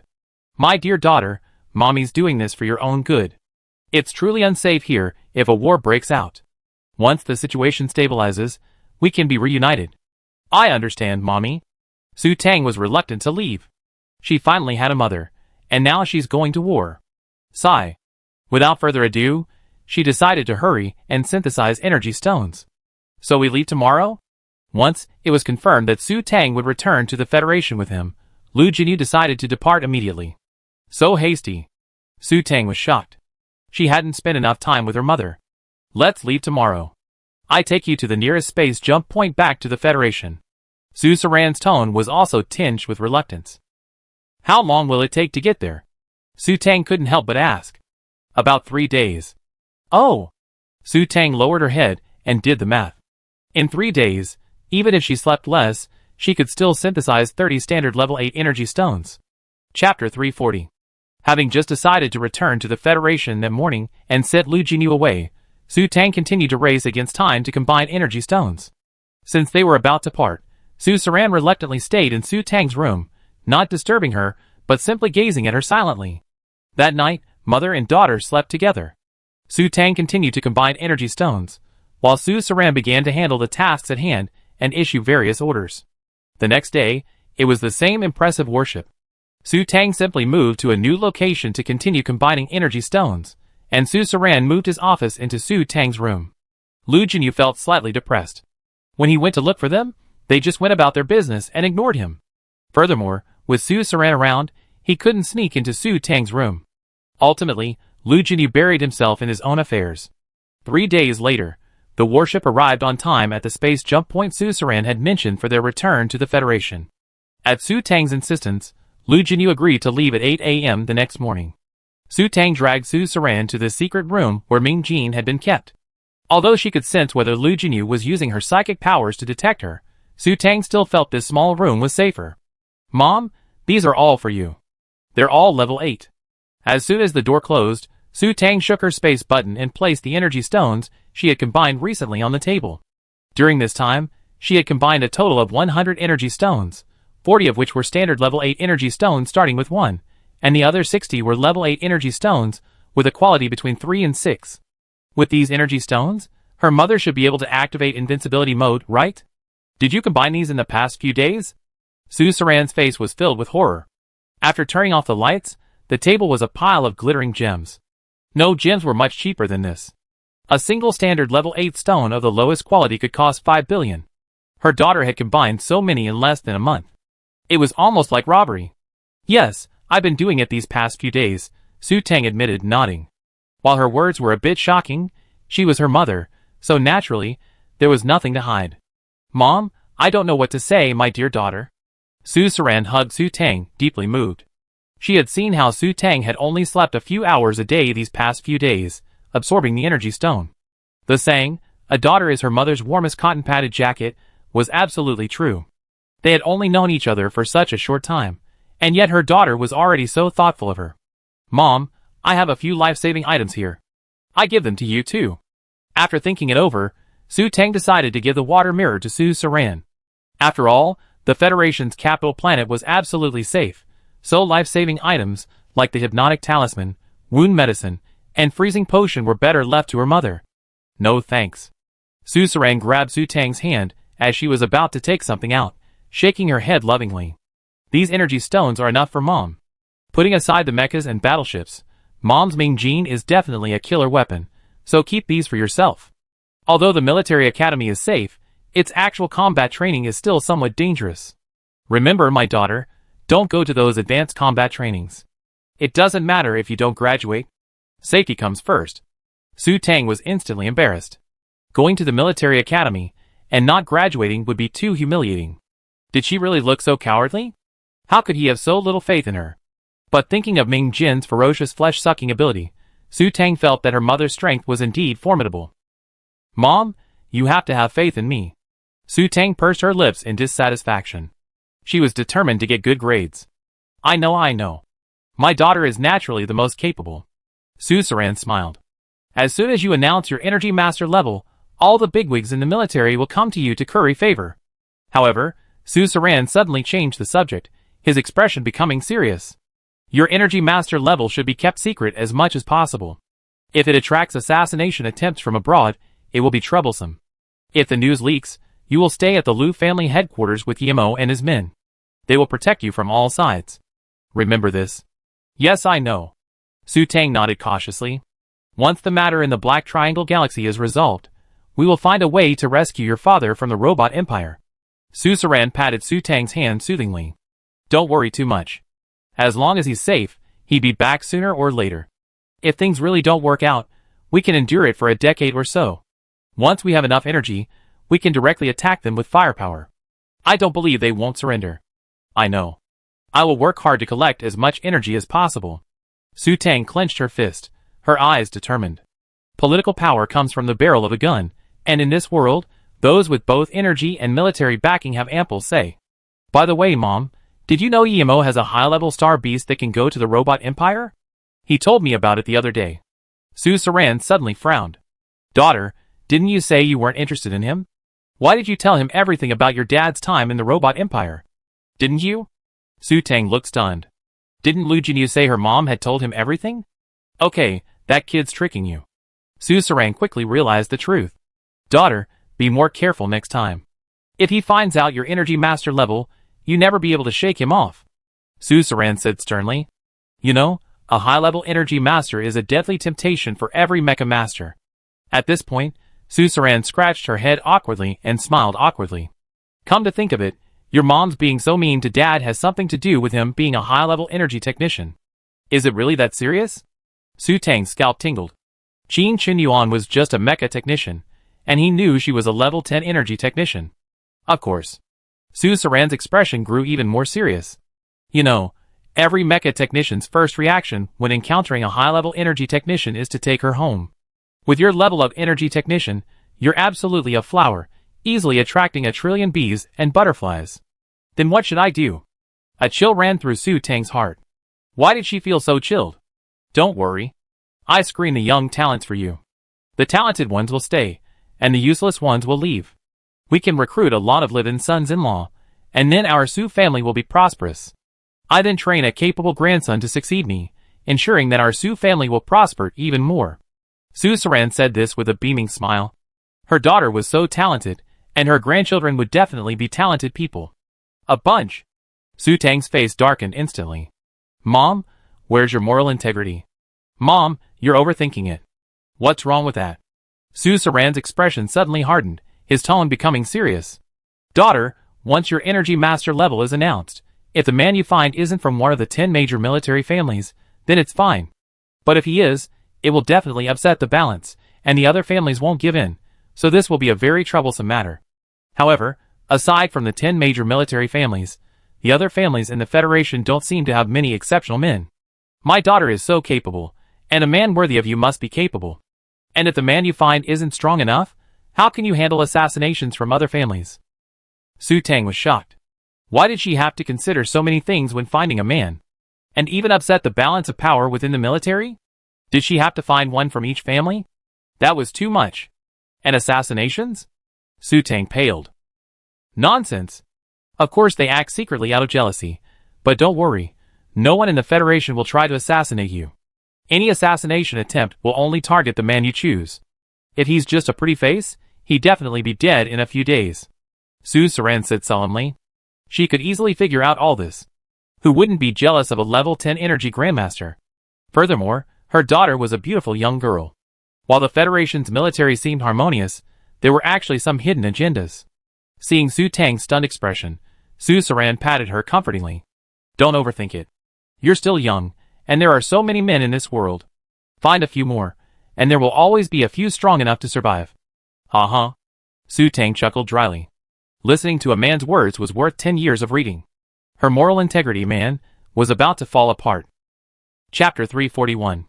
That night, Su Tang and Su Saran slept together.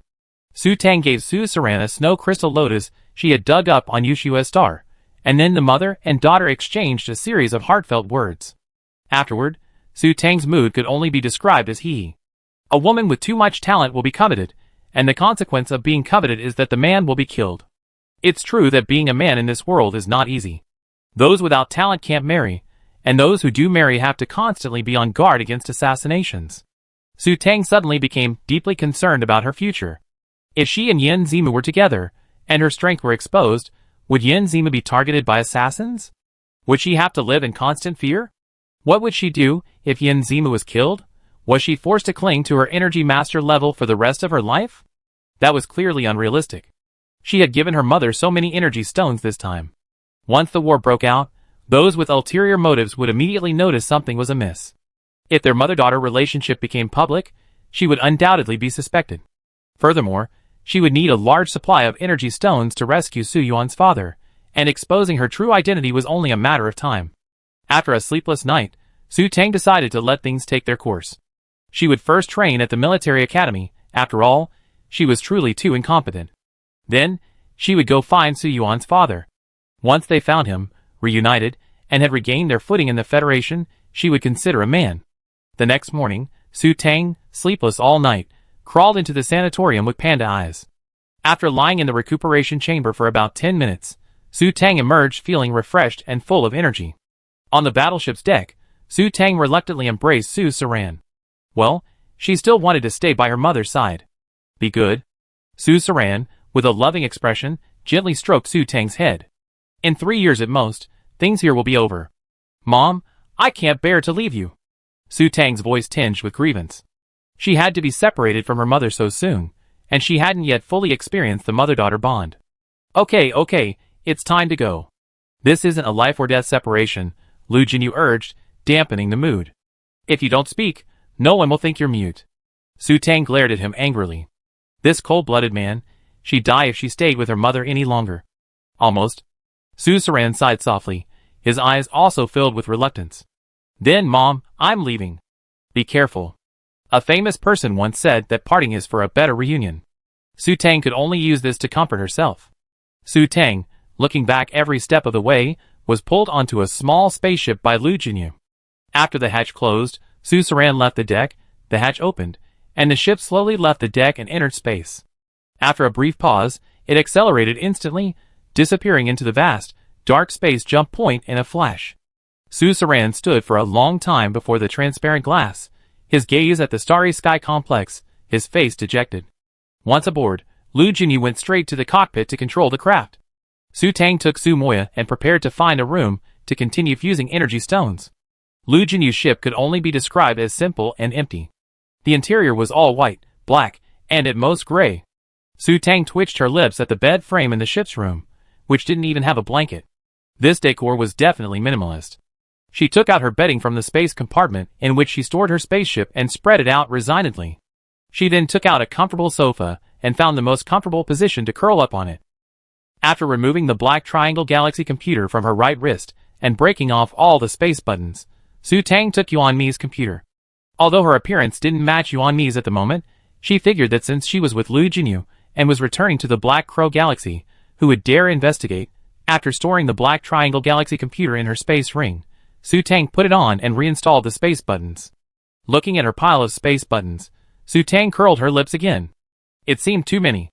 Her life fortress had been abandoned, her starship destroyed, and her mech wrecked.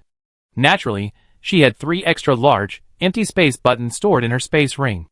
But with the 2 mechs and a starship Lu Jinyu had given her, she had even more space buttons. Adding her spare mech, Tang Xiaomi's spaceship, the tortoiseshell fortress, the flying car, and the small space button for storing miscellaneous items, she had a total of 8 space buttons on her computer. This number would definitely not pass security. She was going to the capital galaxy this time. After a moment of hesitation, Su Tang decided to consult Lu Jinyu when she had some free time. After sensing the spaceship had launched and passed the interstellar jump point, Su Tang decided to hurry and get down to business. In Su Tang's view, Su Maya was already in Chao's camp, but his heart was with Han, a completely unreliable character. After instructing Su Xiaobai to notify her immediately if Lu Jinyu left the pilot's seat or encountered an interstellar jump point, Su Tang began to fuse energy stones with peace of mind. The journey was uneventful. After 3 days of fusing energy stones, Su Tang received a warning from Su Xiaobai that Lu Jinyu had left the cockpit. Putting away the energy stone, Su Tang checked the time. It was already April 16, 20314, star year. Su Tang couldn't help but sigh at how time flies. It was still 20,312 when she left Hongguang Star, and 2 years had already passed in the blink of an eye. Su Tang hadn't been lamenting for a few minutes when Lu Jinyu entered the room. Su Tang looked up, slightly surprised. Lu Jinyu looked so dejected. His beard was stubbled, his face was pale, and his eyes were a little dark. He looked like he'd been working the night shift for several days. "You haven't been flying the spaceship the past 3 days, have you?" "Well, the exit of that space jump point isn't very safe. There are signs of advanced star beasts, so it's better to get here early," Lu Jinyu said as he hurried into the bathroom. Su Tang sighed in admiration at Lu Jinyu's dedication as a pilot, then began to feel a pang of frustration. It wasn't just one room, so why were they running to her? Using her mental power, Su Tang discovered that the spaceship was docked on a very desolate planet. Trying to locate her position using her optical computer, Su Tang was surprised to discover that even such a dilapidated little planet had a star network. This planet was Black 75th Star. From the name, Su Tang knew they had arrived in the Black Crow Galaxy. It was an artificially transformed planet, slightly better than the Poverty Star, but still a backward, impoverished, and low-level planet. Its inhabitants were primarily poor, those of level 9 and 8.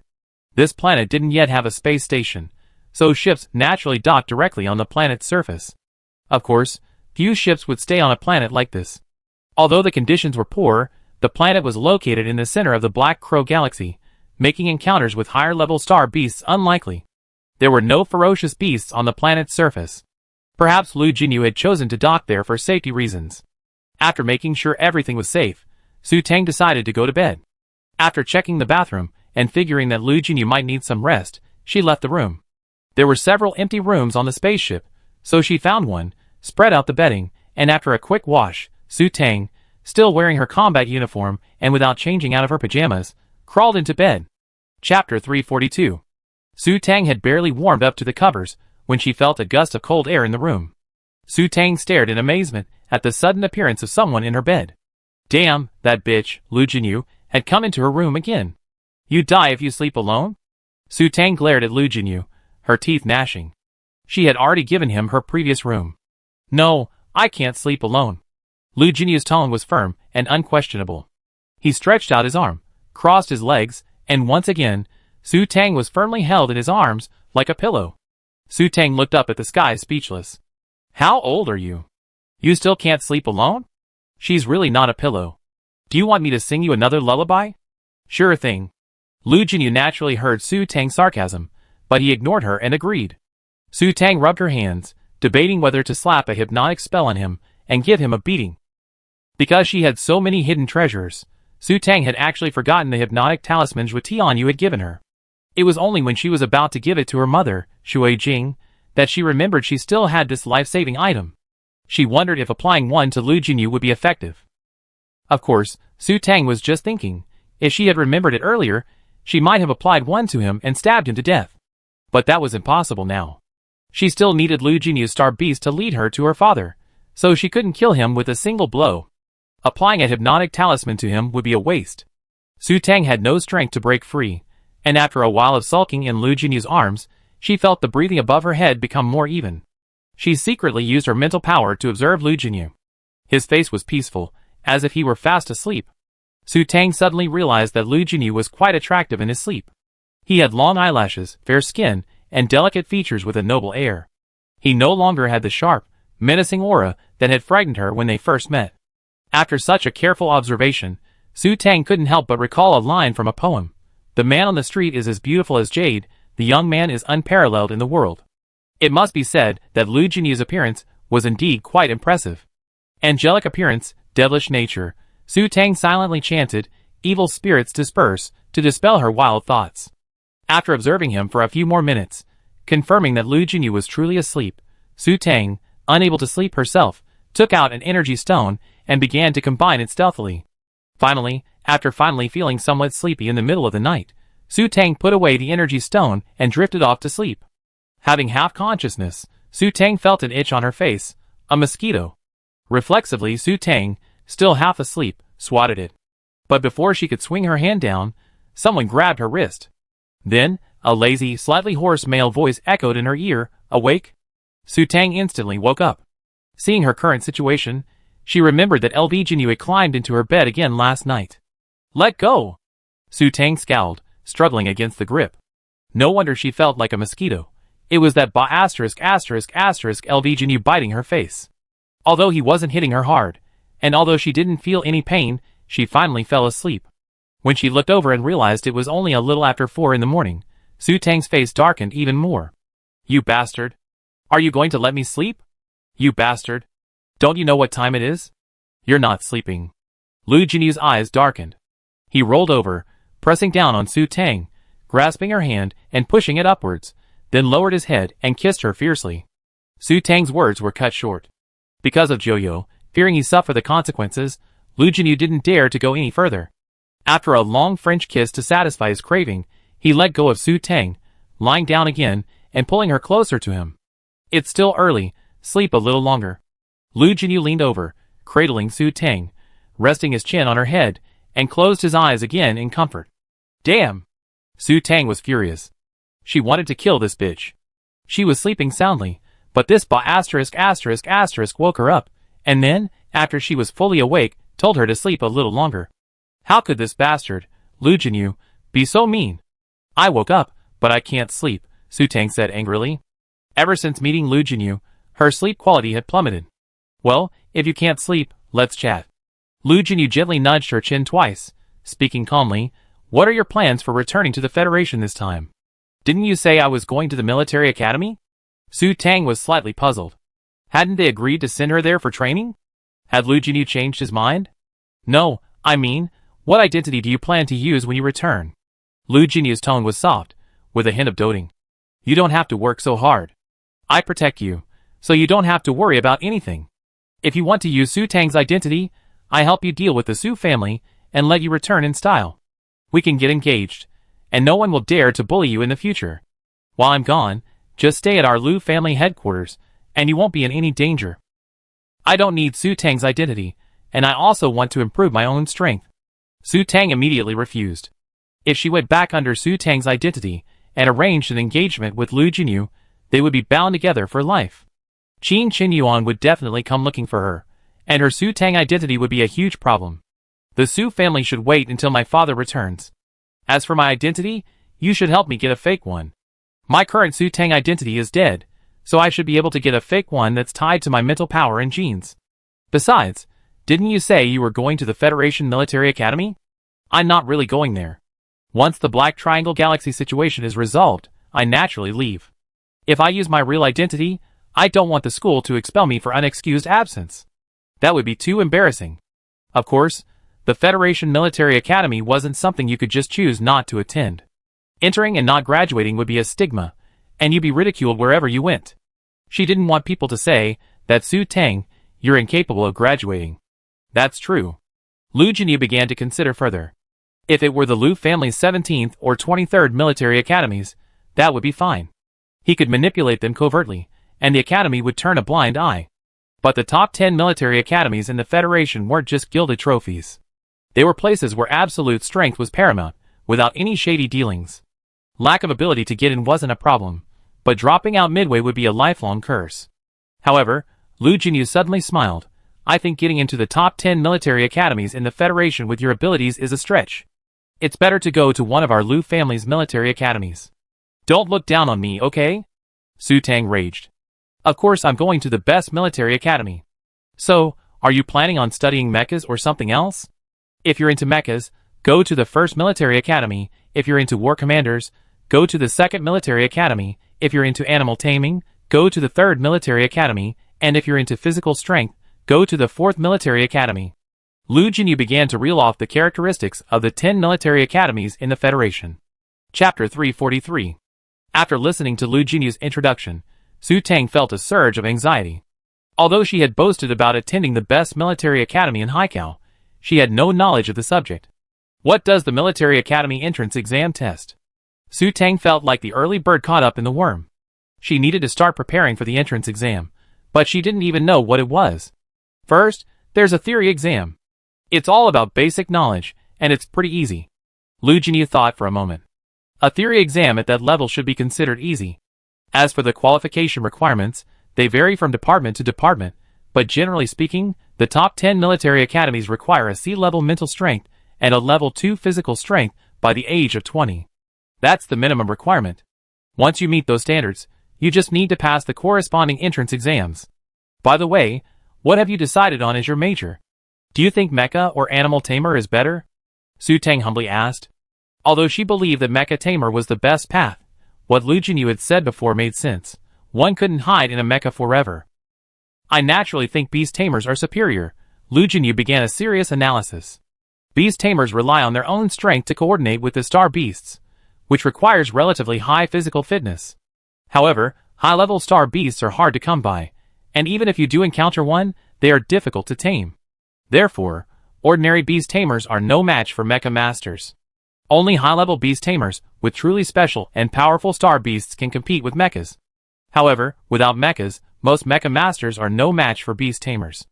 This is because there are so many different types of star beasts, and many of them are difficult to defend against. Moreover, many uncultivated planets have energy-eating beasts and gold-eating beasts, which gives beast tamers a certain advantage. So, who is more powerful, beast tamers or mecha masters, depends on the individual. Just because I said so much doesn't mean I haven't said anything. Su Tang muttered softly. Isn't everything Lu Jinyu said just nonsense? That's true. Lu Jinyu admitted without pretense that her words weren't even a suggestion. But I think you could major in mecha and minor in beast taming. The beast taming course focuses on how to tame star beasts and build coordination with them. Your star beast is already quite good, so there's no need to learn more. You won't be able to learn the more esoteric stuff in such a short time anyway. With your SS mental power, it's better to study mecha. After all, with Ming Jin, you won't need other star beasts anymore. As for combat awareness, reflexes, physical strength, and so on, those are things you need to learn no matter which major you choose. And as an energy technician, it's better to minor in mecha. Look at your dad. No one dares to mess with him, because he's not only a high-level energy technician, but also a high-level mecha technician. He even has a Ming Jin. How do you know so much? Su Tang wondered. Lu Jinyu even knew her father had a Ming Jin. If only her mother hadn't told her, she'd been kept in the dark by Su Yuan's father. Of course I know. When I met Su Yuan, he was in dire straits. He refused to reveal his energy master rank and sought refuge with the military, so naturally he was hunted by the Su family. You know your grandfather's family is completely powerless. Not only could they not provide any help, but they were actually a hindrance. When he brought you back to Hangi, it was very difficult at first. Lu Jinyu began to recall the past, then frowned slightly. The crybaby back then had actually become a beautiful woman. Well, you were only a little over a year old back then, and all you could do was cry. It was so annoying. You even know this. Su Tang was astonished. Although she felt Su Yuan's father was incredibly impressive based on her history, she still couldn't understand how Su Yuan, a member of a branch clan, had managed to rise to power. Of course I know.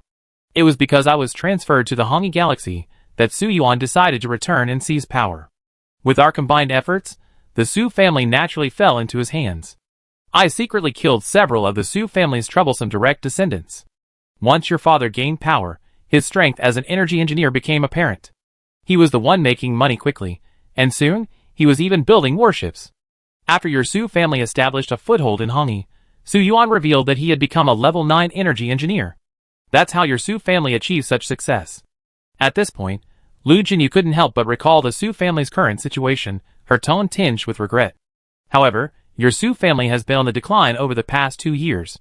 The technology for producing level 4 energy stone machinery has been exposed, and the military already has equipment to produce it. Furthermore, your newly appointed head, Su Ro, is only a level 7 energy master. Several other energy families in the Hangi Galaxy have heads of level 8 energy masters, so the Su family's position as the leader in the energy industry is no longer secure. Why is Su Ro only level 7? Doesn't our Su family have a level 8 energy master? Su Tang's mood darkened slightly. Their Su family was actually on the decline. By the time Su Yuan's father returned, they wouldn't have been driven out of Hongguang Star. Because several of your Su family's more talented direct descendants were either killed or took refuge in the military, it's naturally impossible for those level 8 energy engineers, who came from your family, to leave the military and return to the Su family. So, only Su Ro has taken the position, though it's said that Su Ro is striving for level 8. Lu Jinyu patiently explained. In reality, it was the fault of the Su family's former head of the family. He didn't choose an heir sooner and delegate power. Once the heir was able to seize the real power of the family, no one would dare to cause trouble. In Lu Jinyu's opinion, the reason for the family's chaos is that the heir is too weak and lacks sufficient deterrent power. But you know my father for so long, and you're really being unkind. Su Tang raged. This jerk scared her to death the first time she met him. How am I unkind? Lu Jinyu asked, puzzled. You bastard, you almost killed me. Su Tang gritted her teeth and gestured above her head. Your mecha's laser sword was just a hair's breadth away from my head. I didn't know it was you then. Lu Jinyu's face wore a hint of guilt. He had indeed gone too far when they first met in the Black Triangle Galaxy, but ignorance is innocent, and he didn't know it was her. You still tried to scare me after you found out later. Su Tang's face sank. She had truly believed Lu Jinyu would kill her despite his friendship with Su Yuan's father. She was terrified that she might accidentally offend him and get into trouble. It turned out that Lu Jinyu and Su Yuan's father had such a close relationship. I was just teasing you. Who knew you were so timid? Lu Jinyu smiled awkwardly. Knowing she was Su Tang, he naturally wouldn't actually attack her. If she truly disobeyed him, he would at most threaten her. What a joke. Su Tang wanted to scratch his face. She had been so frightened back then. Chapter 344. Forget it, let's not talk about this anymore. We strayed off topic. Let's get back to the point. Are you going to learn mecha control? Seeing Su Tang's glum face, Lu Jinyu immediately changed the subject. Do you think learning mecha control for a year or two will be useful? Forget it.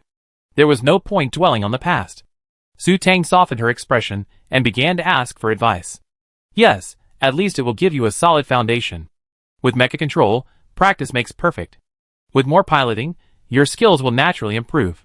And with more competition and comparisons, your strength will eventually be honed. Lu Jinyu spoke frankly. No one is born a mecha controller. His mecha control skills were honed bit by bit. Also, the mecha pilot entrance exam is relatively simple, Lu Jinyu added. The Beast Tamer exam requires you to tame a ferocious star beast on your own. Of course, a low-level one with some fighting power will do. The mecha pilot exam, on the other hand, is quite simple. You simply have to hunt the corresponding star beast required by the planetary hunting mission. You pass by any method, even if you don't pilot a mecha. While this is generally the case for the entrance exam, there are exceptions. I remember one world's top military academy's entrance exam required you to fly a mecha around a planet for 3 days and 3 nights. Su Tang blushed. 3 days and 3 nights. Wouldn't that drive someone insane? She only used her mental energy for 1 day to pilot the mecha, and she felt exhausted. 3 days, she wouldn't be able to hold on. However, I don't recommend you to apply for the First Federal Military Academy. After all, the First Federal Military Academy focuses on training senior mecha technicians.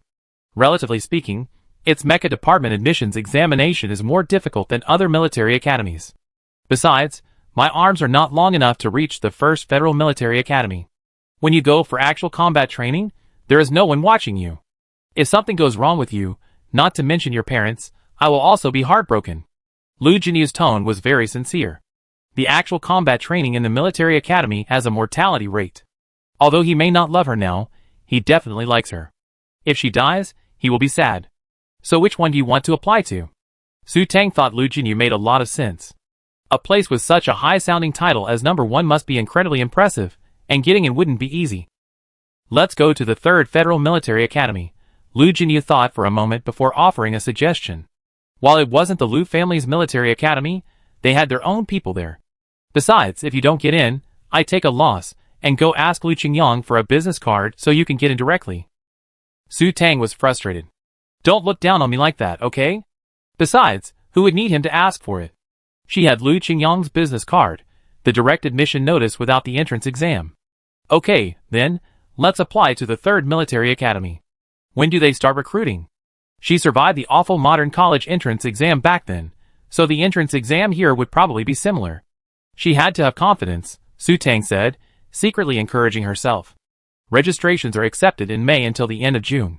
You take the theoretical knowledge test in early July. If you pass, you receive a notification for the practical test in mid-July.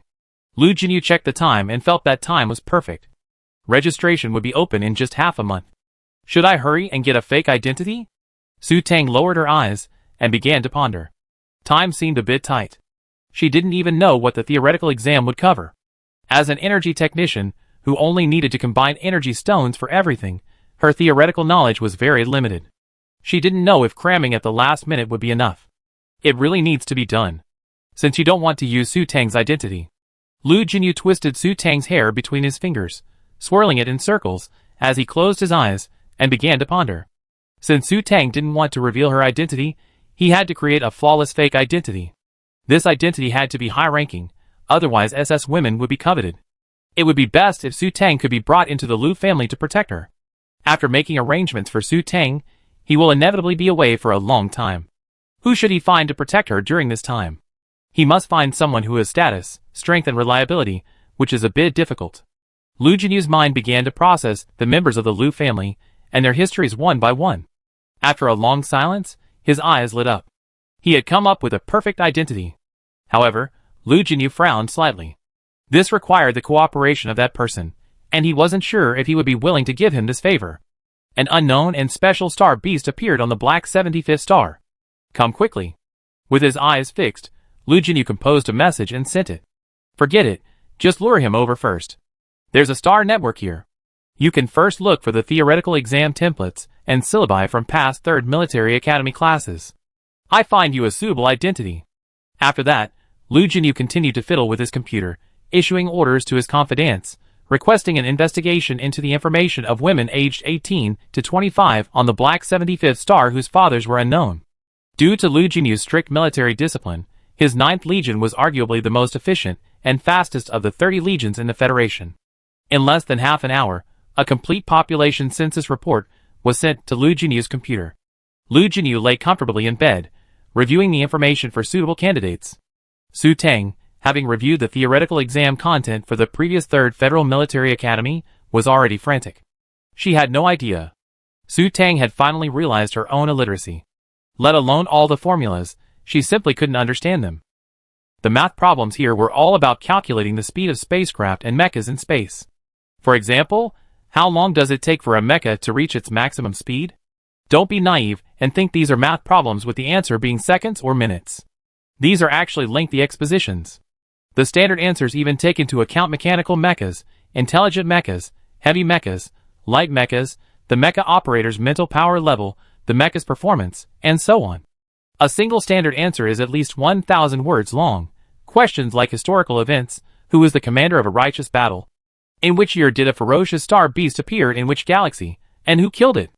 In which year did a new thing that promoted a major breakthrough for the Federation appear? These were all considered standard questions.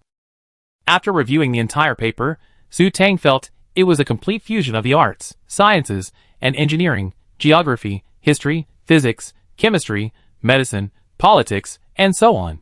That wasn't the most bizarre thing. The most bizarre thing was that the last 2 questions of every theoretical exam were, who is the current national idol of our Federation? And who is the current national goddess of our Federation? Su Tang's mouth twitched. This was even filled with gossip and entertainment. Why even this? Su Tang asked Lu Jinyu stiffly, pointing to the last 2 questions. Oh this? Lu Jinyu glanced at her and replied casually. It's just gossip statistics. Isn't there a national idol and goddess ranking on Star Online? Just fill in the answers randomly, it's a free point. Su Tang wondered why she felt the military academy in the Federation was so unreliable. Chapter 345. In the morning, Lu Jinyu donned a mask and told Su Tang to stay inside the spaceship and not go anywhere. He also told Su Moya to be careful, then drove off alone. Su Tang scanned with her mental power and spotted a large, high-tech city of reinforced concrete over 50 kilometers away. Judging from Lu Jinyu's direction, it seemed he was heading there. Lu Jinyu didn't reveal his purpose for the city, so Su Tang stopped imagining it. The exam was more important. Su Tang spent the entire morning in her room studying the theoretical exam for the 3rd Military Academy. The more she studied, the more disheartened she became. She didn't understand. The knowledge she acquired in modern elementary, middle, high, and university education was completely useless, aside from helping her learn to read. Su Tang stared at the exam on the screen, magnified and read 100 times, feeling a chill in her heart. She was still bewildered. What should she do? Should she start from the basics? Rote memorization was fine for the July exam, but understanding the science and engineering content in just 2 months was completely unrealistic. She'd be lucky to get a basic grasp. If she failed the exam, it would be humiliating. After reviewing the exam syllabus and the dozens of gigabytes of material, Su Tang was dumbfounded. This would take years. Stupid. You can cheat? Su Xiaobai couldn't bear to watch Su Tang's dilemma. Most people here applied to military academies at 20. They're all laying the foundation before that. They've been studying for over a decade before taking the exam. How could you possibly understand it in such a short time? Cheating? Su Tang was stunned. How could this even be cheating? Nonsense. Didn't you see? The Federal Military Academy's theoretical exam is a traditional written exam, just like the ones you took in college. Su Xiaobai figured that since he couldn't pass no matter how hard he tried, he had to find another way. Cheating was the best option. You mean using psychic power? Su Tang's eyes widened in surprise. Isn't cheating just peeking? Using psychic power, you can see whatever you want. Right. Su Tang instantly checked the relevant information for the theoretical exam, then suddenly realized, I understand. The shielding in most cities is only SS level.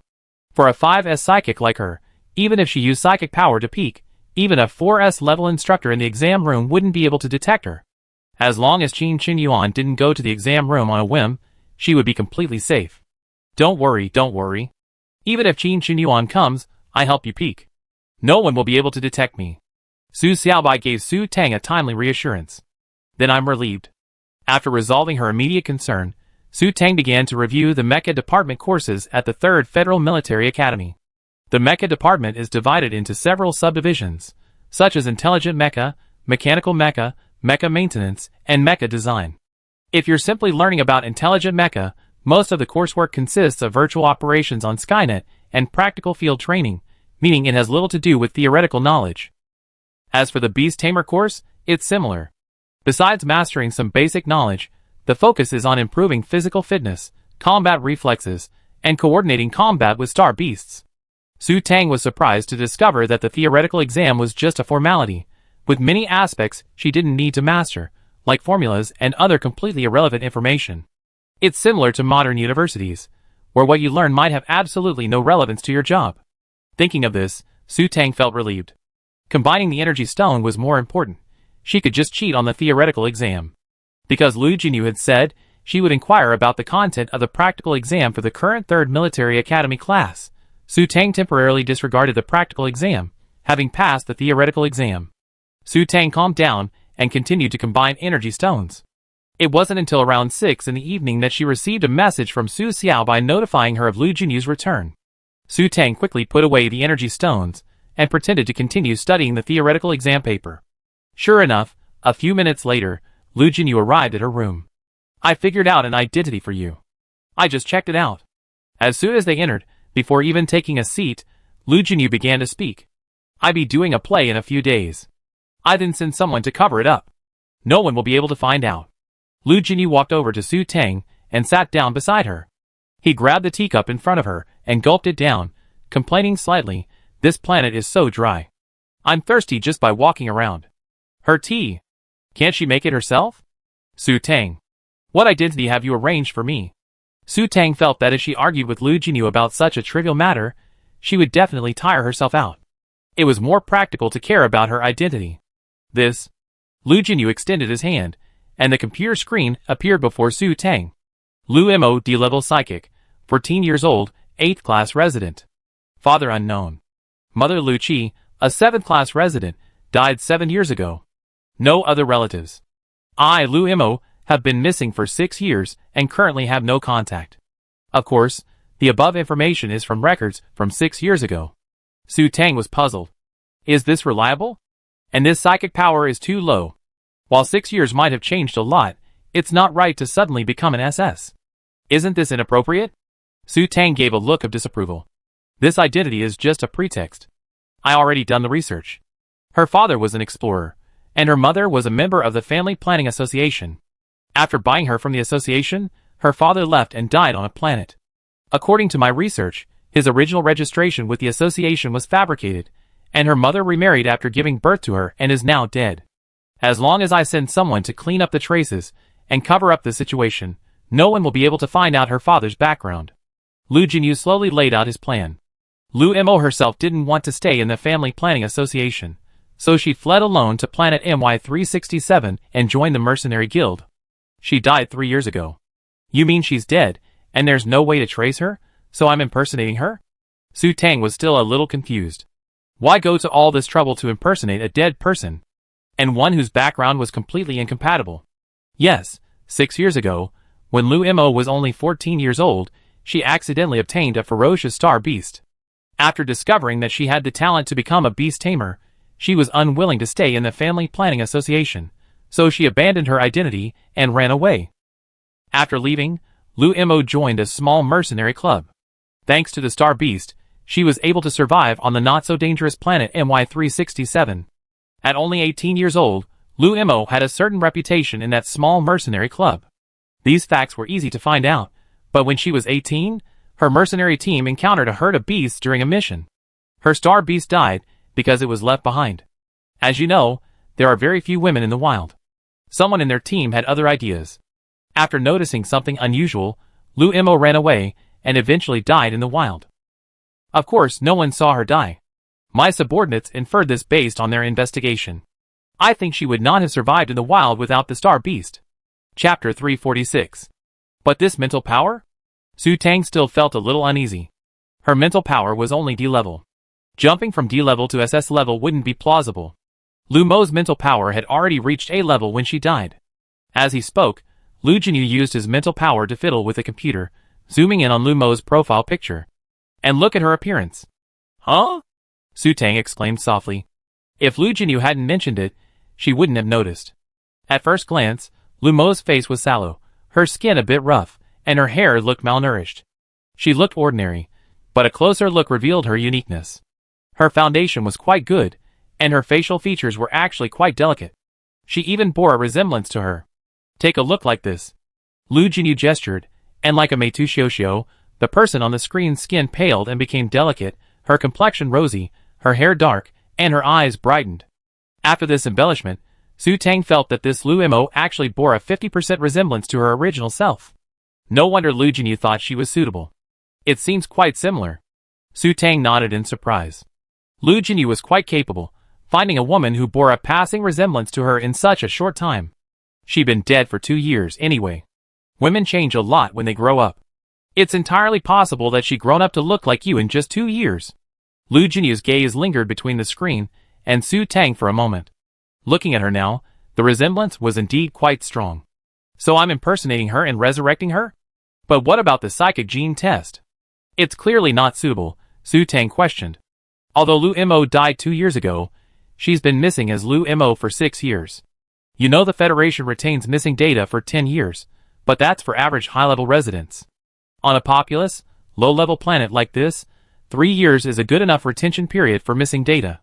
You mean Lu Mo's computer data has actually been cancelled? Her mental power and genetics are no longer verifiable? Su Tang was slightly surprised. It was true that only the wealthy could enjoy privileges and treatment. Even things like determining the year of death were treated differently. Yes, as long as you present yourself as her, I can help you with all the paperwork. Besides, isn't Lu Mo dead? Here's my plan, Lu Jinyu stated his intention seriously. You think Lu Mo, after surviving a catastrophe, hit on several border planets in the Black Crow Galaxy. 2 years later, by chance you met me. I discovered the true nature of your SS mental power, piqued my interest, and took notice of you. Upon further investigation, I was surprised to discover that you are actually my niece, who had been stranded away. Puff. Su Tang felt a little thirsty, not knowing whether it was because of talking too much or the dryness of this planet. Because Lu Jinyu had drunk her tea, Su Tang pulled a bottle of milk from her spaceship and, biting the straw, listened to Lu Jinyu's instructions. But after hearing what she just said, she spat out the milk she'd just taken. My dear niece, what kind of screenwriter is this? Lu Jinyu's imagination is just too wild. Is it reliable? Su Tang wiped her mouth, skeptical. It's reliable. Lu Mo's father's identity is unknown. I find a father for you. That way, your status will be elevated. Even someone with SS mental power won't dare to make a move on you. Lu Jinyu said it matter-of-factly. Your niece? Su Tang looked puzzled. Is the father you arranged for me your brother? Yes, I got someone suitable. You know him, Lu Qingyang. At this moment, Su Tang could only be thankful she hadn't drunk any more milk, otherwise it would have been sprayed out again. Is it plausible that Lu Qingyang could be her father? Is it plausible? Is it plausible? You don't know, the reason I chose him was also a coincidence. According to my research, Lu Jinyu continued, his voice tinged with smugness. 20 years ago, Lu Qingyang came to the Black Crow Galaxy for training. As luck would have it, Lu Qingyang actually had a relationship with Lu Mo's mother. No way. Su Tang's eyes widened in shock. Although they had only met a few times, she felt that Lu Qingyang was quite upright. And his taste wouldn't be so bad as to choose someone. The child's mother? Or is Lu Mo really his daughter? What are you thinking? Lu Jinyu added. At the time, Lu Mo's mother was pregnant, and her husband had disappeared. Naturally, she was having a hard time. Lu Qingyang happened to be passing by and, out of kindness, offered her a hand. He left her some money, and asked someone to take care of her a little. Aren't you on bad terms with him? And would he agree? Su Tang thought Lu Jinyu was being ridiculous. Although Lu Qingyang had helped Lu Mo's mother, it was clear they had no relationship. How could Lu Qingyang agree to such a smear campaign? Besides, Lu Jinyu's decision to not become a screenwriter was a complete waste of his talent. Who said we're on bad terms? Although he lost the competition to me, and I'm a little disappointed, I think it's okay. He should help with this little favor. After all, he's my brother. Lu Jinyu looked up and pondered for a moment. After being tricked into coming here, Lu Qingyang would probably agree. Wait, Su Tang said, a little incredulous. Lu Qingyang is your brother? He has a younger brother, Lu Qiang. Is that also your brother? Lu Qiang isn't my brother. My brother's name is Lu Jinqi. Lu Jinyu's eyes darkened as she began to explain, her tone a bit complicated. Nominally, Lu Qingyang is my 13th cousin, but he's actually my biological brother. Lu Qingyang and I have the same mother, but not the same father. Lu Qingyang and Lu Qiang have the same mother, but not the same father. Of course, Lu Jinqi and I also have the same father, but not the same mother. Su Tang felt her jaw drop, her worldview shattered. She pursed her lips and timidly asked, So, is your mother Lu Qingyang's father's wife, or your father's wife? Neither. Nominally Lu Jinyu and Lu Qingyang both have no mothers. She's actually our great aunt. Lu Jinyu looked a little uneasy, but he didn't hide it. It wasn't his fault, and he had no problem talking about it. Our Lu family is quite complicated. My grandfather had 8 sons, and my father was the 7th. Now only my eldest uncle, 4th uncle, 5th uncle, and my father remain. The other 4 are all dead. Lu Qingyang is my 4th uncle's son. Hearing this, Su Tang secretly swallowed. Lu Jinyu's grandfather was Marshal Lu, and half of the Marshal's sons were dead? It's so dangerous. My uncle was probably the most outstanding of my father's generation, Lu Jinyu continued calmly. Not only was he handsome, but he also possessed SSS spiritual power. He reached the rank of general at a very young age. As a result, he successfully defeated many competitors and married Yuan, who then had SS spiritual power. However, a few years later, Yuan's spiritual power upgraded to SSS, so my uncle naturally kept a closer eye on his wife. However, it's hard to guard against a thief in your own home. Yuan was a rather open-minded woman. Then came Lu Qingyang. Although at that time, my great-uncle was furious, but thanks to my grandfather's intervention, he didn't kill Lu Qingyang. Later, as Lu Qingyang's talent became apparent, my father couldn't accept it anymore. Using his sweet talk, he and my great-aunt secretly had an affair. It's said that when I was born, my great-uncle initially thought I was his biological son. But when registering my household registration, he discovered I was actually his 7th brother's son. He was so angry he nearly threw me to death. Of course, with my grandfather around, he couldn't throw me to death. And so, my father was completely satisfied to have such an outstanding son like me. Chapter 347. Integrity shattered, worldview completely destroyed. Su Tang didn't know what to say. A brother hooking up with his eldest sister-in-law? Doesn't your father care about his wife? Wife? My father doesn't have a wife. He's not married. Lu Jinyu continued to explain calmly, my 4th uncle got married after he had Lu Qingyang, and then Lu Qiang. My father only had countless lovers. Besides Lu Jinqi, I have several brothers and sisters, but they are all illegitimate children and not yet recorded in the family tree. They are not considered authentic direct descendants. Lu Jinqi is recorded in the family tree because of his S-level mental power and relatively good aptitude. Oh, and Lu Jinqi is also at the 3rd Federal Military Academy. I have him take care of you when the time comes. Your family is so complicated. Su Tang sighed sincerely. Oh my God. The Lu family is incredibly complicated. Is it really okay for her to go there? It's not that complicated. Although there are quite a few people, my great-uncle and his family have already moved out of the main house. Aside from my grandfather, no one else usually lives there.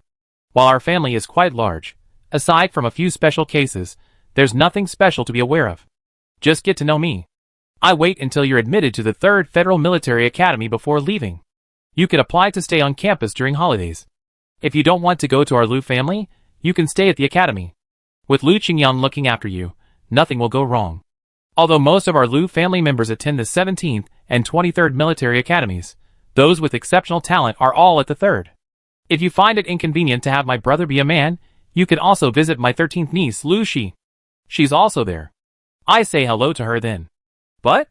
Lu Jinyu's expression suddenly changed, and he gritted his teeth as he said sinisterly, "You can't flirt with Lu Qingyang while I'm gone. Otherwise, I show you how I deal with you." Flirting with idiots. Su Tang was furious. Is she that kind of person? Besides, whether she flirts with men or not is none of your business. Who are you? Though she wanted to yell at him, she knew that a momentary verbal slap would not end well. Su Tang could only glare at Lu Jinyu angrily. What kind of thinking is that? I need to study hard and improve my strength so I can find my father in the mechanical empire. That's the best you think. Lu Jinyu softened his tone. You know, besides me, no other beast trainer in the Federation military has a high-level star beast capable of taking people to the stars. By the way, where's your star beast? Can I see it? Lu Jinyu's words naturally piqued Su Tang's curiosity, and she unconsciously added a touch of coquettishness to her words. Want to know?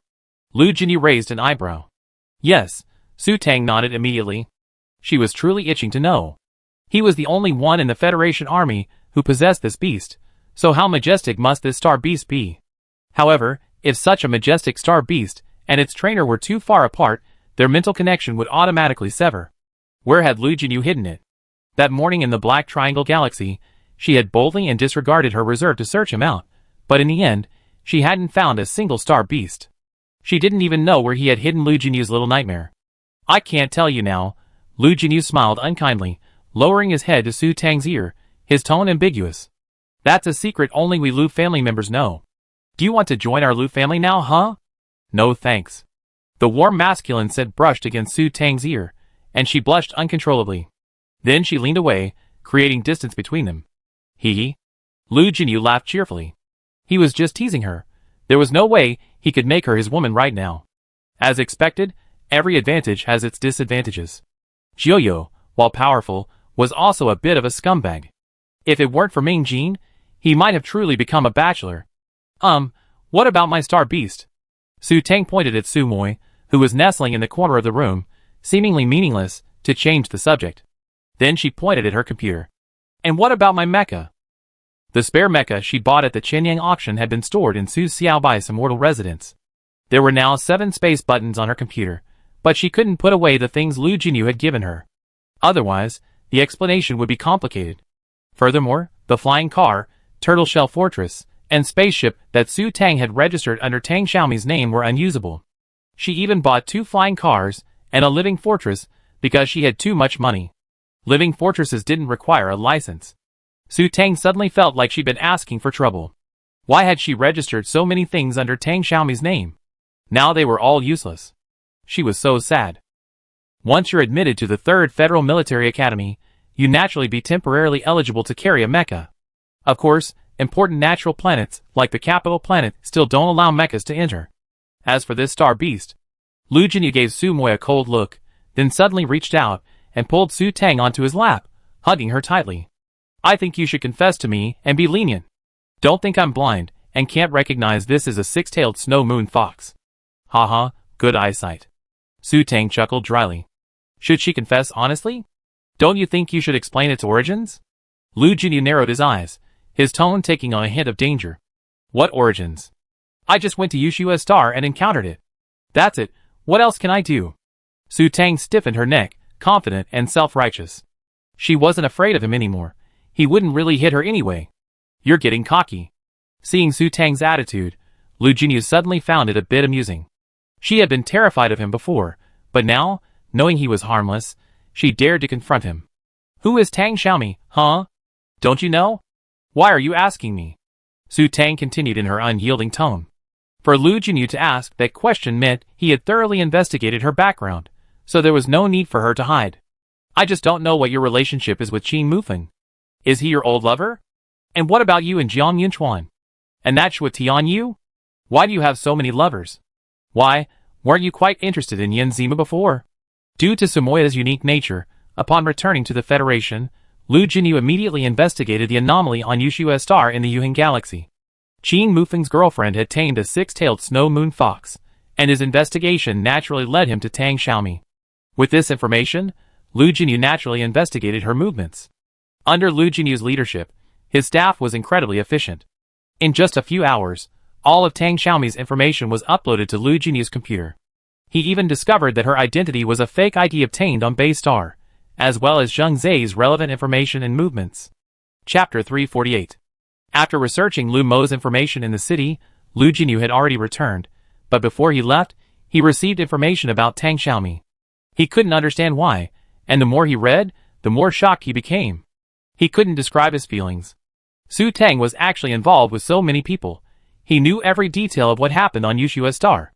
Jiang Yunchuan had a beautiful wife who tamed a five-tailed snow moon fox, and Qin Mufeng's girlfriend, Tang Xiaomi, had tamed a six-tailed snow moon fox. Then, that beautiful woman disappeared. What a coincidence! And then, there was the previous incident with the unusual movement of the stone-patterned butterfly on planet XY132. Tang Xiaomi happened to be there, and he knew without hesitation that it was Su Tang's star beast, Su Xiaobao, who was responsible. And Tang Xiaomi knew Shui Tianyu. And what a coincidence, Qin Qinyuan had appeared on planet XY132. As soon as Lu Jinyu saw Zheng Zai's movement trajectory on the fake ID, he immediately felt something was wrong. The two of them had arrived at XY132 together, where Qin Qinyuan appeared and disappeared. Later, Tang Xiaomi and Zheng Zai arrived at the Yuhan Galaxy together, and then Qin Mufeng appeared, and Zheng Zai left. Zheng Zai was heading for the capital galaxy, but he mysteriously disappeared before reaching it, and contact was lost. A few days later, Qin Qinyuan returned to the capital galaxy. Although he had no direct evidence, Lu Jinyu instinctively suspected that Zheng Zai was Qin Qinyuan. Although he didn't have the authority to check Qin Qinyuan's movements on his computer, he knew that Qin Qinyuan had disappeared for a period of time, which coincided with Zheng Zai's appearance. It must be said that computer positioning systems, while convenient at times, can also be quickly exposed if someone with access to the system investigates. No one knew Qin Qinyuan was Zheng Zai, because the Federation had such a large population that no one would bother to carefully track his movements. No one knew Su Tang was Tang Xiaomi, because those with sufficient authority to track her hadn't noticed her. Qin Qinyuan didn't dare bring Su Tang back openly because he was afraid someone would track down Tang Xiaomi. With a computer, unless you stay in a place without a signal, your movements are easily traced. Once you have a track, it's easy to investigate thoroughly. Qin Qinyuan, Qin Mufeng, Jiang Yunchuan, Shui Tianyu, and Yan Zimu. You're truly amazing, Lu Jinyu said grimly. Su Tang was secretly shocked, tears welling up inside. Sure enough, everything had been discovered, but how could Lu Jinyu know everything? Why do you care so much? Su Tang replied fearlessly. Freedom of friendship, you know. Fine, freedom of friendship. Lu Jinyu gritted his teeth, his face darkening. Believe it or not, I killed him. Go ahead, if you're capable, Su Tang said nonchalantly. Her mother had explained a lot to her before, and she had come to understand. Why should she worry about others' safety? That was their own concern. Just like Yan Zimu, he had given so much for her, and she was naturally touched, but she didn't want her love to be like a snowflake, melting before it blossomed and fell to the ground. After Yan Zimu returned, if he was capable, it would be best for them to be together. But if he couldn't handle Lu Jinyu, or the assassination attempts from other families, it would be better to part ways amicably, saying goodbye right from the start, rather than end up with him dying and her suffering. Although she was a little selfish in thinking this way, if Yan Zimu died because of being with her, It would be better for them to go their separate ways and live happily. Su Tang felt that the saying it is better to look at each other in the world than to support each other in times of adversity still made sense. So, before Yen Zima returned, she should stop overthinking and just focus on herself, combine energy stones, and improve her skills at the military academy. But if Lu Junyu regretted not taking her to the robot empire, she would prepare enough energy and bombard the Shuja galaxy planet by planet. As an energy master, she should possess the domineering mindset of with energy in hand, the world is mine. Su Tang straightened her back. Yes, she was an energy master who could look down on all of humanity. She wanted to be as domineering as her father. Her life must have been a life of cheats. It was because of the one-sided situation she encountered with that pervert Lu Junyu that she lost confidence in herself. In fact, her hardware was top-notch. Su Xiaobao alone could take on a whole group. There was probably no other pervert like Lu Junyu in the entire Federation who could handle Su Xiaobao, so she was still very powerful. You really don't care? Hearing Su Tang's words, Lu Junyu chuckled. Why should I care? Am I afraid you kill them? If you do kill them, I can only blame them on their own incompetence. It's none of my business. Su Tang said nonchalantly, but she felt a little guilty. If Lu Junyu really killed them, because of her, she would definitely feel guilty. But Lu Junyu could kill whomever he wanted, and she couldn't care less. And thinking deeper, she felt it was impossible. Lu Junyu could kill them so easily, but Qin Qinyuan's status was not something he could just assume. If you really think so, it seems those guys don't hold much weight in your heart. Lu Junyu felt even more relaxed. Judging from her attitude, Su Tang didn't care about them at all, otherwise she would have looked so nervous. Kill whoever you want, go ahead. I'm only asking you if I can bring my Sumoya into the capital system, and how can I get my mecha in? Su Tang rolled her eyes internally before getting back on track. You absolutely cannot bring your six-tailed snow moon fox into the capital system. Lu Mo, well, you be renamed Lu Mo. As an ordinary resident, you absolutely have no right to bring a ferocious star beast into the city. Leave it with me, and I return it to you when you're ready. Lu Junyu focused his attention and got down to business. Su Tang was helpless. As expected, the Sumoya eventually became Lu Junyu's star beast. Her star beasts seemed to be dwindling in number. And this one? Lu Junyu reached out and touched Su Tang's ear, which was adorned with a Su Xiaobao earring. I tried it. Mine can play dead. When it's playing dead, no instrument can detect it. There's even something specifically designed to detect star beasts. Su Tang was surprised. Of course, security in places like the capital system is the strictest. Lu Junyu nodded seriously. But this little pet is really amazing. When it's playing dead, it's practically as solid as a rock. Playing dead? Su Tang wondered. Yes, yours should be able to do it too. Lu Junyu nodded affirmatively. Xiaobao? You can play dead? Su Tang asked Su Xiaobao uncertainly. Yes, Su Xiaobao said matter-of-factly. But playing dead cuts off contact with the outside world. Even if there's danger, I won't feel it. I only wake up when you, Mom, call me. Oh, I see. Su Tang understood. This meant that if it played dead and encountered danger, she would have to wake it first. Su Xiaobao couldn't detect it on its own. Okay, my Xiaobao can play dead too. Su Tang breathed a sigh of relief at being able to bring Su Xiaobao into the capital system. With Su Xiaobao by her side, if anything went wrong in a crowded place like a city, Su Xiaobao could just dispatch the opponent's energy source with a single move. Who would she fear? Moreover, now that Su Xiaobao was awake, she could teleport again. Thinking of this, Su Tang felt incredibly powerful again. Chapter 349. You're an idiot, Su Xiaobao said with ruthless disdain. It's instinct. What man wouldn't know this? Su Xiaobao. Su Tang gritted her teeth, a hint of embarrassment on her face. Don't look at anything inappropriate. Do you understand? Forget it. I won't argue with you. Before Su Xiaobao could even finish his words, Su Tang graciously brushed it off. Ever since Su Xiaobao abandoned his original form and tied himself to her, they've been conjoined twins. She once uncomfortably asked Su Xiaobao about his gender, but it turned out to be completely genderless. Su Xiaobao meant that if it wanted to, it could become a man, and if it got tired of being a man, it could switch to a woman. In short, it could do whatever it pleased. It was truly capricious.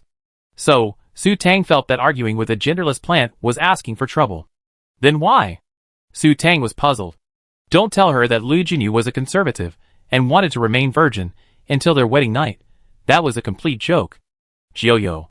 Su Xiaobao, knowledgeable and well-versed in Joyo's characteristics, naturally figured out the problem.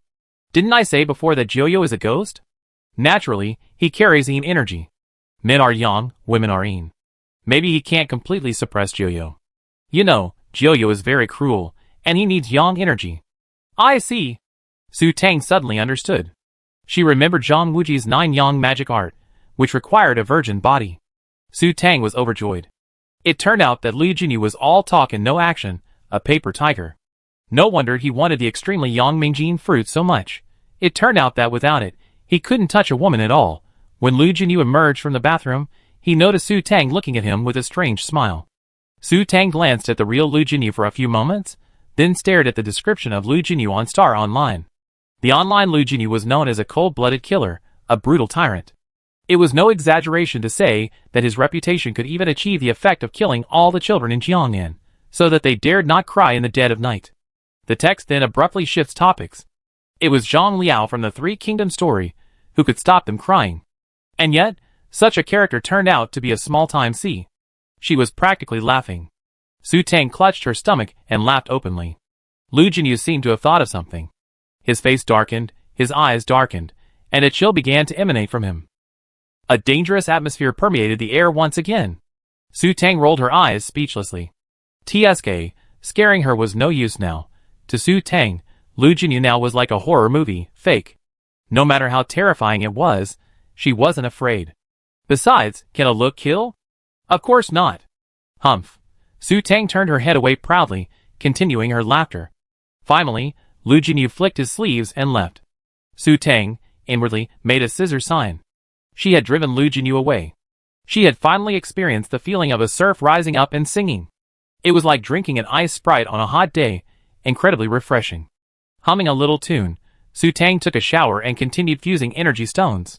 It was past 11 o'clock, and when Su Tang finished fusing the energy stones, Lu Jinyu still hadn't appeared. Using her mental power, Su Tang found Lu Jinyu in a conference room, looking at a computer screen. He was studying something, but his expression seemed a bit gloomy and forbidding. Served him right. Su Tang gloated over his misfortune, ignoring him and snuggling into bed to sleep soundly. Without Lu Jinyu's interruptions, Su Tang slept through a natural sleep and stretched. As expected, without Lu Jinyu, her sleep quality returned.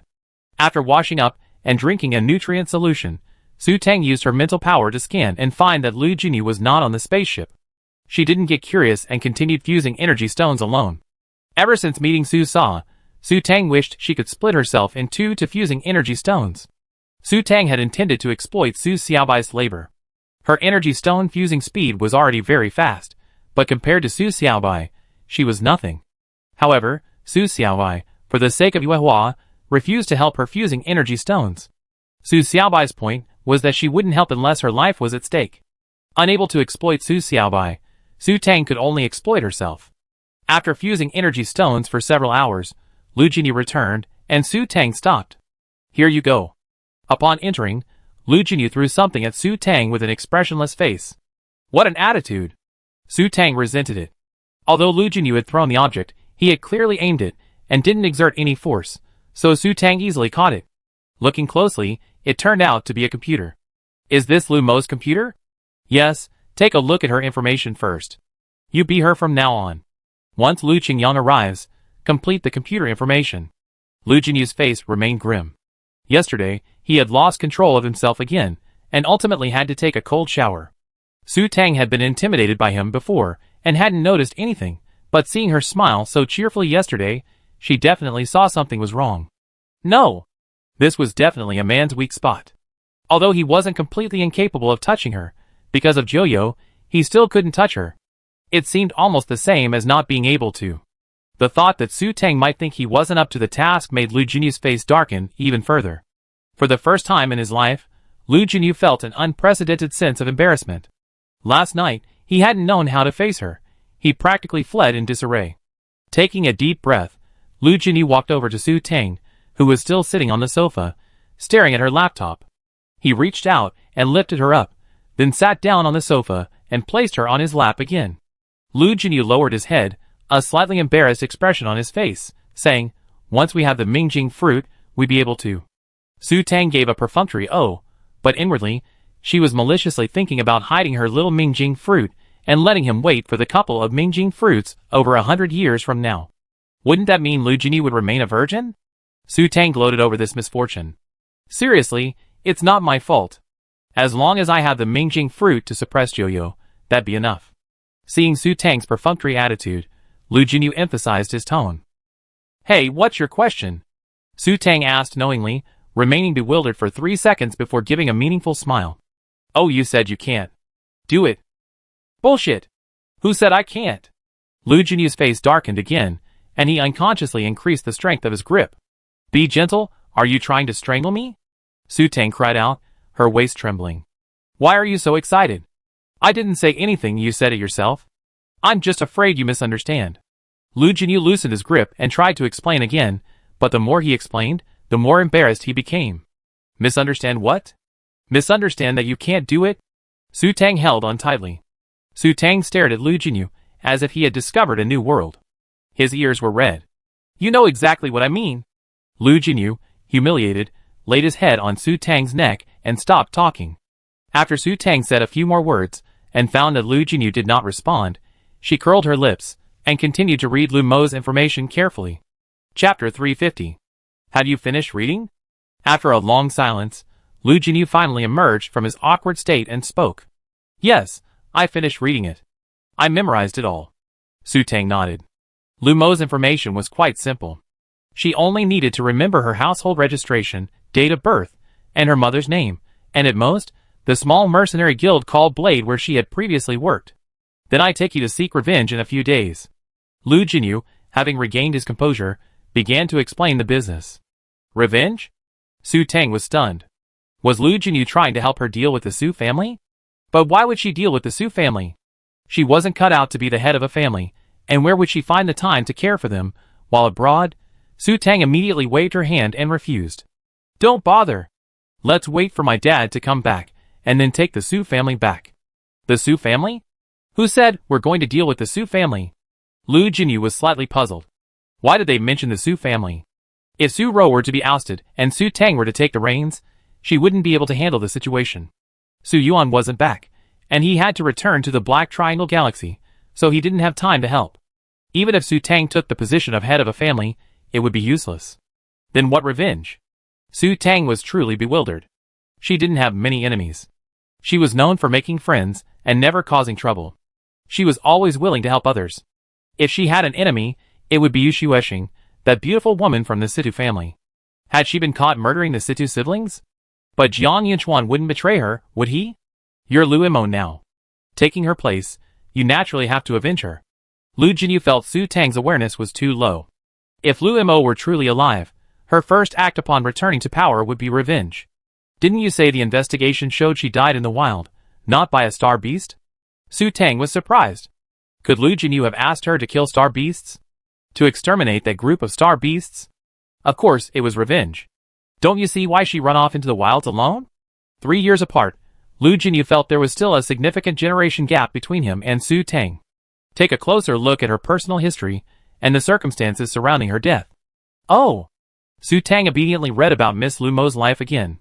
Shortly after her birth, Lu Imo was sold to the Family Planning Commission because her mother was unable to protect her. She was a perfectly ordinary little girl until she was 12 years old. That year, 12-year-old Lu Imo found a black bird. The lonely little girl began to depend on it for survival, raising it for 2 years. At 14, Lu Imo discovered it was actually a black eagle.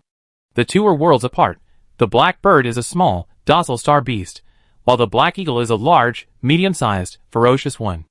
This black eagle, perhaps injured, had disguised itself as a black bird and entered a human city. 2 years naturally fostered a bond, and naturally Lu Imo became its master.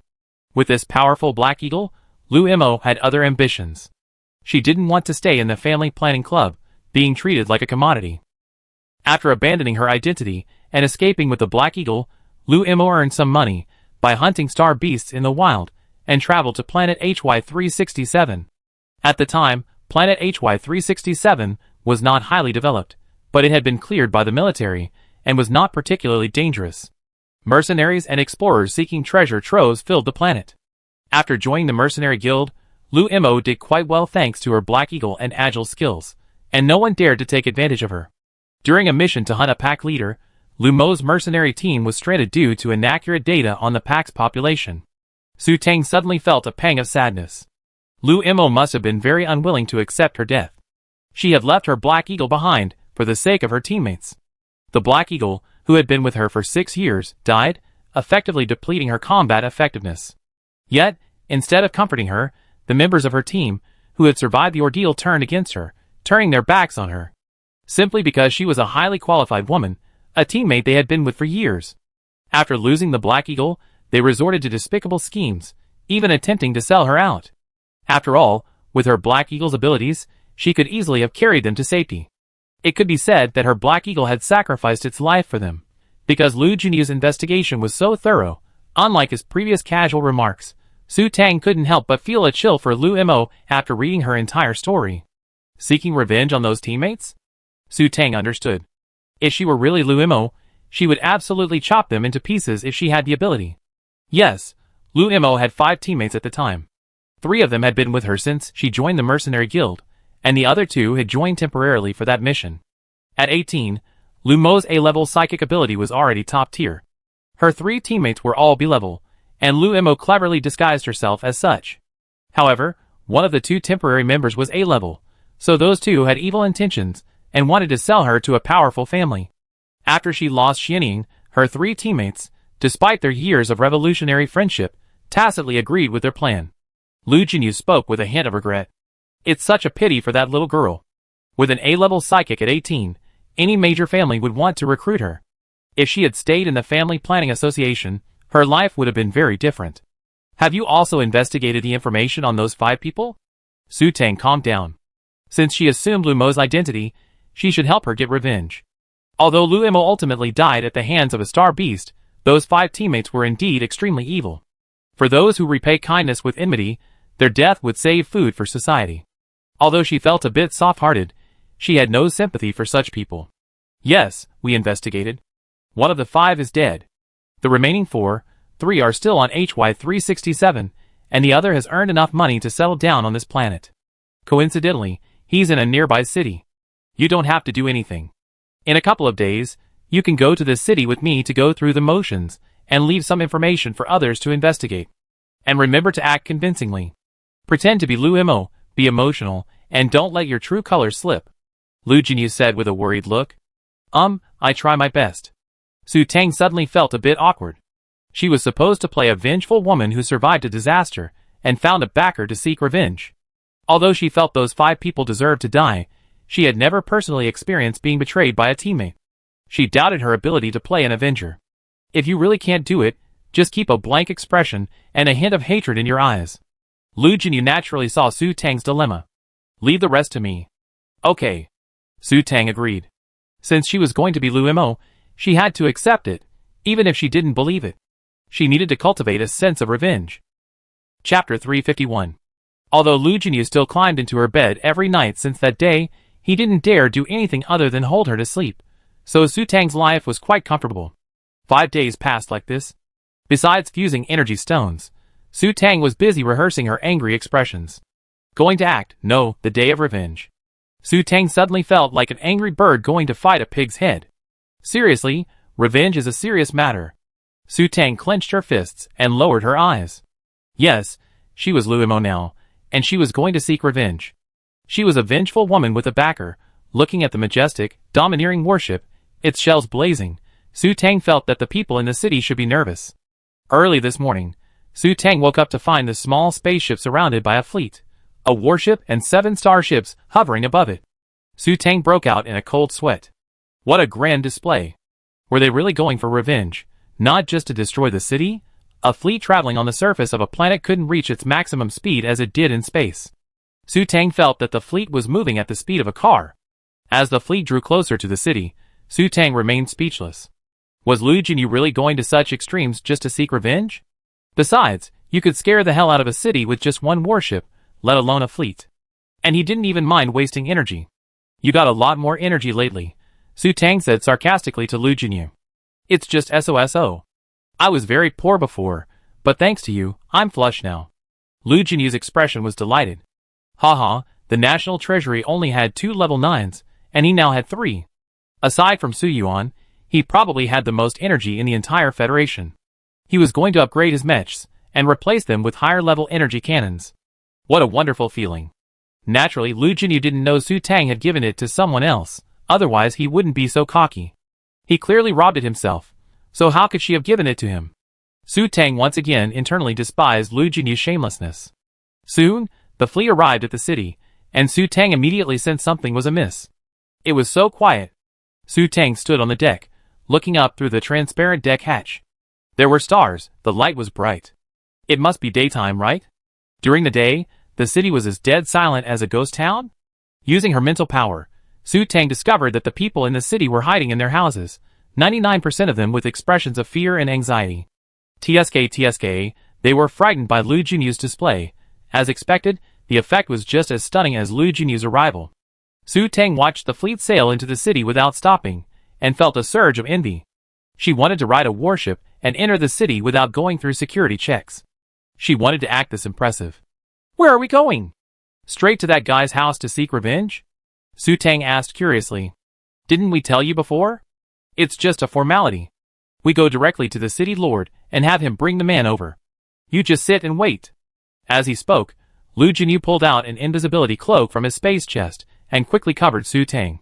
You just need to show your face briefly. Wearing this makes it harder to be seen. Okay. Su Tang felt relieved. The invisibility cloak obscured her expression, making it harder to reveal her flaws. After arriving at their destination, Lu Jinyu carried Su Tang, who was now completely shielded by the cloak, off the warship through the teleportation screen. Naturally, a group of dozens of soldiers followed.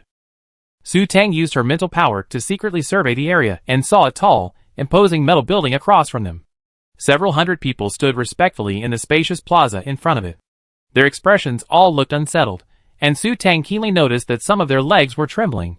She used her mental power to examine Lu Jinyu. He was dressed in the exquisite black uniform of a regimental commander. He stood tall, his eyes piercing, his face expressionless. He exuded an unparalleled aura, the kind you find in the novels about male protagonists, the aura of a cuckold. Su Tang concluded that these people were simply frightened by him. Major General Lu, what's going on today? You're so lucky to have the time to come here. Rongqing. A middle-aged man, beaming, and dressed in a dignified manner, stepped forward to greet them. Time is short, and I'm unprepared. I'm truly ashamed. As soon as Su Tang saw him standing alone at the head of the hundreds of people, she knew he was the so-called city lord. Though he was smiling, it felt forced. A closer look with her mental power revealed that his hands, held behind his back, were still trembling slightly. As expected, Lu Jinyu was a powerful killer, feared by everyone. Bring this man here, Lu Jinyu said in a cold, emotionless tone. As he spoke, a screen appeared on the computer screen, revealing an ordinary-looking man. Having read the information, Su Tang naturally knew that this was Lu Mo's enemy on this planet, Wei Lin, the A-level psychic, who had temporarily joined their team and exposed her psychic power level. Yes, Major General Lu, please wait a moment. The city lord nodded and fiddled with his laptop, as if sending a message. Then he turned and shouted at the people behind him, What are you still standing here for? Send someone to capture him. The few people standing in the crowd excused themselves and set off. After the city lord finished speaking, his expression changed again, as if smiling, as he continued to flatter Lu Jinyu. Major General Lu, you had a long journey. My humble abode is simple, so please don't be suspicious. I treat you well. No need. I leave as soon as I'm done. Lu Jinyu waved his hand. Su Tang noticed that many people in the group breathed a sigh of relief. As expected, no one had greeted Lu Jinyu, but upon hearing that he was leaving, they were all so happy that they might have set off firecrackers in celebration the moment he left. Then please sit down, please sit down. The city lord, with great tact, pulled out several high-end sofas from his space compartment, lavishly upholstered with gorgeous, furry, star beast skins. Lu Jinyu didn't refuse, choosing a luxurious and spacious sofa and sitting down confidently. Su Tang then gestured for him to sit down as well. Su Tang didn't act pretentiously, and sat down next to Lu Jinyu. She was Lu Mo, relying on Lu Jinyu's support for her revenge. The city lord was still very attentive, serving various teas, snacks, and fruits. Lu Jinyu remained silent. The crowd stood respectfully, not daring to breathe. Of course, The city lord was still busily serving tea and water. Su Tang suddenly felt a surge of envy and jealousy. When would she ever be able to act with such awe and have someone serve her so servilely? After a moment's thought, Su Tang gave up. She could never reach Lu Jinyu's level. Chapter 352. Perhaps it was efficiency achieved under pressure, or perhaps the people in the city were simply too eager for Lu Jinyu to finish his job and leave. In less than 10 minutes, Wei Lin was being pressed down by dozens of uniformed officers who looked like police officers. "Officer, I'm innocent. I'm a law-abiding citizen." A voice rang out before they even got close. "Shut up."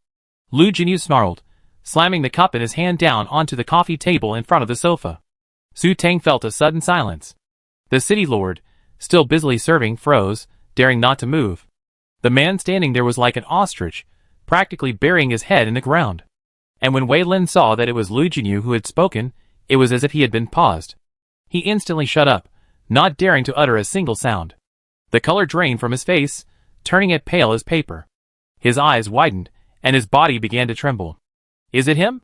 Lu Jinyu asked Su Tang quietly, pointing at Wei Lin. "That's him." Su Tang gathered her emotions, making her voice sound infuriated, and spoke her lines as she had rehearsed. "Uncle 19. It's him, the scumbag from the beginning." At this point, Su Tang trembled slightly. To outsiders, it might have seemed out of excitement, but in reality, she was suppressing laughter. Uncle 19, that name made her want to laugh. Lu Jinyu was the 19th of her generation, and as Lu Qingyang's daughter, it was natural for her to call him Uncle 19. "Take him away, and torture him to death by slicing," Lu Jinyu said calmly, sentencing Wei Lin to death. Sir, I refuse to accept. I'm a law-abiding citizen. I haven't broken any law." In the Black Crow Galaxy, wherever Lu Jinyu went, rivers of blood flowed, and panic reigned. It could be said that the Black Crow Galaxy had reached a point where everyone in the world knew him. Wei Lin naturally knew the notorious and renowned Lu Jinyu. After hearing his sentence, which inexplicably and cruelly sentenced him to such a death, he, despite his inner fear, cried out, "If I'm going to die, at least let people know what's happening." "Haha, Wei Lin, you come to this." Su Tang sneered, reappearing. Without Lu Mo, the whole scene would have been in vain. Who are you?" Wei Lin's face was filled with fear. He was no fool. He understood that he had offended Lu Jinyu by offending that woman. But who was she? When had he offended such a woman? "Sir, you got the wrong person, haven't you?" "Yes, it's you. I recognize you even if you were reduced to ash." Su Tang recalled Lu Jinyu's various atrocities, her emotions agitated and furious.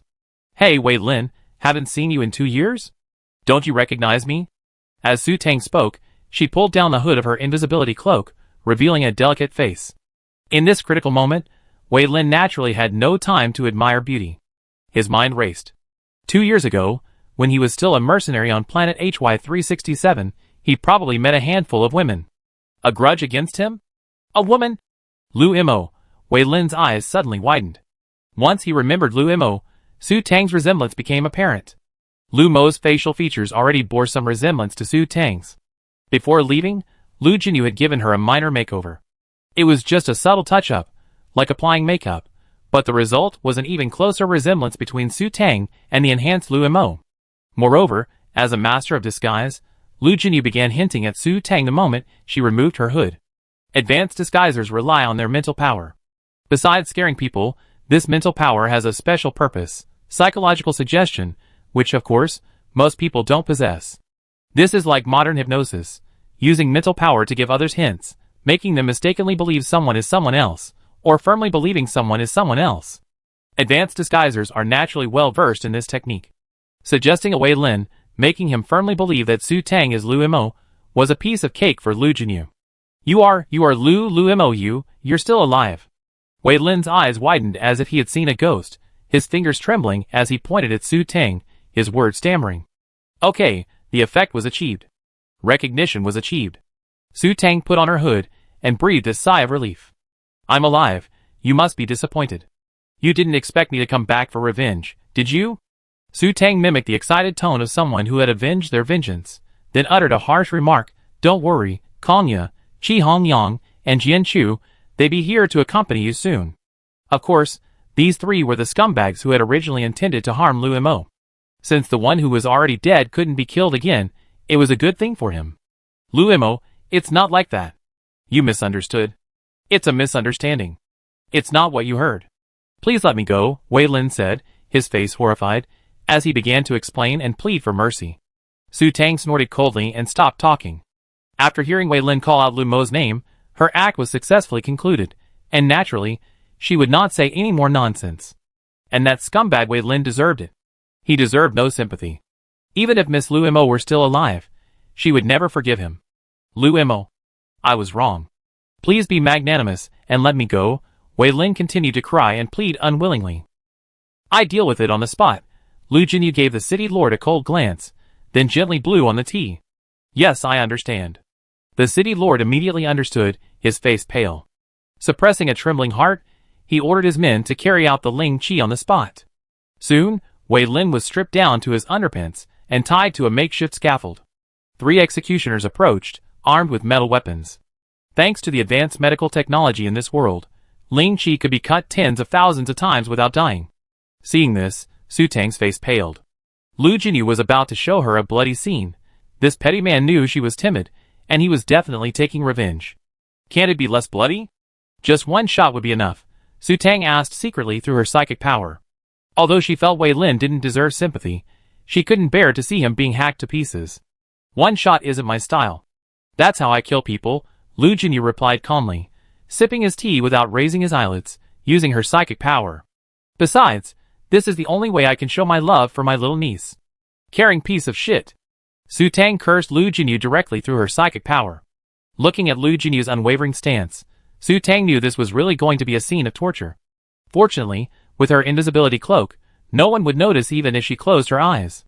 With her eyes closed, she couldn't see the blood without using her psychic power. At first, Wei Lin, knowing he was doomed, began to curse viciously, but it soon turned into screams. After a while, the screams faded. Give him the medicine, continue. After Wei Lin's voice became faint, and he could see he was breathing more than breathing in, Lu Jinyu gave a calming command. Soon, the screams intensified again. This cycle continued. Su Tang sat there, eyes closed, feeling uneasy for over an hour before Lu Jinyu said, Forget it, let's get it over with. With those words, the screams abruptly ceased, and all around was silent. Su Tang breathed a sigh of relief. Listening to screams for over an hour was quite disheartening.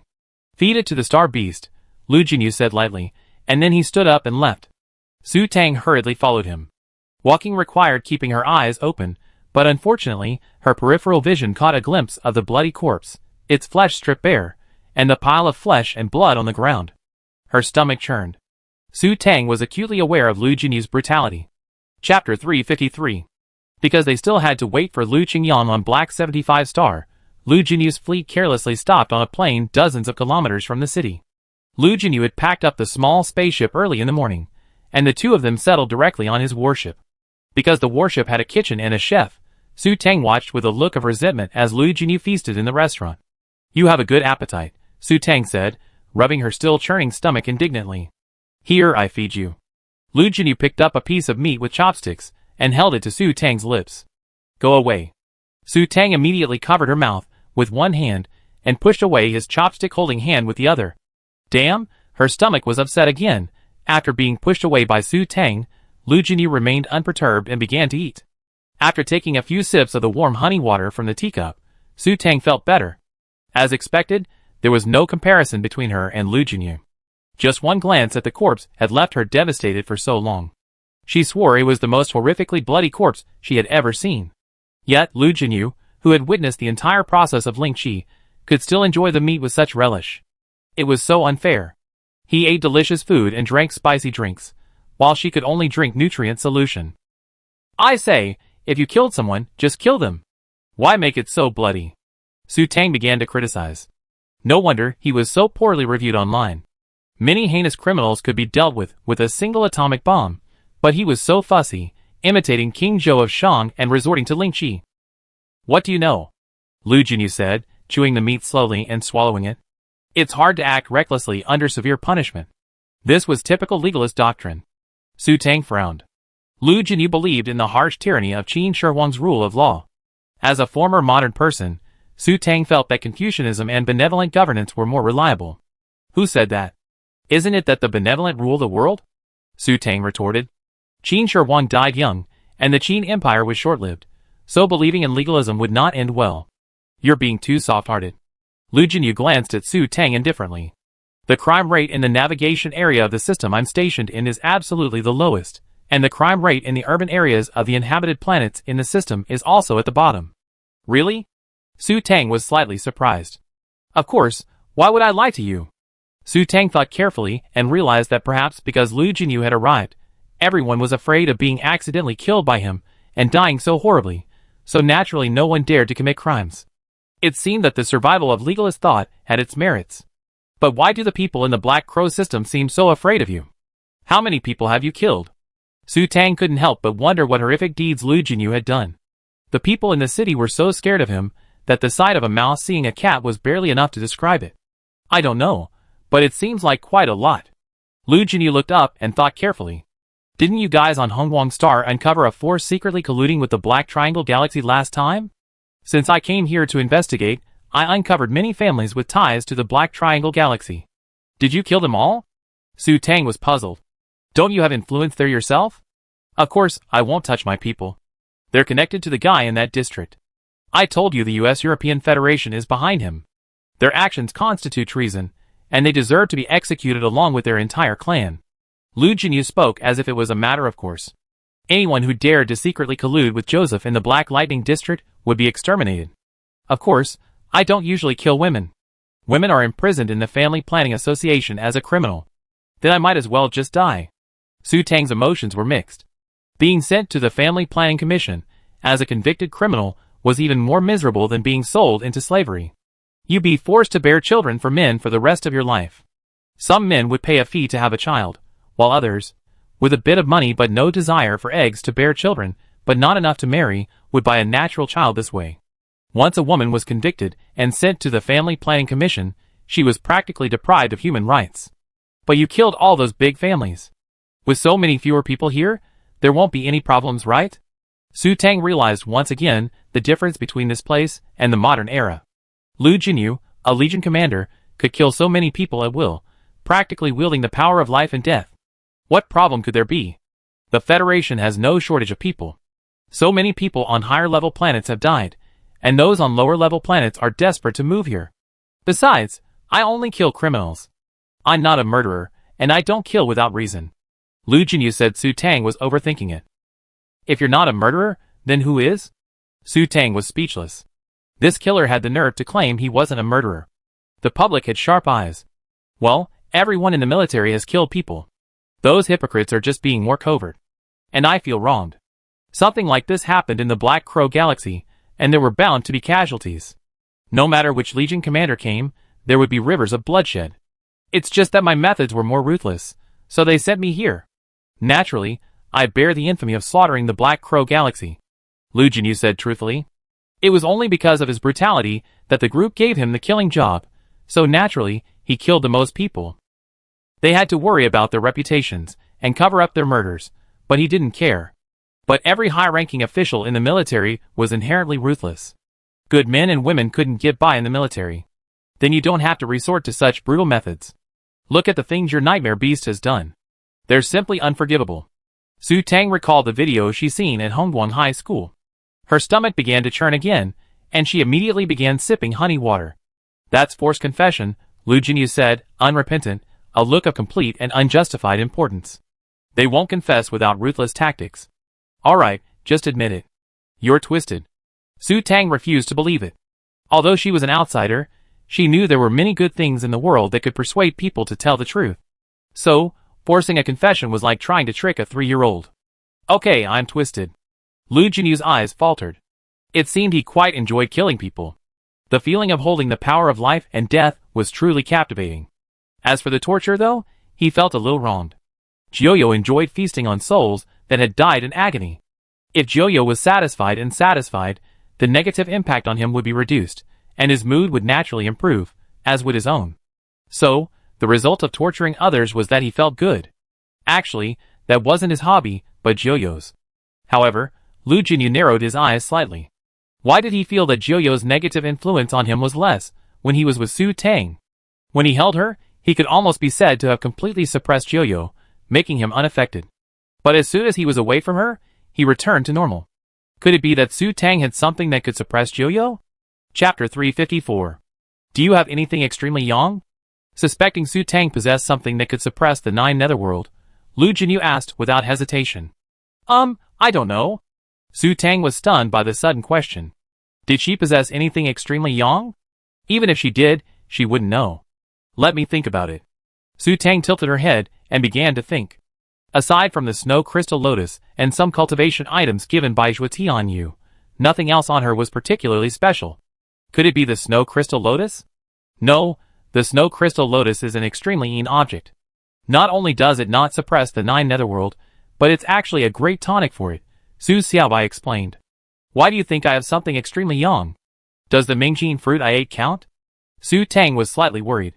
Could it be that Lu Jinyu could sense another Mingjin fruit in her? Because when I'm with you, Jiuyo becomes very calm, and I feel very comfortable. But it's probably not the Mingjin fruit. Mom doesn't have any effect on me. Lu Jinyu stared at Su Tang with a burning gaze. If Su Tang had something extremely yang, he wouldn't have to wait for the Mingjin fruit. I understand. Just as Su Tang was completely confused, Su Xiaobai spoke with understanding. Lu Jinyu probably hasn't completely tamed Jiuyo yet. I always said that Jiuyo is so ferocious. How could he be tamed so easily by a human? His Jiuyo might still want to retaliate, but Lu Jinyu has the upper hand right now. Because you ate the snow crystal lotus, and you're a woman, you have a stronger yin energy. That's why Jiuyo likes you. When he's with you, he becomes calmer. Naturally, Jiuyo won't oppose Lu Jinyu, and he feel at ease and comfortable. You said that Jiuyo likes me? Oh my god, so a fierce ghost likes her?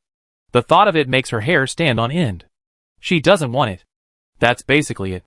This is my analysis, and it's 99.99% accurate, Su Xiaobai said with an expert tone. What will happen if Lu Jinyu is devoured by the master? Su Tang felt something was amiss again.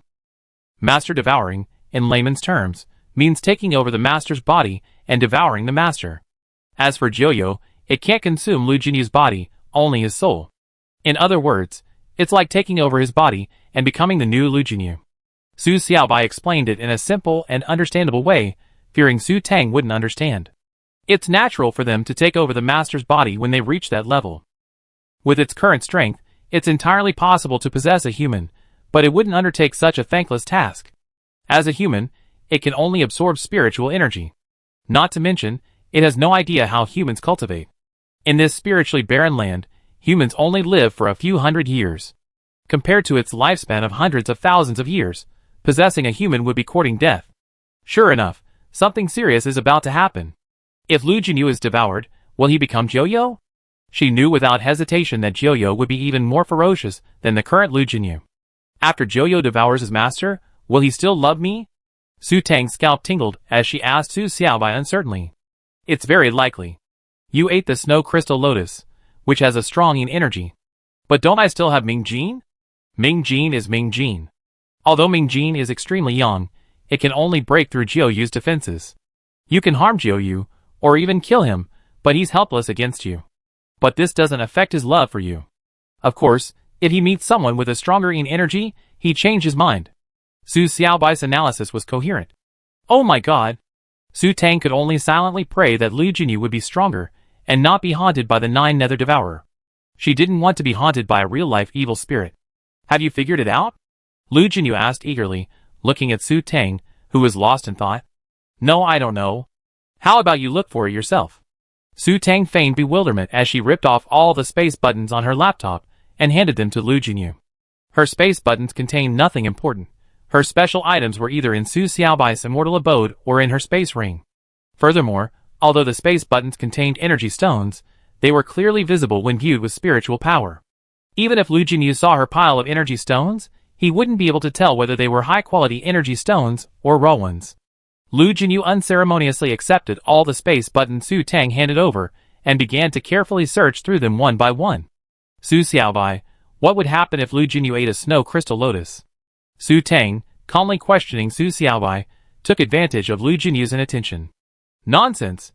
If Lu Jinyu ate the snow crystal lotus directly, his yang qi would definitely be reduced by half. I think he'd be finished, and Jiuyo would be able to replace him. Is that so? Su Tang understood. It seemed to her that Lu Jinyu was having a tough time. With a star beast constantly antagonizing him, he must be having a tough time. With that in mind, Su Tang decided to magnanimously let bygones be bygones, and let the grudges fade away. Just how brutal is Jiuyo? Su Tang asked curiously. Well, how should I put it? Jiuyo, who is uncontrollable, likes to eat. After all, the more he eats, the stronger he becomes. Jiuyo likes ghosts with heavy resentment, those who died miserably in their lives. Every time Jiuyo appears in the underworld, he will eat many ghosts. Su Xiaobai recalled that he had only seen 3 Jiuyo in all those years in the underworld, but when it had its real body, Jiuyo didn't dare to approach their area at all, and always took a detour in shame. Thinking of this, Su Xiaobai couldn't help but feel proud. This isn't the underworld, what does it eat? Su Tang was a little confused. It eats ghosts. It kills and eats freshly prepared food. According to the laws of heaven and earth, there shouldn't be ghosts in this world. Of course, people like me are exceptions, but there's no ruling out the possibility of highly advanced ghosts. I'm only describing the general situation. Most people go directly to the underworld upon death, but they stay in this world for 7 seconds. Some with deep resentment may stay longer, which is enough time for the 9 netherworld to devour them. Su Xiaobai explained to Su Tang based on what he knew. No wonder Lu Jinyu likes to kill people. It turns out he's feeding his pets. Su Tang felt she understood. Raising a 9 netherworld might seem impressive, but there are actually quite a few drawbacks. She no longer envied Lu Jinyu's prowess. Because Su Tang had handed over all the items registered under Tang Xiaomi's name, including the space buckle, to Lu Jinyu, she only had 5 space buckles. Besides the 3 Lu Jinyu had given her, she also had a living fortress that served as a house, and a small space buckle for storing miscellaneous items. Lu Jinyu finished his thorough inspection in a short while. No! Lu Jinyu handed the space key back to Su Tang, his tone slightly disappointed. Looks like I just have to wait for the next Mingjing fruit. Yes, I tell my mom to leave the Mingjing fruit for you, Su Tang lied, bracing herself. Although she was a little shaken, she still felt she couldn't give him her pair of small Mingjing fruits. With Lu Jinyu's abilities, he should be able to suppress Jiuyo for another 100 years. Yes, let him wait for the next pair of Mingjing fruits. Chapter 355. Due to Lu Qingyang's delay, Lu Jinyu's fleet settled on the plains outside the city. This stay lasted for about 10 days. Determined to cheat on the theoretical exam, Su Tang ignored the content and spent every day disguised as an SS spiritual energy stone. Aside from sneaking over every night to cuddle her like a pillow, Lu Jinyu seemed quite busy. He rarely appeared before Su Tang during the day, mostly spending time with his subordinates. Su Tang knew without a doubt what he was busy with. It was definitely related to his plan to recapture the Black Triangle Galaxy. On the afternoon of the 11th day, Lu Jinyu made an exception and appeared before Su Tang during the day. No one visits without a reason. Su Tang had a premonition that Lu Qingyang was about to arrive. The fake dad I arranged for you has entered the Black 75-star region and should be arriving soon. Let's go and wait for him on the deck, Lu Jinyu stated directly. Okay. Sure enough, Lu Qingyang had arrived. Su Tang straightened her clothes and prepared to go out. Wait, hide this. Lu Jinyu remained motionless, his gaze fixed on Su Moi. Where should Su Moi hide? Disguise as 2 tails? Su Tang chuckled. With Su Moi's size, at least she'd be the size of an adult Samayan. Where should she hide? The restroom? No, disguise is useless. Lu Qingyang's star beasts are quite powerful. Your snow moon fox will instinctively reveal its 6 tails upon encountering him, so its tails won't be hidden. Lu Jinyu frowned. This snow moon fox was too inexperienced to disguise itself against a powerful foe. Then what should we do? You mean we shouldn't tell him I'm Tang Xiaomi? Su Tang began to understand. The reason Su Moi was so shady was because anyone who met her would know she was Tang Xiaomi. She was probably the only one in the entire Federation with 6 tails. But she felt so sad. On Yushua Star, she thought Su Moya was so classy and elegant. But after leaving Yushua Star and meeting Lu Jinyu, he'd become a little traitor. Of course I won't tell him, not even your identity, Su Tang, to avoid any trouble. I tell him later that you're Lu Mo. I saw you in the Black Crow Galaxy as an SS and fell in love with you. But I can't marry a poor man, so I have to give you a glimpse of your potential. Lu Jinyu stated his plan seriously. Stop. Didn't you say you were going to arrange for him to be my father? Isn't that incest? Su Tang was stunned. Uncle and niece, that's incest. As long as they're not father and daughter, not siblings, it's fine. Cousins don't matter, especially since he's an uncle. And you're not my niece. Lu Jinyu thought Su Tang was making a fuss. Wait a minute, I take a break. Su Tang gestured to pause, then immediately started checking the Interstellar network. This shocked her moral integrity once again. It was exactly as Lu Jinyu had said, inbreeding is allowed, as long as genetic screening is done properly. Uncle and nephew are naturally fine. Sure enough, she was out of the loop again. That means I'm hiding it from him too. I'm just going to treat him as Lu Mo, Su Tang reassured Lu Jinyu. Yes, that's what I planned. Be smart, and don't give yourself away. Lu Qingyang is very observant, so just keep your mouth shut. By the way, when you ran into him last time, didn't your Su Xiaobao reveal itself? Lu Jinyu asked uncertainly. If the energy-devouring beast had, then so too would your identity. No. Su Tang quickly shook her head. If she said yes, would Lu Jinyu have to confiscate Su Xiaobao as well? However, Lu Qingyang certainly hadn't noticed her Xiaobao at the time, so he probably wouldn't have recognized her. Okay, I leave this Snow Moon Fox with me for now, Lu Jinyu said, walking over to Su Tang. Su Moi also obediently approached them. Su Tang was puzzled. Could he really hide Su Moi in the toilet? Hiding in the toilet wouldn't be helpful. Lu Qingyang was an SSS expert. Wouldn't he know once he activated his mental detection? Bear with it for a moment. It hurts a bit. Lu Jinyu suddenly reached out, cradling Su Tang's head against his chest. The next second, Su Tang experienced the piercing pain of 1,000 needles piercing her, the pain of having her mental connection with the star beast severed. Of course, the pain vanished in an instant. Ah! Space. He has space. Ah! Ah! Before Su Tang could react, Su Xiaobai's scream suddenly rang out. Gentle! The devilish voice pierced her ears, and her head ached again. Only after Su Xiaobai shut up did Su Tang finally realize what had happened. The mental energy that had been connecting her to Su Moi had been severed. Glancing up, Su Tang was shocked to find that Su Moi was gone. Incredulously, she scanned the area with her mental energy.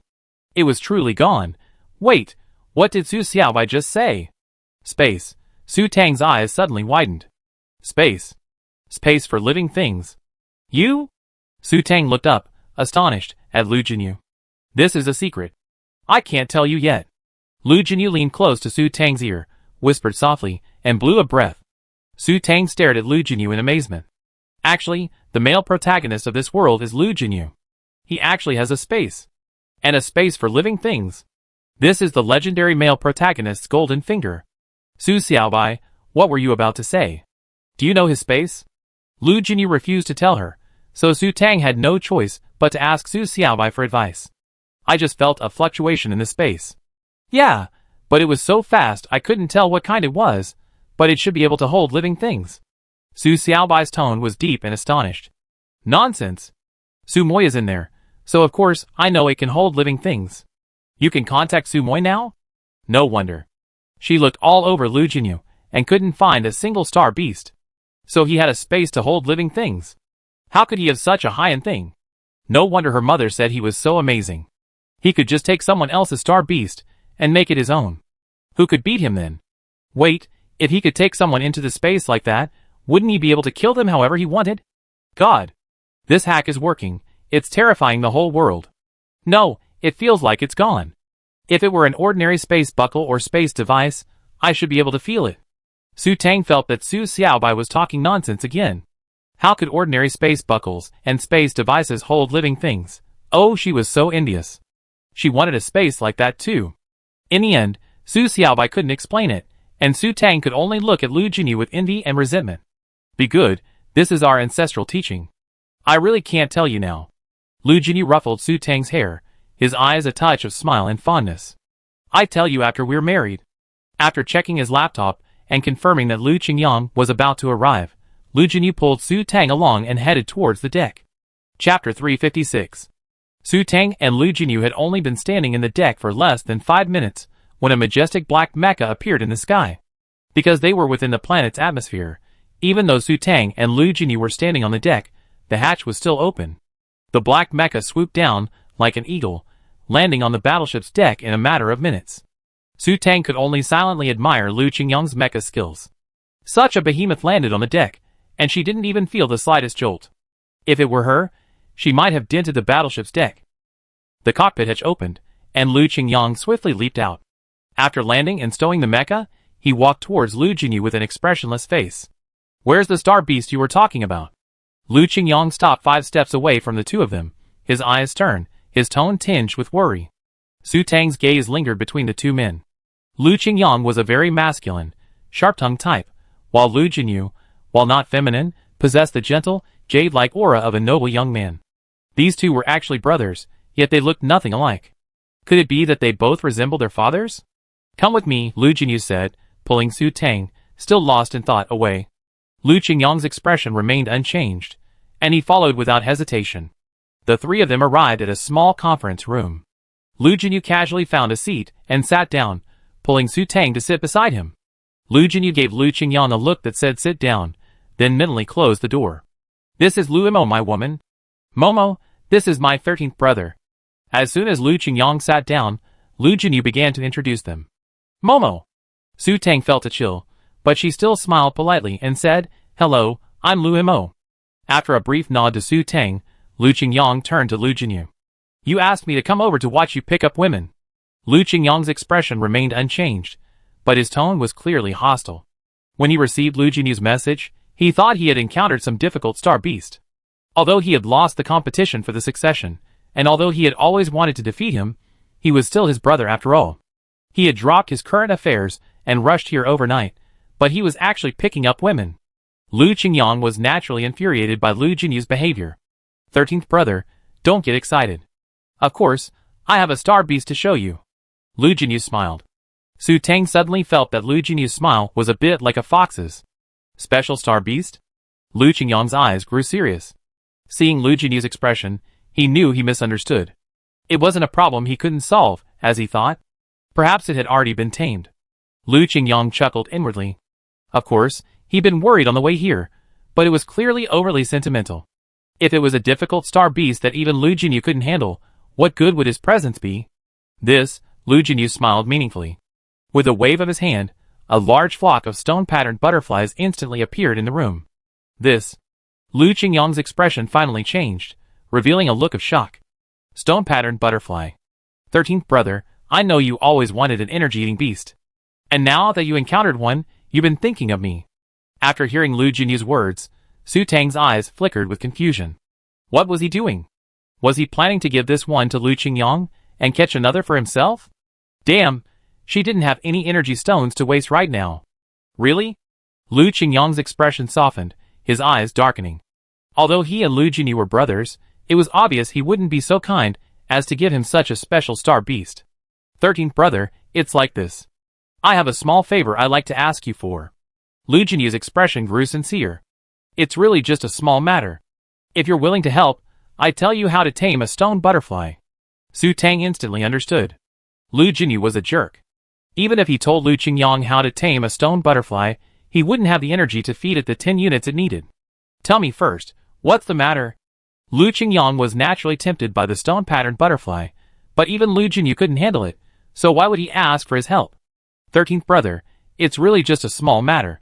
Lu Jinyu's tone lightened. As long as Lu Qingyang was interested in the energy devourer, it would be easy. I met Momo, and I want to marry her, sincerely, but there's something fishy about her identity. I'd like to ask for your help. Lu Jinyu looked at Su Tang tenderly, his tone filled with affection yet a hint of resignation. Su Tang was secretly impressed.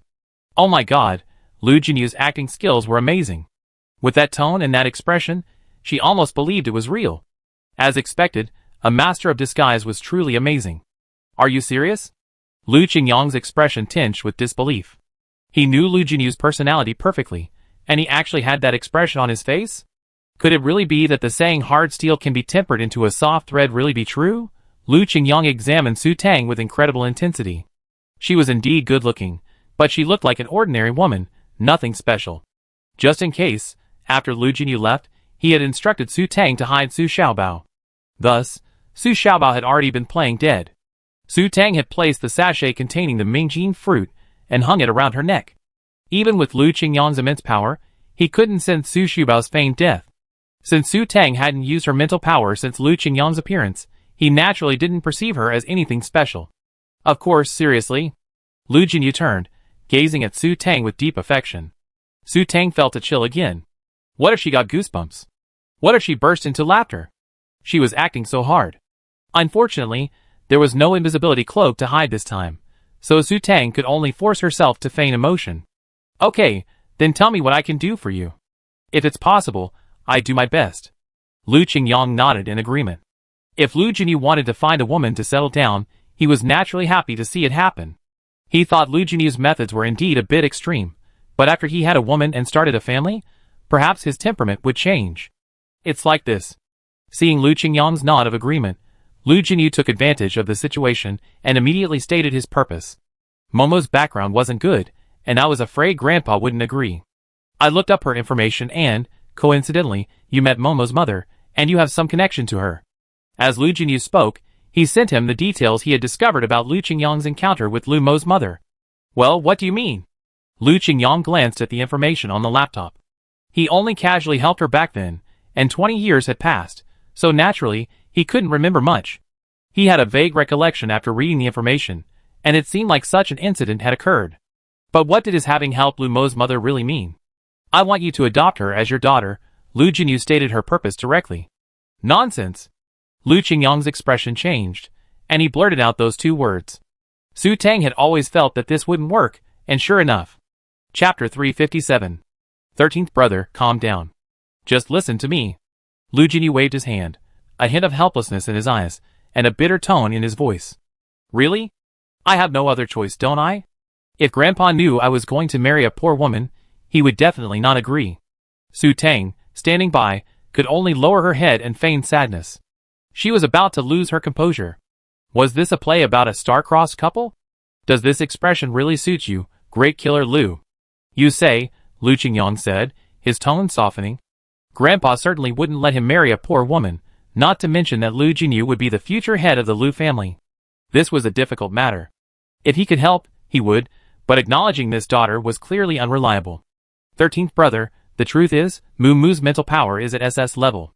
Lu Jinyu began to unroll the argument he had prepared long ago. Upon hearing this, Lu Qingyang glanced at Su Tang with a hint of surprise. So she had SS psychic power? No wonder Lu Jinyu was drawn to her.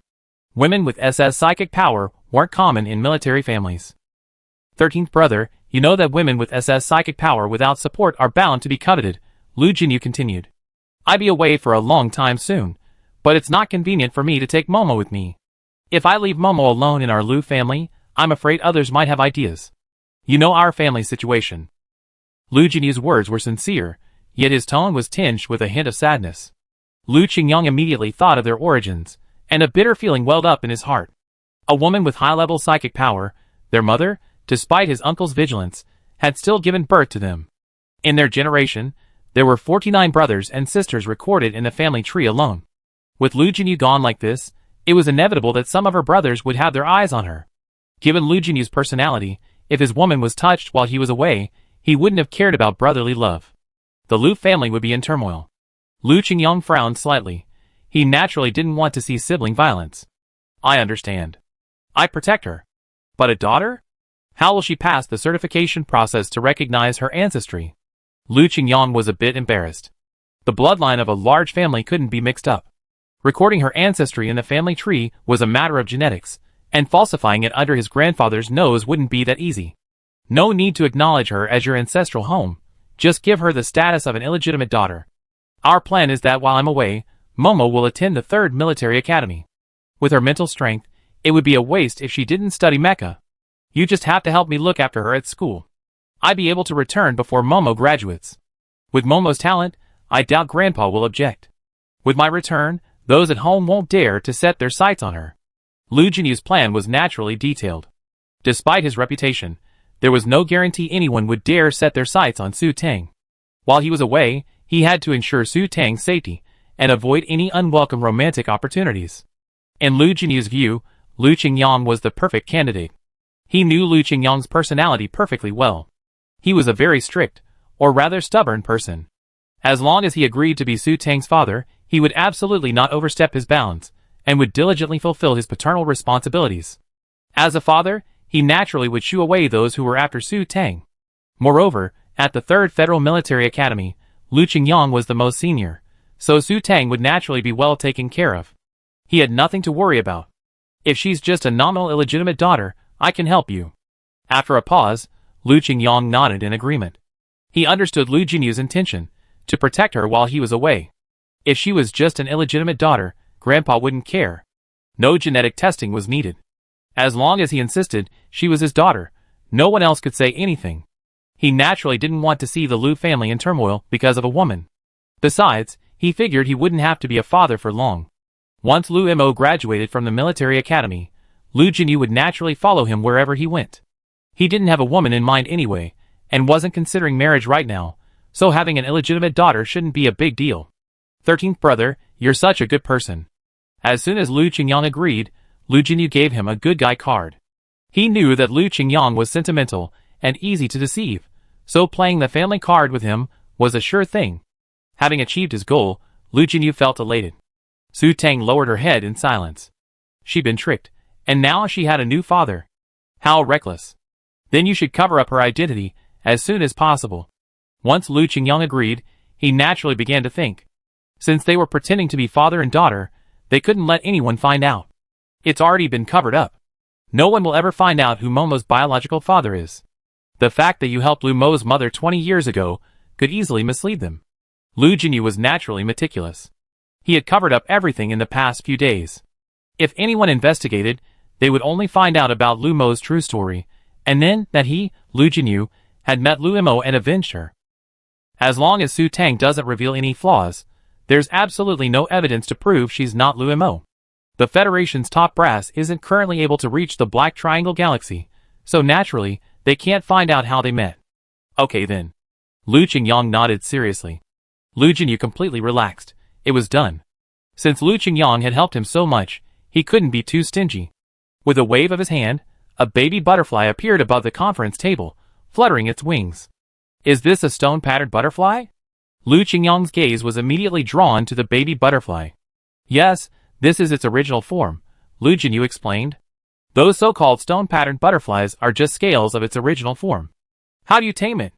Lu Qingyang asked directly, without further ado. It's simple. Just find this one in its original form, communicate with it, and use energy stones to coax it back. I only managed to coax it back by paying 1 level 8 energy stone per year. Of course, encountering it was also a matter of chance. According to my analysis, not every group of stone-patterned butterflies has a single one in its original form that has activated telepathic communication. Finding one probably depends on luck as well, Lu Jinyu said with a serious expression. Su Tang, who kept her head down, pretending to be invisible while constantly spying with her mental power, was too exhausted to complain. Lu Jinyu was truly a jerk. There were so many stone-patterned butterflies in the wild, and the ones that had already evolved into their infant form were probably too numerous to count on one hand. If Lu Qingyang really believed it, and went searching for them in groups, it would take forever to find him. Su Tang began to feel deep sympathy for Lu Qingyang. It was truly tragic to have such a treacherous brother. Lu Qingyang gazed gravely at the cheerfully soaring butterfly baby, finally nodding cautiously, I understand. Oh my god! He actually believed it. Su Tang was once again speechless.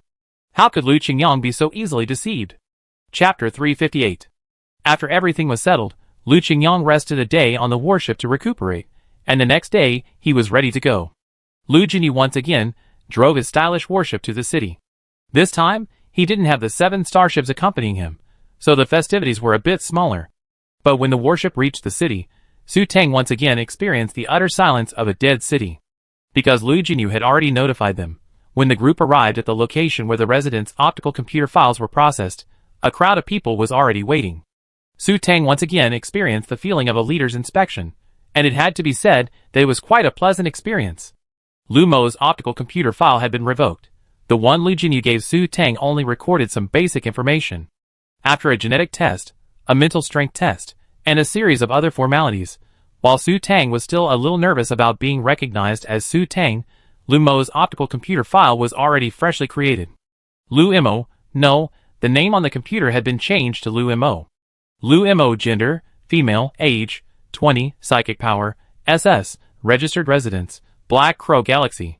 Black 75th star. The father column had also changed to Lu Qingyang, but Su Tang was surprised to find that her resident status was actually level 1. Lu Mo's resident status was actually so high. Confused, Su Tang used her psychic power to ask Lu Jinyu. Of course, the higher the status, the better. But without social contributions or military merits, you can only reach level 1 at most, Lu Jinyu explained. But wouldn't it cost a lot of money to raise your resident status to level 1? Su Tang was puzzled. Lu Jinyu was so generous.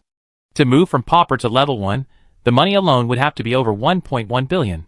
Women with S-level mental power and above can directly apply for first-level resident status. Su Tang was instantly traumatized. That fake Tang Xiaomi ID cost her 120 million yuan, and she was only a second-level resident. That unscrupulous storekeeper even claimed a reasonable price in the industry. Utter bullshit. Turns out S-level mental power allows direct application, meaning her fake Tang Xiaomi ID cost her nothing at all. She'd been ripped off. With her identity secured, Su Tang, feeling secretly depressed, returned home with Lu Qingyang and Lu Jinyu. Once Lu Mo's identity was confirmed, the three of them naturally had no further trouble on Black Star 75. The fleet departed, bound for Black Star 36, the largest garrison planet in the Black Crow Galaxy, garrisoned by the 9th Legion. With her new identity, Su Tang, back on the warship, threw herself directly into her energy stone fusion project. At night, Lu Jinyu once again made his way directly to Su Tang's bed. Su Tang had resigned herself to being a hug pillow. Perhaps it was habit. Even with Lu Jinyu holding her like this, she could still fall asleep unaffected. Well, is it really okay for you to lie to your brother like that? Su Tang was still awake when Lu Jinyu entered, so naturally she felt a little sorry for Lu Qingyang. I didn't lie to him, Lu Jinyu said innocently. Didn't I promise it one level 8 energy stone a year, and it agreed to be my star beast? I'm telling the truth. Do you think Lu Qingyang can find a stone butterfly in the wild that has evolved to the point where it can communicate? Sure enough, Lu Jinyu was a ruthless person who was trying to trick his brother. Su Tang concluded again. What's it to me whether he finds one or not? Didn't I tell him it depends on luck? Should I tell him it takes 10 units of energy to evolve? Then how can I explain the origin of those 10 units of energy? Say you gave them to me? Lu Jinyu gave Su Tang a half smile. Besides, even if Lu Qingyang really had 10 units of energy, he wouldn't use them to feed the energy-devouring beast. Only someone as wealthy as you wouldn't consider energy stones precious. Su Tang was speechless, her heart once again sympathizing with Lu Qingyang. But how could he be so gullible? He believed it so easily. That's because he communicated with my star beast. My scoundrel said that if Lu Qingyang fed it 2 level 8 energy stones a year, it would follow him.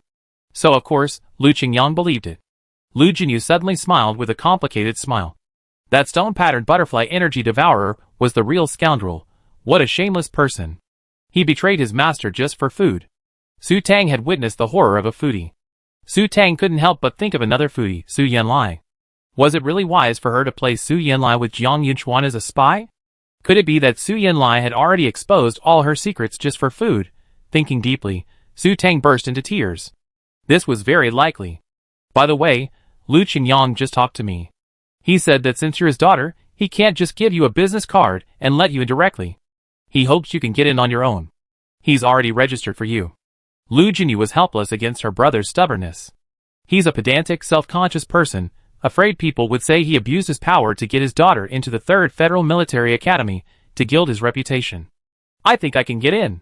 Su Tang expressed confidence in her ability to cheat on the theoretical exam. Her 5S mental abilities were finally putting them to good use. As for the practical exam, she should be able to pass. Didn't you say you find out about the content of this year's exam? Did you find out? Of course. I'm not that efficient. Lu Jinyu gestured at his laptop for a moment. In less than 3 seconds, Su Tang received the information he sent. Once Su Tang's identity was established on the laptop, Lu Jinyu and Lu Qingyang naturally added her as a friend. What is this? Su Tang was surprised after opening it. It looked like a test paper. Could it be? This is the theory exam paper. I shamelessly got it from Lu Qingyang. Lu Jinyu was brimming with pride. Lu Qingyang was truly a good brother. It was indeed the theory exam paper. Su Tang was pleasantly surprised. Lu Jinyu was truly amazing, even getting this. But it seemed the questions were quite difficult. How about you help me finish it first, and then give it to me? Su Tang began to push her further. There were also theoretical calculation questions. Even if she looked up the answers on StarNet, it would take her forever to finish this test. Fearing Lu Jinyu wouldn't agree, Su Tang added a flattering, "You're so good, you must know all of them. You're such a stunner at cheating." Lu Jinyu was a little speechless. Forget it, I give it to you after I finish the answers. As for the practical assessment, the Academy hasn't decided yet, so we wait. Okay. Su Tang happily decided to go to sleep. This kind of exam was simply too good to pass up. She didn't even have to peek. The return journey from the battleship returned to the days before Lu Qingyang's arrival. Su Tang was still hunched over in her room, fusing energy stones, while Lu Jinyu and Lu Qingyang were busy on the battleship. Su Tang fusing energy stones, Lu Qingyang naturally noticed. Lu Jinyu explained that Su Tang was a level 4 energy master. In the energy industry, reaching level 4 at 20 is considered excellent, not incredible. After reaching level 4, further advancement becomes extremely difficult, especially given that mechanized production can produce level 4 energy stones.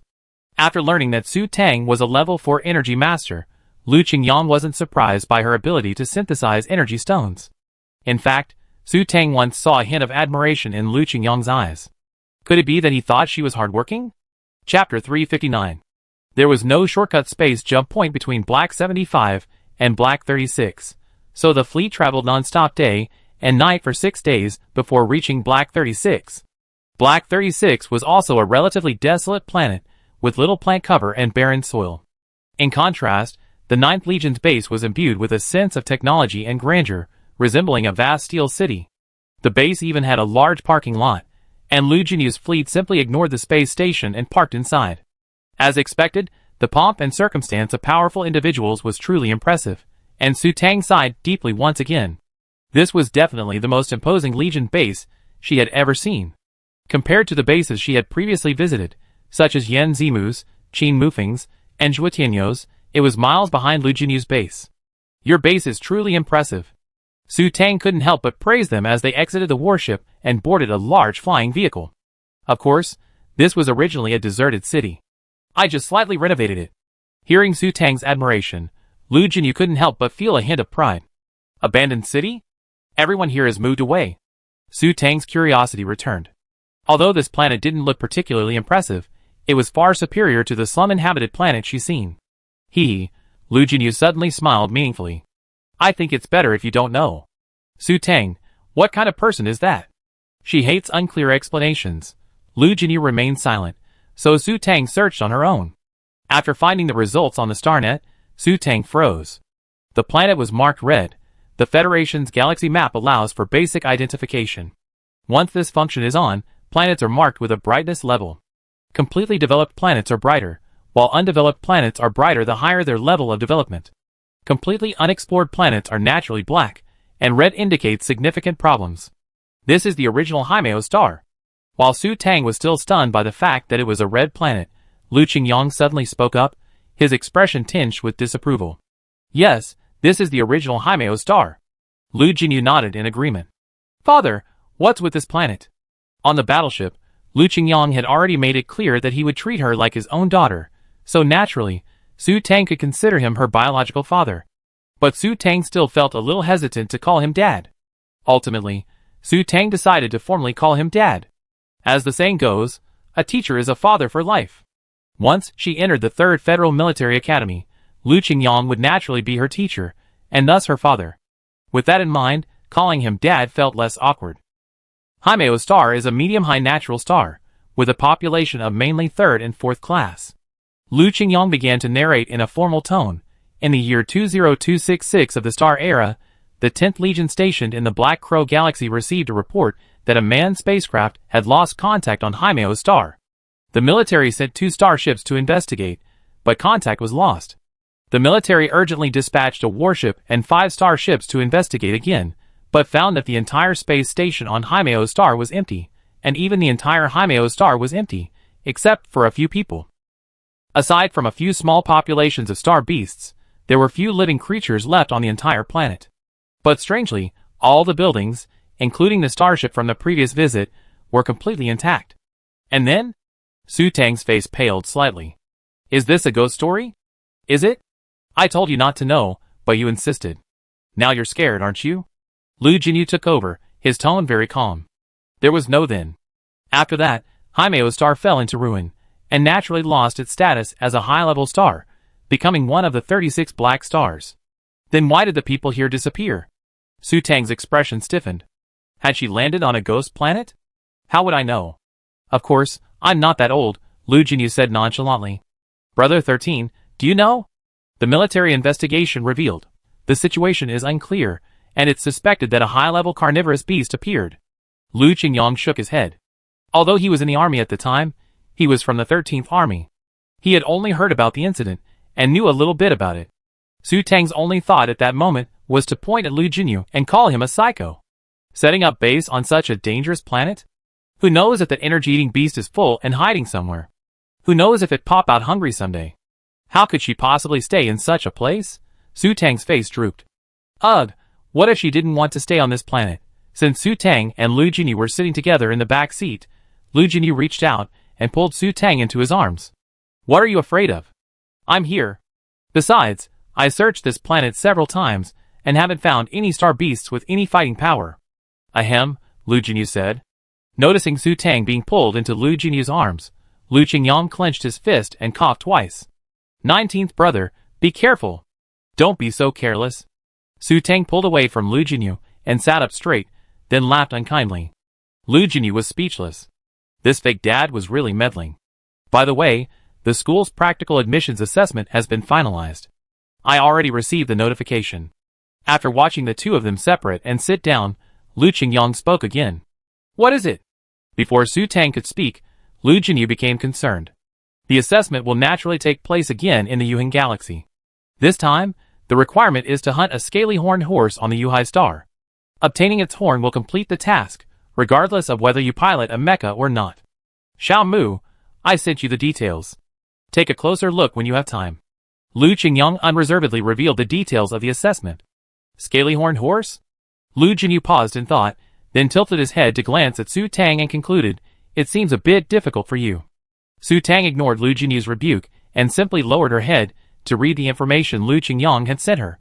She chuckled after reading it. Scaly horned horses are low-level star beasts. Their combat effectiveness is low, but they are agile and extremely fast. More importantly, they are sea beasts. While mechas can operate underwater, their agility is inevitably affected, making them less flexible than on the ground. Prolonged submersion will also damage the mecha. Even more egregious, if attacked to a certain degree, scaly horned horses will devour their own horns to recover. Their horns are a highly valuable healing herb. This meant the attack on the scaly horned horse had to be swift, otherwise even if they killed it, they wouldn't have the horn to complete the mission. However, the most outrageous thing was that even if they successfully obtained the scaly horned horse's horn, they would only qualify if they successfully returned to the mission starship's deck. This meant they could just rob others. Does this mean they could just wait near the mission starship and wait for their prey? As expected, the Federal Military Academy's assessments weren't reliable, Su Tang finally concluded. Chapter 360. Lu Jinyu had a single, magnificent building within the base, a full 100 floors. Of course, Lu Jinyu only lived on the top 100th floor, and his car was parked directly in the parking lot on the 100th floor. Because the base was built on the foundation of a city, even though this was the 9th Legion's largest base in the Black Crow Galaxy, the entire city seemed somewhat empty. Su Tang scanned the area with her mental power and discovered that, aside from a few people on the 100th floor where Lu Jinyu was, the 99 floors below were essentially empty. Su Tang estimated the top 100 floors to be at least 2,000 square meters, encompassing a master bedroom, guest bedroom, conference room, dining room, recreation room, training room, and even a wine cellar, swimming pool, and sky garden. What a luxury! After arranging Su Tang to stay next door, Lu Jinyu went about his business. Lu Qingyang had little to do, but since he and Su Tang had only known each other for a short time, being alone was inevitably awkward. After instructing Su Tang to prepare well for the exam, Lu Qingyang left. Alone in her room, Su Tang couldn't help but think of that ferocious, advanced carnivorous beast. A star beast that devoured an entire planet's population in a single night. Su Tang, feeling a little uneasy, searched the information on the computer about Haimeo's star. There was no other information except that a major disaster had occurred, that after 50 years, it had been renamed Black 36 Stars, and that it was currently a military base. Su Tang curled her lips in worry. That bastard, Lu Jinyu, just loves to scare people for no reason. He insisted on stationing on a planet like this. Using her maximum mental detection to scan the surroundings, Su Tang discovered that the city was truly enormous. From her position, she couldn't see the city's edge even within 100 kilometers. After carefully observing the city for over half an hour and finding nothing unusual, Su Tang felt relieved. With Lu Jinyu here, even if there truly was a ferocious star beast hiding somewhere on this planet, He should be able to deal with it. Forget it. Even if the sky falls, tall people will hold it up. Lu Jinyu isn't worried, so why should she be afraid? After this AQ-like self-consolation, Su Tang began to study the practical admissions assessment. Students who pass the theoretical assessment will be notified by the school after mid-July, and will then gather and board the school's starship to Yuhai Star. Most departments are only required to spend 1 month alone on Yuhai Star, but some specialized departments may have different requirements. The additional assessment for mecha pilots is naturally to hunt the horns of scaly-horned horses. After a closer look, Su Tang realized that sitting back and waiting wouldn't work. Before the 1-month mark, candidates were not allowed to return to the starship unless they had waived their right to participate. And once the 1-month assessment period had passed, robbery was naturally prohibited. During the assessment period, 10,000 survival-type mobile fortresses and 1,000 mechas would be dispersed throughout the area as mobile rescue teams. If a candidate encountered danger, they could send a distress signal. Of course, sending a distress signal would automatically mean failure. So, this distress signal wasn't something to be sent lightly. Send it too early, and you'd be eliminated for nothing if you were able to handle it yourself. But send it too late, and you might die before rescue arrives. Su Tang was shocked to discover that the Military Academy's annual practical admissions exam actually has a mortality rate. According to statistics from previous years, the average is 4%, meaning 4 out of 100 candidates will die. Su Tang sighed again. It's truly difficult to get into Military Academy. After seeing such a high mortality rate, Su Tang took precautions and began to research information on Jade Sea Star. Jade Sea Star, 78% of its surface area is covered by ocean, and the remaining 22% of land area is mostly covered by ice and snow, resulting in a harsh climate. There are virtually no energy-eating beasts on Jade Sea Star. Most are carnivores and docile, herbivorous star beasts, with a small number of gold-eating beasts. The majority of Jade Sea Star's ferocious carnivores are found in the ocean, while those on land are primarily low-level carnivores. Moderately ferocious carnivores are rare. Not many. Su Tang frowned. This meant there was a chance of encountering moderately ferocious carnivores, but if you encountered a gold-eating beast, you either have to flee or put away large metal objects. Small metal objects could be covered with an insulating layer, but things like flying cars, fortresses, mechas, and spaceships wouldn't be so effective. Wouldn't it be dangerous to encounter both moderately ferocious carnivores and gold-eating beasts simultaneously? After studying the assessment for half an hour, Su Tang logged off the star network. She combined energy stones during the day while she still had energy, leaving the assessment for the night. Su Tang was delighted to discover a nutrient tank in her room. This meant she didn't have to sleep at night, giving her twice as much time. Just when Su Tang thought she'd been combining energy stones for a while, Su Xiaobai alerted Lu Jinyu, who was heading their way. Putting away the energy stone, Su Tang looked out the window, instinctively shielding her eyes with her hands. The light was blindingly bright. The sun was so bright, no, more accurately, an unknown star. The door opened softly, and Lu Jinyu strode in. Can't you sleep alone? Su Tang complained a little about being used as a pillow every night. I came here to tell you that you can log into Skynet here. Go log in now, and I come find you, Lu Jinyu said, pointing to the nutrient tank in the room. What time is it now? Su Tang looked out the window at the bright light, speechless. It's 9 o'clock tonight. Time for bed. Early to bed, early to rise.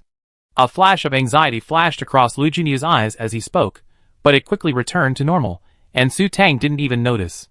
Su Tang was slightly surprised by Lu Jinyu's words. What had happened? Had he changed? Before, to gather more energy stones, she always gone to bed at 11 o'clock, and Lu Jinyu wouldn't be up until midnight. He could sleep only 4 or 5 hours a day and still be full of energy the next day. I still go to bed at 11 o'clock. If you want to access Skynet, go on your own. Su Tang nodded, pulled out a rough energy stone, and decided to send Lu Jinyu away to continue gathering energy stones. 2 hours was enough for her to get a level 8 stone. No, call it a day. I give you half an hour to clean up. If you haven't logged into Skynet in half an hour, you never be able to access Skynet again. Lu Jinyu's tone was firm and unyielding. You're being unreasonable. Su Tang's anger immediately surged upon hearing this. What did this **** mean? He even wanted to control her sleep time on Skynet? I mean what I say. You decide. With that final word, Lu Jinyu strode off. Damn! Dictatorship. Are there any human rights? Although Su Tang wanted to kick him in anger, this was the 9th Army's base, Lu Jinyu's headquarters. If he were truly angry, he wouldn't do anything to harm her, but with Lu Jinyu's petty nature, he might actually do it. Going on Skynet was like skipping sleep, adding several hours to the day's work. Su Tang finally resigned herself to her fate, and went to the bathroom to wash up.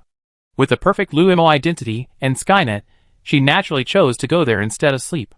Well, one has to bow down under the roof. She go to Skynet early today. She didn't know what had gotten into Lu Jinyu to be so impatient to get her to go on Skynet. Chapter 361. After showering and changing into her special clothes, Su Tang arrived at the nutrient chamber, eager to try. Because Tang Xiaomi's fake identity didn't match her mental power, she hadn't logged into Skynet since abandoning her true identity as Su Tang. Now, 2 years later, she could finally access Skynet again. Su Tang entered the nutrient chamber with a joyful heart and lay down comfortably. Do you choose to log into Skynet? The long-lost, robotic female voice rang out again. Yes. Su Tang burst into tears of excitement. Her Hu Han Sen was back, performing a body scan. Excited but a little nervous, Su Tang disguised her mental power as SS. It should be okay, right? Wouldn't she end up logging into Skynet with Su Tang's account? Mental power SS level, physical fitness level 2, access granted. Entering Skynet, countdown begins, 10, 9, 8. The long-lost feeling of nutrient solution filling the nutrient chamber made Su Tang even more nervous. Her vision went dark again. Opening her eyes, Su Tang was a bit bewildered. Was this the small dark room? No, more accurately, the Xiaoming room? Su Tang was now in a room only about 20 square meters, a private room provided by the system. Su Tang breathed a sigh of relief and joy. The first time she logged into Skynet, she had appeared in this private room provided by the system. Her house, Su Tang, had been upgraded to a luxurious manner, so this time she entered as Lu Mo. Su Tang happily began to set up her personal profile. Aside from the special areas, the entire virtual Skynet felt like a large-scale holographic game. Su Tang was dazzled by the various beautiful women. Aside from their gender, everything else was free to change. What should she choose? She wasn't impressed by the Lolita look Miss Su had previously chosen. A queen-like look? After some thought, Su Tang decided against it. She'd rather be a regular, pretty girl next door. Yes, and with a cute smile that shows 2 dimples. After finalizing her character, Su Tang named her Bubble. Everything was done. Su Tang checked the time. There were still 5 minutes left until the half-hour Lu Jinyu had promised. Thinking of his domineering nature and authoritarian policies, Su Tang curled her lips. Reluctantly, she sent him a message, giving him her Tianwan account ID. Just 5 seconds after the message was sent, a friend request popped up. Su Tang accepted it immediately, and then her friend list added King. TSK, with that name, could Lu Jinyu be dreaming of becoming emperor? Then a Tianwan heart appeared, and their friendship level instantly reached 10,000 points. As soon as the friend list popped up, an invitation to the same location arrived. Without a second thought, Su Tang declined. Lu Jinyu definitely had something up his sleeve. Su Tang opened the virtual screen and chose to go to the mecha battlefield. Upon arriving at the mecha battlefield, Su Tang instantly felt like a tousled autumn leaf in the wind. Was the system bugged? Such a desolate place was a mecha battlefield? You must be kidding. Aren't mecha battlefields always bustling with activity? Although the number of people capable of piloting mechas in real life is pitifully small compared to the entire population, Skynet's virtual mecha battlefield is the dream of every passionate man. Even if one can't operate a mecha, one can still request pseudo-high-level mental power from the system to experience the thrill of piloting an intelligent mecha. Of course, this service is paid.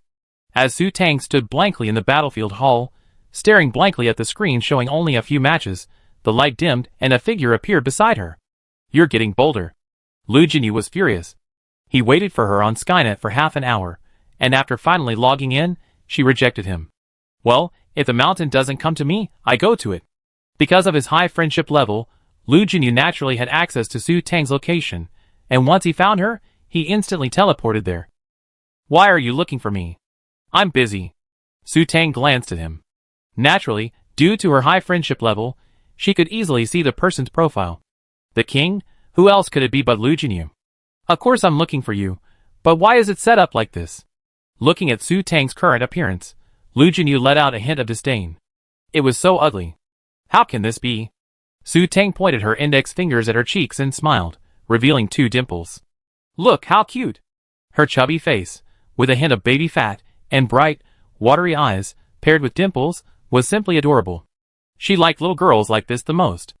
Of course, they had to be of normal height and build, not short arms and legs like a lowly. What taste! Lu Jinyu's eyes were filled with disapproval. Sure enough, there was a significant difference between men's and women's aesthetics. So Su Tang wanted to look like this. TSK, I haven't even mentioned your taste yet. Su Tang gave Lu Jinyu a disdainful look. He actually imagined himself as a sharp, masculine-looking man, a bit like Lu Qingyang. Did Lu Jinyu secretly envy his brother's looks? Forget it, let's not talk about this. I'm taking you somewhere. It's very important. Lu Jinyu grabbed Su Tang's hand and said seriously, his eyes stern. What's up? Su Tang was stunned. So serious? Could it be that Lu Jinyu was looking for her about something serious? It's really important.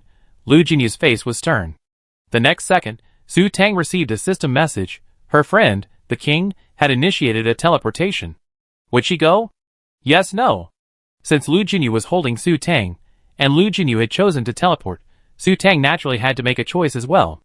This time, without hesitation, Su Tang chose yes. A flash of darkness spread before her eyes, and the next second, Su Tang felt herself being moved. But before she could fully register where she was, her vision went black, and everything turned upside down. She was being pushed onto the bed, and a passionate kiss followed. Damn it, she was such an idiot.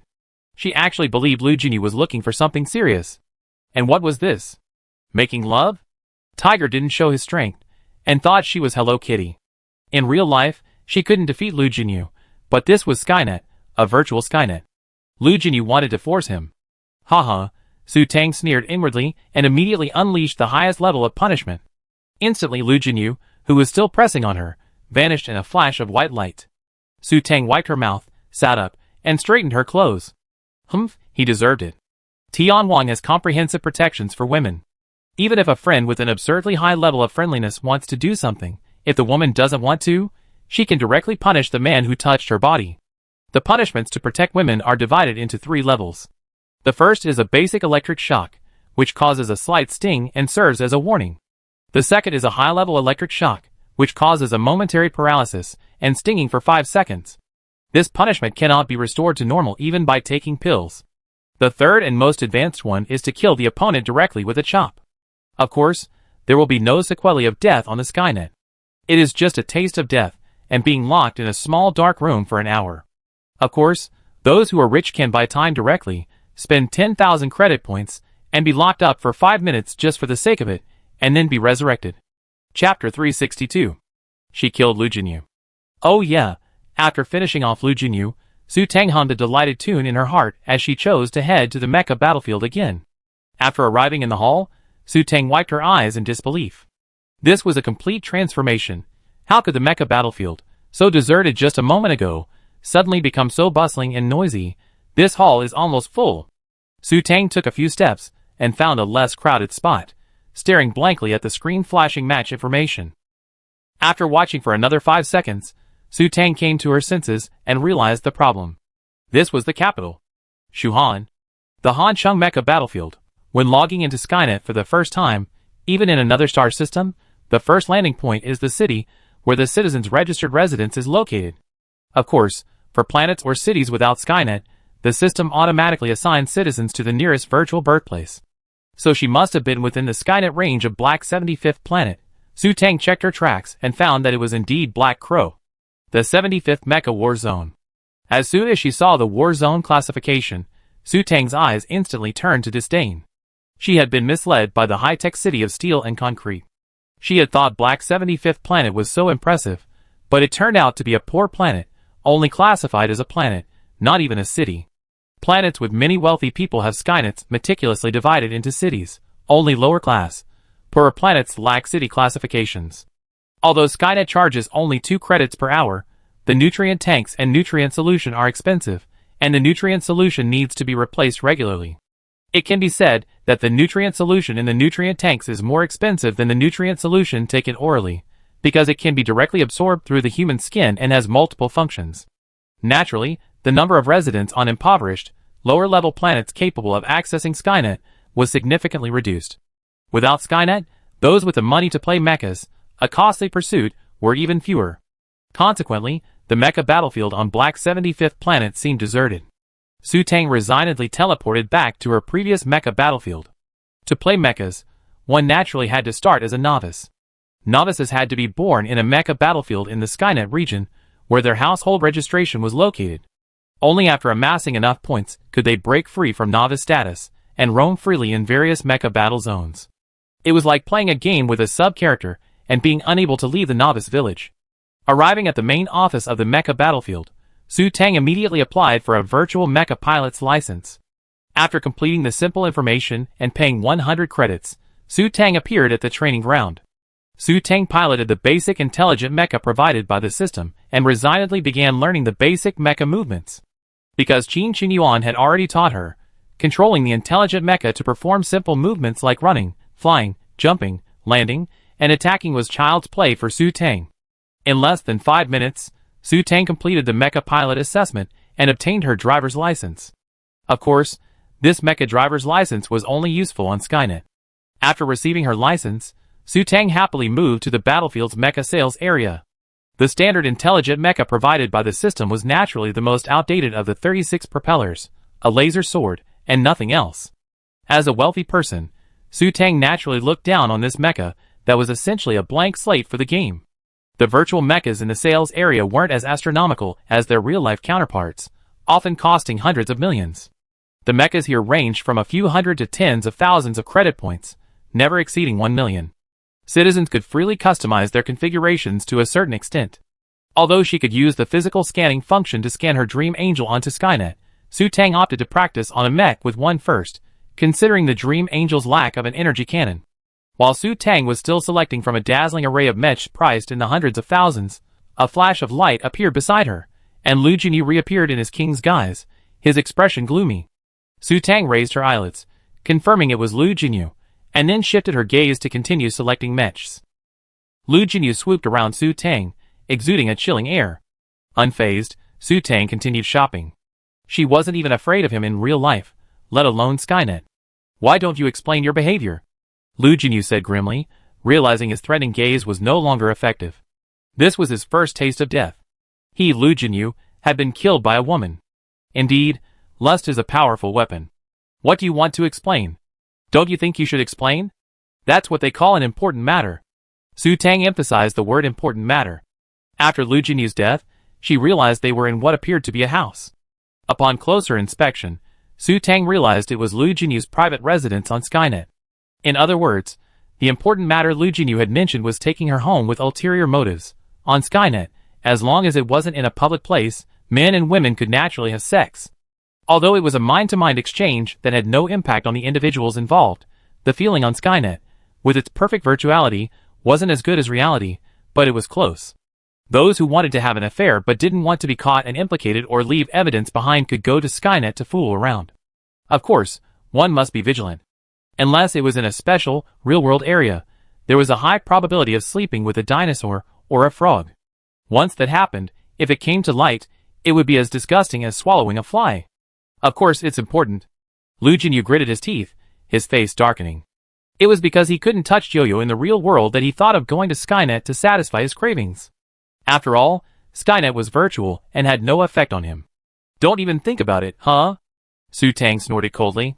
Sure enough, Lu Jinyu was a pervert, dwelling on that kind of thing every day. She'd been right to hide the Xiaoming Jingua, otherwise she'd be in dire straits. After secretly thanking Su Saran for not giving him the Xiaoming Jingua directly, Su Tang continued to pick out the mecha. "You?" Lu Jinyu gritted his teeth and began to threaten. "Wait until Skynet is over, and I show you how I deal with you tomorrow." "Oh, I'm so scared." Su Tang patted her chest, feigning fear. TSK, Lu Jinyu was just a paper tiger. She wasn't afraid of him anymore. Besides, she had her father's backing now. After spending the past few days with Lu Qingyang, Su Tang had also discovered that he was a staid and conservative person. Ever since Lu Qingyang said he'd treat her like his own daughter, he'd been disapproving of Lu Jinyu's inappropriate behavior. Lu Jinyu had dug her own grave. Watching Su Tang happily selecting a mecha, Lu Jinyu was naturally furious. But since Su Tang disagreed on Skynet, he could only fret and be helpless. Damn this female protection system. With a gloomy face, Lu Jinyu accompanied Su Tang in selecting a mecha while contemplating how he would deal with her tomorrow. Chapter 363. Finally, Su Tang chose a sleek, feminine red mech equipped with 144 thrusters. Mech competitions in the mech arena have energy limits, generally 4 units, or 10,000 energy. Unless it's for a special competition, equipping a mech with a level 3 or higher energy cannon is a burden, useless, and only adds weight and reduces speed. Naturally, a level 4 energy shield is useless. Even the smallest level 4 circular energy shield doesn't last long, making it a useless item. Su Tang felt her mech was complete after installing a level 3 energy cannon, a laser sword, and a circular level 3 energy shield on its right arm.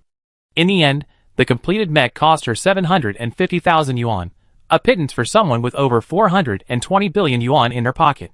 Having obtained Lu Mo's identity, Su Tang naturally transferred several million yuan to Lu Mo's personal account. The moment she received the deduction notification, a mech appeared in her package. Done! She was off to the mech competition. Su Tang excitedly headed to the novice area of the battlefield and queued for a match. After waiting for several minutes, Su Tang was finally teleported onto the battlefield. Su Tang excitedly sat in the driver's seat, preparing herself for her first mech battle. She glanced at her opponent. A system given, stock mech. This opponent looked quite poor, Su Tang concluded based on her first impression. Soon, the countdown began, 10, 9, 81, start. Unsure about her accuracy, and since her mech only had 4 energy units, Su Tang abandoned the energy cannon and drew her laser sword, charging forward. Su Tang rushed forward at top speed and stabbed him. Huh? He didn't dodge, another stab. Hey, he didn't dodge either. No, he seemed to raise his arm to block, but he was too slow, and before he could raise it, her laser sword struck him.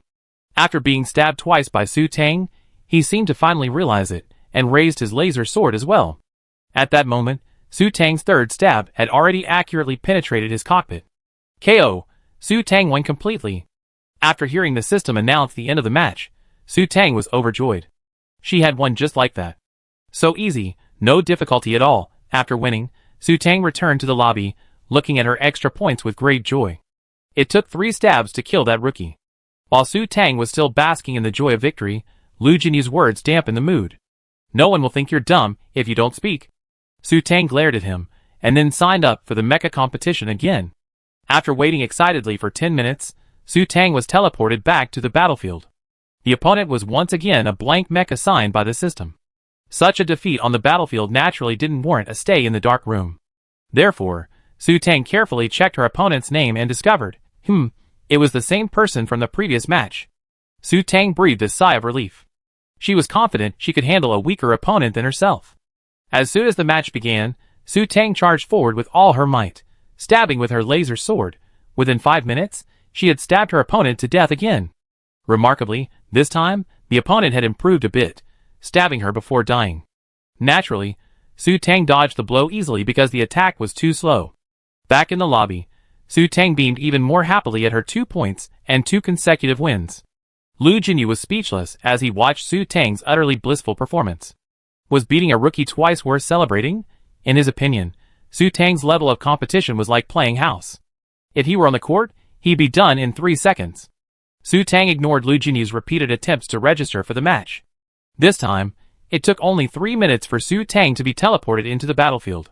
Beauty, why are you here again? Please spare me. Before Su Tang could even see her opponent, a frustrated male voice rang out.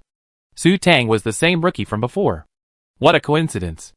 Although she felt a little uncomfortable bullying a newbie, Su Tang rushed forward relentlessly after the match began, poking and prodding.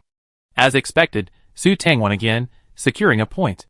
Returning to the lobby in high spirits, Su Tang struck while the iron was hot and registered again. But this time, Su Tang waited and waited, but still saw no sign of anything. Well, you're the only one waiting in line for the novice section in this area, Lu Jinyu said coldly 5 minutes later. Su Tang felt a gust of cold wind. No way, she was the only one in the entire novice section. Su Tang pulled up the battlefield information in disbelief. Damn, her name was the only one listed in the waiting area. The novice section was completely empty. This meant she was the only one in the entire novice section. What a deserted 75 mech battlefield. Su Tang was about to cry, but she had no tears. Thanks to little Yao Yu, she knew a little about the rules of the mecha competition.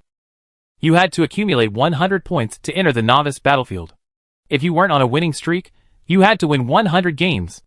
She only had 3 points right now. Losing wouldn't matter, since she wouldn't lose points anyway. But the problem was, she didn't even have an opponent. What was she supposed to do? Where would she get those 100 points? I think the novice zone competition is completely pointless. You won't get any practice playing here, Lu Jinyu said, rather unkindly. Nonsense. Su Tang glared at him. She knew she wouldn't learn anything here, but if she couldn't leave the novice zone, how could she find opponents of similar skill to hone her skills? Besides, virtual outdoor battlefields were only accessible after leaving the novice zone. She was also hoping to familiarize herself with the virtual battlefield on Yuhaixing. But at this rate, was she going to have to wait in the novice zone every day for opponents? That was too much. How about I find you a shill? Seeing Su Tang's gloomy and listless expression, Lu Jinyu's heart softened, and he inexplicably offered a solution. Shill! Su Tang's eyes lit up. How could she not have thought that money makes the world go round? With money, anything is possible. Why didn't you tell me earlier? No need for your fake kindness. I can handle it myself. Su Tang gestured, and a message appeared in the world. The Mech Novice Zone battlefield is looking for match agents at a high price. Losing a match will cost 500 credits, first come, first served. Naturally, this world refers to the Skynet area of Black 75 stars. World messages are received by all online residents within a certain area. Of course, whether or not to read them is up to you, and the system won't force anyone to read them. A single world message not only has a character limit, but also requires 1,000 credits. It's generally only said by the wealthy. Many world messages are for hiring people for various tasks, so those looking to make money on Skynet are very aware of this. Su Tang had barely sent this world message for 3 seconds when she was teleported to the battlefield. Beauty, hurry, hurry, I'm begging for death. Su Tang took a closer look. It was the same blank mech from before. She had killed him before, so he refused to sign up, but he showed up at the mention of money. Sure enough, a big payday brings out the brave. Practice makes perfect, and with the other party offering no resistance, Su Tang dispatched him in less than a minute. After winning the match, Su Tang opened the dialogue box and found his name. Within Skynet, anyone who found someone's name could be paid. Su Tang generously tossed over 500 yuan. The next second, a match invitation popped up, again from the same blank mecha guy. Relying on the wealthy and willful policy, Su Tang spent 40,000 credit points, and in less than 2 hours, she had accumulated 100 credit points. Chapter 364. After leaving the mecha battlefield novice area, Su Tang excitedly prepared to head straight for virtual field training. A quick search brought up the Yuhaixing map. Su Tang took a closer look and discovered it was divided into 3 levels: simple, intermediate, and advanced. After reading the instructions, Su Tang understood everything. The simple version was just like playing a game. Star beasts were set as wild monsters, and there was a map scanning function to display monsters.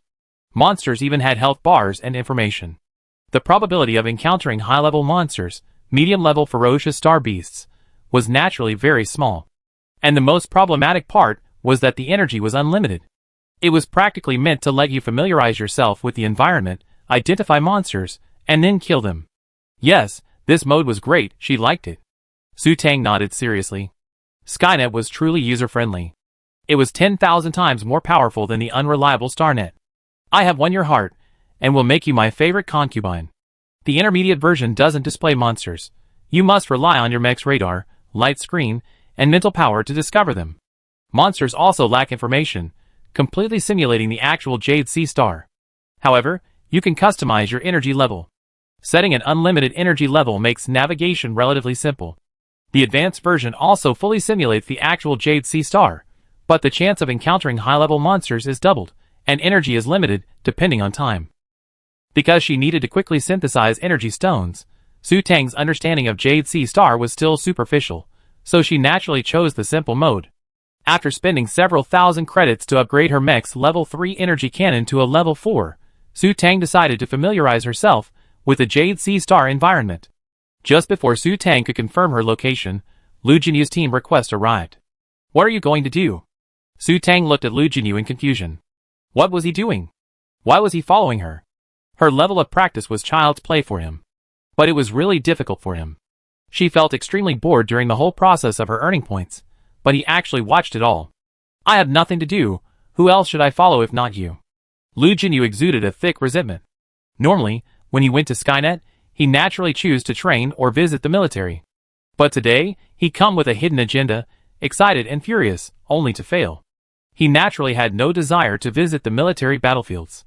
He already wasted 2 hours of boring, playful matches tonight, so he decided to just follow Su Tang. Forget it, go ahead if you want, but don't bother me.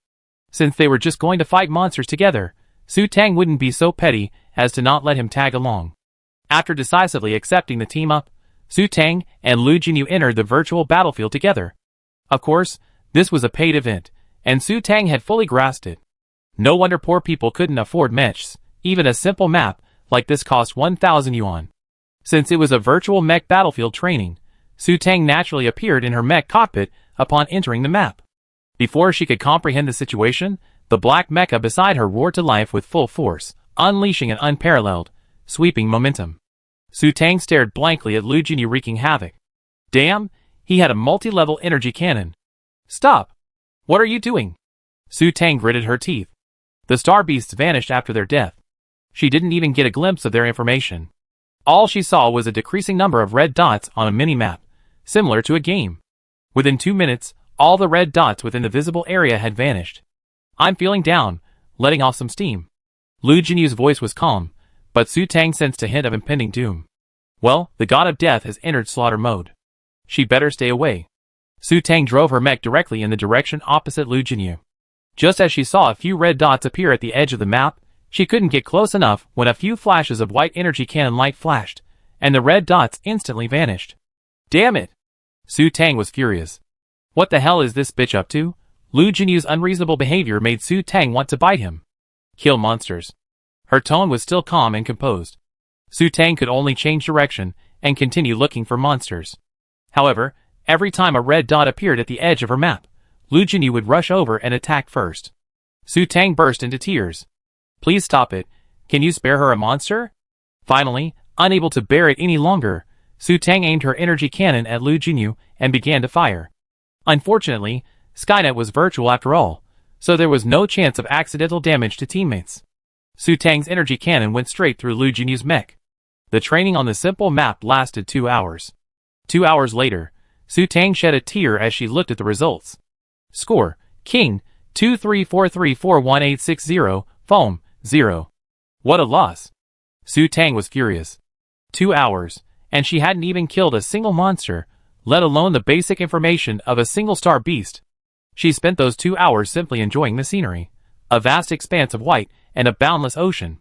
Back in the hall, Su Tang resisted the urge to pounce and bite Lu Jinyu to death. Without hesitation, she disbanded the team and, without stopping, entered the Jade Sea Star virtual training map again. Lu Jinyu watched Su Tang disappear from his side in an instant and suddenly smiled, seeming to feel a little better.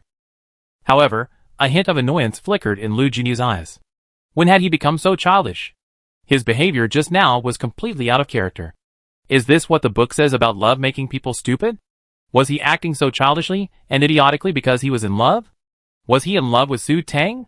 He touched his heart. As a newbie who had never been in a relationship, he said he didn't understand what it felt like. After pondering for a while, and failing to find a reasonable explanation for his behavior, Lu Jinyu decided to find some books and study them. Su Tang, re-entering the Yuhaxing training map, was relieved to see that the black mecha was no longer around. She could finally happily fight monsters on her own. Yes, find monsters, get to work. Huh? Wait, where's her mini-map showing the monster count? It's gone. Looking closely, Su Tang was petrified. Advanced mode. She had just clicked on advanced mode so quickly. Advanced mode offers unlimited time. You can train as long as you can within the map based on your strength. However, the standard energy consumption is 5 units per hour. This meant her level 4 energy cannon could only fire 9 rounds before breaking down. Su Tang felt like crying, but she couldn't bring herself to cry. Drawing her laser sword, Su Tang decided to face reality. Now that she was inside, she couldn't be killed in just a few minutes. That would be too humiliating. After activating the infrared biometric scanner and the long-range front, back, left, and right screens, along with her psychic detection, Su Tang began to carefully observe. SS psychic detection only had a range of about 12 kilometers, something Su Tang found difficult to adapt to. Although she could use 5S psychic power, in a public area like Skynet, if her psychic power level didn't match, she would be immediately detected. The only other option was to apply for a pseudo-advanced rank, but that only helped wealthy individuals raise their psychic power to S rank, allowing them to experience the thrill of operating intelligent mechas on Skynet. Using the radar and screens, Su Tang carefully observed the surrounding 12-kilometer area. Within seconds, she spotted a herd of deer-like star beasts ahead. Although Su Tang didn't recognize them, seeing them grazing on grass roots, she concluded they were herbivorous star beasts. After thinking about it, Su Tang decided to go find the scaly-horned horse for this assessment, the star beast of jade starfish. The scaly-horned horse was the only one she knew some information about. After opening a full-scale map to find the location of the ocean, Su Tang flew to the seaside in her mecha via the aerial route. Chapter 365. Su Tang observed the airborne environment as she headed towards her destination, the seashore. After only a quarter of the distance, Su Tang noticed a movement of creatures ahead on the scanner. Zooming in, she confirmed it was a flock of bird-like star beasts. Birds, they were either carnivorous or herbivorous. Su Tang thought for a second before lowering her flight altitude to avoid the flock. Although there were no energy-eating beasts on this jade sea star, her target was the scaly-horned horse, so she decided not to make any unnecessary changes. After closing the vertical distance of 1 kilometer from the flock, Su Tang continued toward the seashore. But to her surprise, even though she had slightly avoided the flock at low altitude after it entered her mental detection, the birds actually changed direction. It seemed they were heading for her. Su Tang was slightly surprised. Could they be ferocious carnivorous beasts? It was said that some ferocious carnivorous beasts could be sensed even from within a mecha. 3 seconds later, Su Tang was certain they were indeed heading for her. Su Tang immediately maxed out her horsepower, dashing towards her destination at the fastest speed she could manage. The flock of birds was soon left behind. Sighting the vast ocean, Su Tang slowed down. The sky was wide open and free of obstacles. Instead of hitting a crater like she had the previous time, Su Tang, at full speed, slowly slowed down and came to a stop. Su Tang flew away from the coastline and into the deep sea. The scaly-horned horse is a star beast with a horse-like head, except its 2 front legs are fins, and it has no hind legs. Its rear end is a massive fish tail, its body covered in scales, and a unicorn-like horn on its head. However, if severely injured, its horn will melt and be absorbed by the body, allowing it to recover. The scaly-horned horse lives in the oceans of the jade starfish. Normally, it confines to the seafloor, but like whales, it requires oxygen and must surface periodically to breathe. Once inside the training grounds, she could no longer access information, only receive messages and communications. Therefore, Su Tang had no idea whether the scaly-horned horse had a specific habitat. Su Tang piloted her mech and wandered the deep sea for a while, but couldn't find a single scaly-horned horse within her mental detection range. Although her bioradar scans revealed a dense swarm of creatures, they were all bizarre-looking fish. After searching for half an hour without success, Su Tang hovered the mech a meter above the surface and began to ponder. Was she going to fish in the sea? Under the sea, the mech would be significantly affected, even blurring the screen displaying the surroundings. Furthermore, she hadn't looked closely enough when she reviewed the information, so she had no idea whether the scaly-horned horse's habitat was fixed or scattered. Was she just going to wait blindly on the surface in the dark? How long would that last?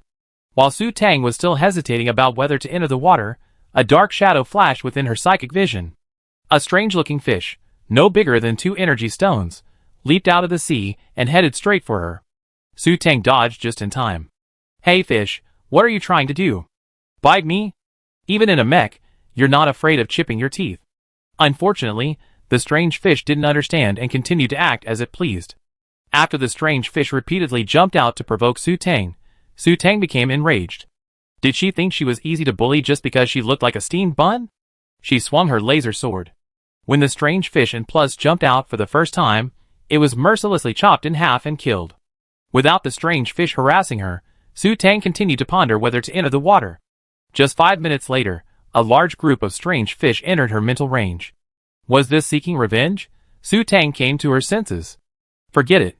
Since she couldn't find the scaly-horned horse, she just used these fish for practice. Su Tang straightened her attitude and prepared herself for battle. She wanted to practice her swordsmanship. Soon, the school of fish reached below Su Tang and began leaping out like a carp leaping over a dragon's gate, attacking her. Su Tang began swinging her laser sword. In her mind, this was probably a carnivorous beast similar to a piranha. Just a fish. Su Tang naturally didn't take it seriously. With her small body, she wouldn't be afraid of a swarm of them. She had a mech, but within a minute, Su Tang realized how wrong she was. Su Tang watched the plummeting rate loss, with tears in her eyes. Her mech was about to be gnawed to the bone. This strange fish turned out to be a gold-eating beast. The fish leaped out to attack Su Tang. With so many hundreds of fish, Su Tang was naturally a bit overwhelmed. She couldn't possibly kill them all. Su Tang was surprised to find that the fish she hadn't killed clung to her mecha, as if they were covered in Super 520. As soon as she noticed something was wrong, Su Tang raised her mecha's altitude, but it was too late. Dozens of fish were already stuck to her mecha. In her psychic field of vision, the fish began to gnaw at the mecha's surface, and Su Tang realized the seriousness of the situation. Flustered, she began to manually poke the fish one by one with her laser sword, but the situation quickly deteriorated. After gnawing at her mecha, the fish began to burrow into it. Su Tang's hair stood on end. Although gold-eating beasts generally didn't eat meat, some were unusual. What if they crawled into the cockpit to eat her? Killed by a fish? That would be terrifying and frustrating. Su Tang searched for the location of the strange fish that had invaded the mech while stabbing it with her laser sword. Within minutes, her wear rate exceeded 50%, and the system deemed her eliminated. Su Tang stared at the final result with a hushed dejection. Score: 570. Survival time: 49 minutes and 21 seconds. She was eliminated after slashing 57 fish, and she had spent most of that time flying the mech or perched on the sea surface thinking. Exiting the map and returning to the mech hull, Su Tang was dejected. Because the black 75-star mech battle zone was so deserted, Su Tang quickly spotted an empty sofa. Sitting on the sofa, Su Tang opened the history record for the Jade Star Map Advanced Edition and instantly recovered to full health. There were even some who were killed after being inside for less than a minute. Compared to that, isn't she pretty good? Not as good as the best, but better than the worst. After giving herself a pep talk, Su Tang confidently tried the simple version. The simple version was indeed the simple version. With unlimited energy and a scannable minimap, Su Tang went into slaughter mode. Because it was the simple version, even if Su Tang missed with a single level 4 energy cannon, she could still kill a few of the densely packed star beasts. On land, the danger for students and mechas was indeed low. Su Tang encountered either docile herbivorous star beasts or low-level ferocious carnivores. After carefully reading the descriptions of the star beasts and understanding their characteristics, Su Tang went all out. After bombarding the land for over an hour, having familiarized herself with most of the star beasts, and not encountering any particularly noteworthy ones, Su Tang shifted her focus to the ocean. She was going to take revenge and bombard those strange fish. Maybe the map was too simple, or maybe the strange fish before belonged to the category of high-level monsters. After killing many schools of fish, Su Tang still didn't encounter the strange fish that had bitten her to death before. Chapter 366. With an unlimited supply of energy, Su Tang unleashed a bloodbath on the sea surface, but her target remained elusive. Unexpectedly, Su Tang encountered a scaly-horned horse that surfaced for air. Su Tang carefully reviewed the information about the scaly-horned horse, which was largely identical to what she knew, but with a few additional details. It was a solitary, non-gregarious planetary beast, omnivorous, and favored sweet foods. Su Tang's eyes lit up. A sweet food? Could she then spread a handful of honey and lure the scaly-horned horse over like fishing? Once it appeared, wouldn't killing it be easy? After thoroughly understanding its characteristics, Su Tang began to attack. However, the scaly-horned horse was incredibly fast. The moment she made a move, it dove underwater and began to flee, its escape route zigzagging left and right in an S-shaped pattern. Naturally, the energy cannon's entry into the water affected it somewhat. Su Tang fired dozens of rounds at the target. While she claimed to have successfully killed the scaly-horned horse, it was far from reliable. On the Skynet, the bodies of dead planetary beasts would automatically vanish. In reality, even a few dozen shells wouldn't leave even a scrap of corpse. Su Tang concluded that using an energy cannon to hunt a scaly-horned horse wasn't reliable. After sheathing the energy cannon and replacing it with a laser sword, Su Tang observed the monsters and scanned the map, quietly waiting. But before another scaly-horned horse appeared, the 2 hours had passed. Score: 872-6190. Su Tang was slightly satisfied. Although she was far behind Lu Jinyu, she was immortal and couldn't compete with a killer god. She was already very pleased with this achievement.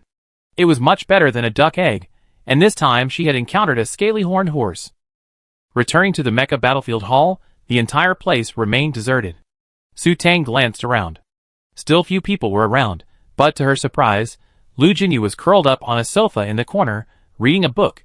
Having missed him when she came out earlier, Su Tang had assumed he left, but he was still there. As if sensing Su Tang's gaze, Lu Jinyu looked up slightly. Upon seeing her, he closed his book, extended his arm, and waved at her. Thanks to the female protection system, Su Tang wasn't worried about Lu Jinyu doing anything, so she walked over with confidence. After a few steps, she spotted the book, 360 Strategies for Love. Su Tang felt as if a bolt of lightning had struck her, freezing her in place. Was she blind? What had she seen? What was that? Lu Jinyu was actually reading this kind of book? A romance novel? Oh my god, this is unrealistic. Are romance novels only for girls? Seeing Su Tang's movements and strange expression stiffen for a moment, Lu Jinyu finally reacted. He closed his hand, and the book vanished, naturally tucked into his personal bag.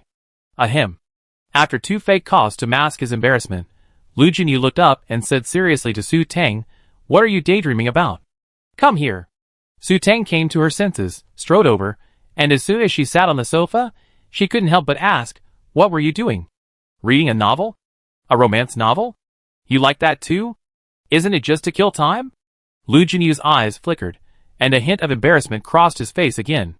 In fact, it wasn't a novel at all, but a book that taught men how to pursue women, how to gain their favor, how to be romantic, how to win their hearts, and so on.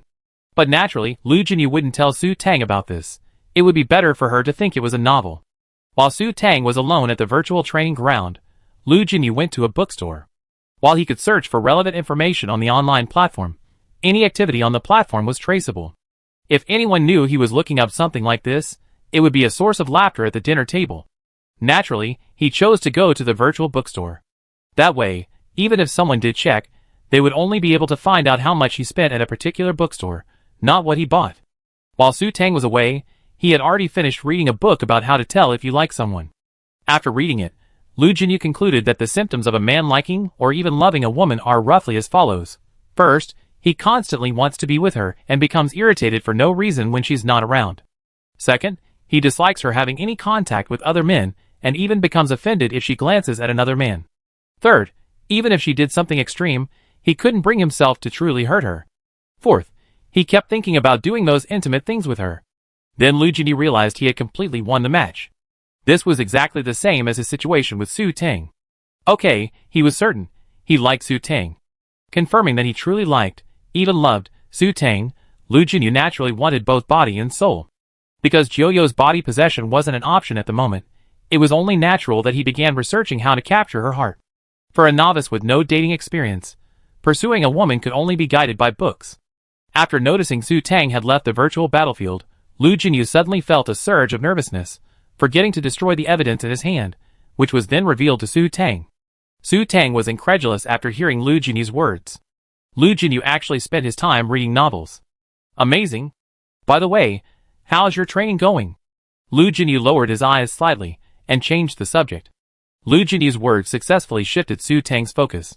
Not bad. I just encountered a scaly horned horse. Su Tang frowned slightly at this. But using energy cannons doesn't seem to work. They're too powerful.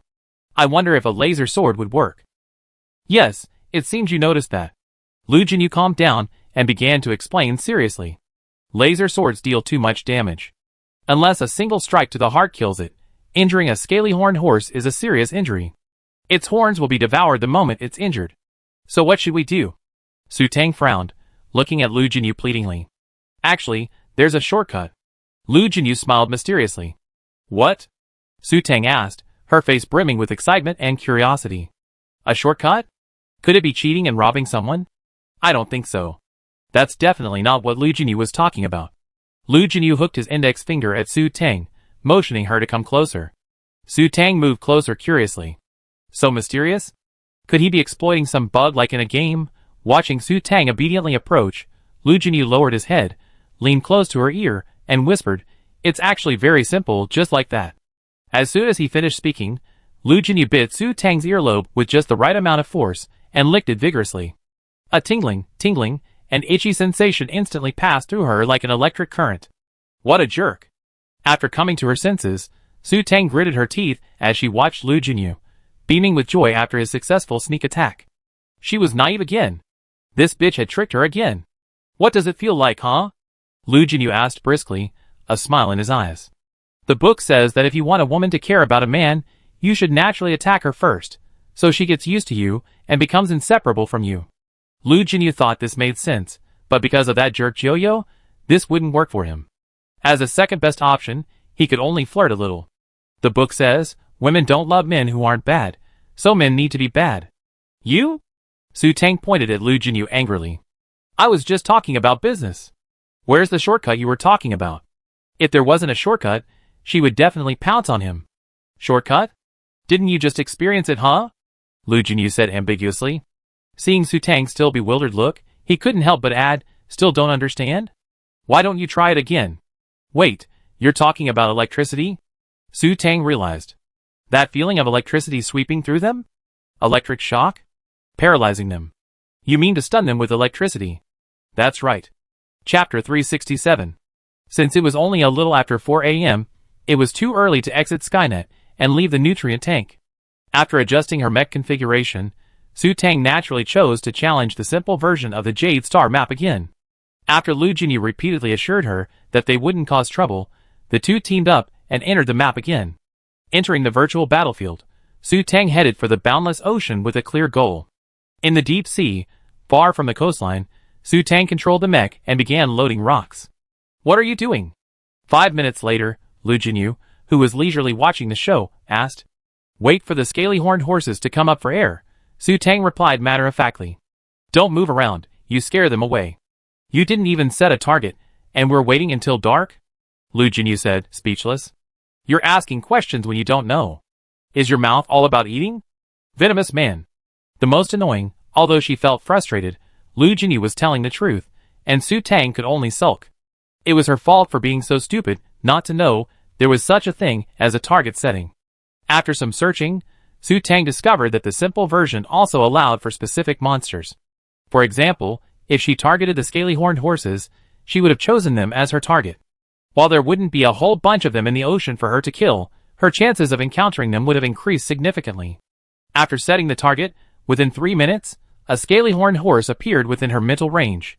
Su Tang controlled the mecha by breathing, keeping it steady above the sea, anxiously waiting for it to surface. Not long after, the scaly-horned horse floated to the sea surface not far from Su Tang. Right now. Su Tang immediately exerted her maximum speed, dashing forward like an arrow.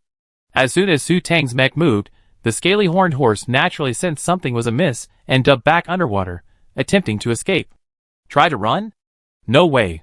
Su Tang plunged into the sea in her mech and immediately activated her stun gun. Before entering the map, she had specifically swapped her energy cannon for an unconventional stun gun. Seawater is naturally conductive, but the mech was equipped with an electrical isolation device. Naturally, even in the sea, which was instantly filled with electricity, Su Tang was unaffected.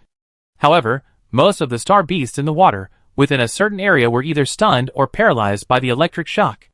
Although the scaly-horned horse was still fleeing, it had clearly slowed down and was beginning to falter. Su Tang rushed forward again and fired another shot. This time, the scaly-horned horse froze like a dead fish, but it didn't disappear, indicating that the system hadn't declared it dead. Su Tang excitedly caught a large fish, no, a scaly-horned horse, and rushed out of the sea in her mecha, eagerly heading towards the mainland. After returning to the mainland and asking Lu Jinyu to stay inside the mecha to keep watch for any asteroid beasts, Su Tang immediately exited the mecha, pulled out a metal dagger, and harvested the scaly-horned horse's horn. Although it was a horn, it was as soft as jelly, and Su Tang cut it off effortlessly with one stroke. Su Tang curiously pinched the horn in her hand. It felt so soft.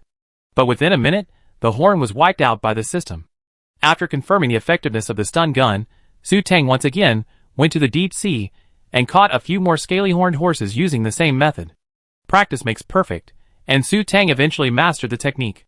In 2 hours on the map, Su Tang successfully captured 13 scaly-horned horses. Back in the mecha hall, Su Tang clapped her hands in triumph. Okay, she's mastered it all now.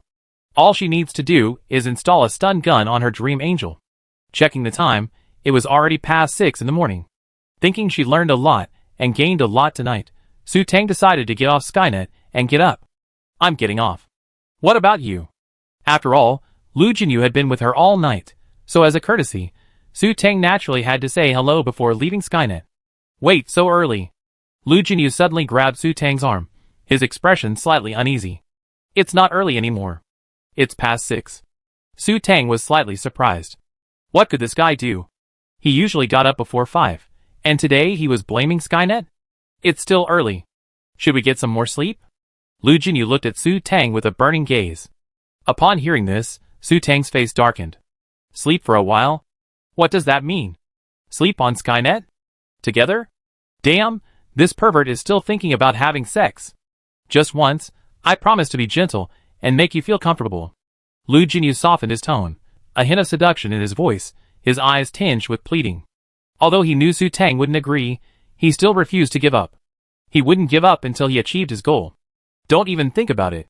Humph! Su Tang snorted coldly, ignoring him and exiting Skynet. Su Tang disappeared in an instant, leaving Lu Jinyu, who was left alone, with a darkening expression. The hand that had been holding Su Tang's arm clenched into a fist. He was begging her humbly. When had he ever begged anyone like that before?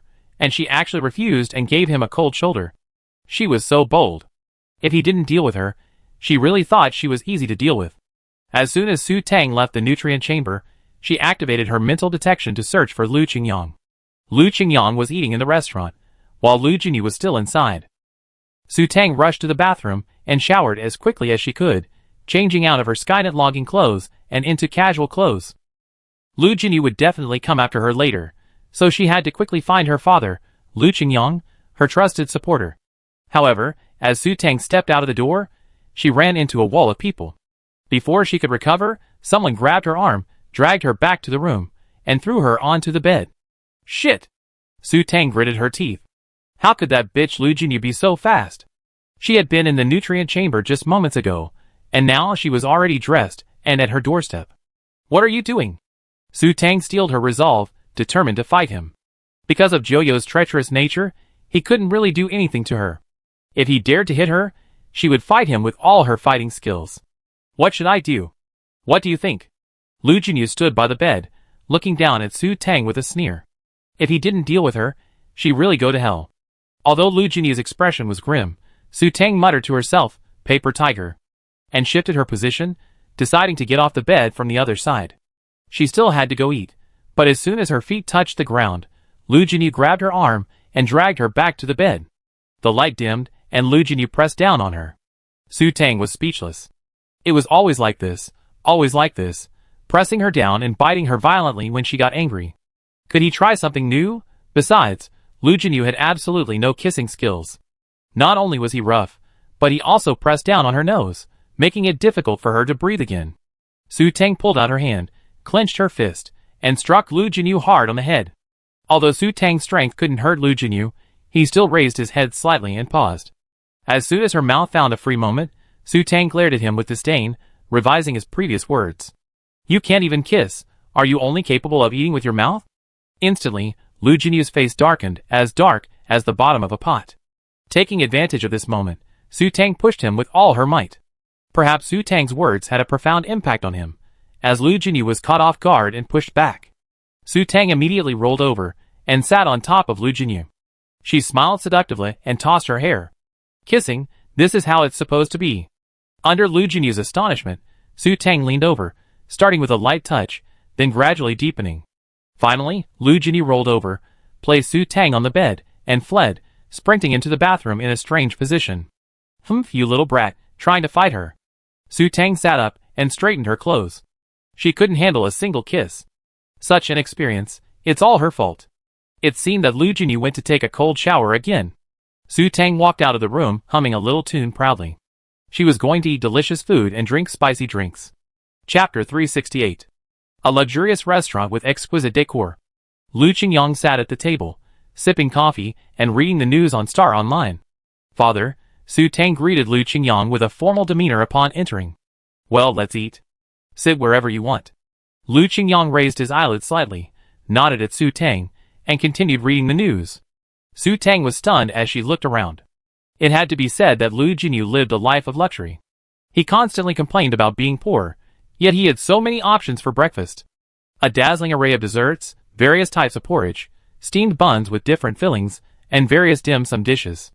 Su Tang was simply overwhelmed by the sheer variety. Her appetite was whetted by the sight. After secretly despising Lu Jinyu's bureaucratic corruption, Su Tang happily selected a large selection of delicious breakfast items. By the time Su Tang had finished selecting her breakfast and sat down, Lu Qingyang had already finished his coffee. After telling Su Tang to study hard and ask him if she didn't understand something, Lu Qingyang left. Su Tang happily ate breakfast alone, then a secret regret began to well up inside. Why hadn't she come to dinner yesterday? Why had she been so foolish as to drink the nutrient solution? If breakfast was so rich, how luxurious would lunch and dinner have to be? She would eat every meal in the restaurant from now on. Su Tang made a secret decision. Because Su Tang had the hamster-like instinct to grab whatever she saw, even after she'd eaten her fill, there was still a lot left in front of her. While Su Tang was debating whether to take her food away or waste it, learning from the abominable capitalist practice, Lu Jinyu strolled into the restaurant. Su Tang pretended to still be eating, secretly glancing at him. Huh? Why does he look a little strange? What are you looking at? Lu Jinyu was completely embarrassed at the moment. Su Tang's furtive glances were caught immediately by him. Thinking back to the morning's events, he felt annoyed and spoke in a harsh tone. Because you're so handsome. Su Tang replied seriously. The restaurant's breakfast was prepared by the chef and kept in a warming container, so there was no chef present. In the large room, it was just Lu Jinyu and her, so Su Tang's conversation became more casual. After saying this, Su Tang was surprised to see Lu Jinyu blush. Although he quickly hid it, she swore she saw him blush, and his ears were red. Was he shy? Su Tang felt her jaw drop. Lu Jinyu was actually shy. Wait, take a picture, take a picture. This picture will definitely sell for a fortune. Lu Jinyu's blush wasn't caused by Su Tang's words, but by looking directly at her. Unconsciously, he recalled the previous scene. Although they had kissed many times, he had always been the one to force it. Just now, it was Su Tang who initiated it. Of course, the time when Su Tang was giving him Chinese medicine didn't count. Lu Jinyu licked his lips, savoring the moment. It felt so good. No wonder Su Tang said he was a bad kisser. Just a kiss had already made him lose control. God knows what willpower it took for him to choose to take a cold shower. He'd gone out to deal with her out of sheer rage, but ended up only getting angrier. He simply asked for it. Besides, how could it be like he was being dealt with by Su Tang? He fled because of a kiss. If this got out, it would definitely be considered the biggest joke of the year in the Federation, and he'd never leave the house again. Thinking this, Lu Jinyu felt embarrassed again. After finally suppressing his emotions and regaining his composure, Lu Jinyu noticed Su Tang staring at his laptop with a malicious smile on her face. Something's wrong. Lu Jinyu narrowed his eyes, strode over, and grabbed Su Tang's wrist, where the laptop was mounted. Lu Jinyu's fingers danced across her laptop, and Su Tang was dismayed to discover that all the photos she had secretly taken had disappeared. What are you doing? Do you understand personal privacy? How could you peek at my laptop? Su Tang shouted, accusing Lu Jinyu of this. What am I doing? Lu Jinyu said angrily. If you leak these photos, how can I ever see anyone again? I haven't even accused you of violating my privacy. How petty. Su Tang pouted and began to argue. I was just looking at them for myself. If Lu Jinyu were truly too embarrassed to go out in public because of these few photos, she would definitely applaud. What photos are you looking at?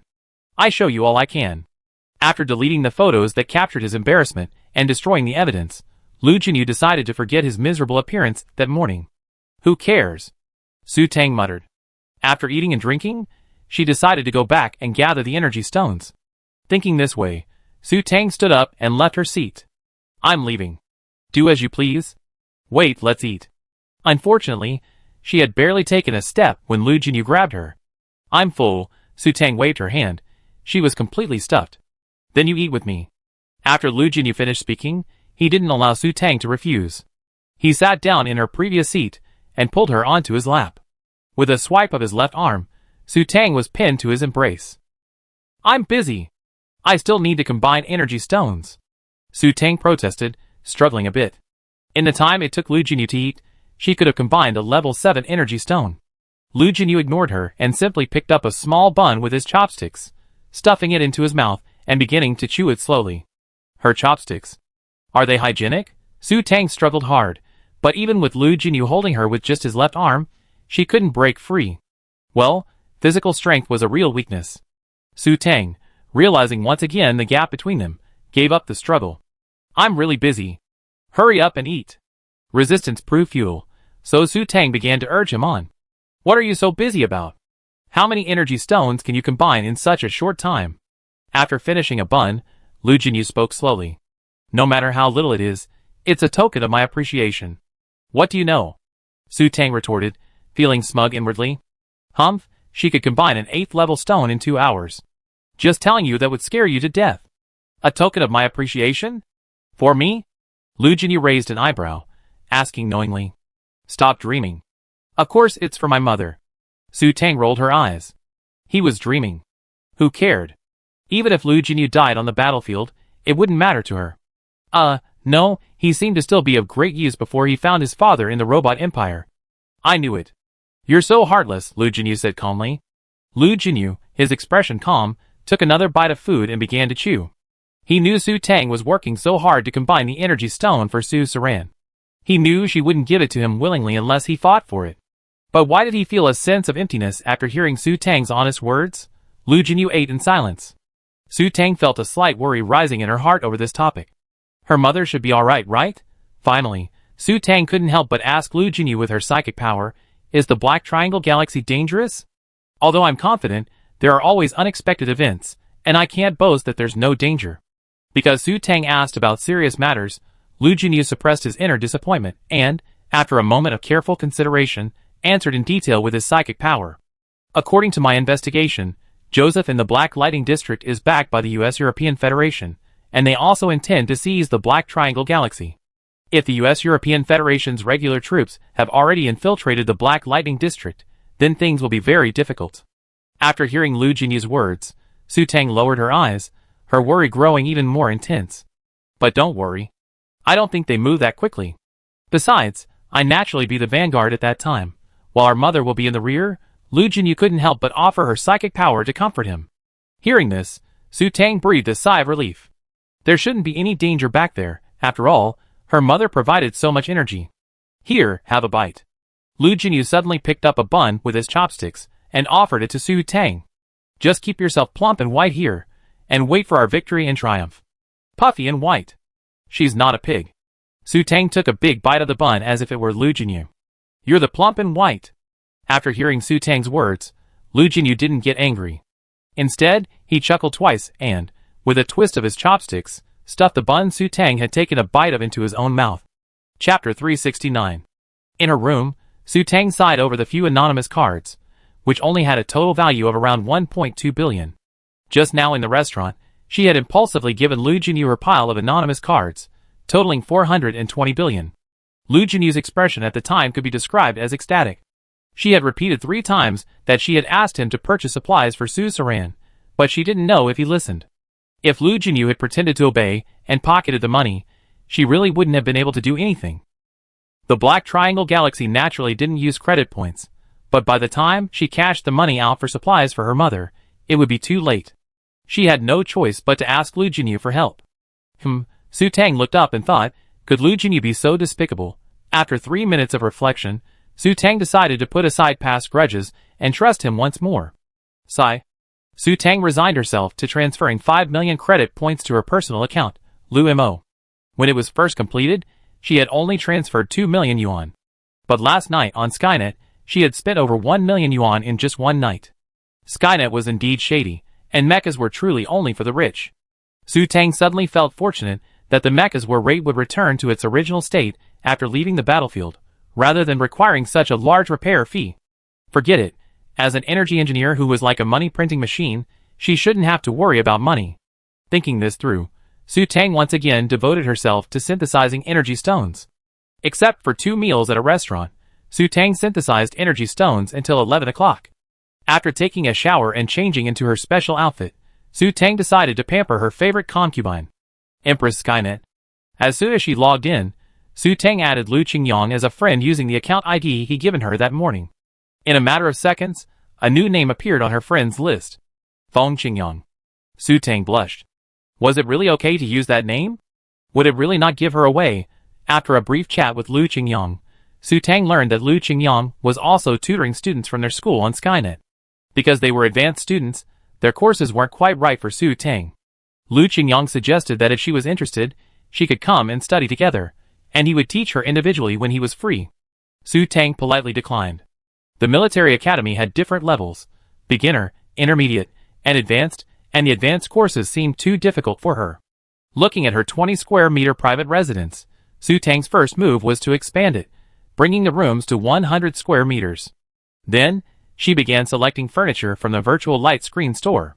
When shopping on Tianwang, one can choose to browse from store to store as in real life, or go directly to the online shopping platform. The online shopping platform is similar to Taobao, but with the added convenience of immediate payment, the item appears in a personal package, eliminating the need for courier service.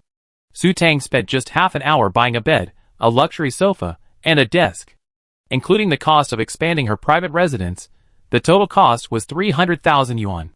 Su Tang was once again impressed by her favorite concubine's wealth-making methods. While Su Tang was decorating her private residence, Lu Jinyu also logged onto Tianwang, but after a flurry of nonsense, she disappeared.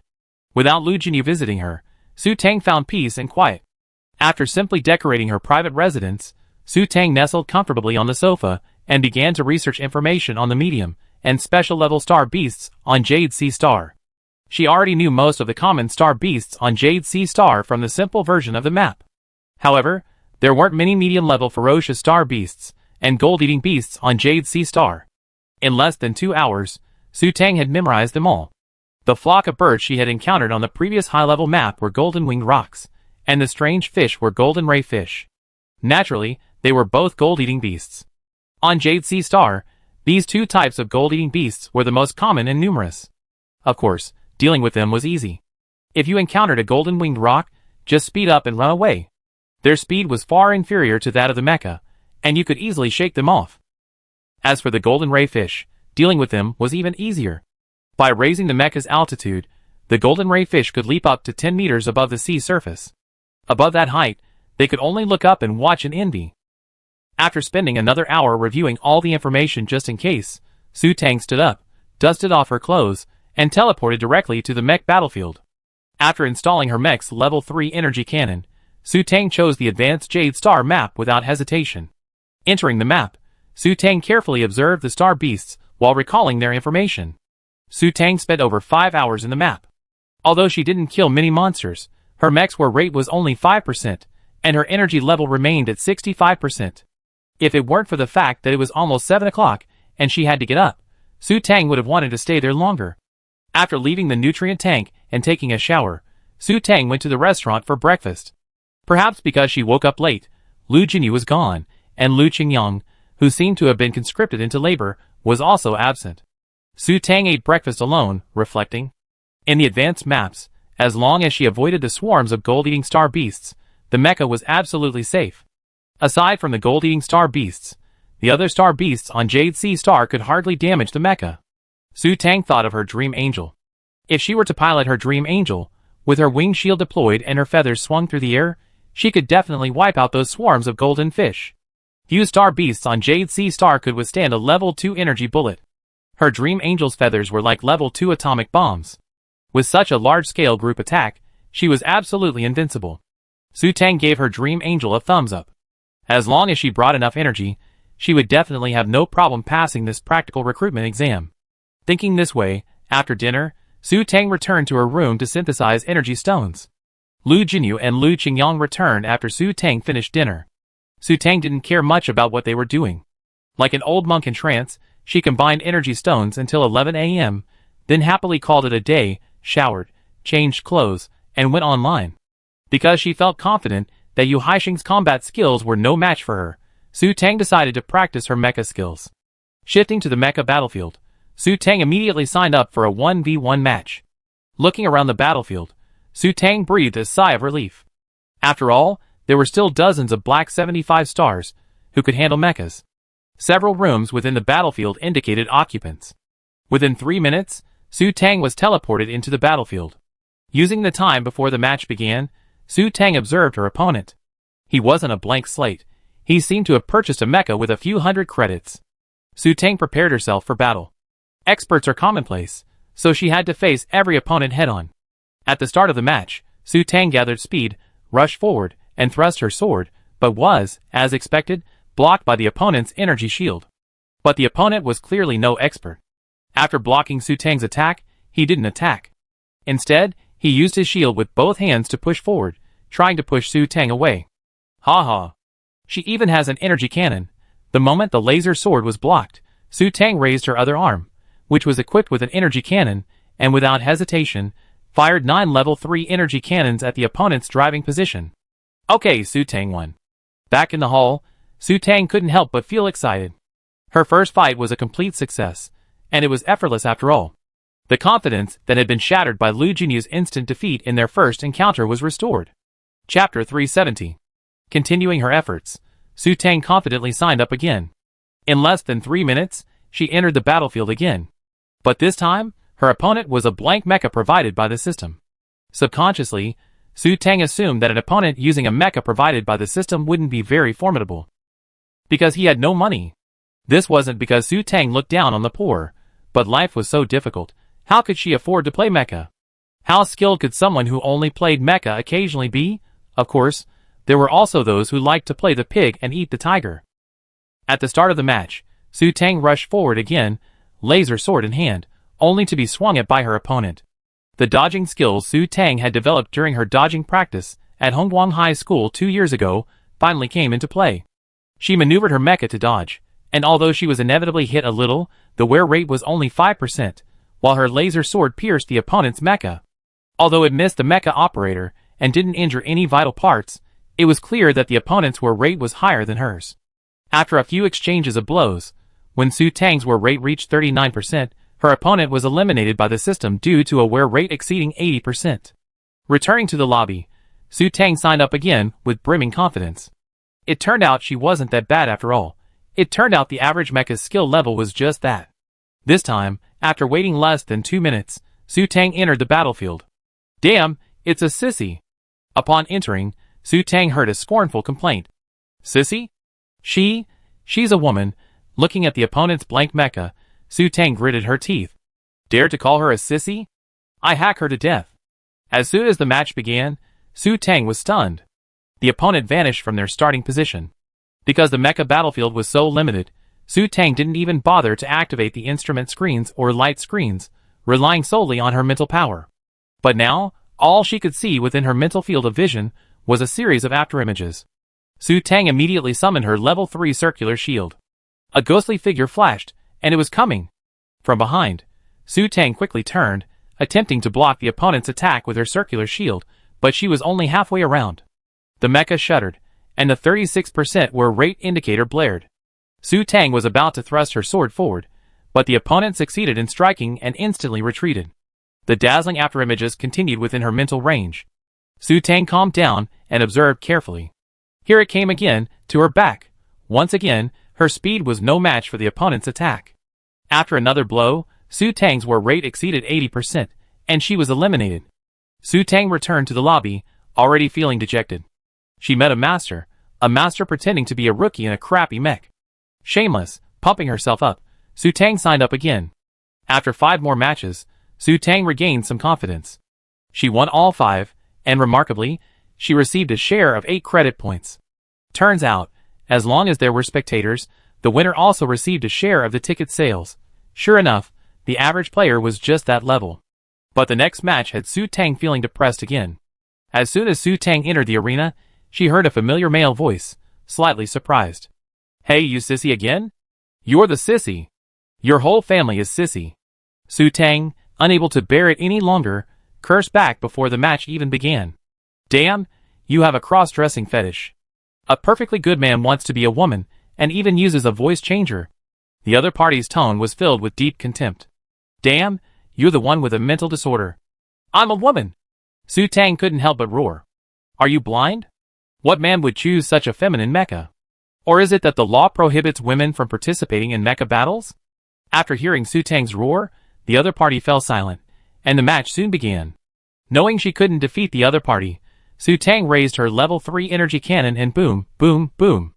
She decisively fired 10 shots at the opponent, but, well, not a single one hit. Because her energy level had reached 0, Su Tang was immediately eliminated by the system after 10 hits. As soon as she returned to the lobby, a friend request popped up. Citizen, future god of war, I'd like to add you as a friend. Do you agree? Yes, no. Future god of war. Who is this? What a boastful name. So arrogant. After flipping through her match history, Su Tang understood. The who just called her a sissy, decisive, reject. After declining the friend request, Su Tang immediately looked up the upcoming matches. Each match has a start time. For random single-player matches like this, once someone signs up, the system matches them. Once the players are determined, the system updates the match information in each lobby. Of course, only in quiet mecha arenas, like Black 70 Stars, would match information flow so slowly. In bustling mecha arenas, match information is updated in seconds. Only large-scale team matches or matches featuring famous players are preserved and broadcasted continuously to attract viewers. After playing 9 matches, Su Tang decided to watch other people's matches to broaden her horizons. Tragically, she discovered that there were only 1v1 singles matches, not even a doubles match. It was truly desolate. After a brief thought, Su Tang flipped through her location history and teleported to the capital, Shuhan, the Hancheng Mecha Battle Zone. Su Tang couldn't help but complain again about Skynet's money-making methods. This teleportation cost her nearly 1,000 credit points. 1,000 credit points wasn't much for Su Tang, but for the average person, even if they were frugal, it could cover a month's expenses. Su Tang found a less crowded hall and began observing the match information. There were actually 10,000-person teams competing here. 10,000 people. Su Tang was stunned. 2 10,000-person mecha teams competing? Was that what she meant? Was she understanding correctly? 10,000 people. It only took 5 minutes to start. Just watch and watch. This kind of big match is a must-see, and naturally, tickets are expensive. 500 credits. Before Su Tang could even check the information about the 2 teams, she received a prompt asking if she should enter the venue. After decisively choosing yes, Su Tang was transported to a place resembling the Roman Colosseum. As a spectator, she was naturally in the stands. Looking at the countless spectators, Su Tang was astonished. How much did the ticket cost? Directly in front of her was an enormous 3-dimensional screen, miniaturizing the entire arena and players. Above and below it were more than a dozen flat screens suspended in various locations. Every major battlefield and important match had a commentator, who would capture what they considered to be the most exciting moments on the big screen. Sometimes, if the players' battles were too fast to be seen clearly on the screen, they would use slow-motion replays. Even more user-friendly was that each spectator had their own screen. You could follow any player you wanted throughout the match, or zoom in on any specific position you wanted. In short, the viewer could see the fight however they wanted. At the start of the match, Su Tang stared at the 3D screen with excitement, then tragically discovered that whenever the opposing teams met, all they saw was a whirring afterimage. Without slow motion, they could only see black shadows. Unable to see clearly, Su Tang could only watch the slow-motion replays on the big screen, accompanied by the commentator's explanations. Soon, Su Tang's blood boiled, and the audience around her was in an uproar. After watching the 4-hour, 10,000-person race, Su Tang deeply understood 3 things. First, mecha is indeed a sport full of passion and excitement. Second, she was indeed a rookie. The masters used advanced controls. Third, in all martial arts, speed is the key, not the attack. The so-called masters are just fast.